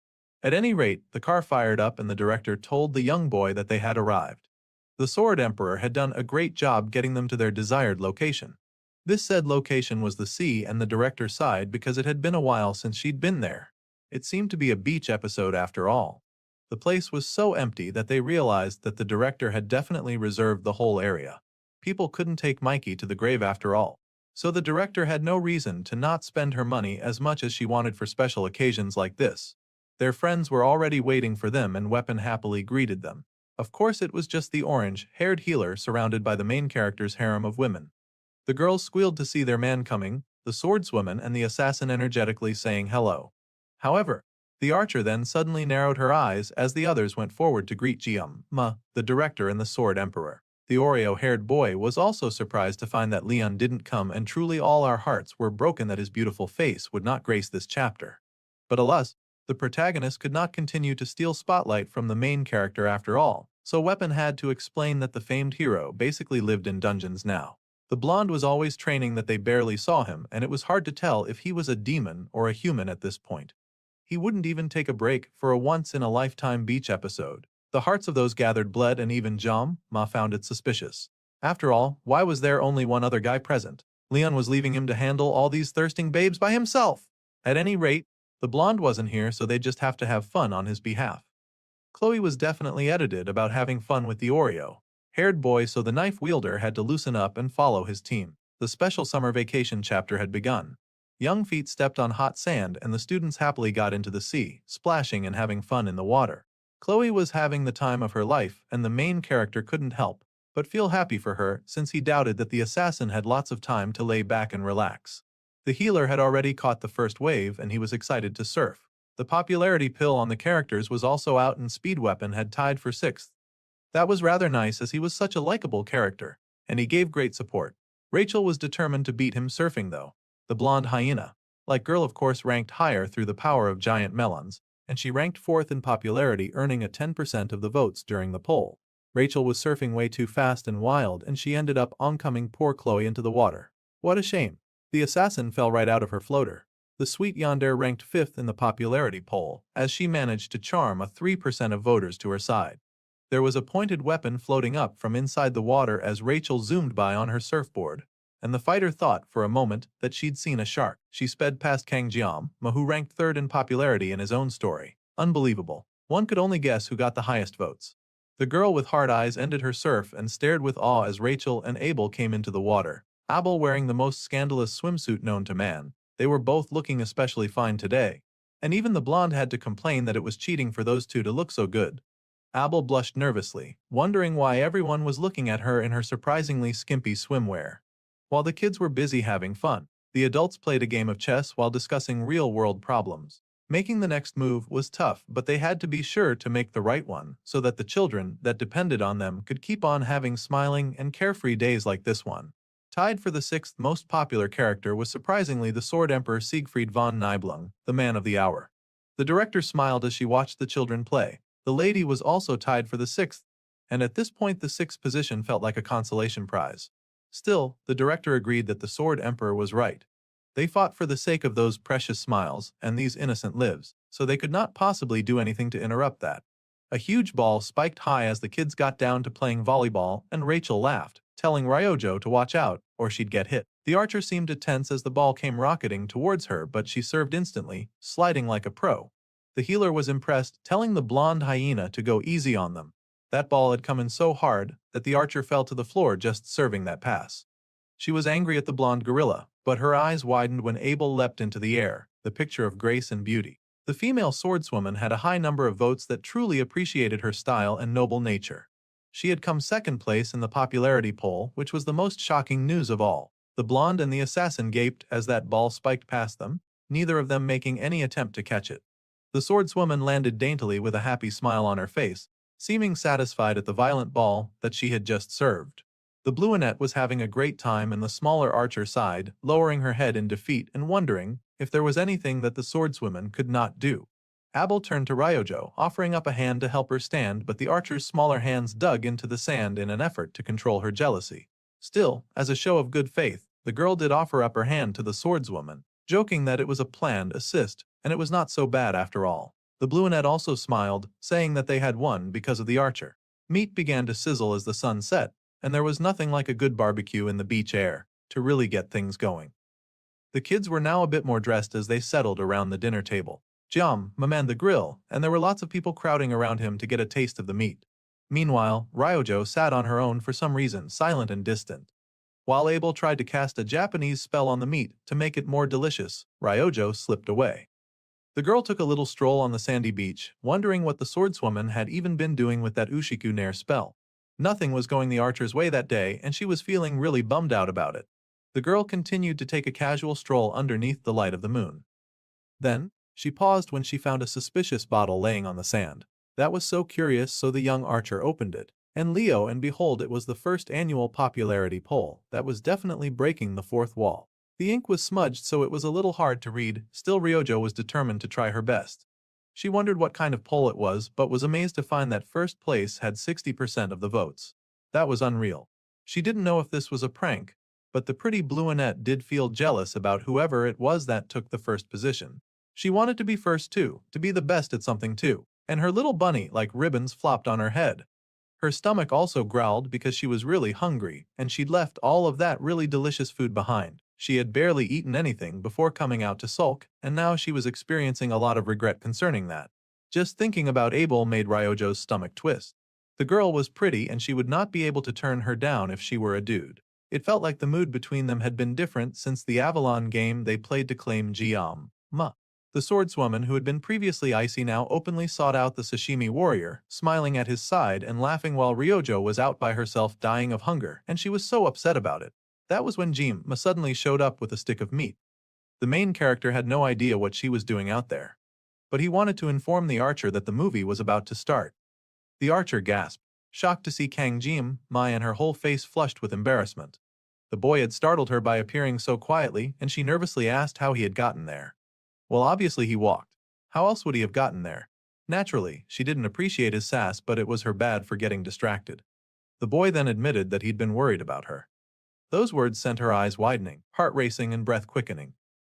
Her crush had thought of her enough to come out to find her. Naturally, the small bluenette was happy to hear those words.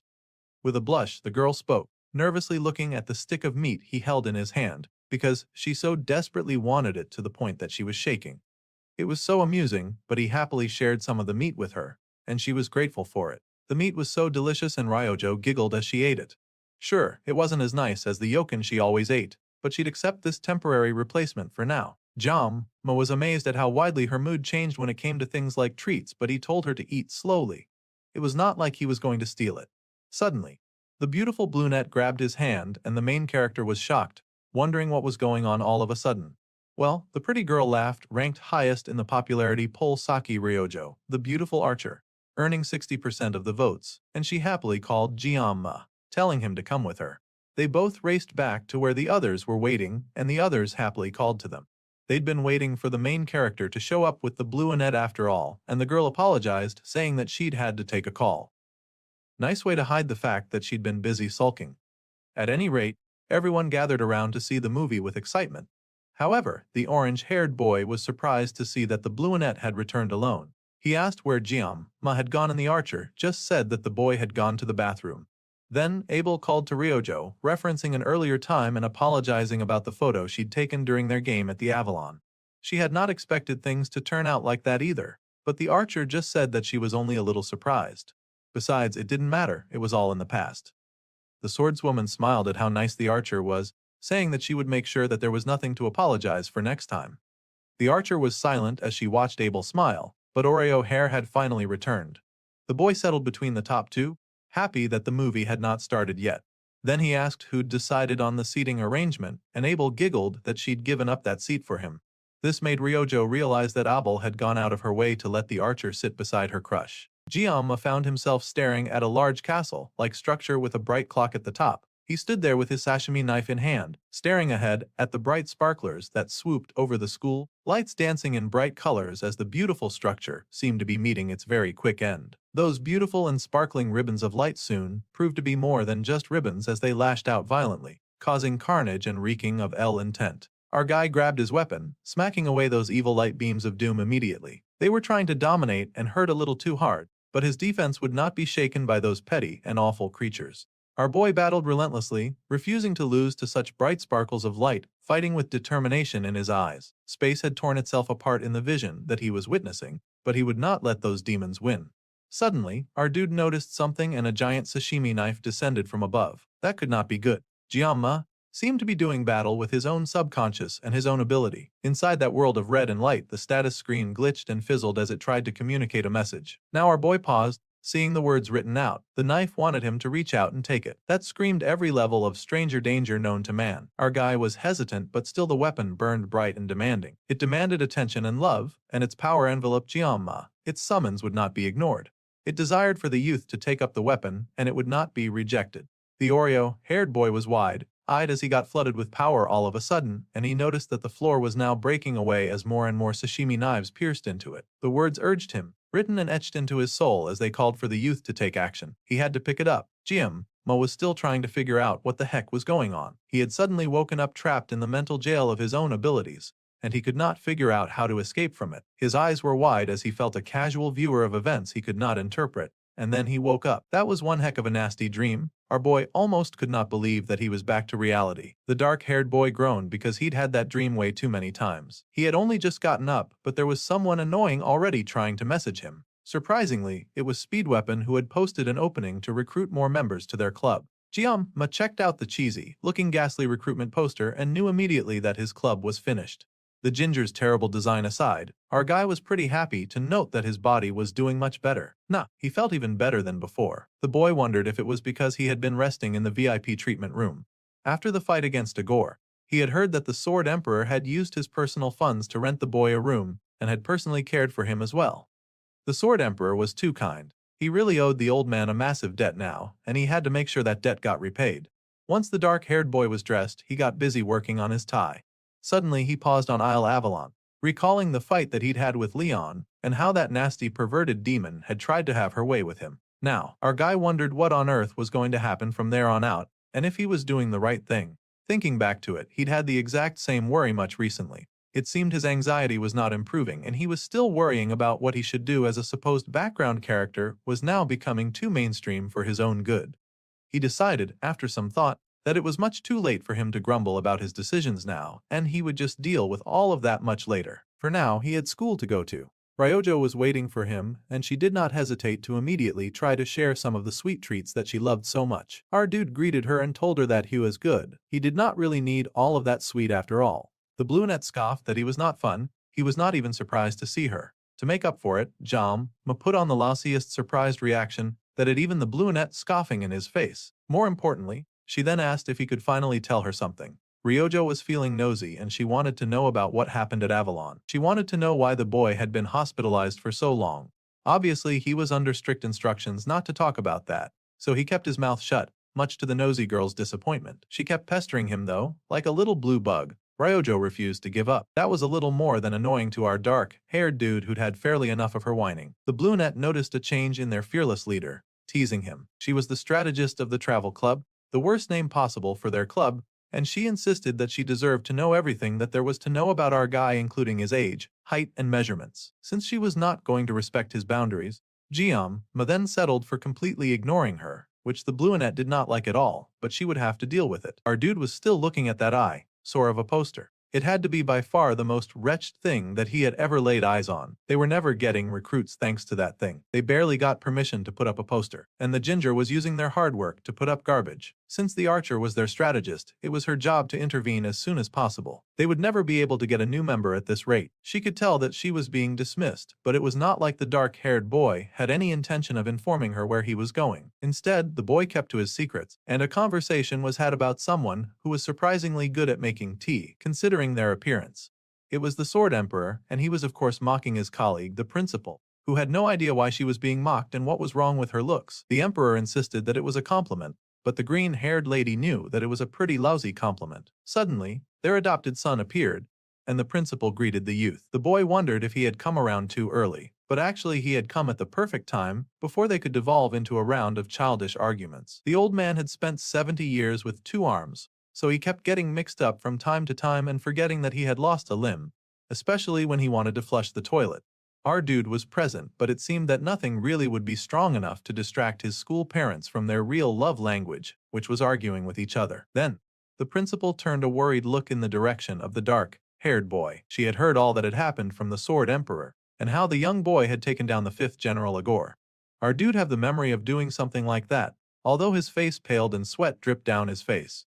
Ma knew that it did happen, but he did not feel very aware of the moment as it had happened. It was almost as if it was a dream. The principal apologized, knowing that the youth had only just recovered and had only recently started walking around again. The boy nervously insisted that it was fine, and the principal smirked. She just found it so hard to believe. However, she could also tell that this was no lie. As unfortunate as it was, this situation was the truth. The old man had been there for the fight against Agor, but it had really been Kang Ma who had done all the heavy lifting. All praise to the child who should not have been in that much danger in the first place. The old man hung his head in shame, apologizing to Medea. He had not meant to hide information about Avalon Island. The poor man had no choice but to stand by. The demons must have sensed the disturbance that had caused by now. He was no longer in his prime, but even if he was, no human could stand against a demonoid of the general level currently. He did not know how Agor made it to the human realm, but their actions had a clear motive, as if it was to prevent something. This theory clearly bothered the principal, but it was time for them to wake up to reality. Things would only get worse if they just stayed put, and the students would suffer. Demons were compulsive and yet sly, so he predicted that within a few years' time, they would be back at war with them. A war that would rage incomparably harder than what had occurred 50 years ago. It was indeed a rather scary thought. If they account that they slayed Agor, the demons might use that as a reason to attack. It was thanks to the Sword Emperor keeping things quiet that the rumors had not spread fast enough, and the demons had not been able to respond. Ma understood that the old man was truly deserving of the respect of the human race. The old man sighed, saying that he had prepared this meeting today just to say this. The man was old, and he knew that he was no longer fit to fight on the front lines. This had Medea protesting immediately, but it was the hardcore truth though. The lady asked if he was going to be so depressed just because he lost an arm. But she was missing his point. They did not have time to drag the title of power when they needed to be raising true heroes in order to pass down a better era. It was time for the youth to fight, and it was their job to make sure that the new students could indeed face the upcoming threat. This was also the reason that Medea was now the dean of the academy. It sucked to raise child soldiers, but they could not overlook the fact that the demons making a return would put a lot of the students in danger. There was silence as the 2 adults in the room moped about this. Our guy let them take their time with that. They seemed to be going through a lot. The Sword Emperor took up his cup, and then said that he was planning to step down from the 7 stars soon. This was the true deep and heavy news that he wanted to share with all of them. Now this news was even more shocking to Ma, who leapt to his feet in outrage. The man told the boy to calm down. This was not a rash decision. He had in fact thought about it for a nice long time while the boy was busy dozing and snoozing in the hospital. He did not mean that he was going to just sit by.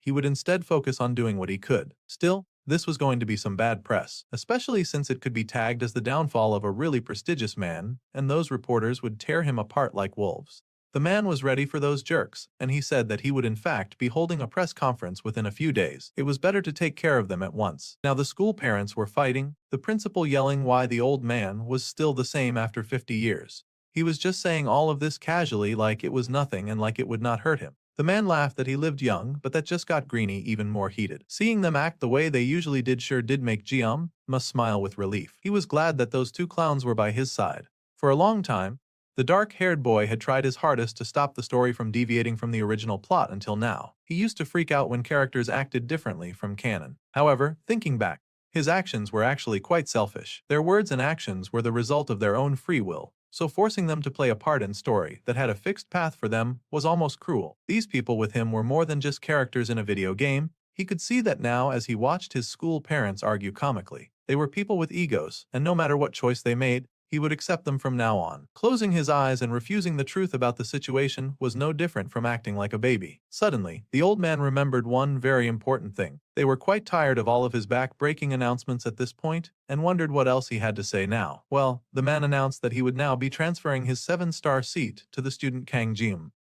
It was a quiet evening in the principal's office with the tea gone cold on the table. Medea sighed as she thought about her old friend who was making all of these really new changes in his life. She was silent as she considered her life. They needed to gauge the demons, and of course accept interviews from the press. The old man assured his friend that he was not saying it would be immediate. It would take at least a year to get things ready. The boy should be allowed to enjoy school life during his time at the academy after all. The green-haired woman growled at the stupid old geezer, who had laughed at her. Still, she could not believe that old geezer would be transferring one of the seats of the 7 stars just like that. It may be too large of a burden for a 17-year-old boy, but nobody suited taking up that position more than the gloomy social reject with unexplainable powers anyway. They had not been able to publicly announce any of his feats, but if word were to ever get out, they were sure that the world would be in an uproar. The dark-haired boy could only be described as a genius who had descended from the heavens, and he had his foot in the realm of legends. It was almost as if Balor Jockin had come back to life, and it had the lady reminiscing about old times. She gasped when she realized what she had just said. It almost felt ominous to call his name during a time of peace, but it also laid emphasis on how much times were changing. The lady sighed, missing her friend, and she called out his name. She perfectly understood why he was making this decision.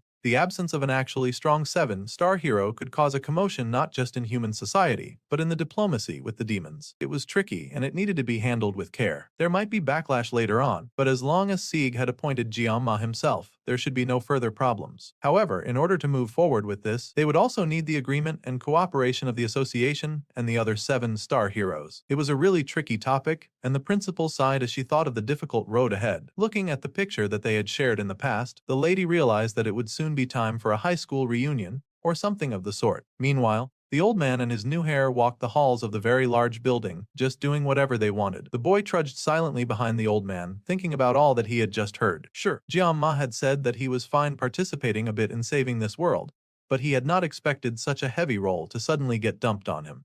Now that it was just the two of them, he tried to speak to the old man, asking if he had a moment to just properly object the situation. The old took a moment and then asked if he wanted to speak about the 7-star seat that he was giving up. He apologized for not telling the kid about it before dropping that bombshell, but it was way too late to take anything back.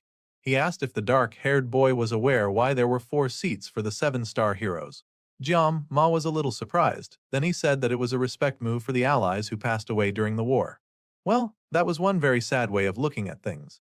It was also thanks to their valiant sacrifice that they were able to exist on this earth. However, it did not make any sense to leave seats of the 7-star heroes empty for such a reason. In truth, the situation was quite simple. They had just never had anyone worthy of taking the seats. In other words, every other person in this world was a bum. There were no heroes at their level of strength, talk less of stronger than them. Plus, the demons were terrifyingly strong, much stronger than humans. They did not dare lower the standards of a strength that a hero should maintain. The power of demons was well demonstrated in the game as well. The dark-haired boy remembered that much.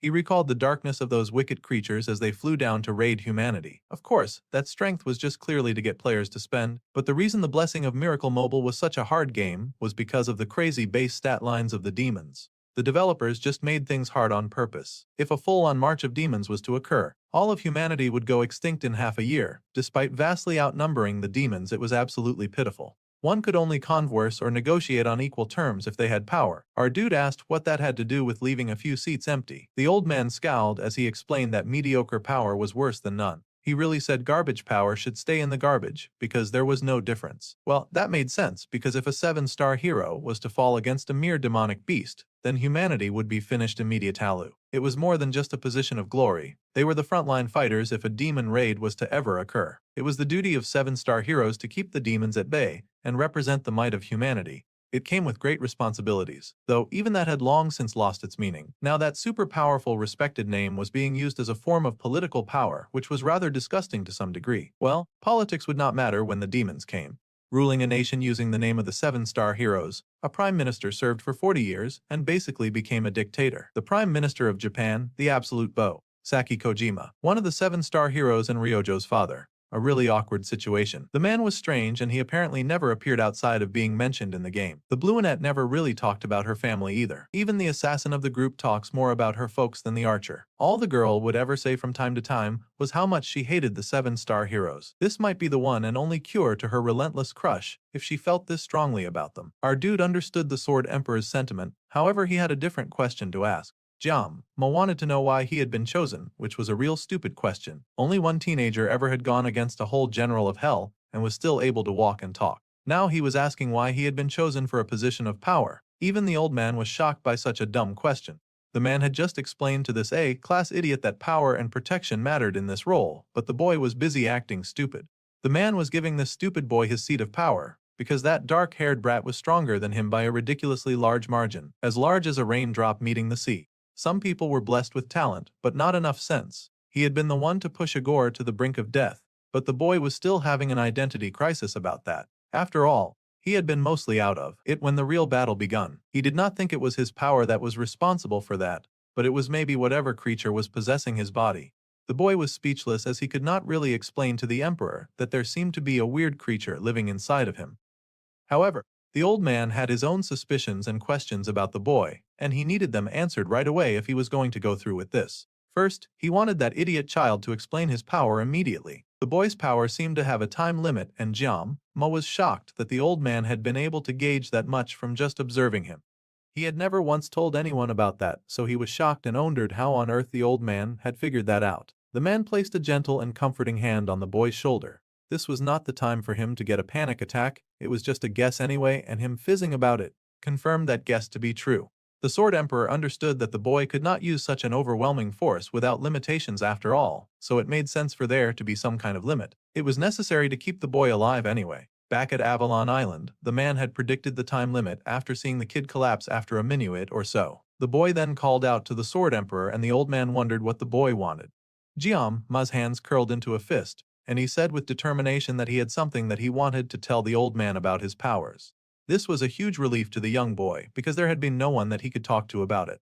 However, now that the old man was doing so much for him, it seemed that he could finally confide in someone. So, they had a discussion and the old man realized that the boy was always struck with immense pain every time he used his abilities. The pain was something that he could nullify with another ability, but he only got a few minutes to do that. The boy had explained his blessing of the sword god and the painless blessing, but he had not gone into any serious details. He did totally trust the Sword Emperor, but he was also not about to reveal his total weakness to someone. He also needed to see how the old man reacted to this information. He was just telling the old man to see if the man could provide any insight in this issue. The boy did not care to trauma bond at all, he just wanted information. The old man smiled, saying that he would not tell anyone about what he heard, but using one blessing to suppress another blessing sure was a revolutionary idea.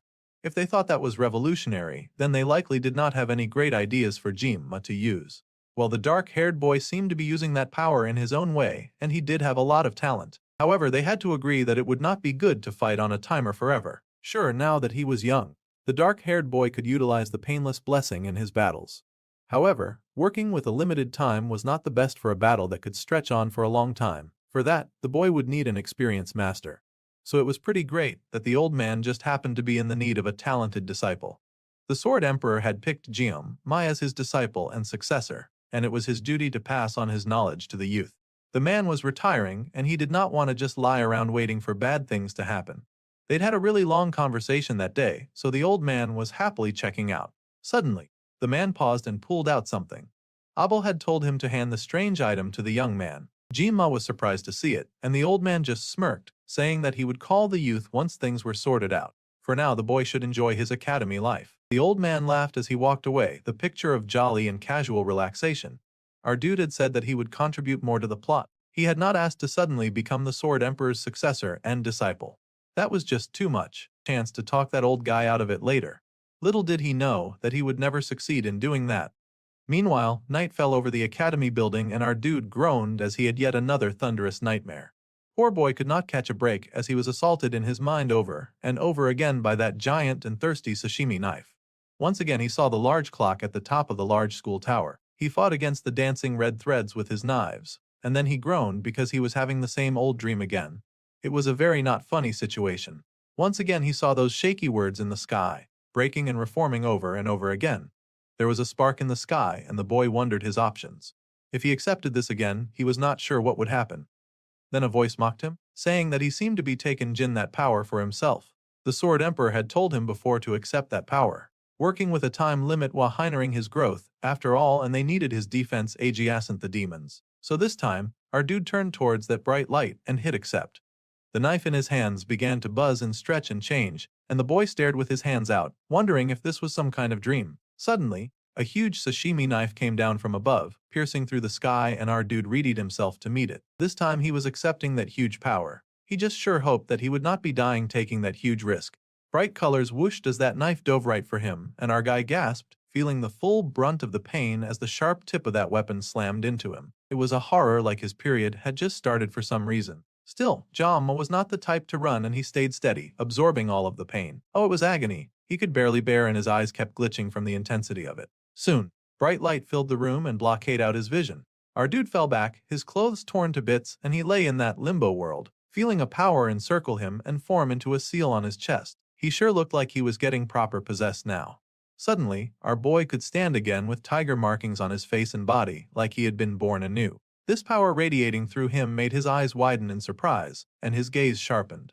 What our dude was experiencing now as the afterglow of a really good upgrade, and he walked around in shock, eyes widening when a voice greeted him. The boy turned, staring at the person before him. This figure that had no face or color, but had a wispy form like an apparition. The strange-looking smoke-like apparition hummed that this was not the place that the boy had been transported to before. He had in fact just created a similar location just for the boy to be set at ease. It definitely did calm his nerves a bit to appear in his familiar-looking kitchen. It was the boy's first time seeing him here, so the creature had gotten a bit confused. It apologized and explained that it was not the GM at all.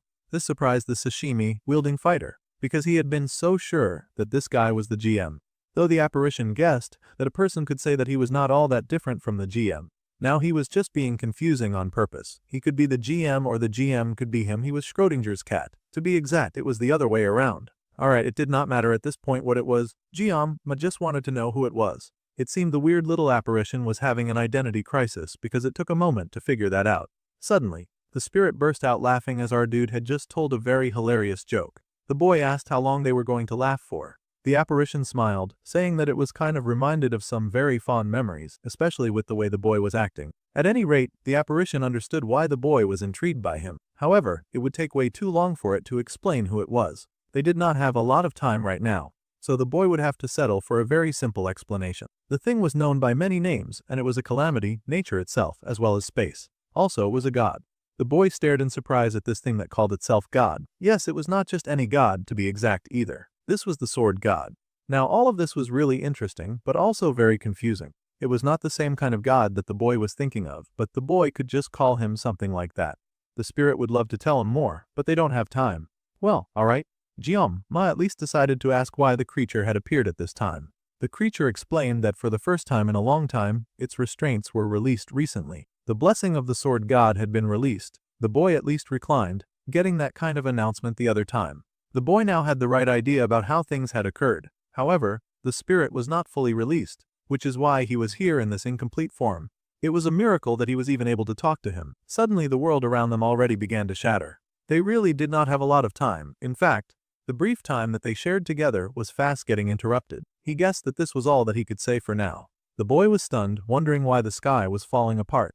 Suddenly, the blue around him had changed to red, and the ground opened up underneath him. Before departing, the spirit decided to mention that the slashing and dicing were all good, but the boy should not be too rash. The power that the boy wielded now was well, he would not understand right now even if he told him. Teachers like that were the worst. The least they could do was say it and let their students figure it out. The boy cursed at that stupid creature since he had managed to learn next to nothing. It was just recycled information that he already knew.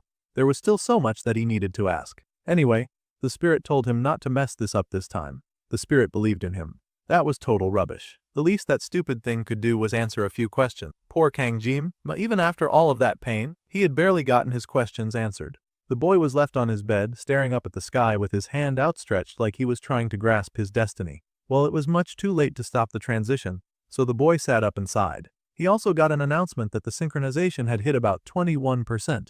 Carefully, the boy got to his feet and rushed to his desk. There, he wrote down everything that he had heard in that strange dream. His memories were quickly disappearing, so he had to write fast. He groaned, knowing that what was important was that he kept getting clues. It was monsoon season already. The boy with the Oreo-haired was rather wary of how high the synchronization had shot up. However, high synchronization had never been to his detriment so far. The boy glanced at his phone as he seemed to get an incoming message. Oh, it was not a message, it was a call, a very loud call from someone who felt like making so much noise very early in the morning. That was kind of annoying. However, this was great news. Their little startup team had somehow gained 52 new members, even with that ridiculous poster. They almost could not believe this amazing news. They wondered who on earth would want to join their club, especially with that ridiculous poster. They did not know that there was still some of that trash left over, even after they had tried to take it down. Even the orange-haired kid looked shocked that it had worked out so well. They wondered what kind of people would try to join their club. Well,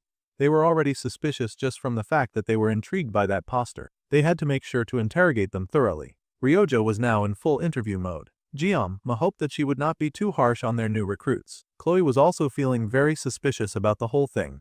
They even banded together for the first time in a while, united in their suspicion. Even the Oreo-haired boy admitted that there was nothing wrong with being wary. After all, he still did not know the identity of the female instructor who was trying to kill him and was behind the dungeon guard and the Lai Shen plotting. This new member could be a spy who was trying to kill him. The ginger-haired boy nervously asked their club president if tomorrow was okay for the interview. The boy had said that he loved fish dishes, so the club would be established soon, and they needed to congratulate him on his recovery. His teammates were so sweet and thoughtful. Well, the boy was pretty picky about food, but he did like sushi. He also did not feel like it.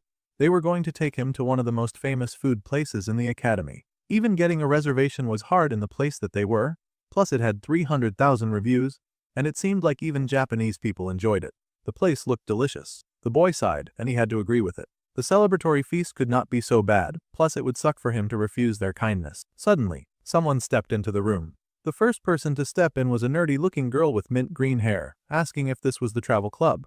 They happily welcomed her into the place, giving her a seat and being very hospitable. She looked rather normal than they expected, and the boy figured that she probably was normal compared to an assassin, a lazy archery bum, and a boy who healed with a recorder. The girl was focused on Oreo hair though. She also happened to adjust her glasses with her middle finger, which was kinda suspicious. Well, the ginger-haired boy thanked her for applying to join the travel club.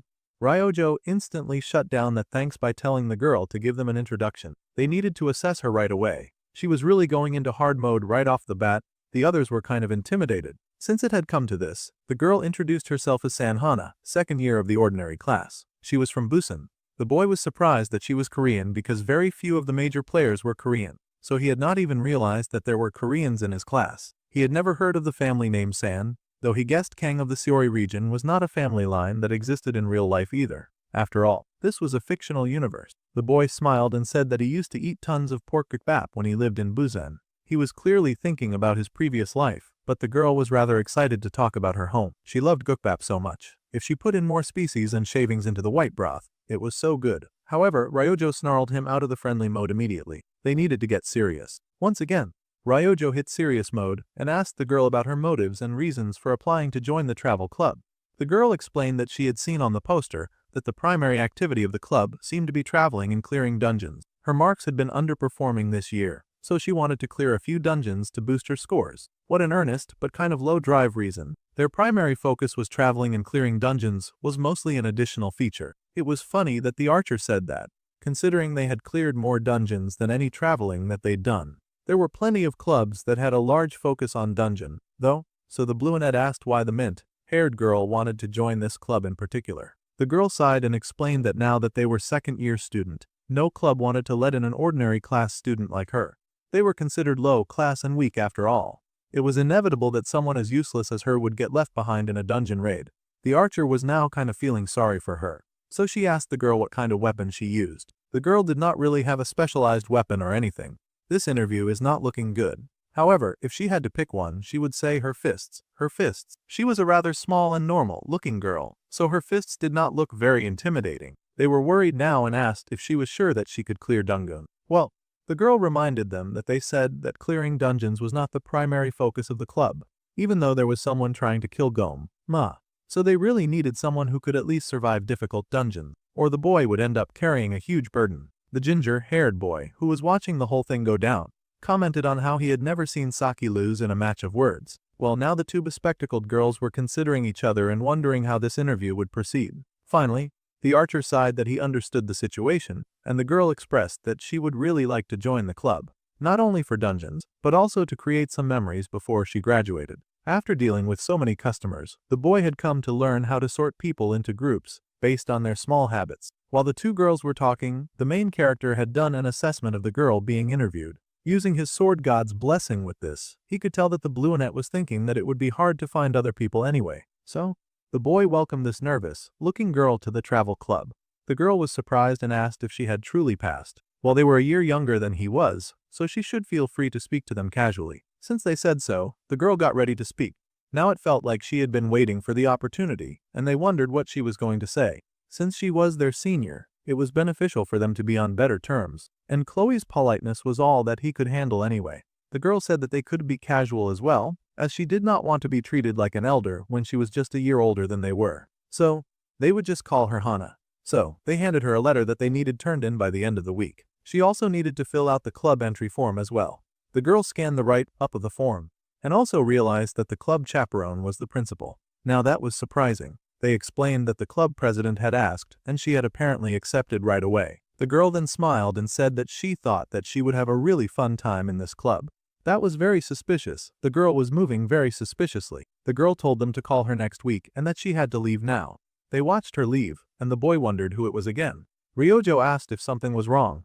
Perhaps not wrong, but something was very off. The boy asked if Hana reminded them of someone. He felt like the only one who felt this way. The girl did not really remind the others of anyone else. She did look rather generic with her round glasses, and how she had raised them like an anime character. The archer giggled, and the boy told her not to copy that behavior. Suddenly, they got a text, and the Oreo-haired boy realized that it was from the principal. They wondered if she had already heard that they had a new member already. There was no way for her to know that at the speed of light, and she was probably just replying to something that he had asked her about. Apparently, his student records had been sent to him, and the boy stared in shock. For some very strange reason, his information was turning up empty. His date of birth and his biological family, even though he had had a family when he had worked in this universe. For a reason he did not understand, his information had been wiped clean. After seeing those very concerning results, the boy had to stand up and take off immediately. No insult to his teammates, but his past had just been wiped clean, and he needed to investigate that immediately. The group wondered what was going on with him, especially with that really serious expression on his face. The redhead wondered if the principal had sent for him. The brunette just sipped on her drink. The boy had a very serious issue to address. For a reason that he did not understand, his relatives and his family had been wiped clean. It was like his past as an ordinary background character had never even existed. He could not even remember the faces of his parents. So, this was what Lai Shen meant when he had cornered her back then. The principal was sad to break the news, and she was not sure how to tell him. His records had truly been wiped clean, and his family information that should have been filled out was gone. The only information left was all the stuff that happened after he entered the academy. That was not normal. No matter how hard Ma thought about the situation, he could not remember his parents' faces at all. He did not want them to worry, so he had not contacted them since the mid-term exams. He grabbed his phone and decided to make an attempt to call them directly. After all, their phone numbers should at least still be on his phone. The boy made a call, standing tense as he waited for someone to pick up the phone. The phone rang, and then finally, he got the dial tone that the number that he was calling was not in service. His eyes widened, sweat dripping down his skin in alarm. He could not reach his parents. It was like an important part of the main character had just been stolen from him. The boy stood in the middle of the street, speechless, with his identity lost. His hand fell from his ear, despair bleeding from the burden on his shoulders. His family was gone. Suddenly, it began to rain, as if the sky as well pitied him enough to send a downpour to mourn with him. Slowly, the boy walked in the rain. He did not seem to have a destination in mind, but he needed to keep moving. The boy was in such despair that he even went ahead to sit on the bench underneath the rainy sky. Slowly, he checked out the photos that he had with his family, sure that eventually those two would be erased. He could already barely see their faces in the pictures that he had. This situation was not a hallucination. and his memories were not wrong. The effects of the blessing of the sword god disproved all these theories. His parents had merely been people who had helped him adjust to this world. Perhaps if he thought of them like that, then losing them would be that much easier. However, it was still a sad situation. Outside of the school, Kangjama had no home to return to.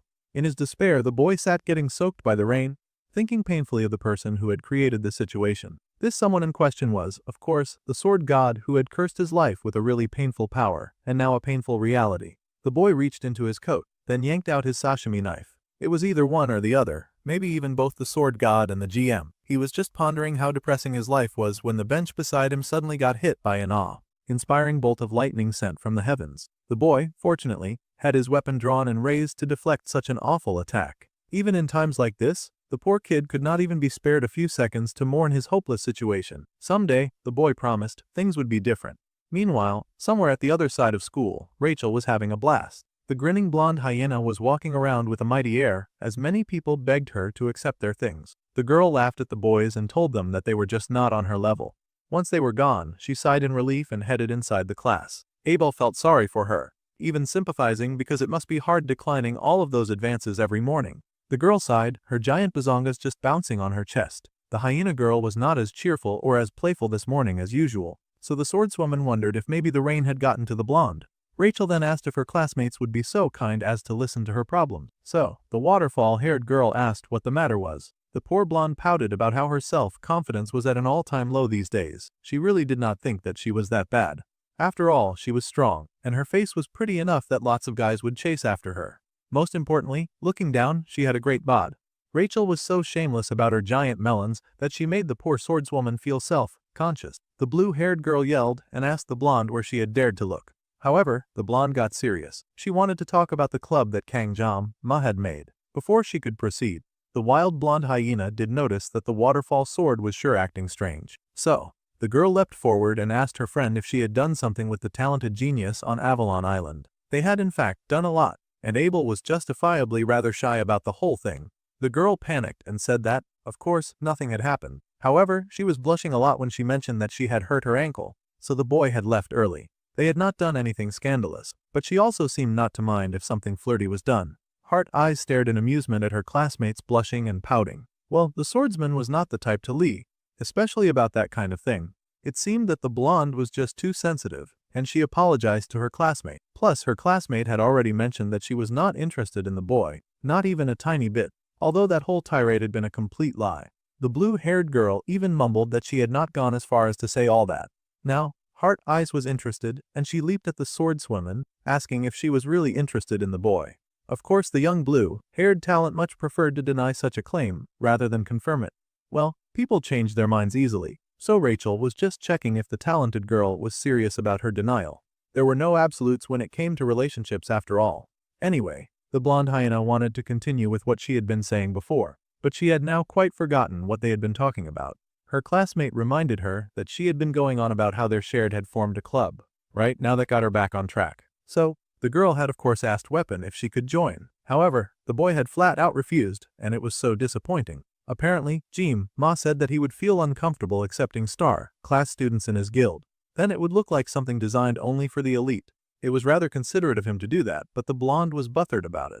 The waterfall-haired girl was still kind of slow, so she asked what any of this had to do with Rachel's self-confidence. Well, that was precisely the problem. Yesterday, the blonde had been asked to order a cafe befitting of her status, or a cafe au lait, which she used to drink that every day back in her homeland. It seemed the blonde was French. Alright, then she suggested a cafe or. She should retain the dignity of the de Murat family after all. The girl came over and asked for an iced coffee. In her defense, summer in Korea was way hotter than summer in her homeland, which was why she was drinking cold coffee. Just then, she realized that Ma was sitting inside that cafe, and she was so excited to have spotted a ray in an unexpected habitat. The blonde had prepared to leap into the fray when she noticed there was a bespectacled girl in front of them. A girl who looked average in looks and body proportion. That was the type of girl that her crush was considering for his team. It was soul-crushing to the blonde, who was a bit used to being the prettiest person in almost every room. They must have been holding an interview, and she could still remember her crush's face from back then. The boy had been grinning from ear to ear, and the blonde huffed,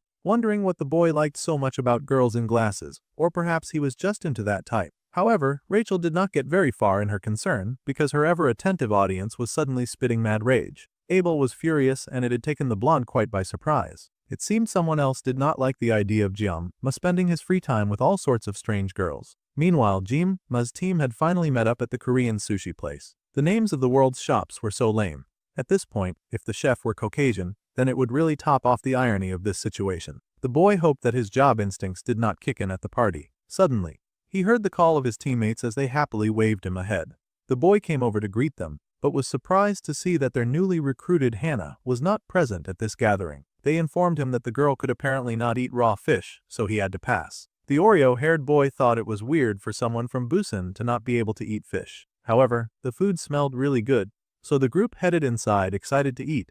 The servers welcomed them inside, and the boy looked around at the kitchen set up. It almost felt like being back at home. They had booked a seat for 4, but before they could proceed, Chloe suddenly went pale and fell backwards in terror. It seemed that a problem had arrived, and the boy looked up to see the barely recognizable redhead, also known as the assassin's defender. It looked like the redhead's big brother was on the scene. The brunette asked what was wrong, and the hero found himself asking Red what he was doing at the restaurant that they had chosen to eat at.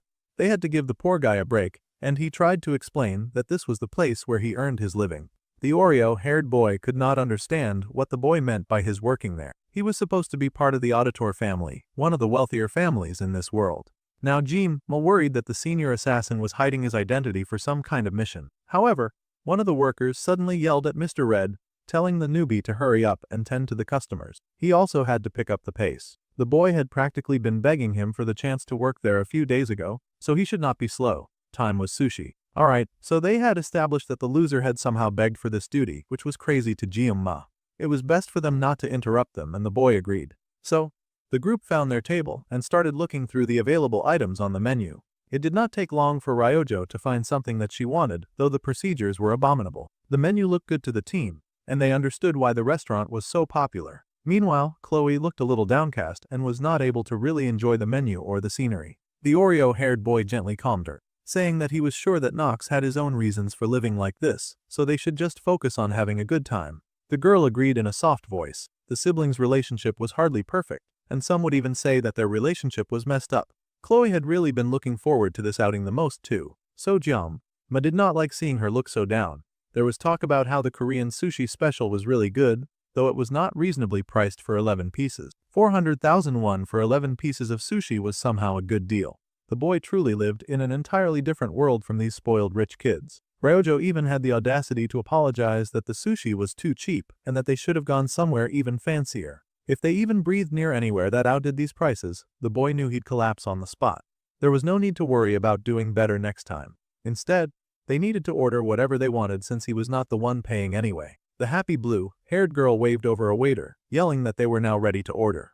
Ryojo belonged to the upper class, so it was kind of difficult to see the switch up from her usually lazy self in situations like this. The sushi was prepared and ready, and it also looked very beautiful as it continued to shine.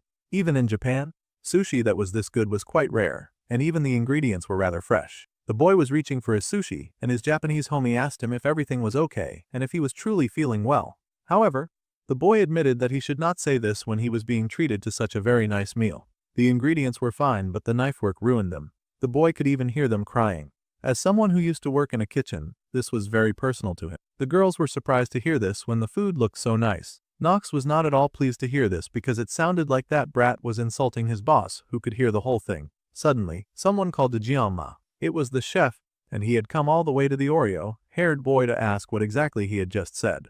There was a tense air for the students, but the black-haired boy seemed rather calm in this situation. The boy even had the audacity to explain that he said that the chef's skills were okay, however, they did not deserve this price tag. Now those were fighting words. The chef was not about to back down either. Since it sounded like the boy knew so much, then he might as well show them how things were supposed to be done. Well, now Big Man Chef was offended, so he was telling our dude to put his money where his mouth was and to show him some of those big man skills. The rest of the party felt rather nervous as things had taken a really odd turn.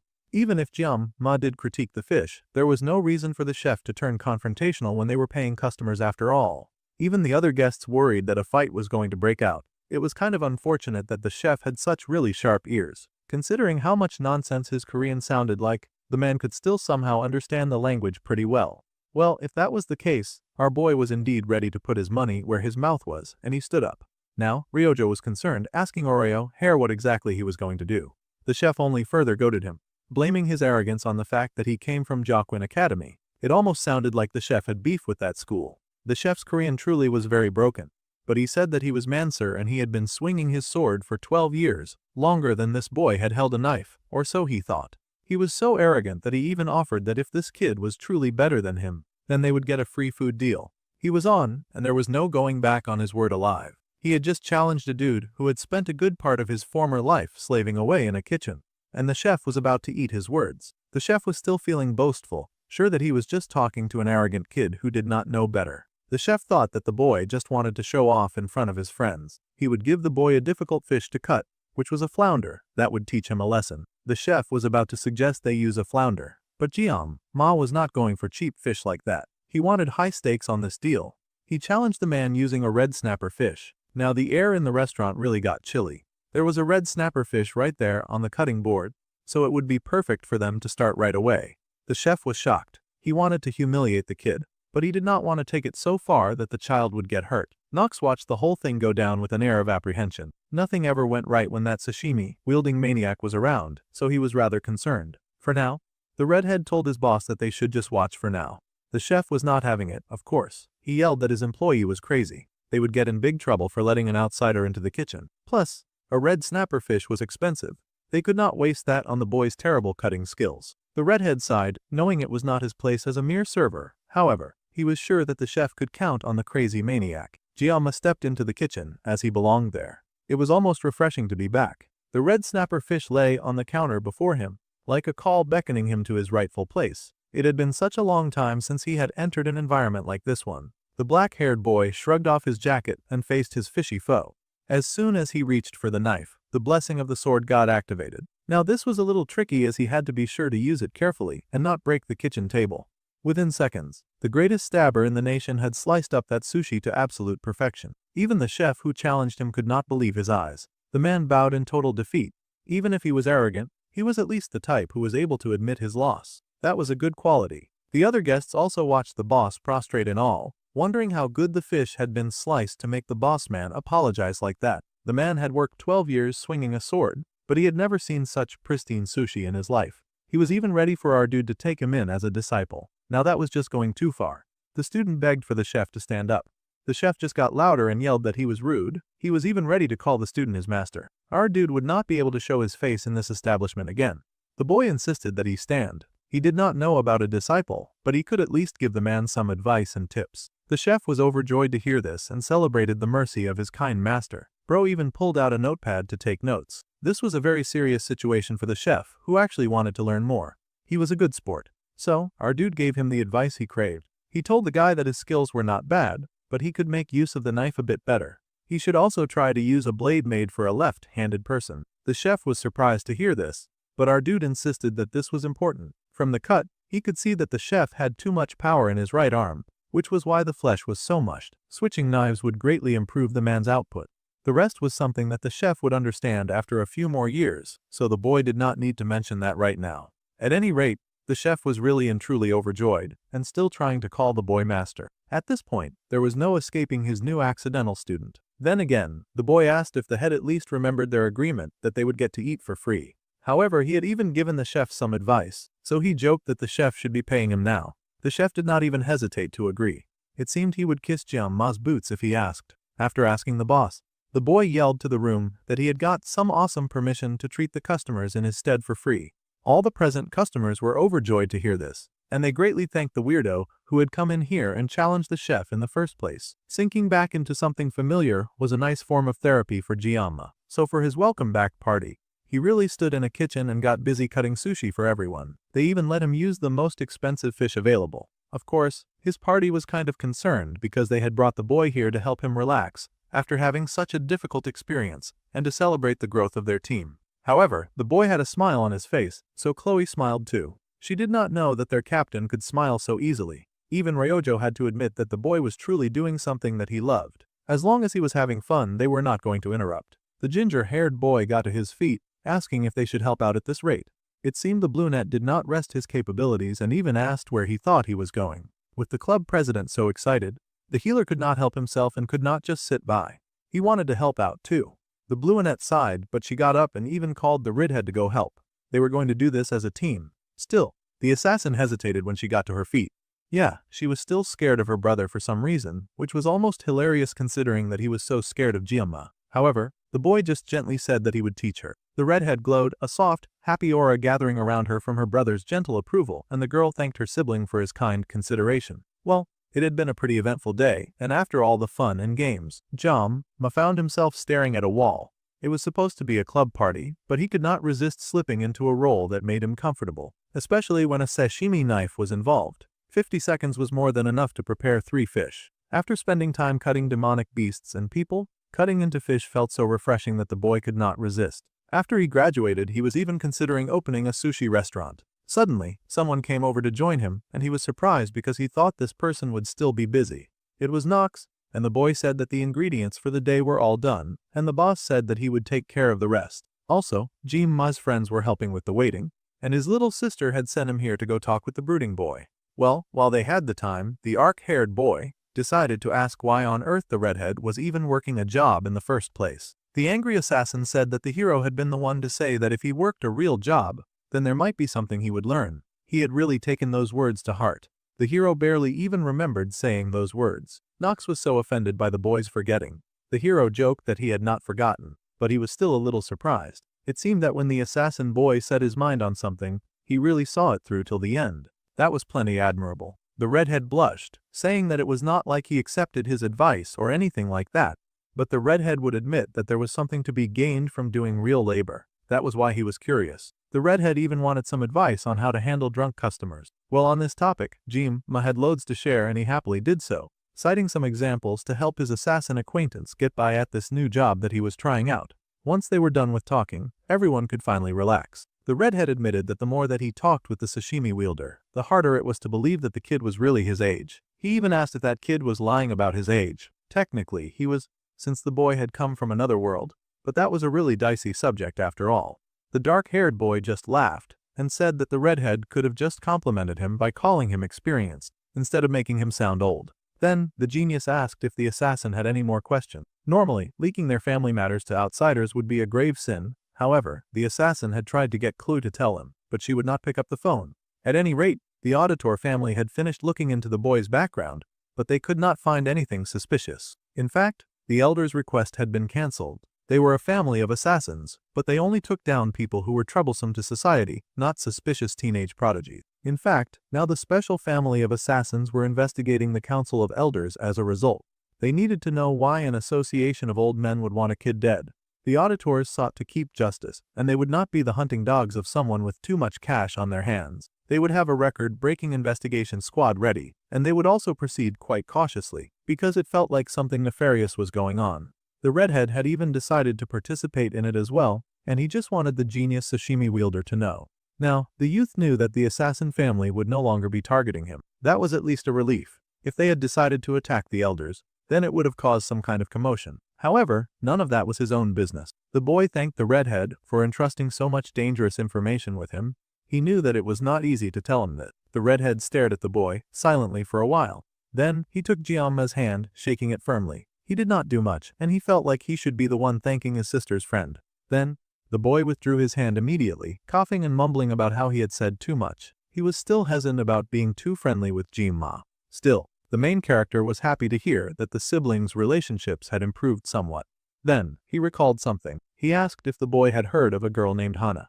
It seemed the main character was still a little suspicious of this new girl who had entered their group. Hana was a girl who had just joined their club, and he thought that the boy might know her since they were in the same class. The boy admitted that he did know that girl. She was the type to sit alone and read all the time, not a lot to note about her. However, there was one thing of interest about her. She was always in the very middle of the class. Now that was interesting. The main character asked him to explain what he meant. Well, it was an odd situation. Whether it be theory or real combat, her performance was always right in the middle, as if she did it on purpose. That was the kind of thing that was really hard to do intentionally. Red was surprised that the dark-haired boy was showing interest in his average classmate, and the boy grimaced, asking Nox exactly what type of guy he thought that he was.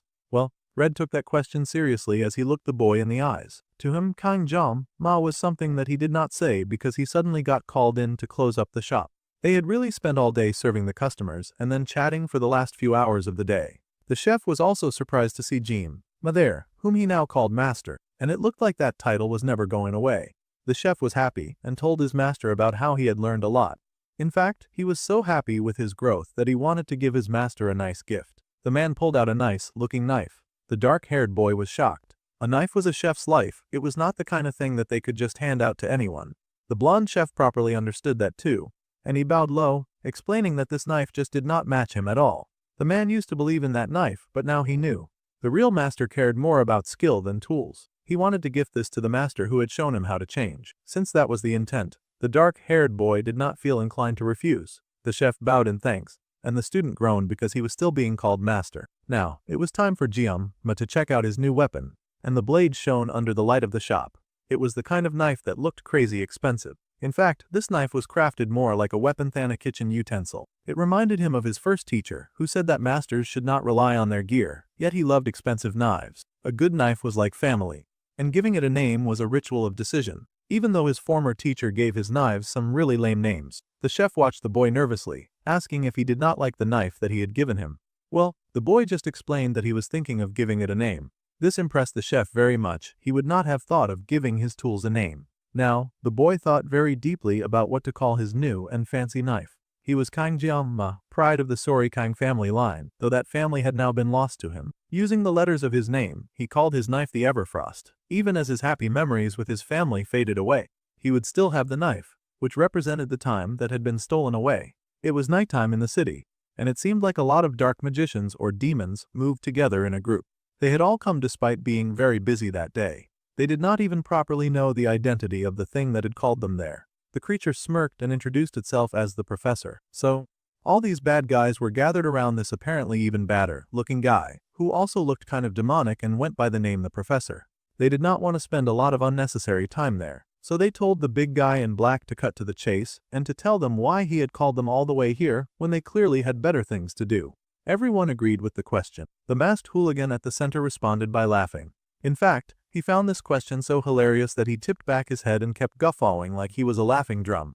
Now, the gathered hooligans thought the big boss had gone crazy. They had really come all this way to watch this weirdo have a mental breakdown, and they were not digging the situation at all.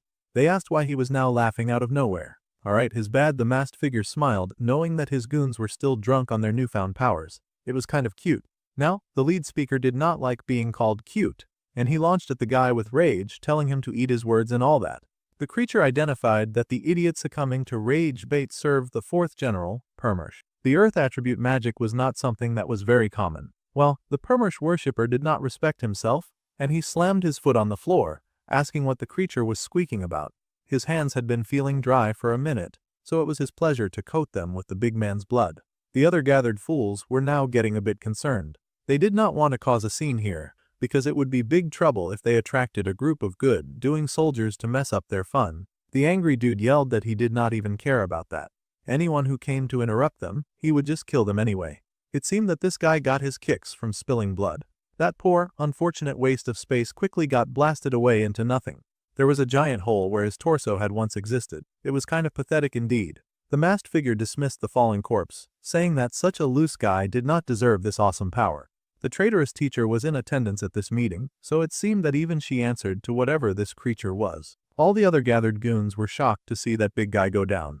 The masked, robbed figure had not even stressed himself to kill that guy. Now, the figure would prove their worth to the others watching with this sample. He thought that this quick dispatch of the easily rage-baited fool should help clear up any misunderstandings, and it should suffice for his introduction. If everyone was fine with that, then they would move forward with the meeting. Yeah, everyone was fine with that. No one felt like interrupting now that they had seen the power of the second General Korn. Then, the general called out into the crowd for his student. Actually, his student was named the instructor. That was the traitor's cue. The beautiful damsel stepped out, and the masked villain was happy to show her off to the crowd. Being a teacher for so long, the man had gotten quite used to calling other people his students. Now, she would explain the details of their work. The teacher was not smiling, which was kind of new for her usual persona. She turned to the crowd and said that she would just get straight to the point. Unlike the rumor said, her master did not die at the sword of the emperor. Now this was huge news. The sword emperor was a big fraud.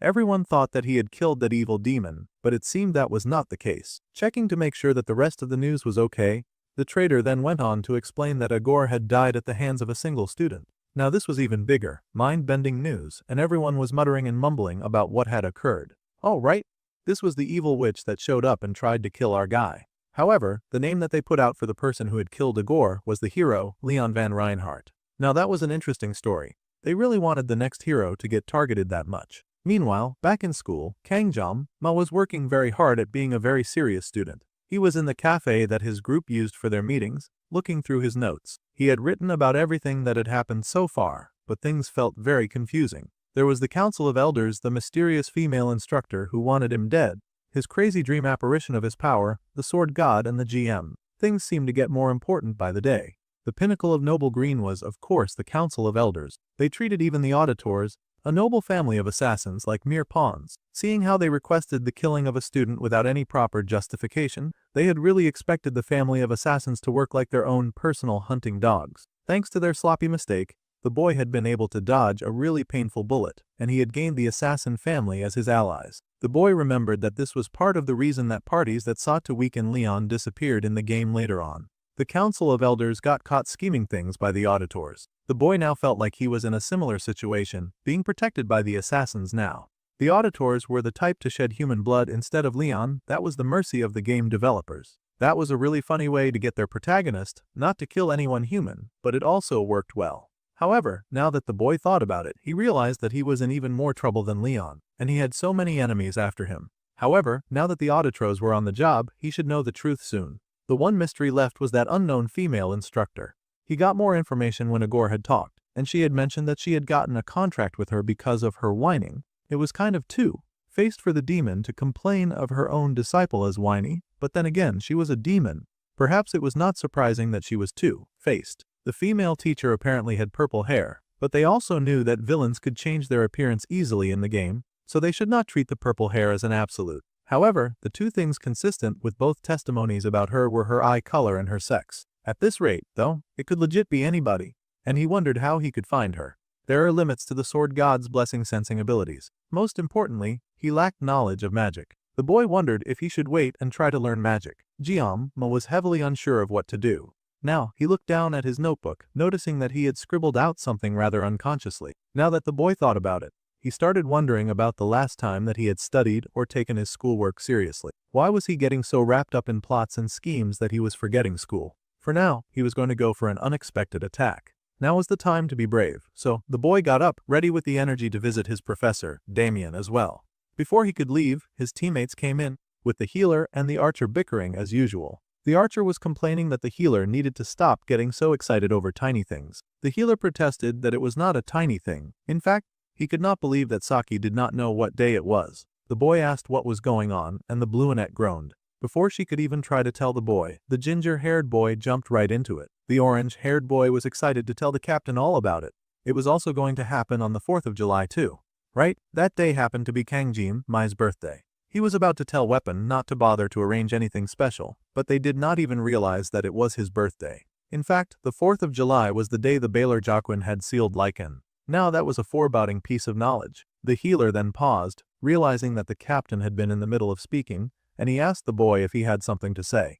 The dark-haired boy quickly backtracked and changed the subject. It was awkward to remind people about your own birthday after all. Ryojo sighed that there was no reason to make a fuss about a bit of demon sealing, as if it had not altered the course of history for a lot of people. It was not just the remembrance ceremony, but the strongest assassin, known as the Old Man of the Mountain, Altair Auditor, the next master of the Iron King family, Milan of the Iron Legser, and even the Pride of America, likely to become one of the 7-star heroes, all mute. All of these really amazing superheroes were going to be participating in Hijokin Academy Festival. Yeah, that was indeed a very big deal. Speed Weapon was beyond excited, and now was a good time to recall how obsessed the boy was with heroes and the like. He happily wanted to get some club stuff done to keep the principal happy. The Bluenet yelled that the boy just wanted to shamelessly enjoy the festival, so he should not lie about doing club stuff. Jima was thinking that the whole situation was such a mess. Then, the redhead nervously asked May if the boy had any plans for that day. Well, it was his birthday, and probably he would have done something family-oriented if his family had not been erased.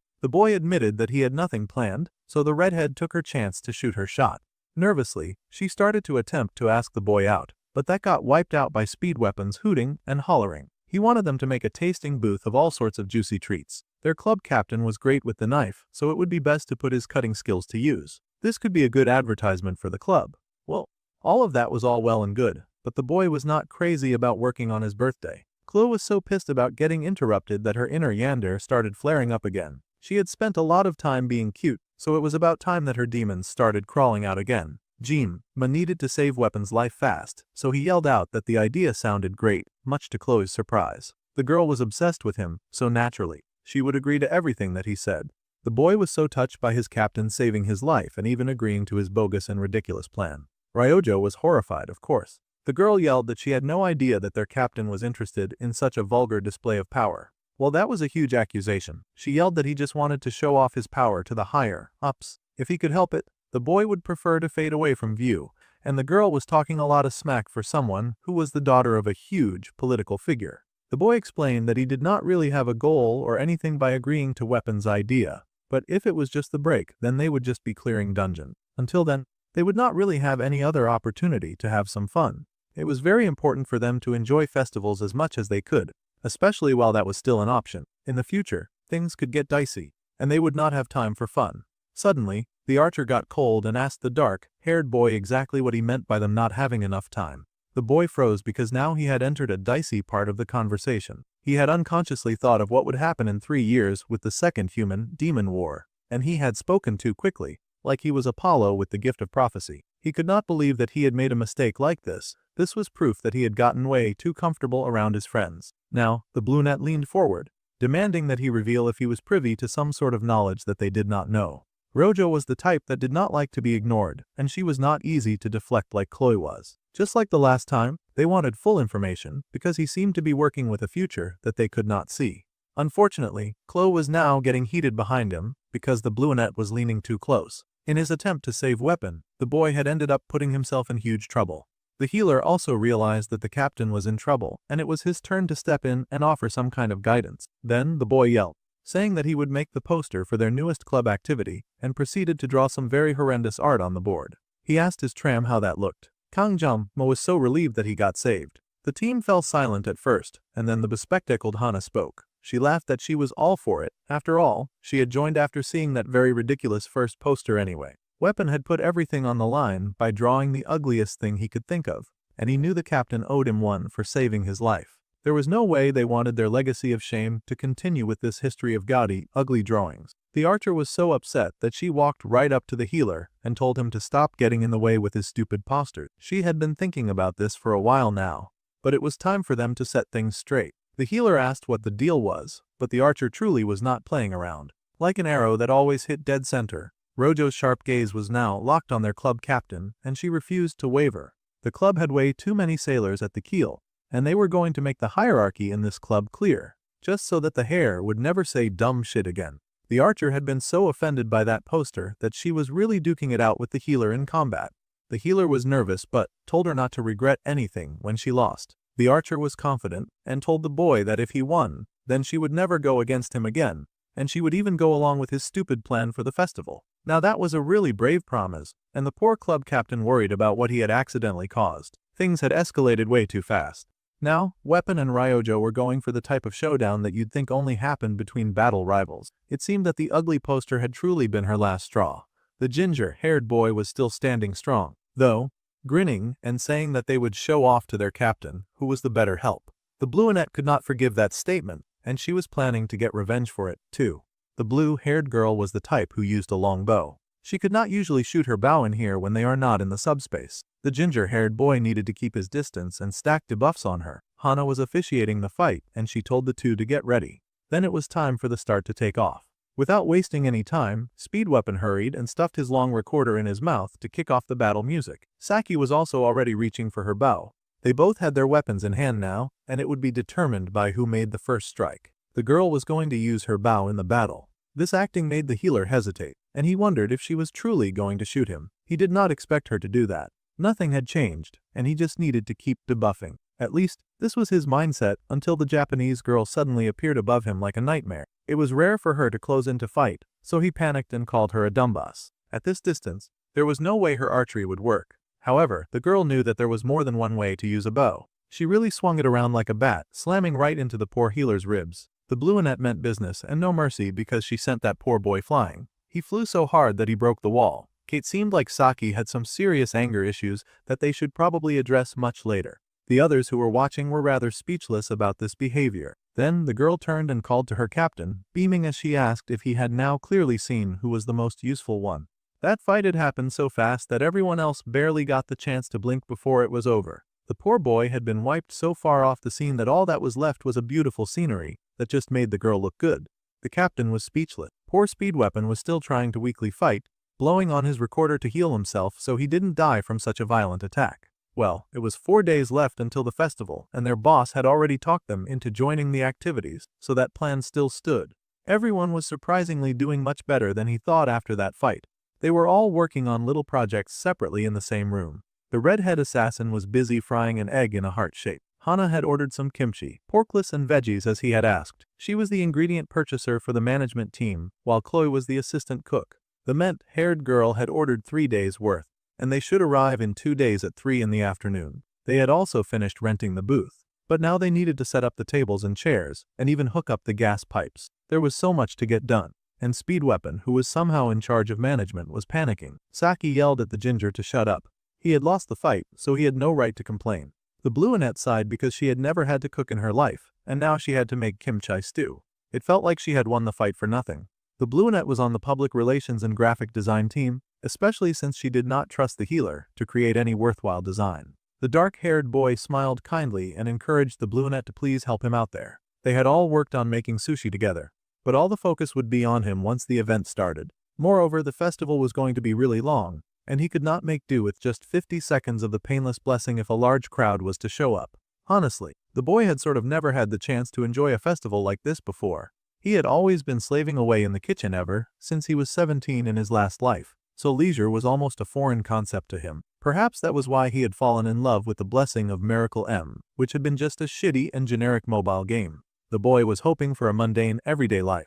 Even that atmosphere had changed after a while when demons took notice of Leon in his second year, which was when he had dropped the game. This would likely be the last festival that he would be able to enjoy at the academy, so he wanted to enjoy it well. Hana then popped up and asked the boy why he had such a long face. He seemed to be acting like this festival would be his last one when he was only in his first year. The boy now wondered if the mint-haired girl was somehow reading his mind. The girl smiled and asked the boy if he remembered what she had told him when he had joined the club. The boy asked what that was, and she smiled because he could not even remember it. If that was the case, then he should not bother about that. Feeling a little confused and slightly overwhelmed, the boy told his team that he would be right back. The main character needed to stretch his legs a bit. They immediately asked where he was going, but he explained that he would tell them later. They should just keep things running for him. The blueonette narrowed her eyes as she watched him go, but she did not question it too much. Meanwhile, at Professor Damien's laboratory, there was a fancy-looking teacher having tea by himself. Suddenly, Kang Jiam called the teacher. The man was surprised, but he invited the boy in, saying that he just happened to be caught when he was brewing some tea. He had brought this black tea back from Russia, and it had such a wonderful aroma. The boy apologized because he was allergic to black tea. That was rather unfortunate, but they could talk without it. Then the boy turned in surprise to see the tree stump just sitting at the table.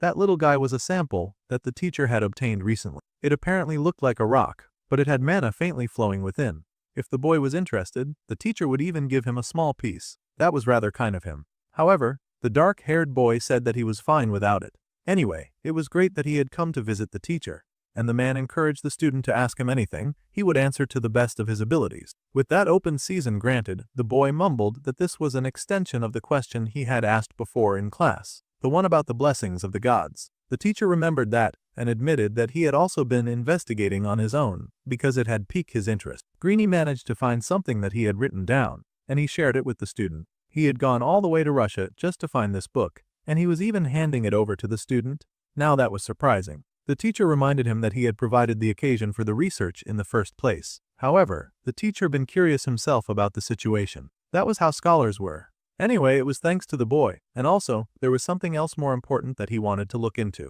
As the man had said in his classes, they classified blessings as the following. There were dead spirits, guardian spirits, elemental spirits, and even heroic spirits. It was a classification based on the beings who granted the blessing. These spirits were transcendental but inevitable beings. Then, the man asked Kangjeom if he remembered what he had said last time. There were no more gods remaining in this world, which was correct, and the teacher praised his keen memory. The teacher even asked if the student was interested in becoming his teaching assistant. Well, that sounded like a lot of work, so the dark-haired boy would have to pass. The teacher thought that was very unfortunate, but Jeom was not crazy about academics. He just wanted to know about this stupid curse that he was stuck with. At any rate, that statement was especially crucial to this conversation, and now they would turn back time to the age when the gods had been around. There were once numerous gods whose origins were unidentifiable. They called that era the Age of the Gods. Now, the gods were what was used to refer to not just transcended beings like spirits, but they were close to concepts without emotions, a consciousness, or even a body. Simply put, these gods were on a different level. Even spirits were like fireflies next to the sun when compared to the gods. They were omniscient beings who had completely shed mortality. However, even they could not evade death. The dark-haired listening attentively to the conversation as it had gotten to a rather interesting part. Though these beings were sometimes kind, a single god was able to end an entire era. Now that was terrifying. That was the sword god. Now that was not good news for our dude. The boy looked really alarmed to find out that his deity was a savage like that. Apparently, the greeting of "May the gods' blessings be with you" was a phrase that humans used right after the Age of the Gods in order to praise the powerful sword god and borrow his power. Well, that was all very concerning. The teacher then happily asked if that had answered the student's question. Well, it had, but it had also opened up a nice can of worms that came with a whole new set of questions. The boy walked around carefully, his hands in his pockets as he thought about all he had learned. He was not sure if he fully understood, but the teacher had been so kind to go all the way to Russia for him. Now the boy wondered if he had been too selfish with his inquiry. Even so, he would like to avoid Russian uranium tea. Suddenly, the boy realized why he had felt so uncomfortable. He had not brought this sashimi knife with him to the teacher's office, so his senses were unheightened. Feeling uncomfortable just because he was missing his sashimi, his life was truly turning upside down these days. The main character knew that he had changed. It was still 4 days left before the festival, and everyone was busy getting ready. The team gathered together to help Chloe with the eggs. On the third day, they got together to set up their stall. The archer insisted that they needed as many balloons as possible. She would not rest until their design was perfect. On the second day, they had to prepare their maid dresses, though the Japanese girl seemed to really hate them. She had to take one for the team because they had already come this far. It also did not help that the ginger took the opportunity to laugh at her as much as he could. One more day till the festival, and the kimchi soup was bubbling and ready to go. They truly had put in a lot of work to make this day special and unique. The gathered people were impressed by Jeem's cooking skills. It was finally D-Day, and the team captain stood before the stall that they would use, a sort of proud look on his face as he admired their little setup. In his 20 years of working, he had revived numerous restaurants that he had worked at. He had always refused high pay and visited stores on the brink of closing. It was not because he liked doing charity or anything like that. It was more for his own satisfaction, like how he had acted up at Korea Sushi. One sashimi blade launched the fireworks that symbolized revival, and it was a bit embarrassing to admit this, but the boy thought that this was kinda cool in its own way. He would, in fact, admit that he had retained his edginess until way later, probably because of his first master. Anyway, his teammates had arrived all dressed in their costume. Speed Weapon should have stuck to his usual hairstyle, because the new one was doing him no favors. It was 10 minutes until they opened up. Serving food in exchange for real money was no light-hearted feat, but they did not need to be too nervous. They would do things just like they had practiced. The team gave each other a smile of encouragement. No matter how things went, they had each other's backs. This could be their last time together at a festival, so they would make the best out of it, no matter what. The day had finally arrived for the Jockeying Festival, and the school bubbled with life and wonder. The blonde Rachel was in high spirits as she seemed to have gotten over her temporary depression. She told Abel not to worry since they were covering their faces. Then no one would recognize them. Everyone was too busy looking around at the festival that they would not even care about who was walking in their midst. She even encouraged the shy swordswoman to say cheese. Abel participated in the picture-taking, and she even seemed to be having some fun. It was rather noisy around the festival, and coming outside was a great idea. Both of them were comically disguised, with Abel in an ugly fake mustache and Rachel wearing shades. Wearing that stupid mustache would make the swordswoman stand out even more, especially when she was clearly wearing a skirt with the wrong color of hair on her head. However, it did feel nice to enjoy herself once in a while, so she did not mind so much. They were at a festival, and the blonde wondered if there would be anything fancy, like the Sword Emperor making an appearance or something like that, maybe even a congratulatory speech. The swordswoman explained that her grandfather was retired, so he would be doing no such thing. Plus, he was not really the type to like events like this in the first place. The blonde recalled that, also, her uncle would never come to stuff like this. Thanks to that, it was easier for her to attend and have lots of fun. That was when the duo spotted a cute little flyer for the best kimchi stew ever made by the travel club. Rachel plucked up the flyer from the ground and grinned mischievously since she would remember the name of their dude's club anywhere. Meanwhile, an announcement went out at the festival that they would introduce the heroes who had once again taken the lead in protecting humanity from the threat of the demons this year. First, the two most talked about rookie heroes of the year would be taking the stage. The first person they called up on was India's hero, the great adventure king, Mahatma Sinbad. There was also Russia's #1 hero, the one who walked through flames, Vladimir Yesov. This year's festival was on a whole different scale. The reporters had rushed to be the first ones to record this hot new scoop with their phones. Then one of them spotted all, Mute, who needed to be filmed right away as breaking news. The reporters happily surrounded the beautiful hero, asking her if she was a candidate for the 7-star heroes. They even asked if she had any comments concerning this. They wanted to know if her friendly stance towards Korea, one of the strongest nations, was unchanged. They even asked if she knew about PTS or kimchi. Reporters were the kind to fire off all sorts of questions in hopes of getting celebrities to answer at least one. Meanwhile, the students present at this festival were also freaking out. After all, they got to watch their heroes within such close quarters. One of the boys was freaking out about all, Mute, gasping about how she was so calm and cool. He looked so much like Weapon with his bad new haircut. The boy had ripped apart the booth advertisement flyer in his excitement, gasping about how the hero all, Mute, was so awesome, and that this just made others admire her even more. Suddenly, someone grabbed the ginger's ear. Yes, it was indeed Weapon, and Ryojo did not take kindly to him just fooling around. They had told him to hand out flyers, and here he was ripping them up like they were replaceable. The girl was working herself to death, yet the boy was spacing out over here when this whole business was his idea in the first place. The healer tried to protest that the world-class heroes had shown up, and it was normal for him to freak out.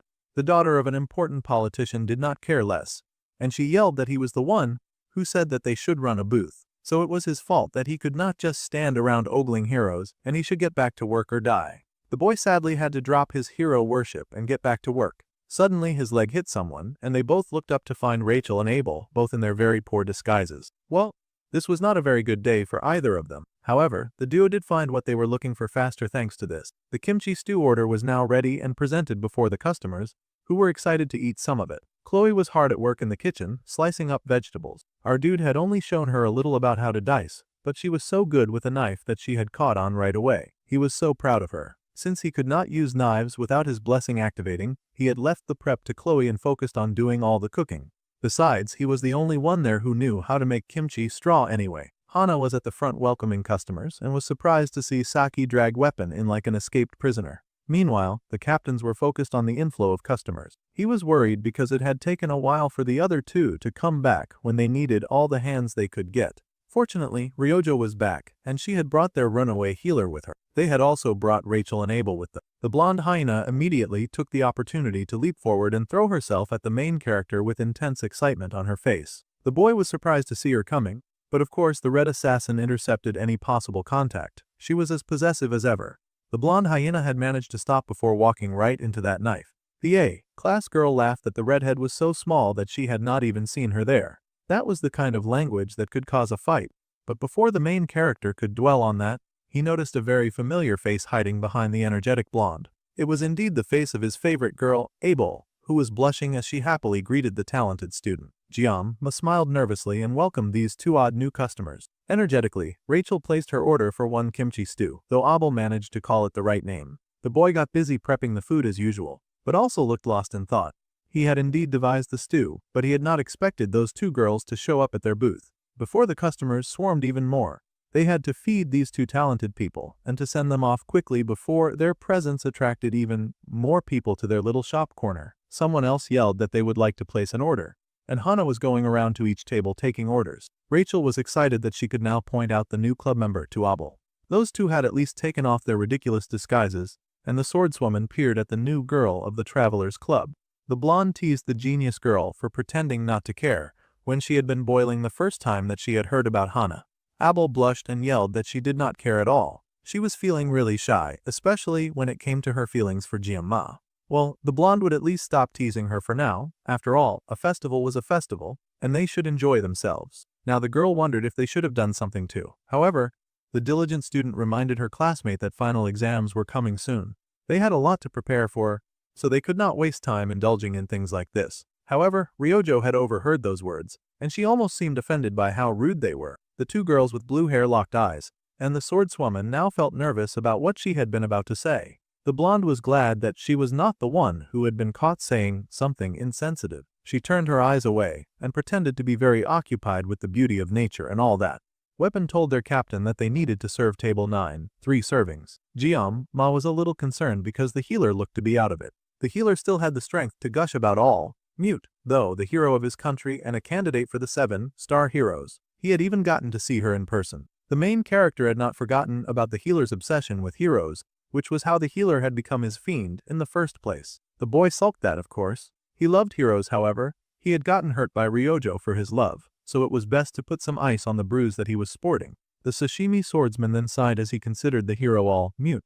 Her real name was Elizabeth Kahn, and she was an American hero being talked about as a candidate for the 7-star heroes. The United States was a superpower ranked first in the national hierarchy, right alongside Korea. With that level of influence, they had built an independent system in the hero society. Most notably, they treated their heroes like it was a form of business, the most American thing to do. They say that true heroism leaves their name through death, but a hero in name made a living off their name. So, the world respected true heroes while it cheered for those who were heroes in name alone. However, neither true heroes nor heroes in name alone were anywhere near Jerem's ideal thought. Besides, right now, he was just grateful that he did not reincarnate as an American. Thinking of how flashy their heroes were, he thought that he would rather die than wear a skin-tight suit. Besides, even if it was unofficial, Elizabeth Kahn and he could cross paths one day, especially since the Sword Emperor had marked him as his successor. The whole situation was very dicey. Of course, the boy planned on refusing that offer anyway. He had enough problems as it was and did not need extra targets on his back from an unwanted title. However, if possible, the best move would be not run into the lady at all. All he had to do was stay inside the booth for 3 days and spend all of that time just making some good kimchi stew. There was no way that someone like her with her level of attention would come all the way there to eat Korean stew. Meanwhile, it was a battle of the Bluinettes over at the swordswoman's table, and she nervously tried to explain that she didn't mean to belittle their little shop in the festival. She had seen what the archer was like before she had skipped a grade. She even knew that the archer used to sleep in class. The blonde wisely stayed out of this conversation, and for good reason. The archer glared and said that club activities were a completely separate thing, and Elle sounded very biased. The swordswoman still doubled down on her point, saying that it was not about club activities, considering the ridiculous outfit that the archer was wearing now. The archer could not take this disrespect, and she yelled at Abel, while the hyena laughed at this growing tension. Suddenly, a voice came from the entrance of the shop, and someone mentioned how something smelled spoiled. However, they had definitely come to the right place. The people inside the shop gasped in shock, and the students looked up to see who had arrived. They could not believe who just walked inside the little shop. It was one of the two at the top with all mute. The violet-haired woman ignored all the students gawking at her and walked right to the team captain. She smirked and noted the boy who had done all that before to her brothers.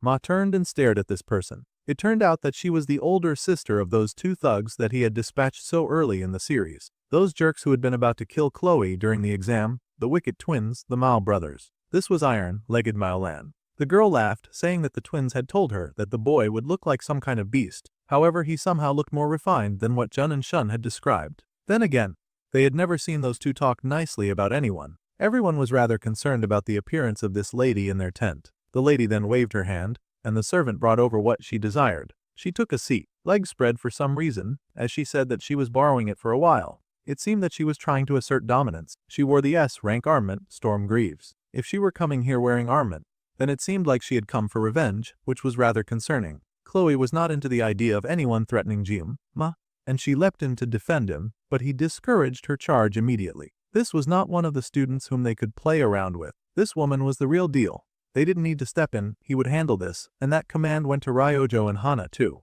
The purple-haired woman grinned, saying that it was not what he thought. She had no business digging up something from months ago now. If that was the case, the main character wanted to know why she was here. With her status, she probably did not even have time to wander around like the hero all mute. Some stray shade is thrown to poor all mute. The purple-haired woman did not appreciate the comparison either. After all, they had just met. Anyway, there was no particular reason that she was here. She had come to see what kind of person had beaten up her little brothers. They had trash personalities, but they also had skill. However, they started acting up whenever Jiam's name came up. It was really something to watch. The lady got curious about what kind of kid would traumatize them so deeply like that. The boy was silent and wondered if the whole family was just made up of weirdos. The lady then smiled and said that she was kind of grateful. Her little brother Shun and Jun had dragged their family's prestige through the mud. She had tried to rein them in before, but they were both so painfully hopeless. However, after the wild Sashimi boy had fixed them up, those crazy brats had finally stopped causing so much trouble. So, from the family's standpoint, it was such a relief that she had even come to thank the dark-haired boy. The main character wondered if this was appreciation for getting rid of the kids who would get in her way in the future. Mao Lan was likely aiming for a seat among the 7-star heroes. Everyone wanted that seat, it seemed. The lady's position and popularity rivaled that of Elizabeth Khan, but among the candidates for the 7-star heroes, she was lower ranked. Her ability did not measure up to all mutes, and she also bore the stigma of being the sister to the Wick twins. Sibling issues and 7-star hero seats had nothing to do with him, and there was no reason for him to accept her friendliness either. He also could see no reason to accept her. If she was done talking, he wanted her to leave now since he had so much business to attend to. The lady laughed and agreed, which made the boy feel that she was easier to talk to than her brothers. Suddenly, the violet-haired woman said that there was one more thing that she was grateful to him for. The boy turned, and the woman grinned, thanking him for opening a fermented vegetable booth for them. This made her feel very proud. That appreciation felt very suspicious as the woman told them to do their best with a wicked smile on her face. Now, the boy was pissed, and he called the name of his older sister before she left his booth. He glared at her and told her never to compare kimchi to fermented vegetables ever again. He was very passionate about his food. This time, the main character was going to let it slide quietly. He did not want to stand out for no reason. However, he could not forgive that insult to his food. There were things that he would not let pass, and he tossed aside his apron, letting it dance in the wind as he freed himself from his responsibilities. The dark-haired boy promised to cut her down, so much for not attracting too much attention, because the buzz that the hero Mao Lan and some trainees were about to fight a duel quickly went around the festival, and most of the students were excited about it. The iron-legged Mao Lan had accepted a duel, and they had to see that fight. Apparently, they heard that it was the special student who had fought the auditor guy before, so they were extra excited to watch this fight go down. They wanted to see Mao Lan destroy him. After so many chapters, we finally stumbled upon Leon, who was barely in the story despite being the protagonist. Leon's hand shook, and the blue-eyed boy recalled the student that they were talking about. However, he did not turn around. Bro was very dedicated to never letting hero duties bother him ever again. He had offloaded all of that on Jinma. Meanwhile, the auditorium had filled with eager students shouting and cheering for Mao Lan to beat that student to a pulp. Our dude had really started a whole fight over kimchi. So much for enjoying his youth while it lasted. The students cheered, and even Nox stood to watch the fight go down. He recalled when he had gotten his ass beat in a very humiliating battle. Abel and Rachel were in the stands as well, and the blonde girl giggled about how this brought memories flooding back to her. They recalled the first time that the boy had become relevant to them was after watching him fight that red-haired assassin. The dark-haired boy always found a way to make himself the center of every event. Abel smiled as she watched, and unfortunately, all mute was in the crowd watching this fight go down. So much for staying off her radar, too. The purple-haired lady laughed, giggling about how it felt like she had gotten transported back to her academy days. However, she worried for the boy Ma asking if he would really be alright. Being excited was nice, but he could end up very much like her siblings. She was confident, her brothers had been confident too when they had faced Ma. The lady went on about how the boy had such a pretty face that he would not be able to get married if he went crazy. Then she said the weirdest, perverse thing about how she was fine with marrying a clearly underage boy after she had wrecked him in combat. She would always welcome more male paramours. Great, it was another ridiculously sexualized female villain. It was asking too much to want any of the female villains to be normal. Well, this was what the lady wanted, and the main character had no plans to fall for her lousy trap. She was clearly trying to taunt him, and then take him out after he had made a foolish mistake. However, the boy was not so cheap as to fall for something like that. The lady chuckled. It seemed her opponent was smarter than what his appearance suggested. It was just back insults from this lady. However, the lady did point out how easily he had fallen for her earlier taunt, which was why they were on the battlefield right now. The subsoil field was commencing. They would be allowed to harm each other without suffering death. Of course, this would not protect their mind from whatever it was that happened in. The boy drew his weapon, facing the purple-haired lady as he declared that she could not become one of the 7 stars. Her personality was quite abominable, and not very fitting for a high-ranked hero. The lady was unbothered by his taunts and told him that he should know when to keep his mouth closed. The hero's blessing was wished, and the subspace closed. Ma knew that sometimes things would be better if he just kept his mouth shut, but he was not so inclined to do it with a creature like her. Well, now she was not so crazy about being his lover anymore. Well, that was a huge relief, partly because she was too old, and partly because he would never do to a lover what he was about to do to her. The two fighters clashed in the arena, moving so fast that they were barely visible for a few seconds to the audience that watched. Maolan was starting to realize that this young boy was not just all talk after all. The boy had hidden himself in the smoke, and she considered that so cute. However, the smoke would eventually clear up and he would have nowhere to hide. However, before the poor lady could even prepare her next attack, her head suddenly started solo flying. It had been severed from her body in the blink of an eye.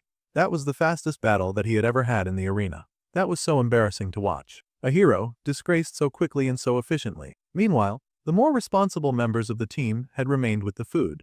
This was why Ma's teammates could not be seen in the crowd. While their boss was busy beheading people, these hard workers stayed valiant in their work of chopping vegetables and welcoming customers to their small booth. The new girl seemed a little worried though, and she spoke to her team members, asking why they were not worried about their captain. Well, they had followed that crazy boy to hell and back, and they were kind of aware of all the unbelievable nonsense that their captain could pull off. Hana was surprised that only those two A-class customers had gone to watch the fight.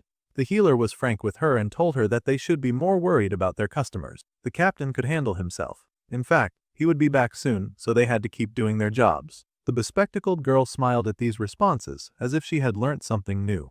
The watching audience also could not believe what they had just seen. Their amazing hero Maolan had suddenly stumbled inside the arena. Some members of the audience gasped because the fight had only just begun. The others who were already aware of Ma's internal madness were not too surprised. But all Mute's eyes narrowed as she watched. It seemed the lady had not been beheaded just yet. The dark-haired boy had shown her a rather shocking vision that made sweat gather on her dainty skin. It seemed the heavy kicker was reassessing calling for this fight in the first place. She had not realized that she had just signed up to fight an overpowered, ruthless demon. Her head was fortunately still intact, and yet she had definitely felt her impending death while they had been fighting. Just now, she had detected danger in the domain of the mind. It was a marital state that warriors could use freely when they became martial masters like one of the 7 stars, or the head of the auditor house. However, there were exceptions to everything. If a person's talent outweighs experience, then even at a young age, a person could knock on that door. It seemed the super genius that she was fighting was able to do that. Now, Maolan found herself facing an insurmountable wall. It was a very unpleasant feeling. Now her mind was moving fast, trying to figure out why the boy had deployed a domain. It was a subspace spar with no impact on reality. Then she realized that the boy had done that to spare her pride, to show the gap in talent through a domain, but also to avoid an incident between nations. It was so considerate that it made the iron leg want to puke. This boy's depth of intent was on a whole different level. Ma was just built differently. Among the upper ranks, there were rumors about the one that the Sword Emperor had marked to be his successor. The lady stumbled with a shaky smile, realizing that the person was the boy who stood before her. A rush of envy and jealousy filled her as she recalled what it had been like as a student of the academy, watching those talented peers surpass her in everything. She had felt both fear and awe for her classmates who grew to be legends, and now she was looking at a student who had not even graduated yet. But he was already marked as the next 7-star hero. Of course, a woman as prideful as her was not about to take his mercy and run with it. Not after she had come all this way to go to teenager into a fight. She growled at the dark-haired genius not to get so darn cocky. She had not gotten this far purely on luck, and she was going to prove that by beating him up. Well, he had given her the chance to withdraw, and there would be no more holding back. Thanks to the team that she had come to fight, her head had cleared up, and she flew right at him, hatred burning in her eyes. The warrior moved at max speeds, somehow hoping to be faster than the teenager that stood before her without dodging. That should have been the first red flag to alert her to the danger that she approached. However, the fighter did not care as she activated her whirlwind kick, determined to take the teenager out one way or another. She also used her stomping Greaves kick and her axle kick, a combination of 3 attacks at once, and yet he had managed to dodge every single one of them. That was kind of embarrassing. Still, the woman persevered as she fought, and the audience watched with bated breath. The boy looked concerned at the attacks that flew towards the audience, but the purple witch would not be ignored. She barked and demanded his full attention. He was not allowed to look away from her like she was insignificant, minor, or even trash. The woman activated her storm greaves, leaping from above, and was sure that this kick would land this time. She was directly above him, and it would take real skill to dodge that attack. She activated falling destruction, chopping so hard with that kick that she created a crater in the ground. The angry grape was not even done yet. She was going to show off the talent that she had spent years growing, activating an even greater destruction that sent her opponent flying backwards. The boy looked around as the rubble danced around them, and the woman laughed that this sort of attack was more like it. She could now see why her brothers were so obsessed with the boy, and she would destroy one of the future 7 stars right here and now. Wickedly, she slam-dunked one of those flying boulders with a kick and sent it straight to Jiang-ma, determined to create a crater in his face. She called that move the Strike Storm, and it did send a lot of large flying rocks in his direction. The boy readied his sashimi knife as the rocks came to him, but suddenly, the dark-haired boy slowed.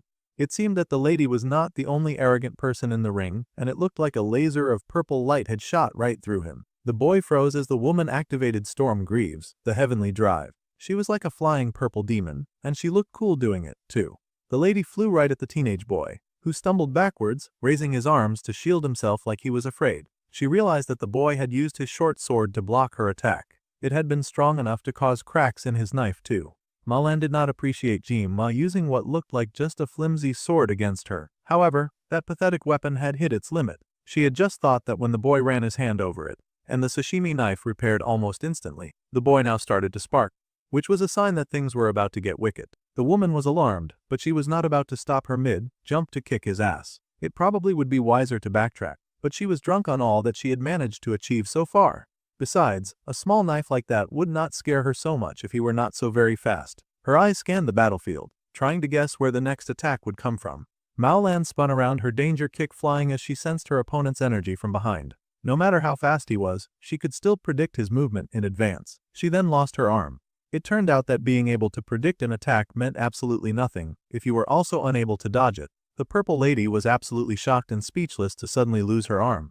Once again, this was proof that Jiang-ma could have beheaded her, but he was choosing not to. Oh, the pain and anger exploded within her in waves. The highly ranked hero was both infuriated and in pain. It felt like she had split into 2 people, with one person being shocked speechless and the other screaming in rage. The boy behind her was cool, face unreadable, and he stood untouchable, side by side with all of those that she had greatly admired, and the ones that she despised. One of the 7-star heroes that she despised so much and also envied. Jim-ma ran his hand over the beautiful blade of his weapon, noting that his opponent was still so full of spirit.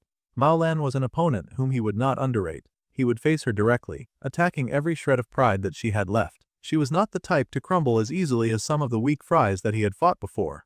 That was why she was a hero. Abel's eyes widened when she remembered that stance, and Nox paled because he also had traumatic memories about that stance as well. Unfortunately, angry Miss Purple was new around here, and she didn't know what she was in for. The lady was panicking, refusing to lose to someone like this. If she lost, it was like letting go of all of her dreams. The dark-haired boy had already given her a chance to back out once before, and she had refused to take it. Slowly but surely, her spirit had started to crack.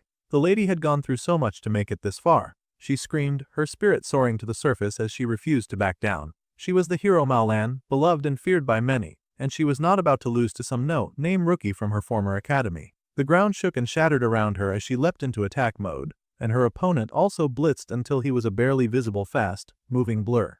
The last thing on the purple lady's mind was her head reaching out desperately to catch up to a friend who was leaving her behind. Ely had left her behind. Jim-ma had carried out his attack, and the lady got beaten so bad that she was having flashbacks like a low-class villain gunning for sympathy points. Just as he had predicted, her head was swiped clean off, and the poor lady realized that this was it for her. She might have gotten defeated, but at least she looked hot going down. The audience was in awe.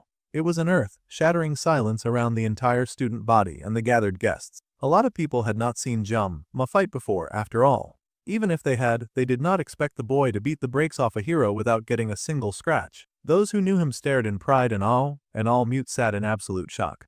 The winner of this subspace spar was none other than a cadet from Joaquin Academy, Kang Jong-ma. What a national disgrace for the poor Ma-lan. Fortunately, this was a subspace battle, so she still kept her head as she fell to her knees. The boy, meanwhile, sheathed his weapon and was ready to return to his cooking. It was funny that the dark-haired boy did things like this and still thought that he could somehow live a normal life. The star of the continent, Ma-lan, had been defeated.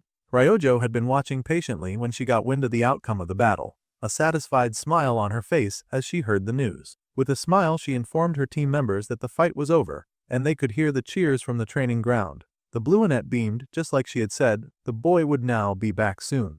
Rachel sure thought that it was a shame that they had not been able to have any of that kimchi stew at the end of the day. Maybe they could have had a nice meal if Abel had not decided to insult the waiter before their food even arrived. However, the swordswoman was busy blushing and smiling about how she felt very full, actually. The blonde easily reached the conclusion that watching Jeom, Ma Kick-Ass had filled the Lady Abel with all the nutrients that she desired, and she would not hesitate to tease the lady about it either. She even asked what about that had tasted so good. She bet it was his looks. Meanwhile, poor Maolan was very shaken after getting traumatized in the worst possible way. She had not only just gotten pounded in a very one-sided beating, but it had also been a very public disgrace at her old school. Her servants rushed after her, asking if she was doing all right. The lady insisted that she was fine. After all, a person could not get injured in the subspace. Their pride could take a serious beating though. Now that she had done this, it was very likely that she would now be facing a global issue. She had just lost a battle to a 17-year-old in front of an audience. It was not looking good. The servant was still worried about his Miss Mao, but he honestly needed to give her a moment. She was still scraping her pride off the dirt floor after all. However, it looked like she would be okay because she bounced up and grinned that she would not be saying anything weak like that. Kang Jiang-ma definitely had insane potential. That kind of kid would definitely skyrocket to even higher levels in the future. She had not just gotten beaten by any random 17-year-old. She had gotten kicked by the dude who was supposed to succeed the Sword Emperor, which was no small feat. By then, people would definitely have to rate her skill higher than before. The servant was impressed by her immediate comeback, cheering her on. In fact, now that the lady is considering it, this was probably the best time to get beaten by that kid. Soon, everyone would watch as every other big hero was brow-taught their knees before that same child. Even Mute could not guarantee a victory against that sure talent. The servant was curious about this, wondering if that trainee was really that powerful. He really found it hard to see why the purple-haired hero was judging the boy so highly. If that idiot had paid attention to the fight, then maybe he would have understood.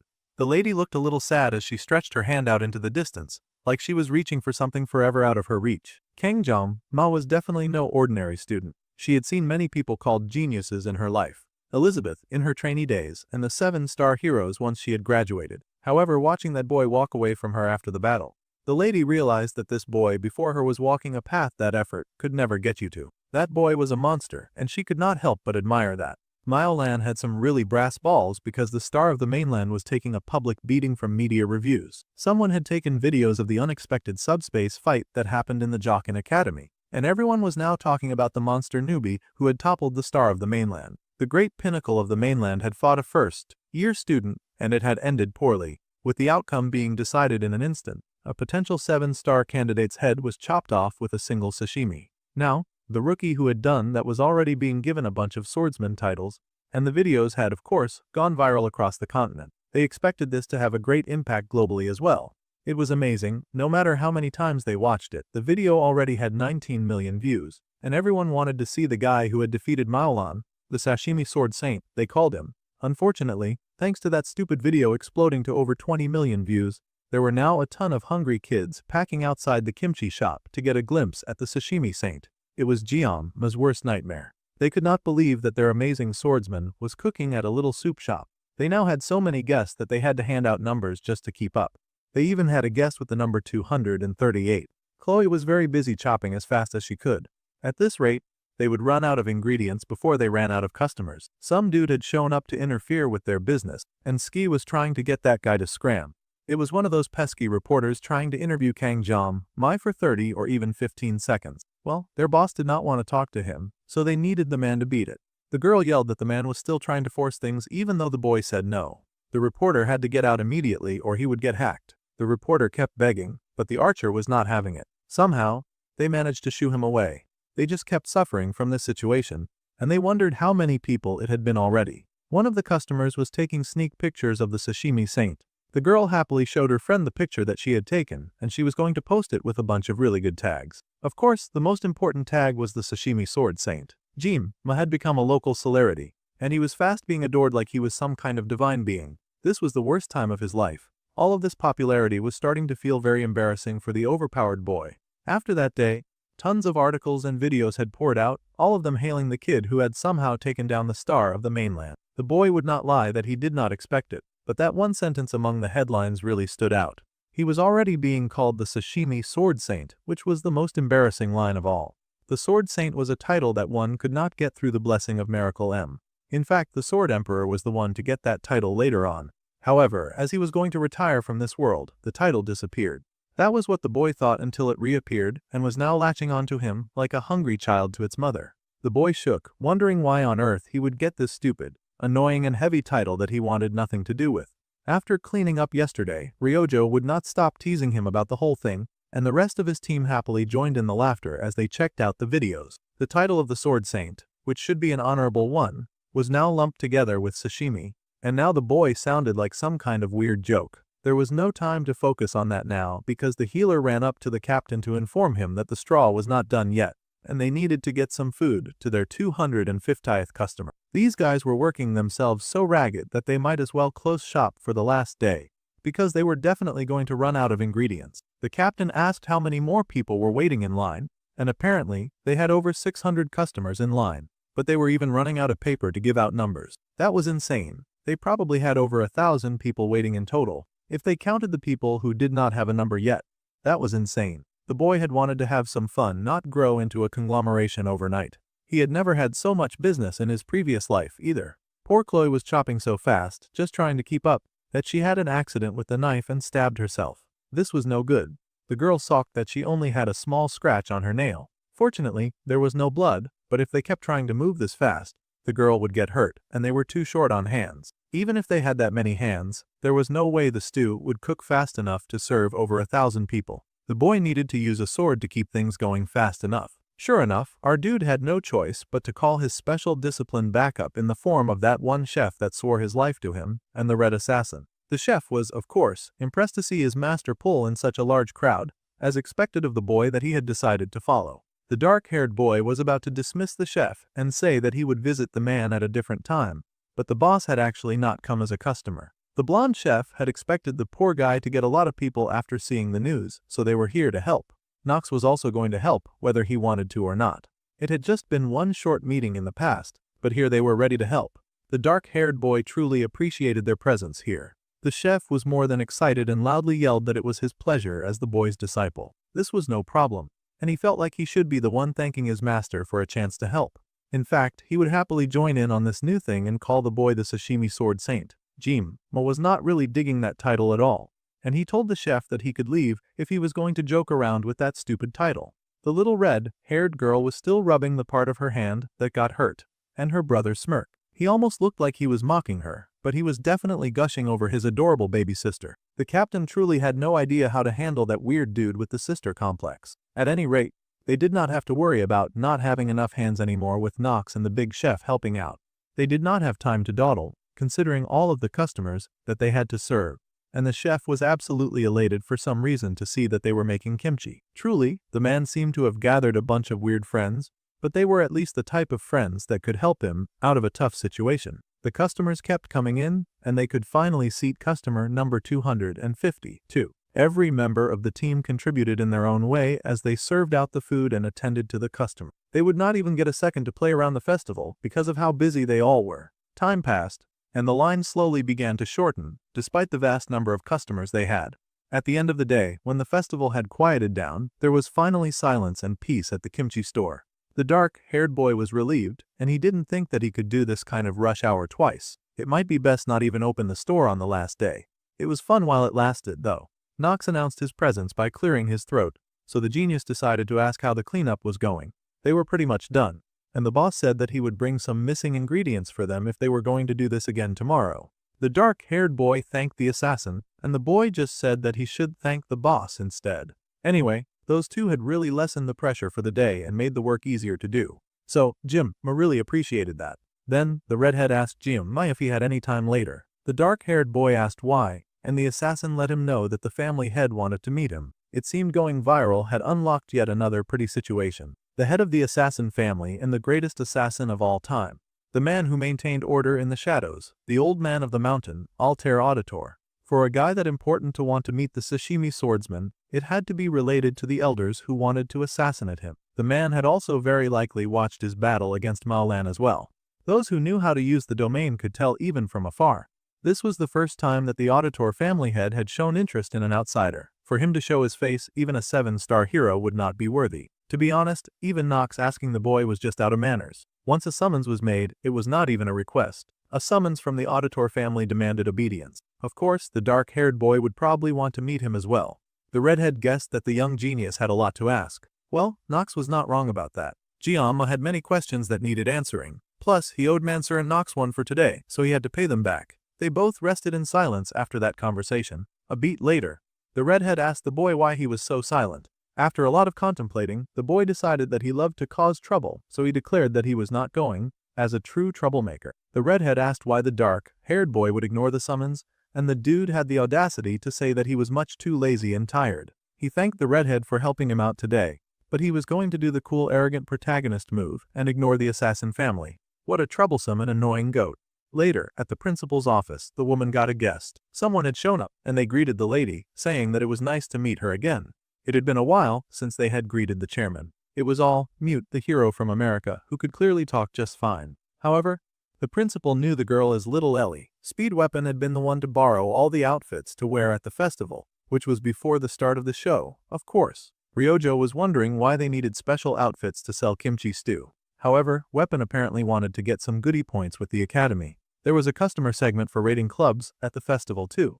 The brunette was not really into the idea, and she was even less intrigued when Weapon pulled out some cute maid outfits. He had gotten one for all the girls. Chloe was immediately thrilled since she never got to wear anything like that for fun. However, the archer did not share this excitement. She refused to wear it and asked the boy to pick something that was not weird. Meanwhile, the boy reached inside the box and pulled out a Girl Santa outfit. It looked way more summery than the maid outfit too, so that was the other option. It was a season-limited offer, too, and they had 5 of them. Now was the only time that they could borrow these items, and there was the fact that they would still have 2 left over as well. It sounded like a great option. That ridiculously short and revealing dress would be the death of Ryojo, but Weapon was already thinking of how good it would look on everyone. Even Jiamma was coming close to agreeing with the healer. He could see the rather shiny vision of the girls wearing those costumes. The healer was about to push for the girls to totally wear those costumes. The poor healer got slammed in the face with a 2-booted kick, shocking the other members of his team. Needless to say, they went with the maid outfit after all. The principal was so happy to see one of her little students again, and she gushed in glee at the girl. It had been 5 years since she had graduated, and she asked if the young hero was enjoying the festival. Yeah, the festival was all well and good, but it did not take Mint hair long to realize that the blonde was interested in their star student. Everyone was these days. The hero even noticed how the principal called the boy so fondly. Immediately she was interested, asking what that trainee was, because he barely moved like a human being. The principal asked her to clarify what she meant, and the blonde pointed out that this mysterious boy was capable of using the mind realm at such a young age. The principal acted like all of this was normal. After all, Mute could use that realm as well, so it made sense if their young student could use it. The mind realm was a tool that some people could use. The hero lashed out, punching at the wall like an angry old man. She had not come all the way to this office to mess around or play games about what she considered to be a very serious situation. Books fell to the floor and the principal sighed at the mess. In the time that the hero had been gone, it seemed that she let her fame get to her head, and she had forgotten her manners. She should not forget that she was currently speaking to one of the 7-star heroes after all. The principal let out a threatening green warning aura, and the hero calmed immediately. She should not so quickly forget her place in the hierarchy of things after all. The room was suddenly filled with incredible pressure. This was the power of the principal, someone that even the elders could not touch. The title she had before was the Sage, the one that the lady had heard as a rumor before. The Tyrant Medea. The principal smiled, a hint of playful amusement in her voice as she asked the hero how long she was going to stand there like a mute puppet. The hero stepped forward, and the principal sighed, apologizing as well. Sieg's whole thing had hair on the edge after all. At any rate, the principal was curious about what rumor the girl had heard. Legally, the lady could not provide any information about the students, of course. The principal had a duty to protect them fairly. Plus, she had told Ellie something many times when she was a student. The blonde didn't seem to remember, but the principal was happy to do a little reminder. If the girl was curious about something, then she should just find out about it for herself. It was the best way to go about things after all. The blonde stood and bowed, thanking the principal for her time and patience. The mind-haired lady smiled that there were no hard feelings. She was even curious about how long the hero would stick around. The blonde explained that she planned to leave tomorrow at noon. The mint-haired principal was surprised. It was a festival, and she thought the least the hero could do was enjoy the time that she spent there. Well, the blonde was deep in thought about the whole thing. When the principal had said that she treated all the students fairly, the blonde asked if this also applied to that trainee as well. She could sense the reek of special treatment in the way he carried himself. The principal hummed and even admitted herself that their dear Ma was more of a lover. What a scandalous thing for a school instructor to say about one of those precious students that she should be looking after. The blonde girl had already slammed the door shut, possibly out of alarm and possibly because she could not stand such a silly joke. Now that the blonde was safely away from the principal's gaze, she was still sweating, wondering who on earth that boy was to suddenly be so close to the principal. Being a lover to such a high-ranked individual was no joke after all. Very soon, the last day of the festival came around, and the ginger-haired boy tiredly dragged his feet to the shop. He apologized for coming in late, explaining that he had probably gotten sick or something similar. The blue-haired girl mocked him for being so feeble. The dark-haired captain, however, acknowledged that the team had worked themselves ragged for the days of the festival, especially with his popularity blowing things out of proportion. He suggested that it would be best to close up early today, and they did have some free time in the evening. The ginger was instantly cured now that he knew the day would not be a total drag. The blue-annette scolded him when he was the one who had wanted to do this servant booth in the first place. Closing up early should take care of their remaining ingredients. Chloe was just worried about a few things. With a happy blush, the redhead asked the boy if he had any plans in the evening. It seemed the cutie had some intentions of her own. The girl did not really have any plans. He also knew that the redhead had taken care of most of the kitchen instead of him, who could only hold a knife for about 50 seconds. The girl had put in the most work, so it would make sense if she got the most reward. The boy also remembered her asking him something similar before the festival. She had said that she wanted to be with him. In that case, he went ahead and invited her to check out the festival together with him. The redhead was surprised and cheered with joy at this super special invitation. This was great news. Not only did she want to hang out with her crush, but her crush was also open to hanging out with her.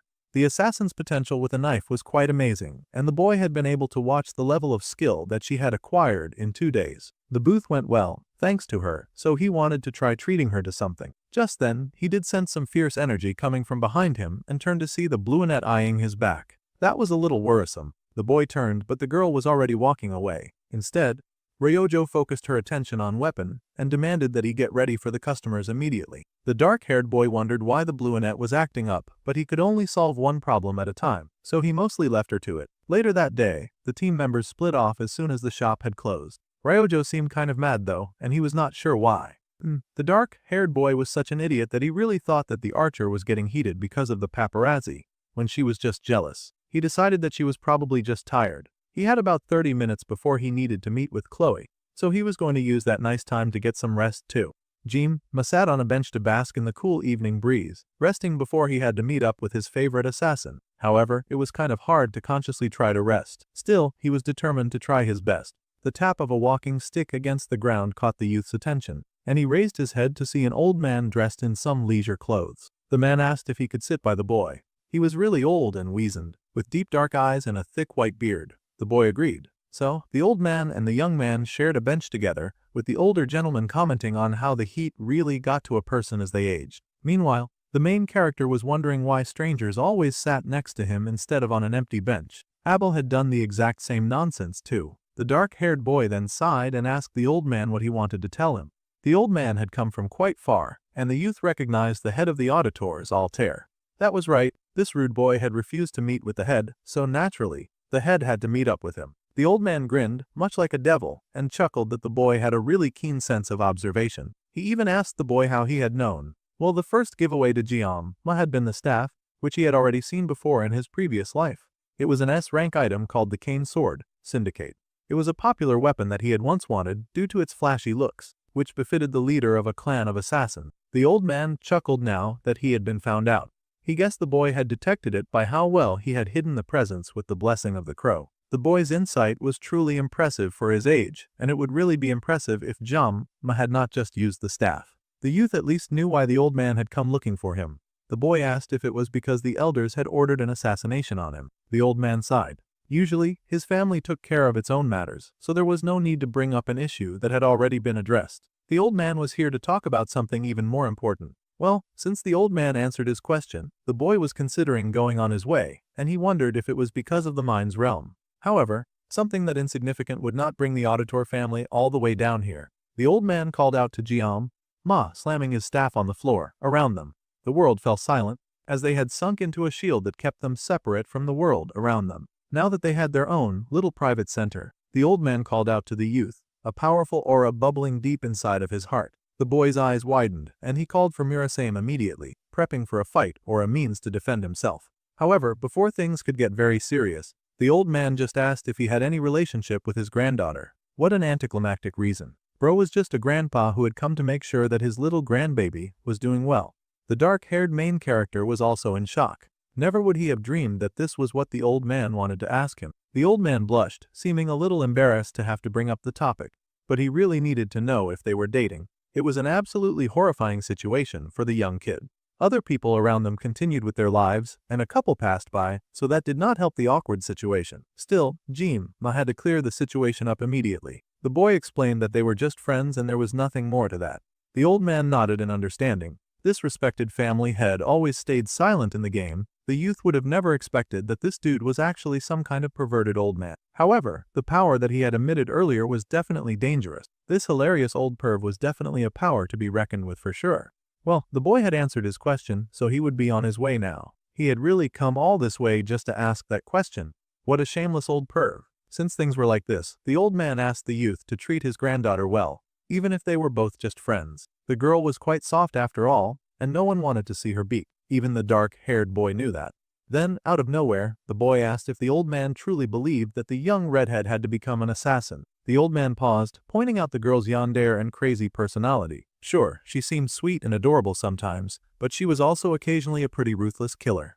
The youth had not forgotten that personality, nor would he be forgetting it anytime soon. Her true self was a ruthless beat, like bloodlust that leaked from her when her emotions heightened. The old man asked if the youth could really let someone like that loose in the normal world. The boy frowned and blamed the girl's weird and bloodthirsty personality on the way that she had been raised in the first place. The old man countered that no one else in the family moved that madly. Sure, they were almost masochists with the way they trained quite harshly, but they were still a family. The youth with the dark hair stared in awe at the grandfather's passion. He truly just wanted to protect his grandbaby, and Chloe was the opposite of calm and gentle. They had tried their best to keep her true personality hidden, and they even instilled logic and reason into her. However, her ferocity bared its fangs whenever she got emotional, and that was a dicey situation. The old man understood her friend's worry, and the old man did not enjoy speaking of her in this way, but their sweetheart Chloe was ferocious, and her true self put anyone at risk from harm.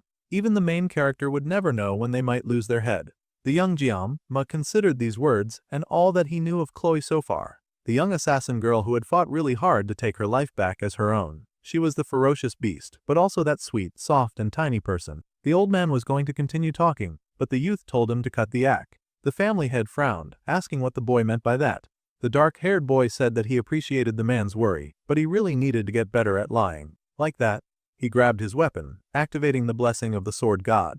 As soon as his weapon shone with light, the people who had been acting like random strangers suddenly kicked into gear, all of them poised with weapons to strike back. Those lethal eyes that glared at Ma from a foot away were familiar, as well as the red aura of danger that seemed to pour around them. It was like a fight was about to begin. Suddenly, the old man raised his hand and told everyone to kindly back off. Immediately, the assassins melted like they were dementors tasting the sun. The old man sighed and asked the genius boy when he had noticed. The youth glared at the fakes around him, but he admitted that just as the man had said, he had a keen sense of honor. It was something like the old man was once more overly impressed by the youth, exceeding his expectations. However, the youth actually had the audacity to tell the old man that he was disappointed by him. Chloe had just begun getting closer to Nox, but the old man had tried to trick him by lying. The boy did not know why the old man had acted that way, but he would not have noticed if he had not brought Murasame with him. That darn old man had been lying up a storm. Just then, Chloe showed up, hurrying to reach her captain because she was a few minutes late.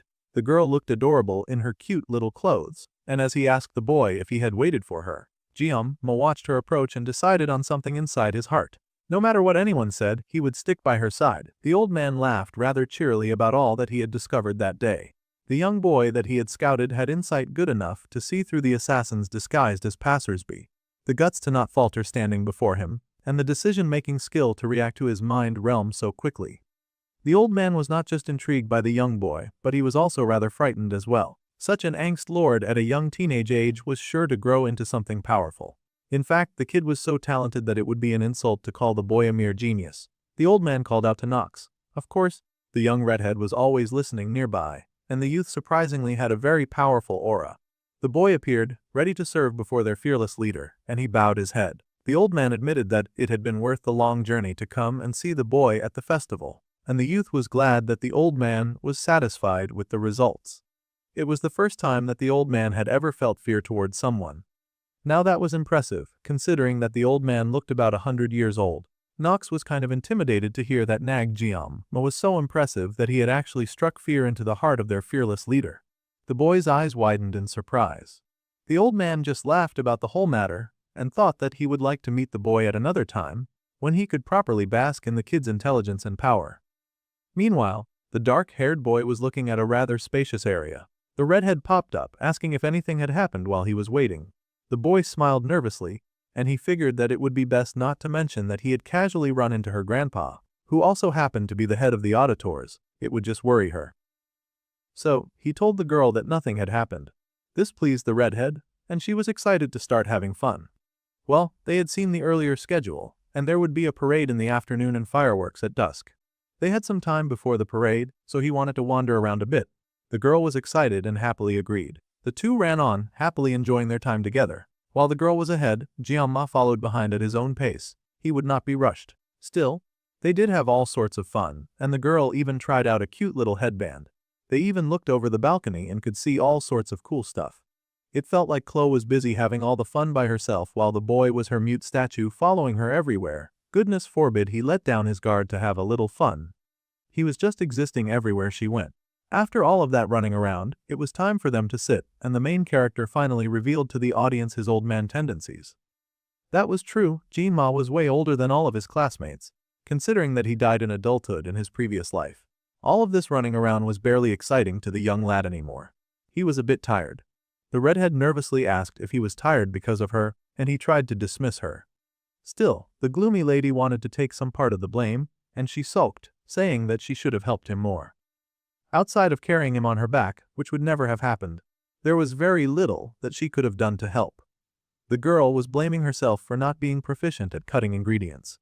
Actually, the boy was thinking about how he had to manage the pot the entire time, and then he had to stop to beat up a rude jerk halfway through, and then come back to looking after that stupid pot. They had spent a lot of the festival standing and cooking and serving, so it made sense that the boy was tired. If it were not for Chloe, the cooking booth would not have been possible because her chopping skills were excellent. So, the dark-haired boy gave the girl a soft smile and ruffled her hair. He knew that the girl needed encouragement from time to time, or she would get sad. He told her that she had done a good job, and she blushed. The boy paused in surprise, and the girl happily thanked him. He told her that it was no problem. Nervously, the girl fidgeted and played with her skirt. Then she called for Jiama and asked if he could do something for her. Before the girl could work up the nerve to spit out her request, Weapon showed up, and he was happy to see them both. Chloe was not happy to see him. The boy rushed over, and he had even brought the two other girls for some reason. The healer apologized that it had taken quite a while to get everyone there. This was news to their captain because he had thought that everyone was going to hang out separately, while he spent some quality time with the shy Chloe. However, that agitated healer said that he had gotten the text that he wanted them to be together at 5. The boy started in shock at that text. Jiama had sent out no such thing. However, it was easy to guess the person who had used his phone to do such a thing. Ryojo was also looking guilty as heck, and she had the audacity to stick out her tongue at them. That fairy. Selfish jerk would not stand for anyone interrupting her private time, but she would ruin Chloe's little moment. Well, there was nothing to be done about the situation now, and the group had to hang out together. They watched the parade, and Chloe was absolutely excited to see those dancing people. Weapon wanted to get closer and see the whole thing. Jiama was not really crazy about doing that, but the whole team was into it, and Hana reminded them that the parade would pass by if they kept squabbling uselessly like this. The healer ran forward, and they got Chloe to follow them. Which sucked because now Ryojo got to spend time with the main character. Even though she did not deserve it, that selfish rat. The blonde was busy eating a chocolate bar as she watched the other team members go on. The team captain sighed and went ahead to lower himself on the bench. He was no good with crowds, so they had to make sure that the next festival would pass by a bit more quietly. He watched the other members of his team enjoying themselves as they watched the parade. Much like a father looking out for his children, still, he felt a little distant, even though they were together.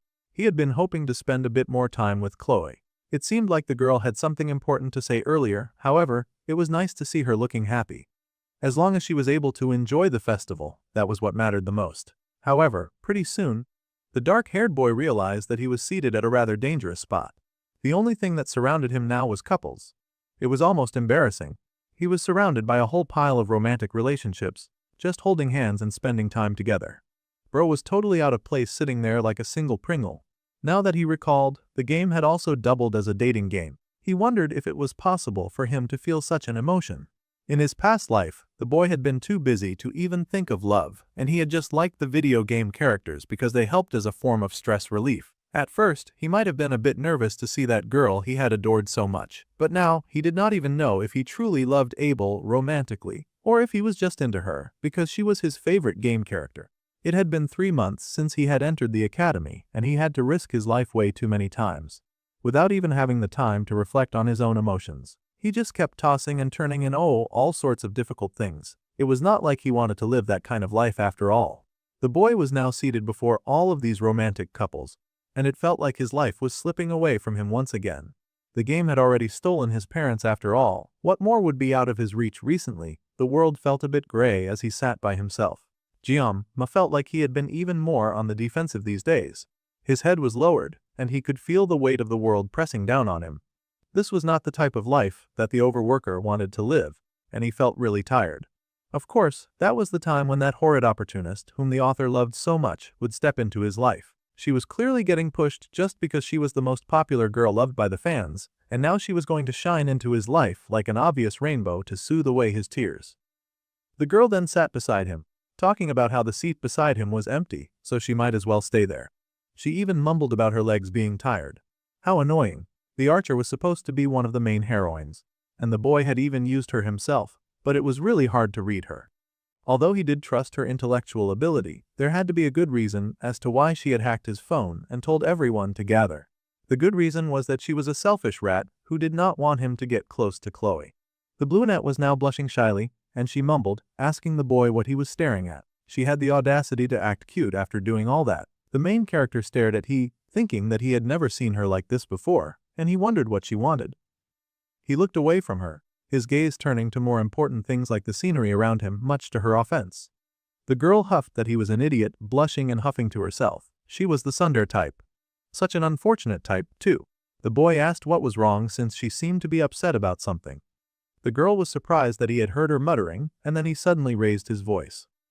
The dark-haired boy was actually kind of upset, and it was good that he was not taking her nonsense. There had to be a reason that she had hacked her phone and brought everyone here. He needed to know the reason immediately. Chloe was a really soft girl and needed the time reassurance. Even if she was just like his little sister, he had to be there for her. He had even promised her family in a way that he would take care of her. So he did not need the archer pulling this nonsense, jealous stunt when they were likely the end goal couple anyway. She could spare 2 seconds for Chloe, and she did not need to sabotage everything like she was in grade school. He grabbed her shoulder and shook her, asking the brunette if she knew about the instructor trying to kill him, if she had any really important reason for sabotaging their time together. The silly girl was busy blushing, so he told her to speak up. He needed to know if something important was happening. The girl yelled that it hurt and pushed him away. Why that little rat? She yelled that he was gripping her shoulder way too harshly, and she yelled that he should not shout at her so suddenly, especially when he could be so daft sometimes. In fact, she had not interrupted Chloe's time because of something important. It was nothing like what he thought. The boy stared at her and asked why she could not speak in a normal voice either. She also did not need to push him. The girl blushed and silence fell. The festival went on, and now the archer was squirmy and asked the captain if he was angry at her. He should be, but he did not have the time to mess around with children. He had no idea what was up with her or why she was blushing so hard as she stared at him. Speaking of which, the boy remembered something. He called out to Ryojo, and the girl instantly raised her head at alert, ready to answer his questions. The boy knew that it was sudden, however, he wanted to say something. Now the girl was panting like she was about to get asked on a date or something. In her dreams, the boy simply asked if there was a guy she liked. Haha, in her face, the guy she liked was irredeemably daft and had no idea that she even liked him. The girl was immediately offended. She stared at him in shock with a hick blush on her face. For some reason, Jima was thinking of Saki back when she was just a video game character. She used to blush like that at the protagonist and say that she had been waiting for him. Back then, he had not been moved by that behavior at all. Now that he recalled, she always acted weird, fidgety and blushy around the main lead a lot because she was trying to charm him. Now that he looked at her, her face in the video game was the exact same flustered expression that she was wearing right now. What a happy coincidence. Unfortunately, our main character was pretty dumb. He recalled seeing her make all of those blushy faces for the protagonist in the game, so he just immediately assumed that the fact that he was seeing those faces now was for the same reason. So, that idiot asked if she was crushing on Leon. Sometimes Ryojo could be pretty despicable, but her karma was falling in love with a royal idiot. The girl was so irritated by that assumption that her face instantly twisted into a disgusted frown. The dark-haired boy had the audacity to be surprised. He could not believe that she did not like Leon. Meanwhile, the girl was cursing her own stupidity for somehow expecting that idiot to accurately guess who she liked. The boy was still thinking in terms of the game, sure that the brunette had become blushy and flirty with the protagonist before the finals, when he had played the game. If he would just use his brain and reason that the one the girl had been spending a lot of time with was not the protagonist, then maybe he would realize why she was not following the script. Unfortunately, the boy was still lost on why things were changing so fast. Suddenly he jumped to another really stupid conclusion. It was kind of admirable for our dude to be so smart when it came to other things, but then to be confidently wrong in things like romance. His next guess was weapon. If he kept going at this rate, the girl would end up beating him up. Ryojo actually smiled at that guess. That smile was clearly a threat. She was not having this level of disrespect. Then the girl cursed in total frustration. Well, it was time for our dude to survey the rules of his power once again. It was always important for him to go over those in case he got an upgrade, or in case the sword god felt like stealing anything from him, since he now knew that was an option. The boy groaned as he rubbed his head in pain. It seemed Ryojo had gotten her get back for all of those foolish guesses. Served him right for being such a clown in a serious situation. He actually mumbled in wonder about how an archer could even hit that hard. The notification screen lit up in front of him, and the boy stared at the bright light, seeing a new list of upgrades. His restrictions on the sword had lessened, his mind grade had moved up to 10, and his words and actions would exude more intimidation. He had an armament grade 6 now. All of his pain would be reduced by 2.5 levels. His armament moving up was probably thanks to the 10,000-year-old frost that he had gotten recently. That was good news. The synchronization had also gone up even when he was dreaming before. It had gone up from the battle against Milan. He did not know if this synchronization thing was helpful or harmful to him. He was certain that it had something to do with the blessing of the sword god though. The festival would be ending soon, and all the bright lights and chatter were starting to die down. That was a relief. There were monsters and magic, but it was not that different from Earth when he looked at it during times like this. The boy did not really miss his past life of nothing but endless work. Back then, only his master had been his friend too. Although he had been abandoned by him, too, once he had learned to wield the knife a bit. He had been made when that happened since he did not know the reason, but he sort of understood it now. What was more important than learning skills was the ability to adapt to unexpected situations. There was no better classroom than the real world. His master used to say that all the time. This academy seemed to have the same mindset as well, with all the wicked twists and turns. Suddenly, the boy's eyes widened as he felt the movement of someone lingering in the shadows. He was not alone, and there was someone closing in on him. He could also sense mana from the person, so it had to be a villain. The boy grabbed his sword and got to his feet, ready to fight at a moment's notice. With the floor as the medium, he activated his mind palace. Now he could detect where the danger was coming from and respond accordingly. He was ready and poised for any form of attack. Then, something alerted him. It was better than he expected. Over there, he found something moving in the shadows, and instantly, our guy shot toward it. Just in case it was the wicked witch trying to kill him, it would be best for him to dispatch her immediately. So, without wasting time, he no longer launched himself after that villain in the shadows. The lady with purple eyes noticed him coming right at her, and she looked tensed but she did not dodge his slashing attack. How odd. The lady coughed up purple blood, indicating that she was more than what she seemed. An instructor with purple hair. She fell to her knees holding her wounded side, and the boy took a look at the demonic blood on his knife. Finally, after so many sleepless nights, he had found his target. The shameless lady screeched, making a huge fuss about how he was trying to kill her. Well, that was rich from someone who had attempted to kill him. She whined and mumbled how she thought that she might be able to talk to him, but he had instantly launched to kill her. She was here to negotiate. He had no reason to respect or trust someone who had clearly been working against him and had gone as far as to hire assassins to murder a darn teenager. She was the villain who had been after him for quite some time now, ever since the water buffalo dungeon. He had gone through hell in his school life because of her. Well, since he had her on her knees anyway, he figured that he might as well hear her out. The lady shook where she knelt, but he at least had the decency to bow. Her name was Choi Seol, and he immediately wanted to know why she had gone by Instructor Kim, hiding her name. As she had said earlier, the lady explained that she had done all that just to infiltrate the academy. She cried and begged for the boy not to kill her, but he did not see a convincing argument for why he should not. It would do both him and the academy a ton of favors. Then, he needed to know just how many little rats were hiding in the academy. The lady mumbled that they changed their appearance all the time, so even she did not know the exact number. She was useless. Just until now, Koi Seol had confessed everything that she knew without him even asking. She had also said that some villains knew that he had been the one to kill Agor. Even though the Sword Emperor had worked really hard to keep it a secret, at least it was not published in the news, so he could still lie low. However, he asked why they were then framing Agor's death on Leon. If they knew it was him, then why were they targeting the blonde hero? The purple-haired instructor admitted that she truly did not understand this part either. It was strange to her, too. Well, it seemed that the lady had nothing useful to tell him, so he grabbed his sword and prepared to dispatch her. Then she got really talkative, hurrying to tell him that there were some professors among them, and every plan was from that guy's head. Someone as low ranked as her would never know what was truly going on. The instructor was kind of panicking. She had not expected the dark-haired hero to be totally insane and ready to kill her at a moment's notice. Still, now that she had turned traitor, she could not go back and ask her villainous boss to protect her. It was more likely that his death was assured now that she had come to spill the beans. Well, it did not seem like she was lying, so the dark-haired boy called her name instead. He leaned real close, so that he could see the white of her eyes and asked the pathetic, begging creature if she wanted to live. Of course she did. The lady bent her head to the ground and begged the boy to spare her. In that case, he was going to need her to do two things. First things first, he wanted her to tell him everything she knew. Absolutely everything, and she was not allowed to hide a single thing from him. He especially wanted to know about this evil professor who was calling all the shots. The lady was nervous, so our dude helped to calm her nerves by putting his knife to her neck.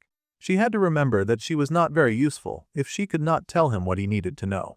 At this, the lady panicked and confessed that it was Lord Korn, the demon's subordinate. That was all that she knew. Then she begged the main character to please take his knife away. He was really scaring her. The boy considered the information that he had just gained. General Kuran was not a name that he had expected to hear. With the lie concealed, the general was the one in charge, and now his influence was somewhere in the academy. That was nasty business. The lady quickly mentioned that the other villains also did not know about this professor guy. That was why his image was the worst among them. He was just pretending to be a professor and all. The hero glanced back at her, and she shut up immediately. She would not give out unnecessary information if it would just trouble her new savior. Well, this lady used to be Agor's subordinate, so it was not like she was a beacon of trust either. Still, it seemed the lady had lost her place thanks to Agor's death. He could feel that she only had a tiny bit of mana left too. She was not a threat, and it really did seem like she was here to negotiate. She sure had turned meek after killing all of those people. This situation was a gamble for her, but she had tried to kill him a couple of times, so he was not crazy about accepting her just because she apologized. He did not assume that she thought that this was enough to save her life either. The lady did, in fact, think it was enough, and she was shocked to hear that he still wanted to kill her. She cried that she had only antagonized him because of the demon. Well, there was a second thing, and the glowing knife pressed near her neck shut her up real fast. He wanted her to give him something. Then, he would let her live. The lady stared, wondering what on earth he was talking about. The boy sliced hard, cutting something off from her. It was glowing and pink and round, and it went flying. The lady stood shocked, her eyes wide as she was frozen in place. It was a pair of stones that were formed when signing a contract with a demon general. The seal of subordination. The general would receive the one meant for giving mana, and the villain would receive the one meant for receiving mana. This seal was useless now that Agor was dead, so Ma would be taking it. He knew this because he used to be a user himself when that demoness had tried to force herself on him. This seal contained the life force of the villain and acts as the most efficient leash for villains. Her reaction confirmed it as well. She seemed a little shaken but kind of free. This would do quite nicely then. Then, he called out to Choi Sol. It seemed he liked using her full name. He looked at the lady and told her to be a villain from now on. She agreed, but then stared in shock at such a request. She was running from the villain's life. Why does she have to remain a villain? Choi Sol was the type to do anything to survive, and she was not so bad for an informant. So, our dude was going to get his revenge for the murder plots by working her like a dog later. He had his hands in his pocket, and he checked out a notification from his phone. The archer girl had returned to the bench and asked where he was. Our dude lied that he had gone to the bathroom, and now he was on his way back. It was time for him to ditch his latest minion. The archer dared to ask why he could not have held it, and it was not like he was going to wait around to get beaten up by her a second time. Then, The girl sent a message, and the boy asked her what. The brunette stalled a little, typing really fast. However, just before she could finish typing, the fireworks went off. What a shame! Ryojo had to watch the fireworks alone, and Jiama was watching the beautiful display beside a villain. At least Chloe got to spend that time with friends. All over the school, the students marveled at the beautiful picture in the sky. The heroes, the principals, and even the teachers smiled. Leon was nowhere to be found because, despite being the protagonist, he was basically a background character in this story. The archer asked if the boy had seen the fireworks. Apparently, he could see it from where he was standing. That idiot had not even seen the fireworks. It seemed that he was lying because he could totally see the beautiful explosions in the sky. The girl told him to hurry back, and the boy stared at the sky a little longer. It was a beautiful end to the last fraternity of their school lives. Then the girl selfishly asked for ice cream. Yeah, Ma was going to pass on that one. It was perhaps their last festival. The festival had been a pretty fun experience, but now the fun was over, and it was time for their exams. Also, the material they were being tested on felt way too much these days, and now they had to do a lot of intense studying. Weapon kept sighing about how such a large text was a breach of their student rights. He was just being lazy, and he knew it. Of course, Ryojo immediately matched his energy and told him to shut up. The orange-haired menace asked her to sleep in her dorm already. They always found a way to get into a spat with each other. The brunette, of course, immediately got upset and started cursing at him, asking him how her getting some sleep was bothering him. He was the one who was being a nuisance by complaining about all the work they had to do. Meanwhile, Red's kitty tendencies had awakened, and she was happily chasing a fly in the background. The archer and the healer kept going back and forth like a pair of wild dogs. The healer insisted that it was nearly impossible to memorize all the stuff that they had to read, but the archer just yawned that she had already finished memorizing all of it. This surprised the ginger, and the brunette scoffed at him. Now the boy began to shake as he realized what happened. The boy's face flushed, and he was saying something about the test, right before Chloe popped up out of nowhere and slapped him right in the face. The redhead paused, apologizing greatly that there was a fly on his cheek, and she had just been trying to get it. She really had not meant to hurt the healer. Meanwhile, the dark-haired captain was wondering why that poor guy was getting beaten up by everyone these days. Suddenly, there was the sound of a bell going ding-dong. Actually, it was a notification on their phones, and everyone grabbed their phones at the same time to check it out. Kind of cute that they all got the alert in different languages. It was a notification from the academy about the first semester final exams. For undisclosed reasons, the field exam contents had been changed. Now they would have to do an outside dungeon clearing team battle on Monday at the Joaquin Academy Special Hall. Team requirements were for 1 second-year student to pair up with 2 first-year students, and groups would be decided by the admin. The healer was up in arms about the whole thing, groaning like it was a horrible situation. He wondered what sort of exam would change 3 days before its testing date. Originally, the test would have involved clearing the Goblin Dungeon in Gapyeong, but now things had switched up. The dark-haired captain had been looking forward to meeting the goblins because of all the materials that he knew he could get from that dungeon. The story was already beginning to change. This was natural considering everything that he had done until now. He knew all of that now. However, now he worried that he had thrown his greatest advantage away, which was being a player who knew the future. If that was the case, then from now on, nothing would be the same again. The brunette noticed that the dark-haired captain had gone silent, and she asked what was up with him. It was really unlike him to be worried about something like this after all. The boy was surprised by her attention and quickly tried to deflect. The brunette could be pretty perceptive at the wrong times, so he did not want to give the wrong impression. Ryojo thought about his hasty answer, then sweetly tried to reassure him. They were all rather surprised about the sudden change, but sometimes things like that happened. After all, during their last exam, a demonoid had appeared, and the Sword Emperor was injured in Avalon. Of course, that was a scary thing to happen. So much happened every time they hosted an event outside, so of course they had decided that there was no safer place than within the academy. The dark-haired boy stared at her, his words making him realize the truth in them. It had not entirely been his fault that so much had changed. It just happened to be this way. This made Jim smile as his mind cleared from the anxiety that had been worrying him. He had now sorted things out in his head, and he thanked the girl for helping him do that. The brunette, of course, was a little sunder who was not used to handling all sorts of cutesy emotions, so she flared up immediately and asked why he was looking at her all soft and weird. Honestly, she was just as confused as the boy was. The girl groaned that all of them were confused, everyone in the travel club.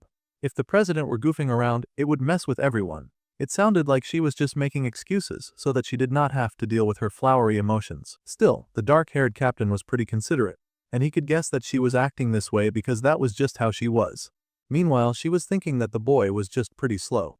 Then, the main character had a favor to ask of the archer. He needed the academy faculty list that she had hacked, and he asked if she had it saved. The girl admitted that she had deleted a lot of data to prevent tracking. However, she did have a printed copy that they could use, which was excellent work. The boy smiled since this would make things easier. The girl was a little confused by that, wondering what he meant. The dark-haired boy looked earnestly at the archer and asked her to hack the academy network again, just for him. This request was a bit more intimate than he imagined, and the girl blushed in surprise. Fortunately, the team leader was the kind to explain his thought process to his team, and they all gasped when they heard his theory about the villain infiltrating the academy. So, in that Buffalo dungeon back then, there was suspicion that it was caused by a villain. Of course, Ma could not confirm this guess of his, but the villains did change their disguises all the time. The Bluenet guessed that their captain wanted a new list to compare it side by side with the old one, just to see who had switched up. As they all knew, this club was made for their protection, which was why knowing any potential threats to them would come in handy. Well, there was more that the ginger had wanted to ask, but he also asked if this was what the boy wanted. The redhead was fully with Ma on this, because that girl would happily follow him into the pits of hell. The Bluenet smiled and said that she was in too. The dark-haired boy smiled. This should suffice as an explanation for now, at least until he gets any hardcore evidence on what was going on. The Bluenet thought to herself that she was not sure why it was set up this way, but the academy faculty data got updated each month. She thought that they were somehow using the subspace for data storage along with the typical cloud hub. It sounded rather complicated. As a resident of this world, it was no wonder that Ryojo did not understand it. That was a part of the optimization, created to decrease storage used by deleting unused data. That was just the way it was implemented in this world. However, it was also what allowed them to sniff the perpetrators out. Many things may have changed, but being a player was still valuable. So, the captain needed to know when the archer could get that task done. The girl admitted that it would not take long to do what he had asked. However, she also felt like he was showing all of the work on her, and that was not cool. The boy paused in realization. Flooding her with work was the last thing that he wanted to do after all. The girl was completely right now that he thought about it. He had been relying on the archer too much under the excuse of being in the same club all this time.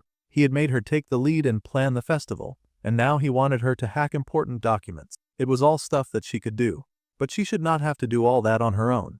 On the other hand, he seemed to have nothing to offer Ryojo in return. The girl was basically a princess, and he wondered what he could even offer the daughter of the Prime Minister of Japan. Then, the boy hesitantly decided to ask directly if there was anything that she wanted. The girl was surprised. She thought about it for a second, and then beamed. She would need him to do her a favor later. That was what she wanted. She wanted a blank check that she could cash in when she wanted. It was not about money, and she would tell him when the time came. Well, that was a bit foreboding, but at least now he had something to offer the girl. On the second day, Ma was amazed to come into their meeting room to see the desk piled high with so many documents. The archer worked quickly, and she smirked that she had printed out all of the faculty details and any suspicious movements. She had not gone through them yet. The dark-haired boy was impressed.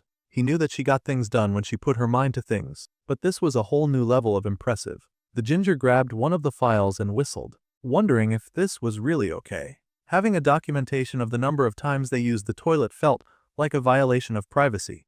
The ginger understood that they were doing this to sniff out villains, but it felt like a crime. The archer scoffed that it became a crime the second that she'd started hacking, and it was much too late to start feeling guilty about it now. The ginger yelled. He thought that they were taking things too far, and the archer called him a goody saint. Well, the healer was obsessed with heroes, so it made sense that he was worried about this. The captain calmly informed the boy that any bit of information would go a long way in their research. Plus, they would be destroying the data as soon as they were done so that nothing would go out. That seemed to reassure the healer greatly. Now the captain reassessed their group. Chloe was an assassin and Ryojo had the tendency to do whatever it takes. Neither of them had any clear moral boundaries. He was not sure about Hana, who had made no protests about what they were doing, but it was thanks to Weapon that they were able to control themselves from going too far into villain behavior. Right now, they had a week until summer break, and the travel club would try to find the villain during the final exams. The boy asked if anyone had any questions concerning that. It seemed that the mint-haired girl had a question. She had heard a bit before she had come in here, but now she wanted to know all about this scouting for villains that they were doing, since she had not been in the first meeting. The healer admitted that he also wanted to ask, and the archer sighed that they never questioned the club president anyway. Now they had brought up something that Ma would prefer to gloss over. He found himself in a pretty awkward position now. He could, of course, not reveal the connection with Choi Seol. Or the fact that the villain group was after Leon. Trying to explain any of this would only cause more confusion, lead to more difficult questions, and everything would take way too long to explain in general. More importantly, if Chloe were to find out, then Choi Seol would definitely die. The boy then looked them dead in the eye and informed them that he could not tell them right now. All he could tell them was that the informant was trustworthy. This was all that he could say on the matter. He did not flinch or look nervous. He just told them what he could and would like to keep it pushing. When the time came, he would let them all know. However, that time was not now. The mind-haired girl looked pretty skeptical, and it worried him that he could not read her at all. Still, this was all that he could say for now. Suddenly, the girl raised her head and smiled, humming a tune to herself. She reminded him of someone once again, but the dark-haired boy could not put his finger on it. So, for now, they would begin the first proper travel club meeting with Hana in it. After the meeting, the team captain breathed a sigh of relief. The redhead smiled, thanking the boy for today and even giving him some water. The boy thanked her since he was kind of thirsty after all. The girl blushed nervously, but was happy about helping him. Ryojo and Weapon were still bickering like an old married couple. The boy insisted that this person was not here last month, and their movement was kind of strange. It seemed that instead of fighting, they were actually working together this time. That was impressive. The archer told him to give that to her, and she would keep looking through the rest. There was no need to worry so much. Ryojo and Weapon would enjoy this sort of work. Plus, Chloe could do something that they could not. For instance, she had been there to help him in the Buffalo Dungeon and during the festival. This happily excited the redhead, and he smiled. The girl happily blushed and hoped that she would get the chance to be in the same group as Ma for the test. The notification dinged, and they would all find out their teams. Kang Ma's final exam team for the first semester was as follows. He was going to team up with Hannah and the laughing hyena girl, Rachel, for the exams. Of course, it would be the main boy and two girls. Of course. The boy groaned just thinking of having to do his exam with that group of unpredictable people. The healer assumed that their club president was tired after all of this time. Yeah, considering that he was paired with that mean blonde of all people, it must be exhausting for him. Well, the boy was sure that it would be fine. Hana was in the healer's group, as well, after all. So hopefully nothing would go wrong. There was no point in worrying about the club president. The mint-haired girl assured the redhead that she would make sure that the boy would not get distracted. The archer revealed that she had the second-year Aereo in her group, and her group leader was Leon. She got to be in the group with Leon. It was so unfair. This made the dark-haired boy sit up to hear this. The brunette flinched and wondered what on earth the boy was thinking right now. The dark-haired boy said that it was nothing and that they should just pack up for today. He wished them all good luck on the written exam tomorrow, and everyone sort of went in their different directions. At least, that was how it seemed. Someone lingered in the room. It was Ryojo and Hana. The bespectacled girl smiled and said that she would be on her way, but the archer told her to wait right there.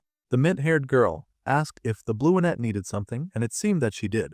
The archer pointed at the file in front of her that had the girl's name on it. Now, the archer wanted to know why the name San Hana was on the faculty list. Now that was strange. In fact, the archer wanted to know just who she was. The bespectacled girl stopped smiling in that instant. In fact, she seemed to get a little serious. The genius bespectacled girl got a well-rounded personality, and she never said too much. She also never expressed her own opinion on matters. She acted really odd for a high school girl, and she had been very strange from the very beginning. So, the brunette called her, wondering if she should call her by her proper title, Professor San Hana. Instead of reacting in an appropriate way, the young lady before the brunette chucked and laughed. The archer was bewildered to see this reaction from the girl that she had cornered. This was very concerning, and the archer asked who she was, sweating a little as she feared that she had stumbled across an actual demon. The girl with the mint-green hair smiled, saying that she knew that Saki was tense because of what they had just discussed, but she was going a bit too far. The second-year student laughed and said that she thought that it was funny, the fact that the girl had confused her with someone else just because they shared the same name. Now that the girl looked at the file, her eyes widened as she saw that Professor San Hana was supposedly on a work trip during the festival. She had gone to America. Still, the whole situation was very suspicious, even if it was unlikely that the data had not been edited. The data was, in fact, automatically updated by the subspace system, and it was nearly impossible to access it, much less change it. Only the principal had access to that kind of material, and the principal happened to be someone their captain trusted. However, now the archer was thinking big, and she wondered if this suspicious girl had anything to do with the principal Medea. The young second year laughed, saying that it was fine since everyone made mistakes from time to time. After all, they were human beings and not machines. Now, they did not know how things worked in Japan, but in Korea it was quite common for people to have the same name. The girl understood and she said alright. The second year smiled, noting that her junior must have been on guard because of all the talk about villains, but she certainly was not one. Anyway, she assumed that the confusion had been cleared and she would be on her way. The archer scowled, curling her hands into fists as she considered the situation. The mint-haired girl continued to leave, but on her way out, she paused and called to the archer. She was going to give the girl a word of advice as someone who was older. Men who were dull like Jium would never get the hint unless it was expressed directly. Now that was shocking. She had though tit would be advice concerning the case, but it was love advice that the girl had dropped after roasting her crush, before leaving and saying that she was cheering the Bluenet on. It seemed that everyone was cheering for Ryojo. Anyway, she was going to see them later, and she wished them all good luck in their exams. With that very awkward conversation had ended, and the Bluenet found herself just staring at where the girl had left. She blushed in horror, wondering what on earth that had been about. Meanwhile, the alarm went off in Jiaomai's room. It was nearly 6 in the morning, and the boy was thinking about the change in the exam. He had accepted it as something that was fine, but for him, of all people, to be the team leader was questionable to him. He was on a team with Rachel, and he already had plenty on his plate already, but now he had to be stressed out from dealing with her too. He was not a big fan of being in the same group with the person with whom he was most uncomfortable. As a player, he understood that Rachel's moves on him were not ones of love, but rather, they were for obtaining strong seed, which was a very concerning way to look at things. He was not crazy about being her strong seed supplier after all. Though the funny thing was that the developers made it so that she would have never had any boyfriend before, as a sort of gap-mo gag, meaning that she was the very last one to fall in love, and for them to gain her true love. Of course, Rachel originally loved Leon. Now things were twisted, and it felt like she was targeting him. He really hoped that they did not have any trouble during the exam. Just then, he got a call from the archer. It made no sense to him go get a call this early in the morning, but perhaps she had found something about their special research. Instantly, he picked up the phone and asked what was going on. The girl was surprised that he was not asleep. She was the one who had called him at this hour. It felt a little too late to be worried about that. At any rate, he had woken up a little earlier than expected, so he asked what she was doing awake. The girl was evasive as she explained that she did not really sleep much. Yeah, but he wanted to know why she had called, and if she had found anything strange. There was silence at the other end of the phone, and then the girl asked if he really thought that she would only call him for matters like that. It was nearly 6 in the morning. If she did not have a solid reason for calling, then he did not want to have anything to do with her. Then again, calling instead of texting generally meant some kind of emergency, so of course, he had thought that it was a serious issue. Why else would she call at this time? Then the archer mumbled and told him good luck with his exams. There was no way that was the reason she called. Maybe she had convinced herself to do some kind of midnight confession, but had chickened out the moment that he picked up the phone. She was really unbelievable. At any rate, she would see him at another time, and she was hurrying to cut off the call. However, before she could cut the call, the dark-haired main character called her name. She nervously asked what was going on, and he told her good luck with her exams as well. After saying that, a silence stretched on for quite some time. The boy paused to see if she was even still on the call. Clearly, she was, but she was not saying a thing. That was kind of concerning. Finally, she thanked him for his wish, and the phone call ended. The boy stared at the phone and wondered what was going on with her. The sun was already rising anyway, so it was time for him to get ready for school. They had exams today. So, it was bright and early at school and all the students were walking up to the academy building. It seemed like a normal building, but the atmosphere around it was particularly different there. The Joaquin Academy Special Hall. It was a space which replicated the experience of Balor Joaquin in his 20 years of Gehenna. It was a miniature replica, complete with rocks and weeds planted over. The good news was that there were no monsters, of course. The boy knew that the academy loved field experience, so holding an exam in a place like this was a huge switch from their usual way of doing things. It felt so strange to see how different her experience was from that of a player.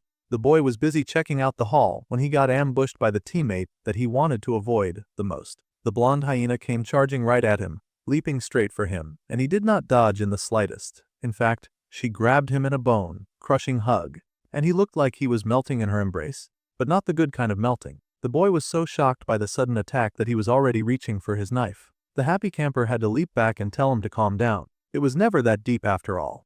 Wow, he even seemed more dangerous than before these days. Then again, that was his charm, and she cooed that this was why the girls were all around him. The boy sighed, and then Hana showed up, which completed the team. The girl happily showed up with her B-rank armament crowbar, also known as the bar. It was almost weird to see such a crude weapon in the hands of a cute girl. The blonde, of course, refused to be ignored. She complained that the Mademoiselle Sanhana was late from the very beginning. The mint-haired girl smiled since this was the first time that she was meeting Rachel. They had met at the festival before, and it was nice to meet their team leader for the exam.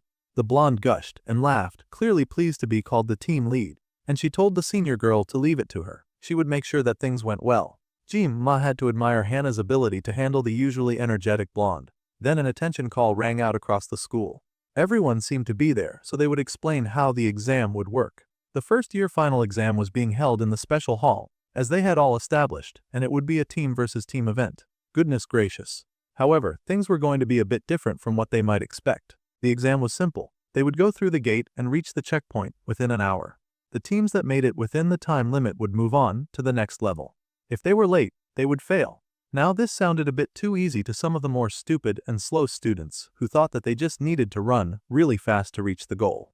However, Jim-ma knew that a simple race would never be enough for a final exam. Once they entered, they would be met with artificial Gehenna, which was a replication of the demonic realm, Gehenna, just without the demonic beast. They would not receive the protection of the subspace there, so the first years should pay special attention to the rules of this game. There were no demonic beasts, though, so some of the stupid students were still wondering what they had to be worried about. They were wondering if it would be kind of trick exam that would make it hard to breathe or something like that. The announcer told them to be quiet. All of their stupid guesswork was not going to give them the answers that they were looking for anyway. This exam warns that the impulsive children carrying weapons might lead to casualties. Because of that, the use of weapons would be banned in this exam. Now that was concerning. A timed event in the artificial Gehenna seemed much fairer than the midterm exams, though the subspace and the Gehenna could not coexist. In a test without the help of subspace, the boy wondered how the students would be graded. Each team would be assigned one instructor and they would be there to assess them. However, this was also to prevent any possible casualties. If they wished to give up at any point, they needed to inform their instructor. Instructors were then asked to come forth, and they pulled up like a cool gang from the shadows. All the different instructors with different levels of intensity. Rachel sighed that the whole exam sounded very boring. She would have preferred to at least exchange a few blows with classmates. The bespectacled girl just smiled that her weapon was too heavy to lug around anyway. Now, it was time for the students to turn in their weapons as their instructor showed up. It was that traitorous teacher with the purple hair who had been assigned to Jim-ma's team. How ironic. Even she was shocked to see that he was a part of her team. It was like she had not looked at the assignment sheet at all. The blonde asked if the boy knew her, since she was emitting a rather creepy odor. It probably sucked that the blonde had such a good nose. The teacher laughed that she did not know the boy personally, but no instructor would be completely unaware of Kangjom-ma's subspace duel that had shaken the whole school. It had been a marvel of an event. At any rate, she was Instructor Kim, who would be in charge of their team for this exam. The superintendent was in the act of cursing out this whole situation. Of all the students in the school, she had ended up placed with the one that she wanted to avoid the most. It seemed both she and Jim-ma were not having the best of days. At a time when her seal of subordination had been taken too, she had no choice but to play nice with the boy. Now she was just yapping about nonsense and talking about how beautiful she was. She would be shy if he kept staring like that. The blonde was so rude and said that she barely looked beautiful. She, in fact, looked like a darn yam. Now that was just rude. The instructor glared. Just because the blonde had large breasts full of fat did not mean necessarily that she was beautiful with her stupid, long banana hair. Now that struck a chord in the beast girl because she had been looking for an opportunity to throw hands anyway. Those two slammed their heads together, and they growled. The instructor thought that the blonde had such an annoying attitude and started calling her Miss Banana. The student cursed right back and said that the teacher had tits as flat as the flat earthers believed the earth was. Bringing in the dumb flat earthers was kind of brutal. The teacher grinned and told Banana Head not to act out since she was the instructor here. She was here to prevent any accidents, but he should also not forget that she was responsible for grading them. Well, in order to get in the way of all their childish bickering, the dark-haired boy informed the two that the exam had begun, so they should get going. The teacher snapped back to her duties and she laughed, saying that she had no idea why the dark-haired boy was not the team leader since he was very capable. This, of course, made the blonde even angrier about the situation. She was the team leader here, and she demanded respect. However, Rachel's outlook had suddenly changed as soon as she stepped into the exam space. They had entered the artificial Gehenna, and the first trial was the wasteland. The teacher was impressed as she walked around, amazed that they were looking at the real thing. The blonde, on the other hand, was kind of concerned, and she asked what kind of instructor would march ahead instead of watching from behind. The blonde was clearly spooked by this environment. The teacher smirked that Banana Head had been so confident when they were outside, but now that there was some mana in the air, she could not even catch her breath. It seemed that this entire exam was going to be a constant back and forth between the instructor and their team leader. Naturally, the blonde was not thrilled about the situation. Still, this helped to even out the situation. Manhwa did not need to worry about Rachel bothering him because she would be busy cursing out the teacher. The place was really desolate. So, this was a place resembling where monsters roamed. There were no trees, no life, and just some dust. Just a wasteland of nothing. This atmosphere was truly something. The first trial, which appeared after going through the gate, was the dense and tense atmosphere. The main character felt fine, but Rachel seemed exhausted due to her sensitivity to mana. At this rate, the next trial might be even harder.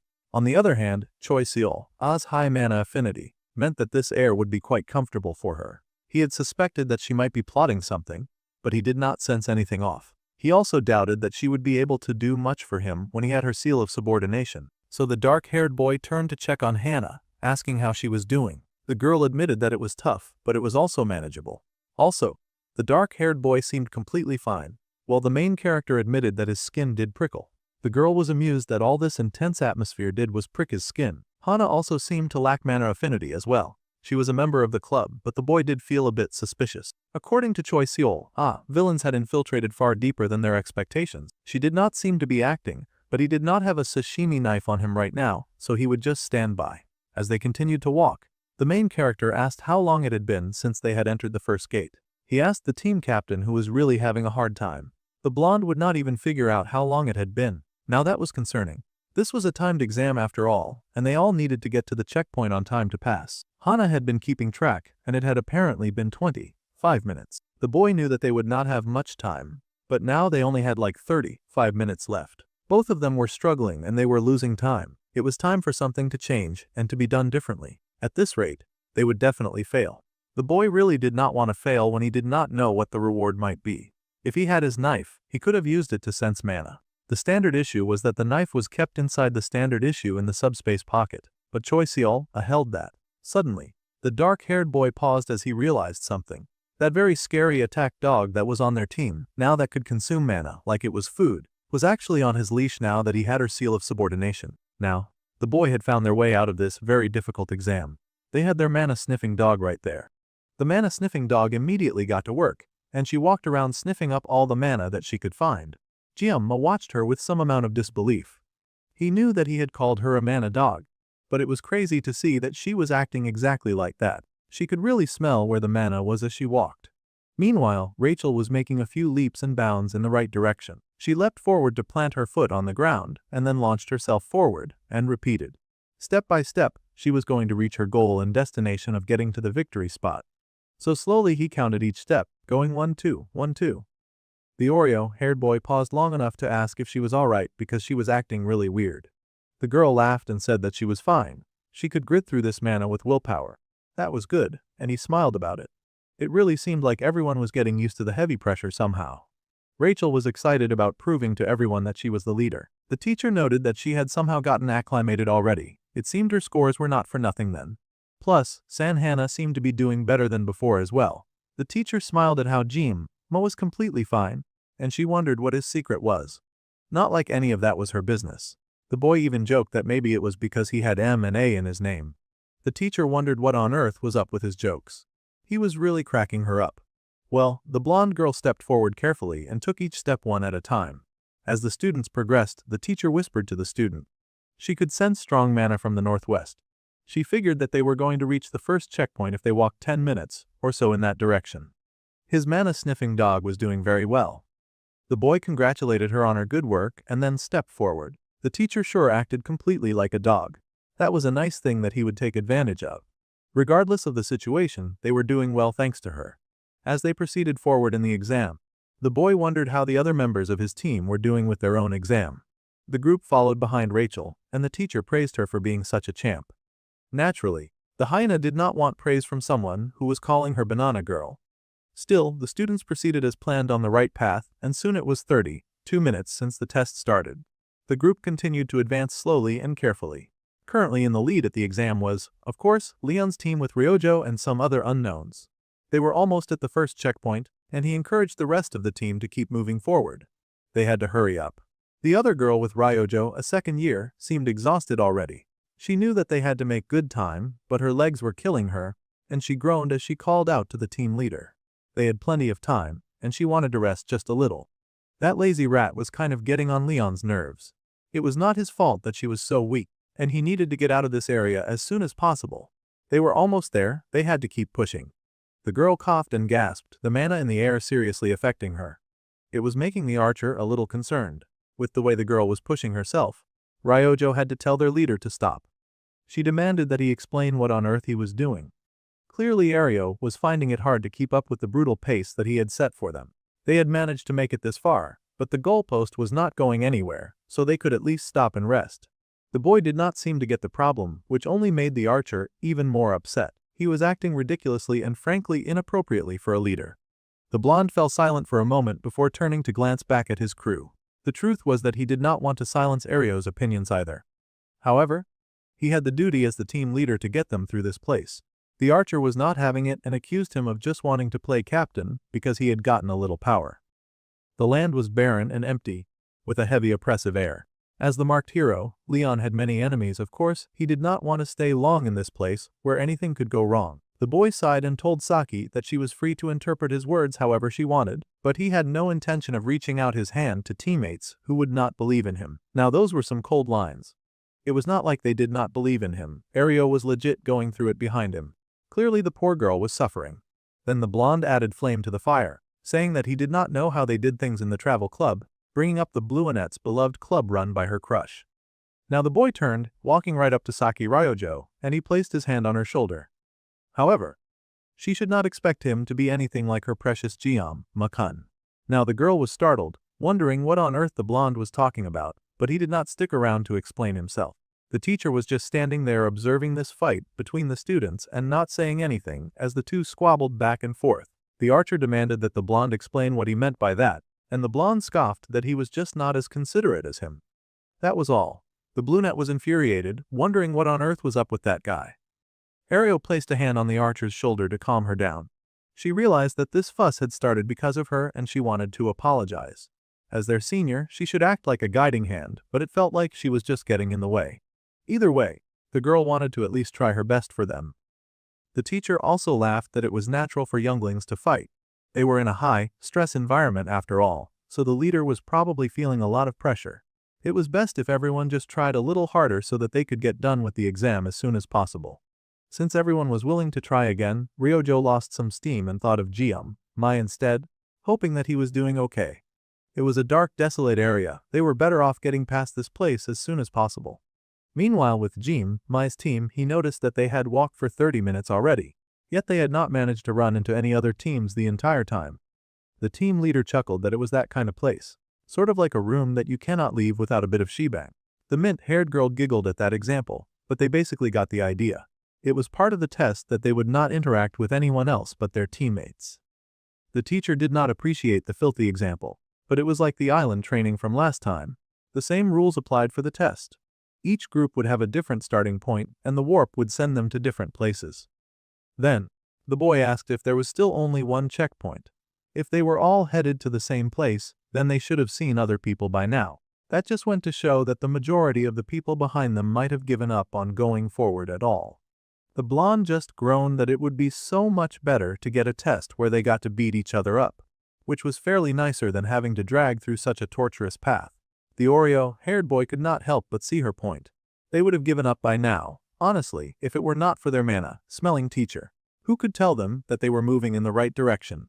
Then, the boy called out to the teacher, who turned nervously to him. This whole situation was kind of suspicious. He needed to know how people who gave up on the exam would get back to the school. About that, the teacher told him to hold on as she grabbed a device. It turned out that she had a mana signaler, and when they pressed that big button right there, their location would pop up right on the screen. That was what the teachers had said anyway in the control. The boy was curious and wondered how it would function in a place where even the subspace was not active. Well, the teacher had not known that the boy was the curious type. He wanted to know so much like a flopping fish desperate for water.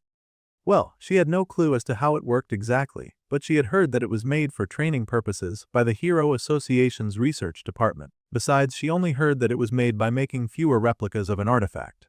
This subspace bag was issued to her by the association as well. She felt like she had explained the situation quite well, but the whole setup was still rather confusing to the boy. Before the lines between magic and blessings were drawn, a relic from the Age of Gods was made.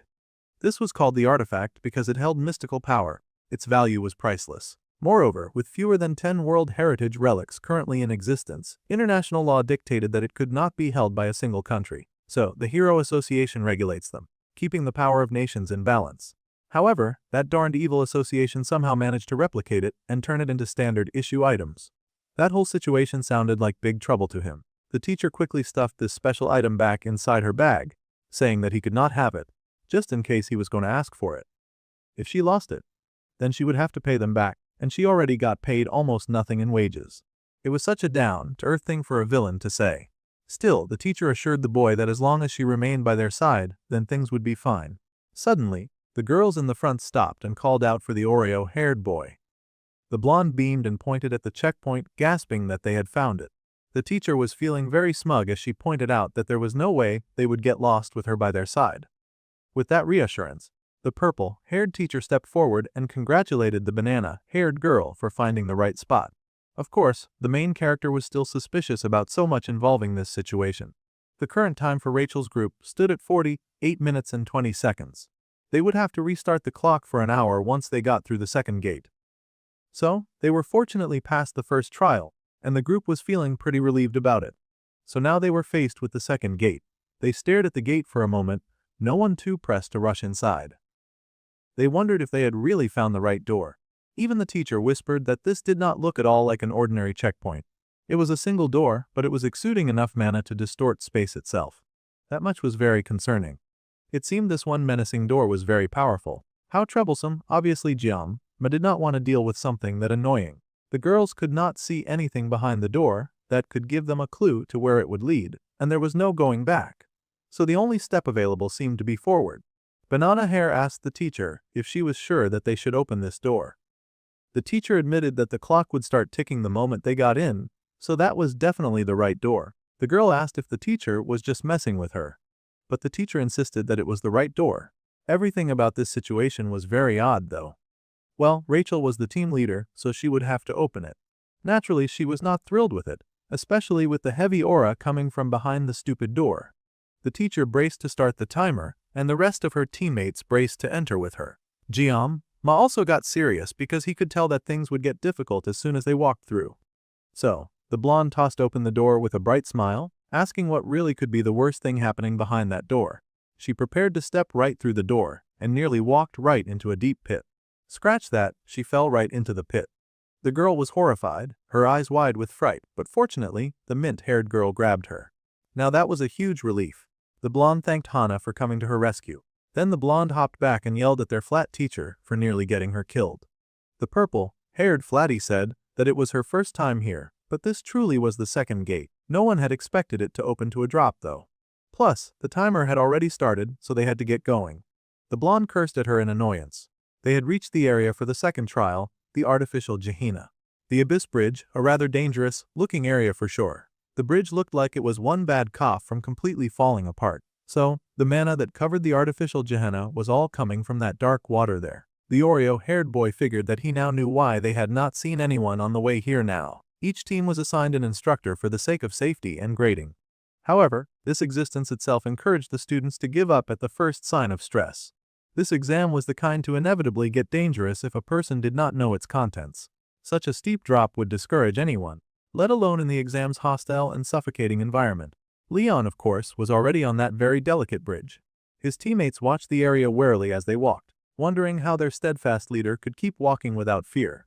He was so unafraid that they wondered if he had been here before or something. Meanwhile, as the students walked, the teacher watched with a dark and suspicious look on his face. It looked like things were about to get wicked. The hero who could sense mana had, of course, been able to lead his team right to the gate. Back in the barren lands, the other students were really going through it. They were coughing and groaning that it was their fault, but they could not go on. They looked like they were suffering through the last stages of life too. Our girl just had to feel sorry for those pathetic losers. She looked at those suffering jokes and then at the portal that they were supposed to pass through. They had made it this far, but their team was way too weak. Just because she was fine did not mean that she should just abandon the team that was clearly struggling. Abel was a good person, and as the leader of Team Abel, she requested, with an H in her heart, that they would forfeit this final exam.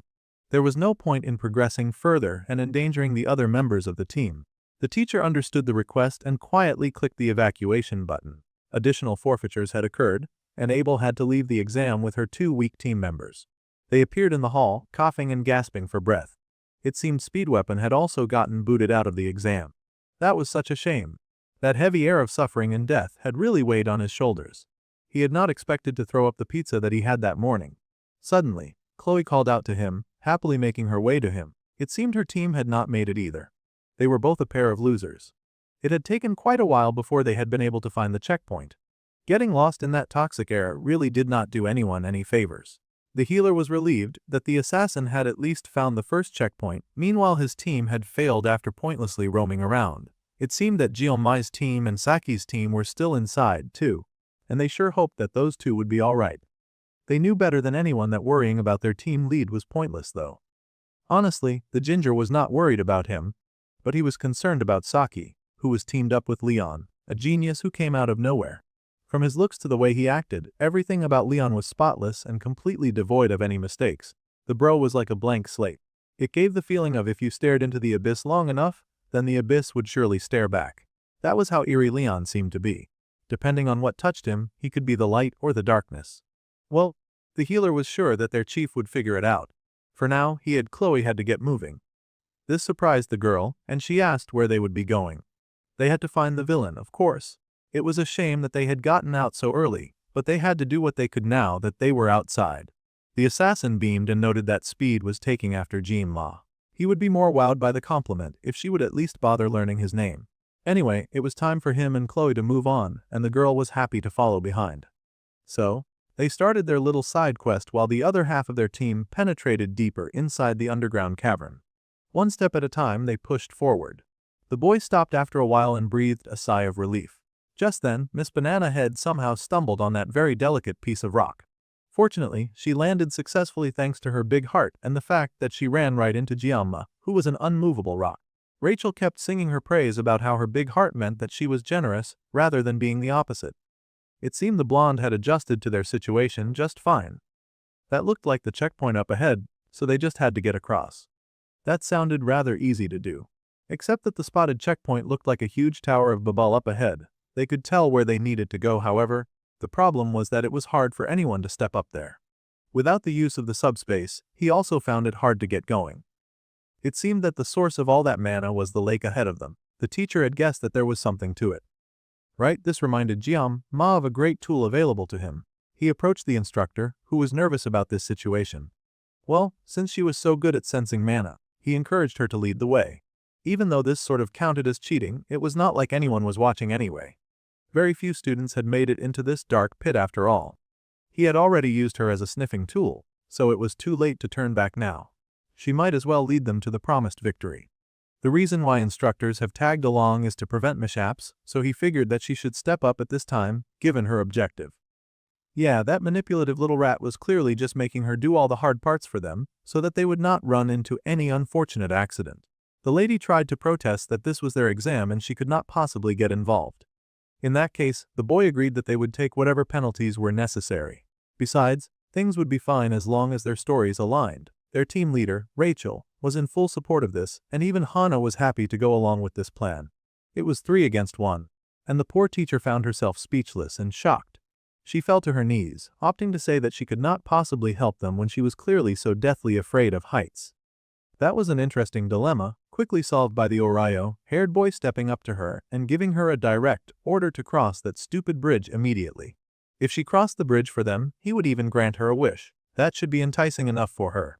Sure enough, it was enticing. Well, he would do anything but the mark of servitude. He was not about to get tricked by the devil. She was annoyed, but a wish was a wish, and that was more than she had before. So, the teacher got to her feet and beamed, telling all the students to follow behind her.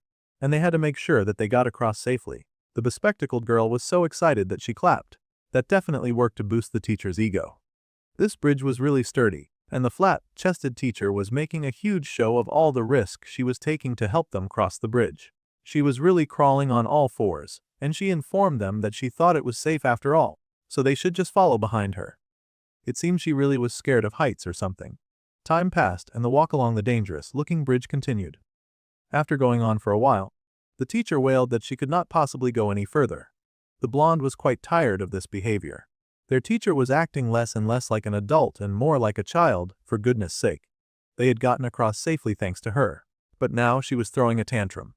The boy stepped forward and thanked her for her good work, at least. If she were truly tired, they could take the rest from there.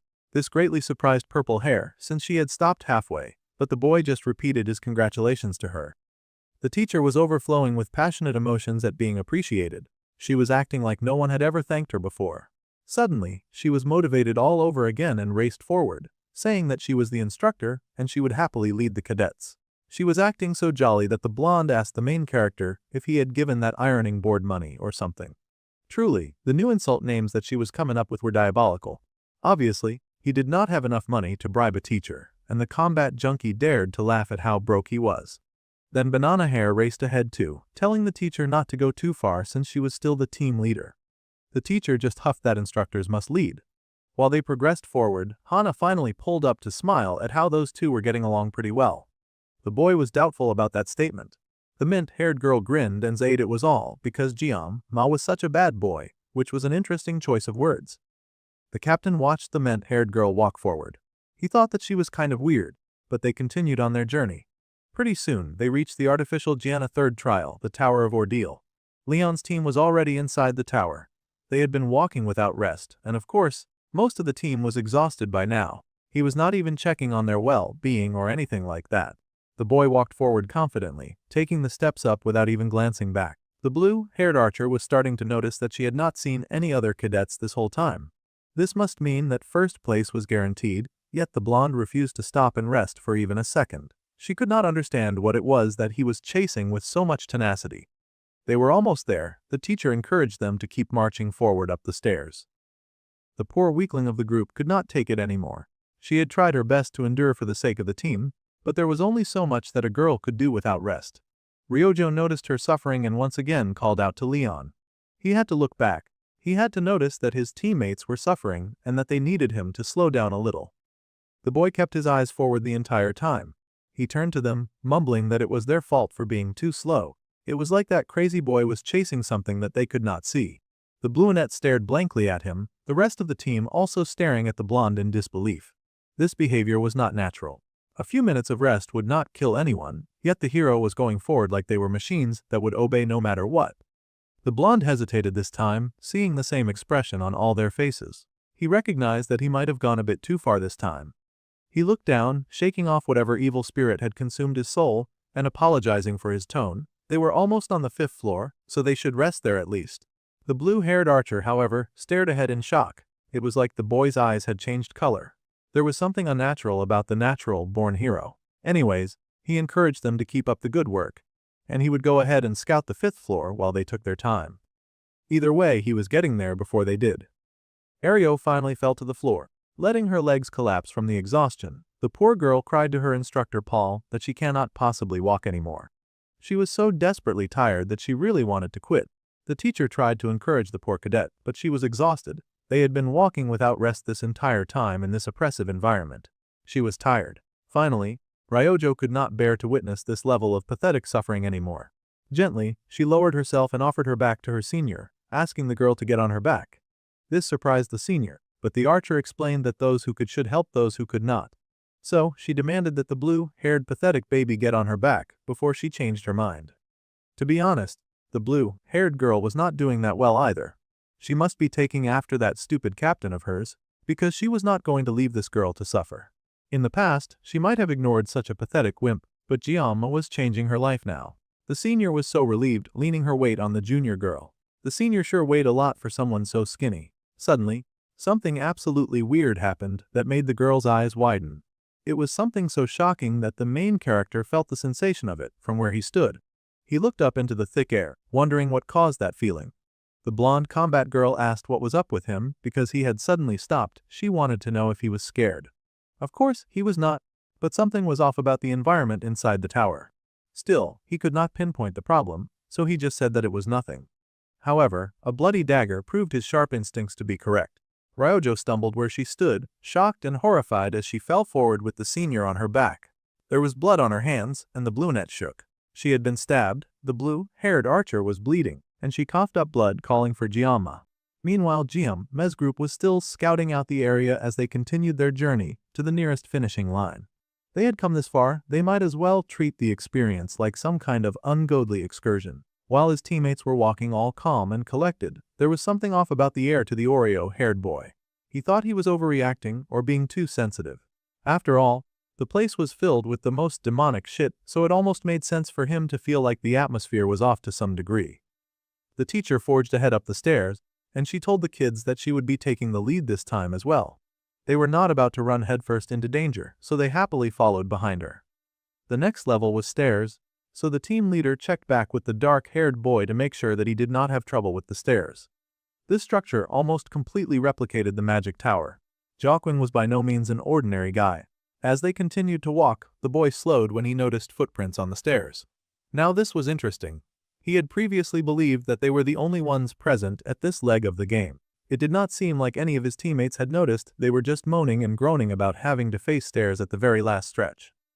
It did feel like some kind of epic bad luck. Meanwhile, the boy stared as they walked up. Feet meant people, but they had not seen anyone since they had started the exam. If there was a team ahead of them, then he wondered who they were. The dark-haired man did not have a lot of time to spare, wondering because he soon found himself stepping in blood. Things were about to get hot and heavy really fast.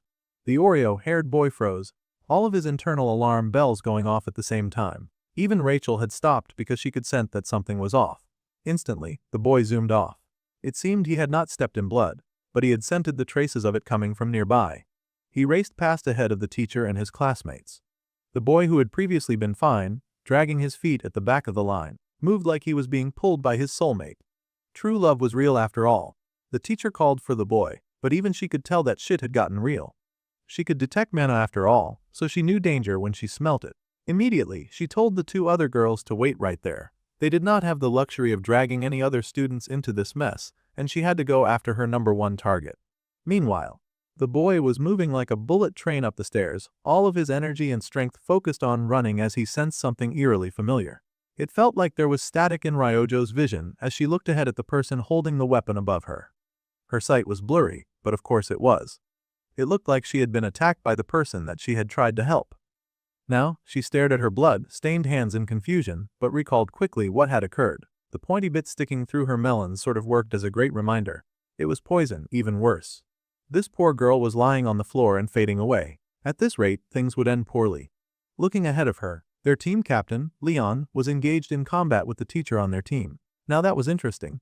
Leon, bloody and bleeding, was fighting the instructor, Paul, who had a weird grin on his face. It seemed that guy had been an undercover villain. The blonde boy groaned as he threw a flaming attack at their teacher. But that weak loser actually had the audacity to dodge. What a jerk. The teacher did not flinch, saying such strength was as expected of the hero candidate. He prepped for a sneak attack, but the hero had already appeared behind him. Leon was moving fast, hopefully fast enough to stop the teacher. However, he was just the protagonist after all, half of his gains had already been snatched by the main character. That teacher dared to call the hero underwhelming. Even if he was the hero candidate, he was so easy to hurt. Surprise, surprise, it was not the teacher who pierced through his body, but it was Ario, that crying loser. It was a 2-against-1 battle. That was insane.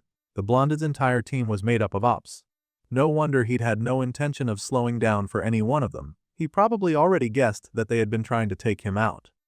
They had already taken down Ryojo, and now they wanted to kill him too. The boy howled in pain as the wicked, blue-haired evil lady laughed.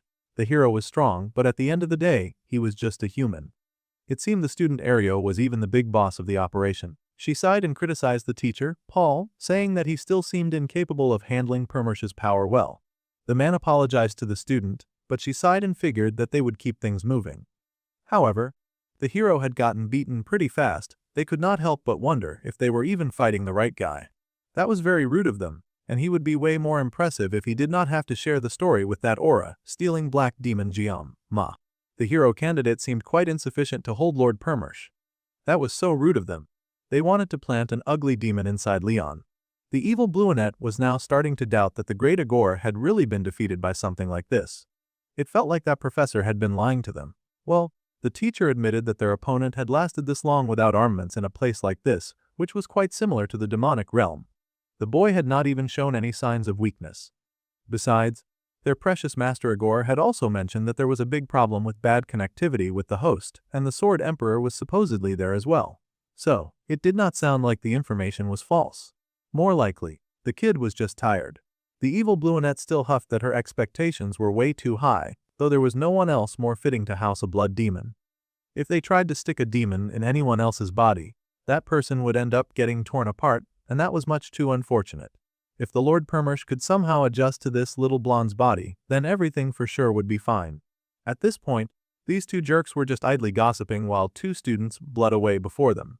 They figured that results would be satisfactory, and they needed this to work since Lord Permersh had taken them in after Lord Igor's death. Suddenly, the evil Blueonette paused because she noticed that the good Blueonette was looking at her. As someone who had clearly dedicated her life to all sorts of shameless evil, the evil Blueonette scoffed and flipped her hair when she noticed her 5-minute savior was awake. Saki Raojo, the girl who was now dying from the crime of just trying to be nice. This is why it was so much better to be a jerk sometimes. She could not believe that this was how she would die. It felt like her life had been full of too many empty moments. A repetition of daily life, a dreary family, she'd had no particular interest and had just inherited her father's passion for the boy. The girl had not entered the academy to be a hero, and she just needed an excuse to die anyway.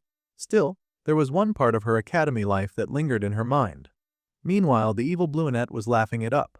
That little rat had the audacity to ask if her acting had been any good. She had been worried that she would get caught on the way to this tower. But the sweet Get Blueonette had ended up setting the stage and causing troubles all by herself, so it made things way easier to get to the tower. Sticking up for Ario, being the one to challenge Leon, helped to take off any suspicion from the girl's suffering pretense. Ryojo had eaten her act and fallen for it hook, line and sinker. The Blueonette growled, asking why on earth these evil people would do such a thing. Well, naturally, because of very simple evil reasons. The Blueonette paused and bent for a nice toxic Yuri moment, piking at the poisoned dagger inside the poor sweet Blueonette. Honestly, Ario was so disappointed that the archer might not know it, but the evil witch had always thought that the archer was somehow similar to her. Those dreary eyes and a face that acted like she was done with life, she had thought for sure that the Blueonette was much closer to people like them. People who did not care for other people, who took advantage of other people and made others suffer, just because they thought it was fun. In fact, the little blue menace had planned to take the archer to the Lord Permersh once things got settled with Leon. That blue monstrosity then started to play with that evil, poisoned dagger inside Ryojo, twisting it, turning it, and taking joy in her suffering like the black-hearted demon that she was. Ario was sure that Archer would be an evil witch too. She could not believe that the girl would actually offer to carry her. It was so annoying to see the girl so suddenly awaken a love for humans, it made her feel sick. In the end, the archer was nothing more than a mere human, and the wicked witch of manipulation was terribly disappointed in her. That blue terror was truly something menacing, because even the teacher was clearly uncomfortable with such blatant torture. Then, she had to stop because she realized that the archer was too defeated to hear the other reason that she had decided to do this. The little archer would not be dying alone with her keeping her company after all. Well, she wanted Saki to die alone, so that blue rat stood up and waved her goodbye. The poor girl was tired and bleeding, with tears in her eyes as she lay on the ground. In truth, she really did not want to die, not in a pathetic way like this, cut down because she had tried to be kind. Tears welled up strongly in her eyes, and she cried again as that thought echoed in her mind. She really did not want to die. Not now, not when she had found for the first time a reason that she wanted to keep living. A reason that had dark hair with white strands, and was so deadpan it was almost frustrating. However, no matter how frustrating he was, Ryojo wanted to live a little longer for Jian-ma. It was starting to feel like there was no god in this world, and her tears slipped from her eyes as she thought very passionately of Jian-ma. The world began to spin around her, and footsteps walked up the path. She could see him, the vision of someone who looked so much like the boy that she liked. Her sweet and passionate Jian-ma. How she had missed him. Her hand reached out without thinking, asking for his hand in return. Even if he was not there, even if he was just an illusion, the archer made one final request. She prayed for him to save her. The boy looked like he had been possessed. Well, that was a fair reaction when you walked in on one of your closest friends being murdered and dying in a pool of her own blood. This was not part of the plan, and this was not supposed to happen. The plan of a sweet and quiet teen life was erased from his mind when he saw that Ryojo was dying. The two demon worshippers turned in surprise to see that they already had a guest. They had not expected it. The purple-haired teacher had also caught up with Jima, and she was horrified by what she had found. Instantly, she called for the dark-haired boy, telling him that they should leave together immediately. Suddenly, she froze when she realized the scene that she had just walked in on. The hero candidate Leon fell on his knees, and he looked out of it. The girl Ma was friends with was lying in a pool of her own blood. They were both barely alive, but clearly something had gone very wrong with the exam. Ario noticed Sol, and even said hi. Long time no see, since they belonged to the same cult. The teacher could not believe it. The girl happily greeted her, asking her how she had been. It was nice to see her after such a long time. Right, they had been together in the same gang. But these two losers had jumped ship the second that Agor died. In fact, they were inviting their fellow worshipper to join them in the service of the Lord Permish, who they had signed a new contract with. She knew traitors like the pathetic teacher would always need a new master to serve. Plus, her mana was surely running out right now. There was no way that she could survive alone on what Agor had given her. Even if she was a cowardly traitor, Seol-Ah was not crazy about getting lectured by the loser who had jumped ship as soon as they could. Then, the blue-haired menace noticed the star pupil from the festival and teased him, telling the Sashimi sword saint to stay put. She was being so disrespectful and putting her foot on Leon. The evil blue thought that it was pretty impressive that the young teen had defeated Iron Leg. That was all well and good, but right now, there was no way that he would stand a chance against her, and surely, he understood the situation. She even stepped on Leon and crushed him into the floor. Even the hero candidate could not fight against her, so there was no way that he could stand a chance. Clearly, that witch had no idea who Ma was, and she mocked that an unarmed human could do nothing against her. Well, that was fair. He was kind of nerfed when he was unarmed. Alright, for the sake of old time's sake, Ario was even going to give Seol-Ah an offer. She was talking a lot of smack for a lady who had no idea who she was really talking to. She asked the teacher to kill him herself, and then she would inform Lord Permish right away to make her his disciple. The lady had the weapons after all. No one could fight against anyone as long as she kept the swords stored inside of her handy bag. Now, the teacher found herself in a difficult situation. On one hand, she was addicted to the sweet taste of mana. On the other hand, she knew properly what Ma could do to her if he got the chance. She legit understood that this was the kid who had put a belt to behind on her former master Agor. This was a tough moment for Seol-Ah. Meanwhile, the boy in front of her just stretched out that hand of his. It was smaller than hers, yet a tad more calloused. He was young, just a high school boy in appearance. However, he carried so much strength, and he was making a request with that one gesture. It was time for the purple-haired teacher to pick a side. It was almost humorous that a woman who tried to get them killed in a dungeon one time now had to face this decision of helping her former enemy. She had to choose. Of course, her fellow cult members were confused, and the teacher's head was spinning. Ario smirked in that menacing way of hers. She was slowly beginning to understand the situation, and the purple-haired teacher tensed. The boy was showing her his back, 2 students lay flat on the floor, half dead, and a demon master loomed ahead in her future. She could go back to living life the way that she used to. However, Seol-Ah shut her eyes to shake that image away. She flinched and reached into her bag, grabbing the sashimi knife and raising it as she charged at Ma. The blue demon and her companion were busy smiling and acting like it was a one battle. However, the purple-haired lady let it be known that Ma was, in fact, her new master. She set the sword in his hand, on her knees, and let her master do his thing. That blue menace had the audacity to call the other woman crazy. She was about to see what true crazy really looked like. As soon as that sword touched his hand, the main character's hand was charged with mighty power. He had a bunch of stuff that he was meaning to avenge. Instantly, he activated the blessing of the sword god, and the knife lit up in his hands. There was fire and rage in Ma's eyes. He had not looked this serious in a long time. He swore for sure that these opponents standing before him would definitely be cut down. The hero was fallen to the floor, his body collapsing right beside the fallen body of the blue-haired Ryojo.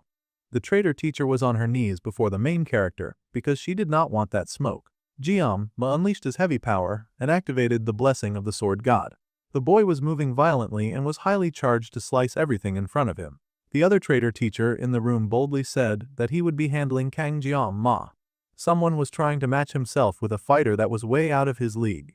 The Bluenet was focused on taking down Seol-Ah because she wanted to punish the other lady for being a cowardly traitor. She would also choose that option once she understood the beating that she was about to receive. Immediately, the fight began.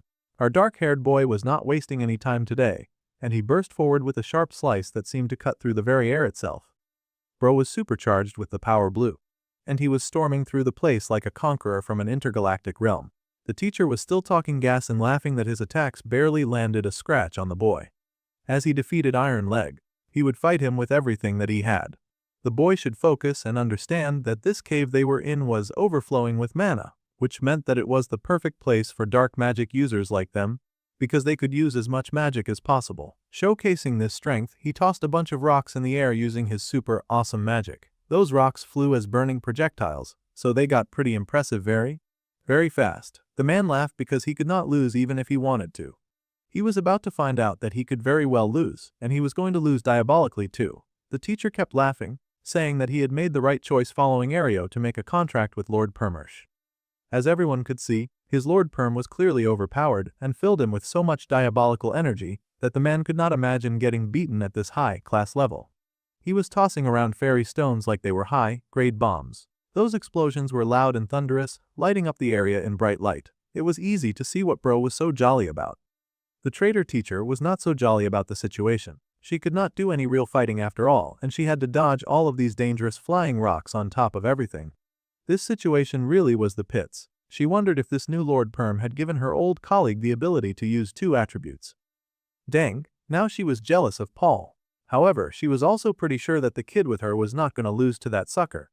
The man was really high on his power, laughing and asking the Sashimi swordsman where he had disappeared to. He was so sure that the kid had run away in fright when faced with his all-powerful might. Witnessing his super might new perm fire, combined with Lord Agor's power, would definitely send any normal student running. A mere human should know which lines not to cross, and now the Sashimi kid would die since he did not know his place. Teacher Paul was still talking hot gas when that dangerous blue line sliced right through him. Bro hardly counted as a serious enemy with how clean that sharp cut came in. The man stiffened, unable to understand how the student had gotten past his attack and breached his defenses. He looked around in fear, trying to spot his opponent, wondering where he had gone. The man barely managed to dodge that first attack, and he gasped, blood spurting from the new open wound at his side. Oh, that was dangerous. Ma was very clearly not fully cutting him intentionally. Bro had unlocked the torture option, and he was about to regret it. The teacher was dancing around trying to spot his opponent, and Ario had the gall to tell him to get a grip. She was talking such hot shit just because she was not the one cornered like a rat right then. The teacher lost his mind, searching for the student by setting the place on fire. He tossed fiery rock after fiery rock, screaming for the student to show himself. He demanded to know if that boy was really going to keep hiding instead of fighting him like a real man. He would not stop his magic, no matter how much destruction and fire he raised in their immediate environment. Bro was going to burn this tower to the ground and leave it in ruins until his opponent manifested. Well, Ma heard his eager cry and showed up just in time for Paul to realize that he had made a terrible mistake. Risking his life, he bent over to block what would definitely have been a deadly attack. In that moment, the boy could have cut his neck. The teacher was starting to realize how close he was to dying in this match. Despite having all of the advantages, the young student kept aiming for his sides. Clearly, this was not the first time Ma had to kill a person, either, yet he was stalling when it came to eliminating the trash that had hurt his archer. The man then paused when he realized that he was getting sliced in the same area that Leon had gotten hurt. Oh, Ario was going to hate herself when the dark-haired boy got his hands on her. The teacher was terrified, now realizing that all the nonsense he had been saying about never losing did not count in this match. This match was way too deadly. Paul was starting to suspect something, his eyes glowing pink. It became clear that the child had been playing with him since the beginning. That dark-haired main character had not been fighting him seriously from the get-go. It was both insulting and terrifying. The man growled that a mere human dared to disrespect him like that. The teacher had to remember that even if he had borrowed demonic power, he was still human. However, the teacher was so offended at being treated like a weakling that he burst through his clothes like he wanted to show off just how inhumane he really was. The man roared like an animal, abandoning his humanity in a wild cry. Even Ario was stunned to see what he was doing, and she yelled at him. However, Paul was too far gone, and he had fallen right into Ma's trap. The student stood before that monster, that ugly, terrifying beast that had hurt his friends. With a darkness bubbling in Ma's eyes that bordered on madness, the boy looked at that monster. The teacher was not about to give up, and he raised his heavy, muscular arms, intending to squash the boy where he stood. Seol yelled out in alarm, and the evil Blueanet stared in awe as the young Sashimi swordsman made just one clean and smooth cut, like he was cutting into the monster's very soul. There was a silence that was very loud. This was the silence that followed. The main character had hit that beast with a cut so cold that even his speech bubbles split apart. It was a death so instant and nasty that his words got disjointed too. The teacher was a villain, and he lay there in shock as his body fell in 2 different parts, cut down by the terrifying high school boy in front of him. The purple-haired teacher was in shock that the boy could even use an aura at this age. Just as she had thought, the safest place in the world was definitely at his side. Without even breaking a sweat, Teacher Paul had been dispatched, and now Ario was both heated and alarmed. Her partner had gotten cut down that fast by a kid. There was no way that kid was any type of normal kid. Now that Teacher Paul was in the past tense, the demon hiding in a child's body turned his gaze to her. She had been the one stepping all over his girl after all, and she was about to get cooked in the worst way possible. Ario stepped back in fear, telling the boy not to come any closer. He was not about to listen to that witch. Ma stepped up and stepped over, even though the Bluenet insisted that he should not come any closer. He had no reason to listen to her and every reason to get revenge against the person who had manipulated Ryojo's kindness in order to hurt her. This boy was not human. The Bluenet was terrified and called him a demon. That was rich coming from her. She had been acting like the queen of evil a few minutes ago. The boy was about to show her what true evil really looked like. He whipped out his sword. Now the evil Bonnet was in full panic mode. She could taste her death on her tongue. It was exploding in her mind, and her whole body was trembling. All she had left was to offer his body to the Lord Permersh, so she needed to survive for now. Ario was very quickly considering her available options. She could not run from this guy, he was too fast. She wanted to use magic to obscure his vision then. She would make use of all of the mana around to suffocate him. However, suddenly she realized that the vast amount of mana that had been surrounding them seemed erased. The girl could not sense any mana, and now she was scared. She did not know why she could not sense any mana. Her eyes widened, and sweat dripped down her face. This boy who walked like the embodiment of death was surrounded by a dark cloud. His weapon was rejecting mana, erasing it, removing it, and thus isolating her. The evil Bluenet could not believe the level of bad luck that she was experiencing right now. She decided to try to back up her empty situation with a few empty threats, saying that if he took another step, then she would slice Ryojo's neck. Oh, she was making her situation so much worse right now. She had the gall to pick up the archer's already suffering body and then threaten her life. The boy did stop for the first time, and Seol was alarmed. Realizing that this had stopped him, the evil Bluenet kept her eyes on him and cursed as she tried to run away. She cursed her situation and was dragging the suffering girl with her, muttering about how she needed to leave immediately. Suddenly, Ario realized that she was missing her very important knife. A voice spoke then, telling the evil blue witch to let go because it hurt. The villain looked down with absolute shock in her eyes to see Ryojo looking back.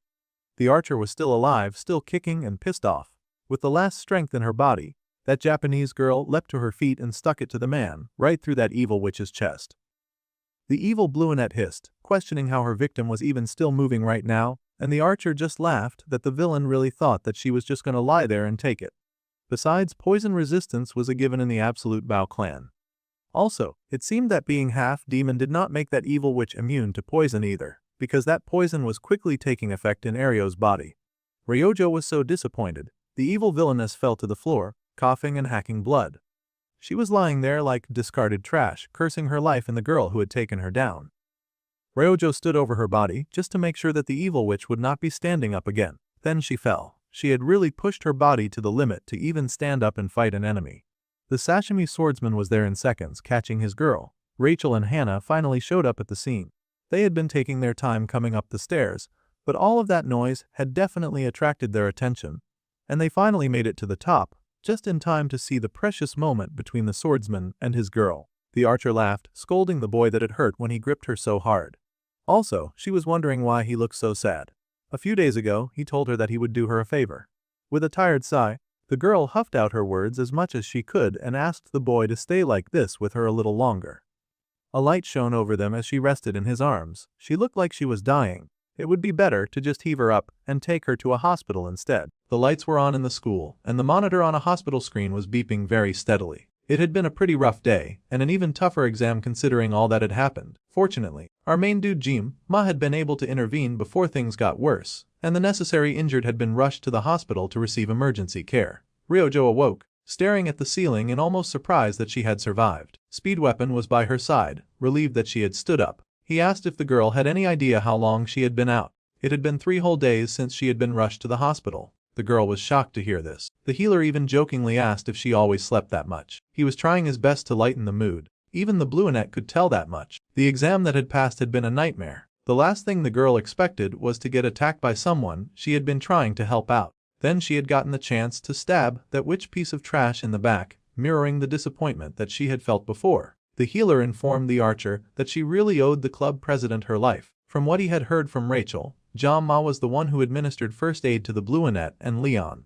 The healer had no idea that the boy had a healing-type blessing, but the doctors say that it was nearly perfect. Of course, the blue-haired girl was still trying to get her bearings after that terrible experience, but she was surprised to hear about Jima. It seemed that part had also not been a dream. When she had asked the boy to stay with her, like this a little longer, the team captain had held her in his arms, and they had cuddled in the darkness. It seemed all of that embarrassing display of affection came flooding back to her memory. She gasped in shock, at first unable to speak any proper words. Then a blood-curdling scream was let loose in the hospital. The girl who usually trademarked being sassy and coy as a personality had been vulnerable for the first time with her crush. She felt like it would be kinder if the ground just opened up to swallow her. Of course, the orange-haired healer had no idea why the girl was shaking and freaking out. She could not believe how embarrassing she had acted. One would think that after surviving a near-death experience, she would just be grateful to be alive. Unfortunately, when it came to the minds of teenage girls, looking uncool in front of their crush was basically a death sentence. Meanwhile,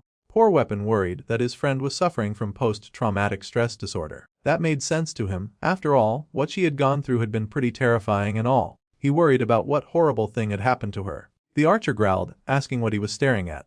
Alright, so her usual prickly personality had resurfaced, at least that much had not changed. She was always prickly, but the healer worried that this was a bit more than usual. In a situation like this, with his friend traumatized, he wanted to be a bit more careful about how he acted around her. Carefully, he gave her something. It was some red bean wagashi that she liked. He figured this would calm her down and then defeated the effect by calling her a good girl, like she was some kind of wild dog. Rojo stared at the snack. Then she stared at the boy who was giving it to her. It took less than 5 seconds for her to whack her with a pillow for treating her like some kind of mangy mutt. She growled that he thought that she would just forgive him over some red bean wagashi. He should get real and get out. The boy groaned because she did not need to be hit him to pass one message, but Ryojo was raging like a wild animal. As soon as Weapon was gone, the room was left in silence, and the archer got a moment to reflect. Now that she thought about it, she had freaked out at her orange-haired friend for no reason. She should definitely apologize to him later. The girl sighed and fell onto the bed with a tired huff. Everything that had happened to lead up to this treatment almost felt like a dream. She was alive, she was well in a hospital getting treated despite facing such severe injuries. Tears gathered in her eyes. It was an intense feeling to survive such a wild encounter, and it did not take long for small tears to turn into a downpour. Ryojo cried for life and she grabbed her favorite snack, taking a bite of it because no matter how bad things seemed, she was alive and well. She spat out the wrapper, of course, and then sobbed a bit more. Still, the taste of her favorite snack in her mouth was enough to bring tears to her eyes. It was good, and she was still alive to taste it. The Bluenet was alive, and it was a great relief. Meanwhile, our boy Jam-ma was walking through the halls with his hands in his pockets, aura farming as usual. It was 3 days after the final exams. The boy was thinking over everything that had happened till now. Leon and Ryojo were still severely injured. The two of them had been at death's door. Thankfully, the gamble that the boy risked by activating all of his blessings had worked out. He had been able to heal them enough to carry them out of the dungeon. Now the boy stopped before a hospital door. He could remember the tear-filled expression that the principal had worn when she had welcomed him back. Now, it was not just him on the line. Other people were getting targeted and dragged in. It was supposed to be a simple exam, but he had nearly lost Ryojo. That was something that the boy found completely unforgivable. Power alone was not enough. Despite all of his training, he could not be everywhere at once. He needed something even higher. Jam-ma had arrived just in time to see Speed Weapon racing out of Ryojo's room and whining about how he had just been trying to be nice. She did not have to be so darn frosty. The boy paused in surprise to see the orange-haired kid, which was when the healer got the opportunity to break the news to the club president. He was on watch duty for that day. It seemed they were taking turns to make sure that the Bluenet got better. The healer was touched that the captain had come to visit him in case he got bored. And the dark-haired boy admitted that it was just around the area. He was likely coming over to check on Ryojo, actually, since he could not stop worrying about her. Well, that was perfect because now Weapon immediately informed him that their dear beloved Ryojo was awake now. She seemed physically fine thanks to him, but the healer worried that they had a problem. This worried the captain immediately. The healer reflected on how he had been slammed with a pillow and then told the captain that their beloved teammate probably had a severe case of post-traumatic stress disorder, and she started screaming out of nowhere. She even threw a pillow at him.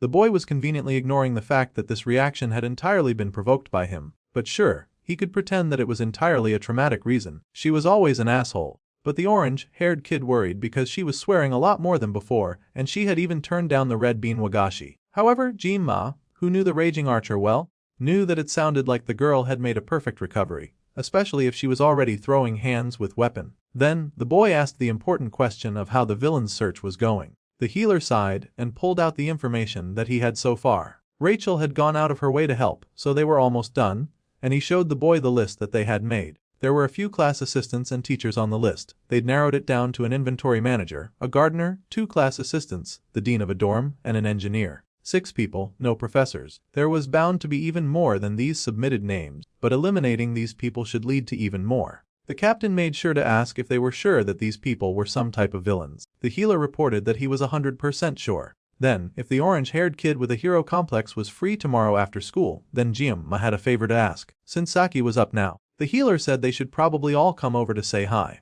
The Oreo-haired kid knew that this would be a terrible idea. The healer should at least understand that, since he had known her the longest. Ryojo was not the type to be happy if they all stormed her at the same time in her dorm room. The healer understood and then asked where they would be headed tomorrow. Squeezing the list tight in his hand, the main character growled that it was their turn now. So, what they were saying was that among the elders, that jerk, Claudia, was the reason. Apparently, this was correct. That man had convinced the other elders, and he was also the mastermind behind the appearance of the demonoid in the midterm exams. They were still investigating the fact that the jerk was also somehow involved in the final exam spectacle as well. From Claudia's transactions, they had found records that even undertakers had been hired, a despicable group of assassins known to eliminate anyone for a price. The aura in the principal's office was heavily intense today, and the lady's feet crushed into the tile floors beneath her feet. Of all the things that she had heard today, the Undertaker's news felt like the most grievous offense. Those filthy subhuman killer mongrels had been hired to take out students of her institution. Naturally, the lady was disgusted by this information. They had reported that these people were last seen at a port near Avalon Island. She got even more vexed to find that Avalon Island had been involved as well, which had been the first big disaster that the school had faced involving Jin-ma. It was an intense gathering in the principal's office that day, with the Sword Emperor in there along with the head of the top auditor family. The Sword Emperor told his former colleague to calm down a bit, and she exploded at him. How could one author expect her to calm down and sip tea when villains were moving and actively trying to kill the students in her school? She had that duty to ensure that each student in the academy was safe, but here she was getting news that she was messing that up. An insider dared to hurt her students, and someone on the Council of Elders at that. This was something the woman found to be completely unacceptable. Even though they had taken so many preventive measures to ensure the safety of the students, the final exam had been hijacked, and 2 students had nearly died. Of course, she was heated, of course, she was brimming with hateful energy. To think that so many of these wicked deeds were being spearheaded by people she was supposed to trust only made her feel even angrier and pissed. The man sighed and said that she was not the only one here who was angered by all of this. His grandfather was a student of the academy as well, and she could have gotten caught in the crossfire. Furthermore, there was silence in the office as they considered the biggest thing weighing on all of their minds. And that was the fact that they just did not have enough evidence to launch a full-blown accusation and investigation. They had investigated and verified their intel for the past 2 months, and they would not have any problems even if they eliminated the troublemakers immediately. There was silence once again. Then the Emperor opened his eyes, a dark aura filling the room as he understood what the head of the auditor family was trying to communicate. The cup of tea that the Sword Emperor had been pretending to be so peacefully sipping had shattered. If they had evidence, then the time to move was now, and the time for peacekeeping was over. The man stood and said that they would move tonight. However, someone was here for some urgent matters. Suddenly, Jin-ma walked into that office like he owned the place. The very important dignitaries sharing the space with him were barely his concern. Bro had matters to attend to, and he would be heard immediately. He refused to take no for an answer. As soon as he appeared, the room fell silent, and the shocked principal asked what on earth had brought the boy today. In addition to the final exam incident, the boy had something to tell all of these very important people, and it was in their best interest to pay attention to his words. Speed Weapon was a little nervous, but he was allowed to speak first concerning the issue that they had come to address. They were going to discuss what they knew so far about the undercover villains infiltrating the academy. First, the principal wanted to be sure of the identity of the boy talking to her. She had never met him in person before, but she knew that he was a member of Jin-ma's travel club. The student blushed before the beautiful principal, intimidated by her beauty and power. Now that she knew his identity, she went through the list of suspects that they had submitted, who were apparently likely to be half demon scum. Obviously, they had no proof just yet, but they had investigated those people multiple times, and each investigation had shown that their hiring process and work seemed suspicious. A dark aura sliced through the air, deep red eyes narrowing as the principal carefully inspected the list. The more she stared at those names, the more furious she became. One thing that she could not stand was children getting hurt when they were under her protection. The second thing she hated were lying rats hiding underneath her roof. After checking with her blessing, she was able to confirm that all the people on the list had not been hired by the academy. Since she had verified with the blessing of the poet, then it was certain that they had narrowed down on some demon scum hiding among them. That was progress at least. The Sword Emperor and the head of the assassins listened closely to the conversation. Now, that was that. However, there was something else to be addressed. She was going to ask exactly how these little bandits had somehow accessed the list of the faculty. This was information that was supposed to be out of reach for students. The orange-haired boy flinched, of course,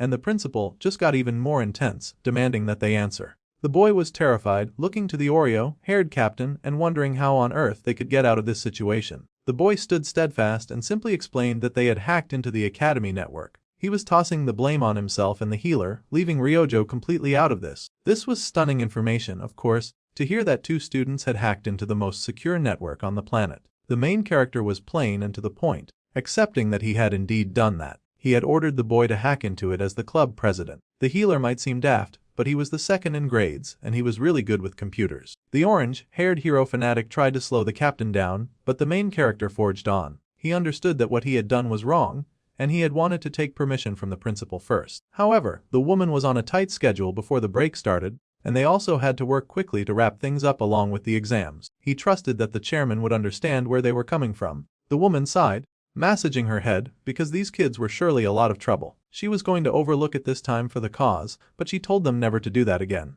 The students were grateful, and they thanked her for her understanding. The principal was trusting them because of how well they had done till now. Any other student would have been expelled immediately for doing something so foolish. The orange-haired boy was relieved that they were not getting punished for this. It must have been sudden, but the captain was grateful that the healer had kept quiet about Ryojo till the end. If there was blame to be taken, then the captain was ready to shoulder it. He would rather endure that than to leave his team to suffer for his decisions. Though he had risked weapon for a minute, the more he hung out with the healer, the more the main character understood what a good friend the boy was. However, the Sword Emperor finally spoke up and mentioned that this would complicate things, especially if they were still planning to attack the elders that day. Now, everyone turned to look at the Sword Emperor with part dismay and others with annoyance. That was supposed to be a secret movement. He was not supposed to just blurt that out when everyone was listening. Still, the head of the assassins sighed and figured that the victims of the attacks at least deserved to know what was going on. The man sighed and said that originally, they were planning to visit Cladis's quarters that night. The main character asked to confirm that they were talking about Elder Claudi. See, the Council of Elders was responsible for bad-mouthing the boy and his friends. Claudi was, of course, the one who had orchestrated the whole thing. They had just procured evidence through the auditors,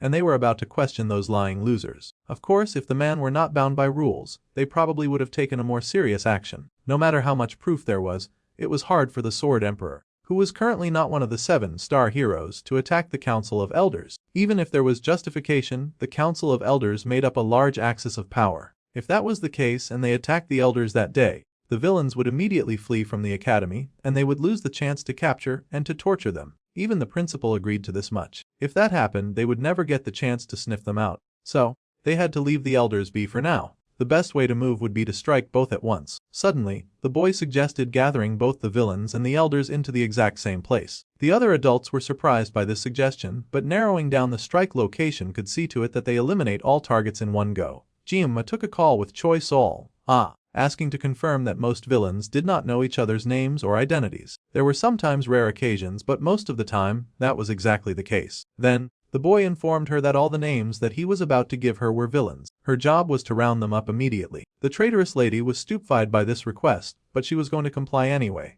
Meanwhile, they were going to unleash a strategy called the Lucky Letter. The auditors, who had the authority to prosecute nobles, would strike Claudi's quarters, while Medea and the Sword Emperor would focus their talents on eliminating the villains that had infiltrated the school. A two-prong attack designed to eliminate their enemies in one go. It sounded like a feasible idea, but the principal was hesitant. She was, of course, worried about the safety of the students involved in this, and wondered how they were going to gather the villains in the first place. However, the Sword Emperor gently called her attention. The boy could only apologize to the chairman, and he would explain more later, but for now they had to get moving. The head of the assassins chuckled at the boy's tendency to execute plans before proper plans had been made in place. The boy was definitely closer to the auditors than the heroes. So, the assassin head had brought 8 of their elite fighters from Sicily just in case. The Council of Elders had their guardian knights to protect them from attack. So it was really a question of how much the 8 auditors could hold their own against those fighters. Jima then said that he desired to strike Claudia along with the auditors. No matter what,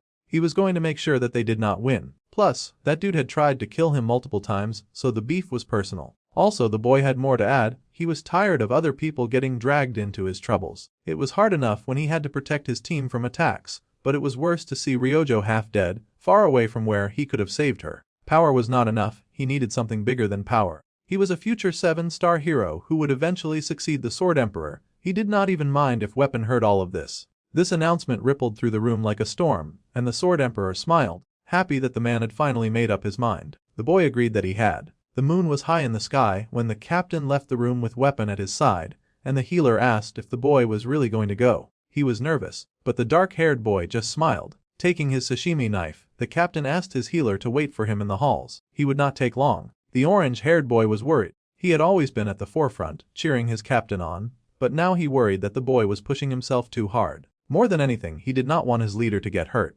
Meanwhile, one of the side characters checked his phone and received a mysterious message that he had received from a professor, telling him that a great misfortune was going to hit him the next morning at 3. The dude blew up and yelled, kicking the wall angrily when he received such foul news. Right, the name of the head honcho of Evil Hat had gathered them the day before was called the Professor, and some of the villainous thugs did not like being pushed around by him. However, they were sure that this message had come from that guy. Still, they hated the way he treated them like they were no more than just his mindless goon. In fact, one of them was determined to show the guy his place. Bold words after they had seen what he had done to the last guy to try that. Some of the other villains laughed that the dude was acting quite bold for someone who had scrambled to get to the meeting spot as soon as he could. That guy kept raging about how he was not scared, but the others told him to simmer down. They all hated the professor, but the best thing for business was to do as they were told and follow orders. However, they did wonder why the other demons were not gathered here. It was odd to them. Suddenly, they heard some movement near the crates and figured that was the last guest. That person should hurry up and get in line with them. If he were late, the professor would surely make them pay.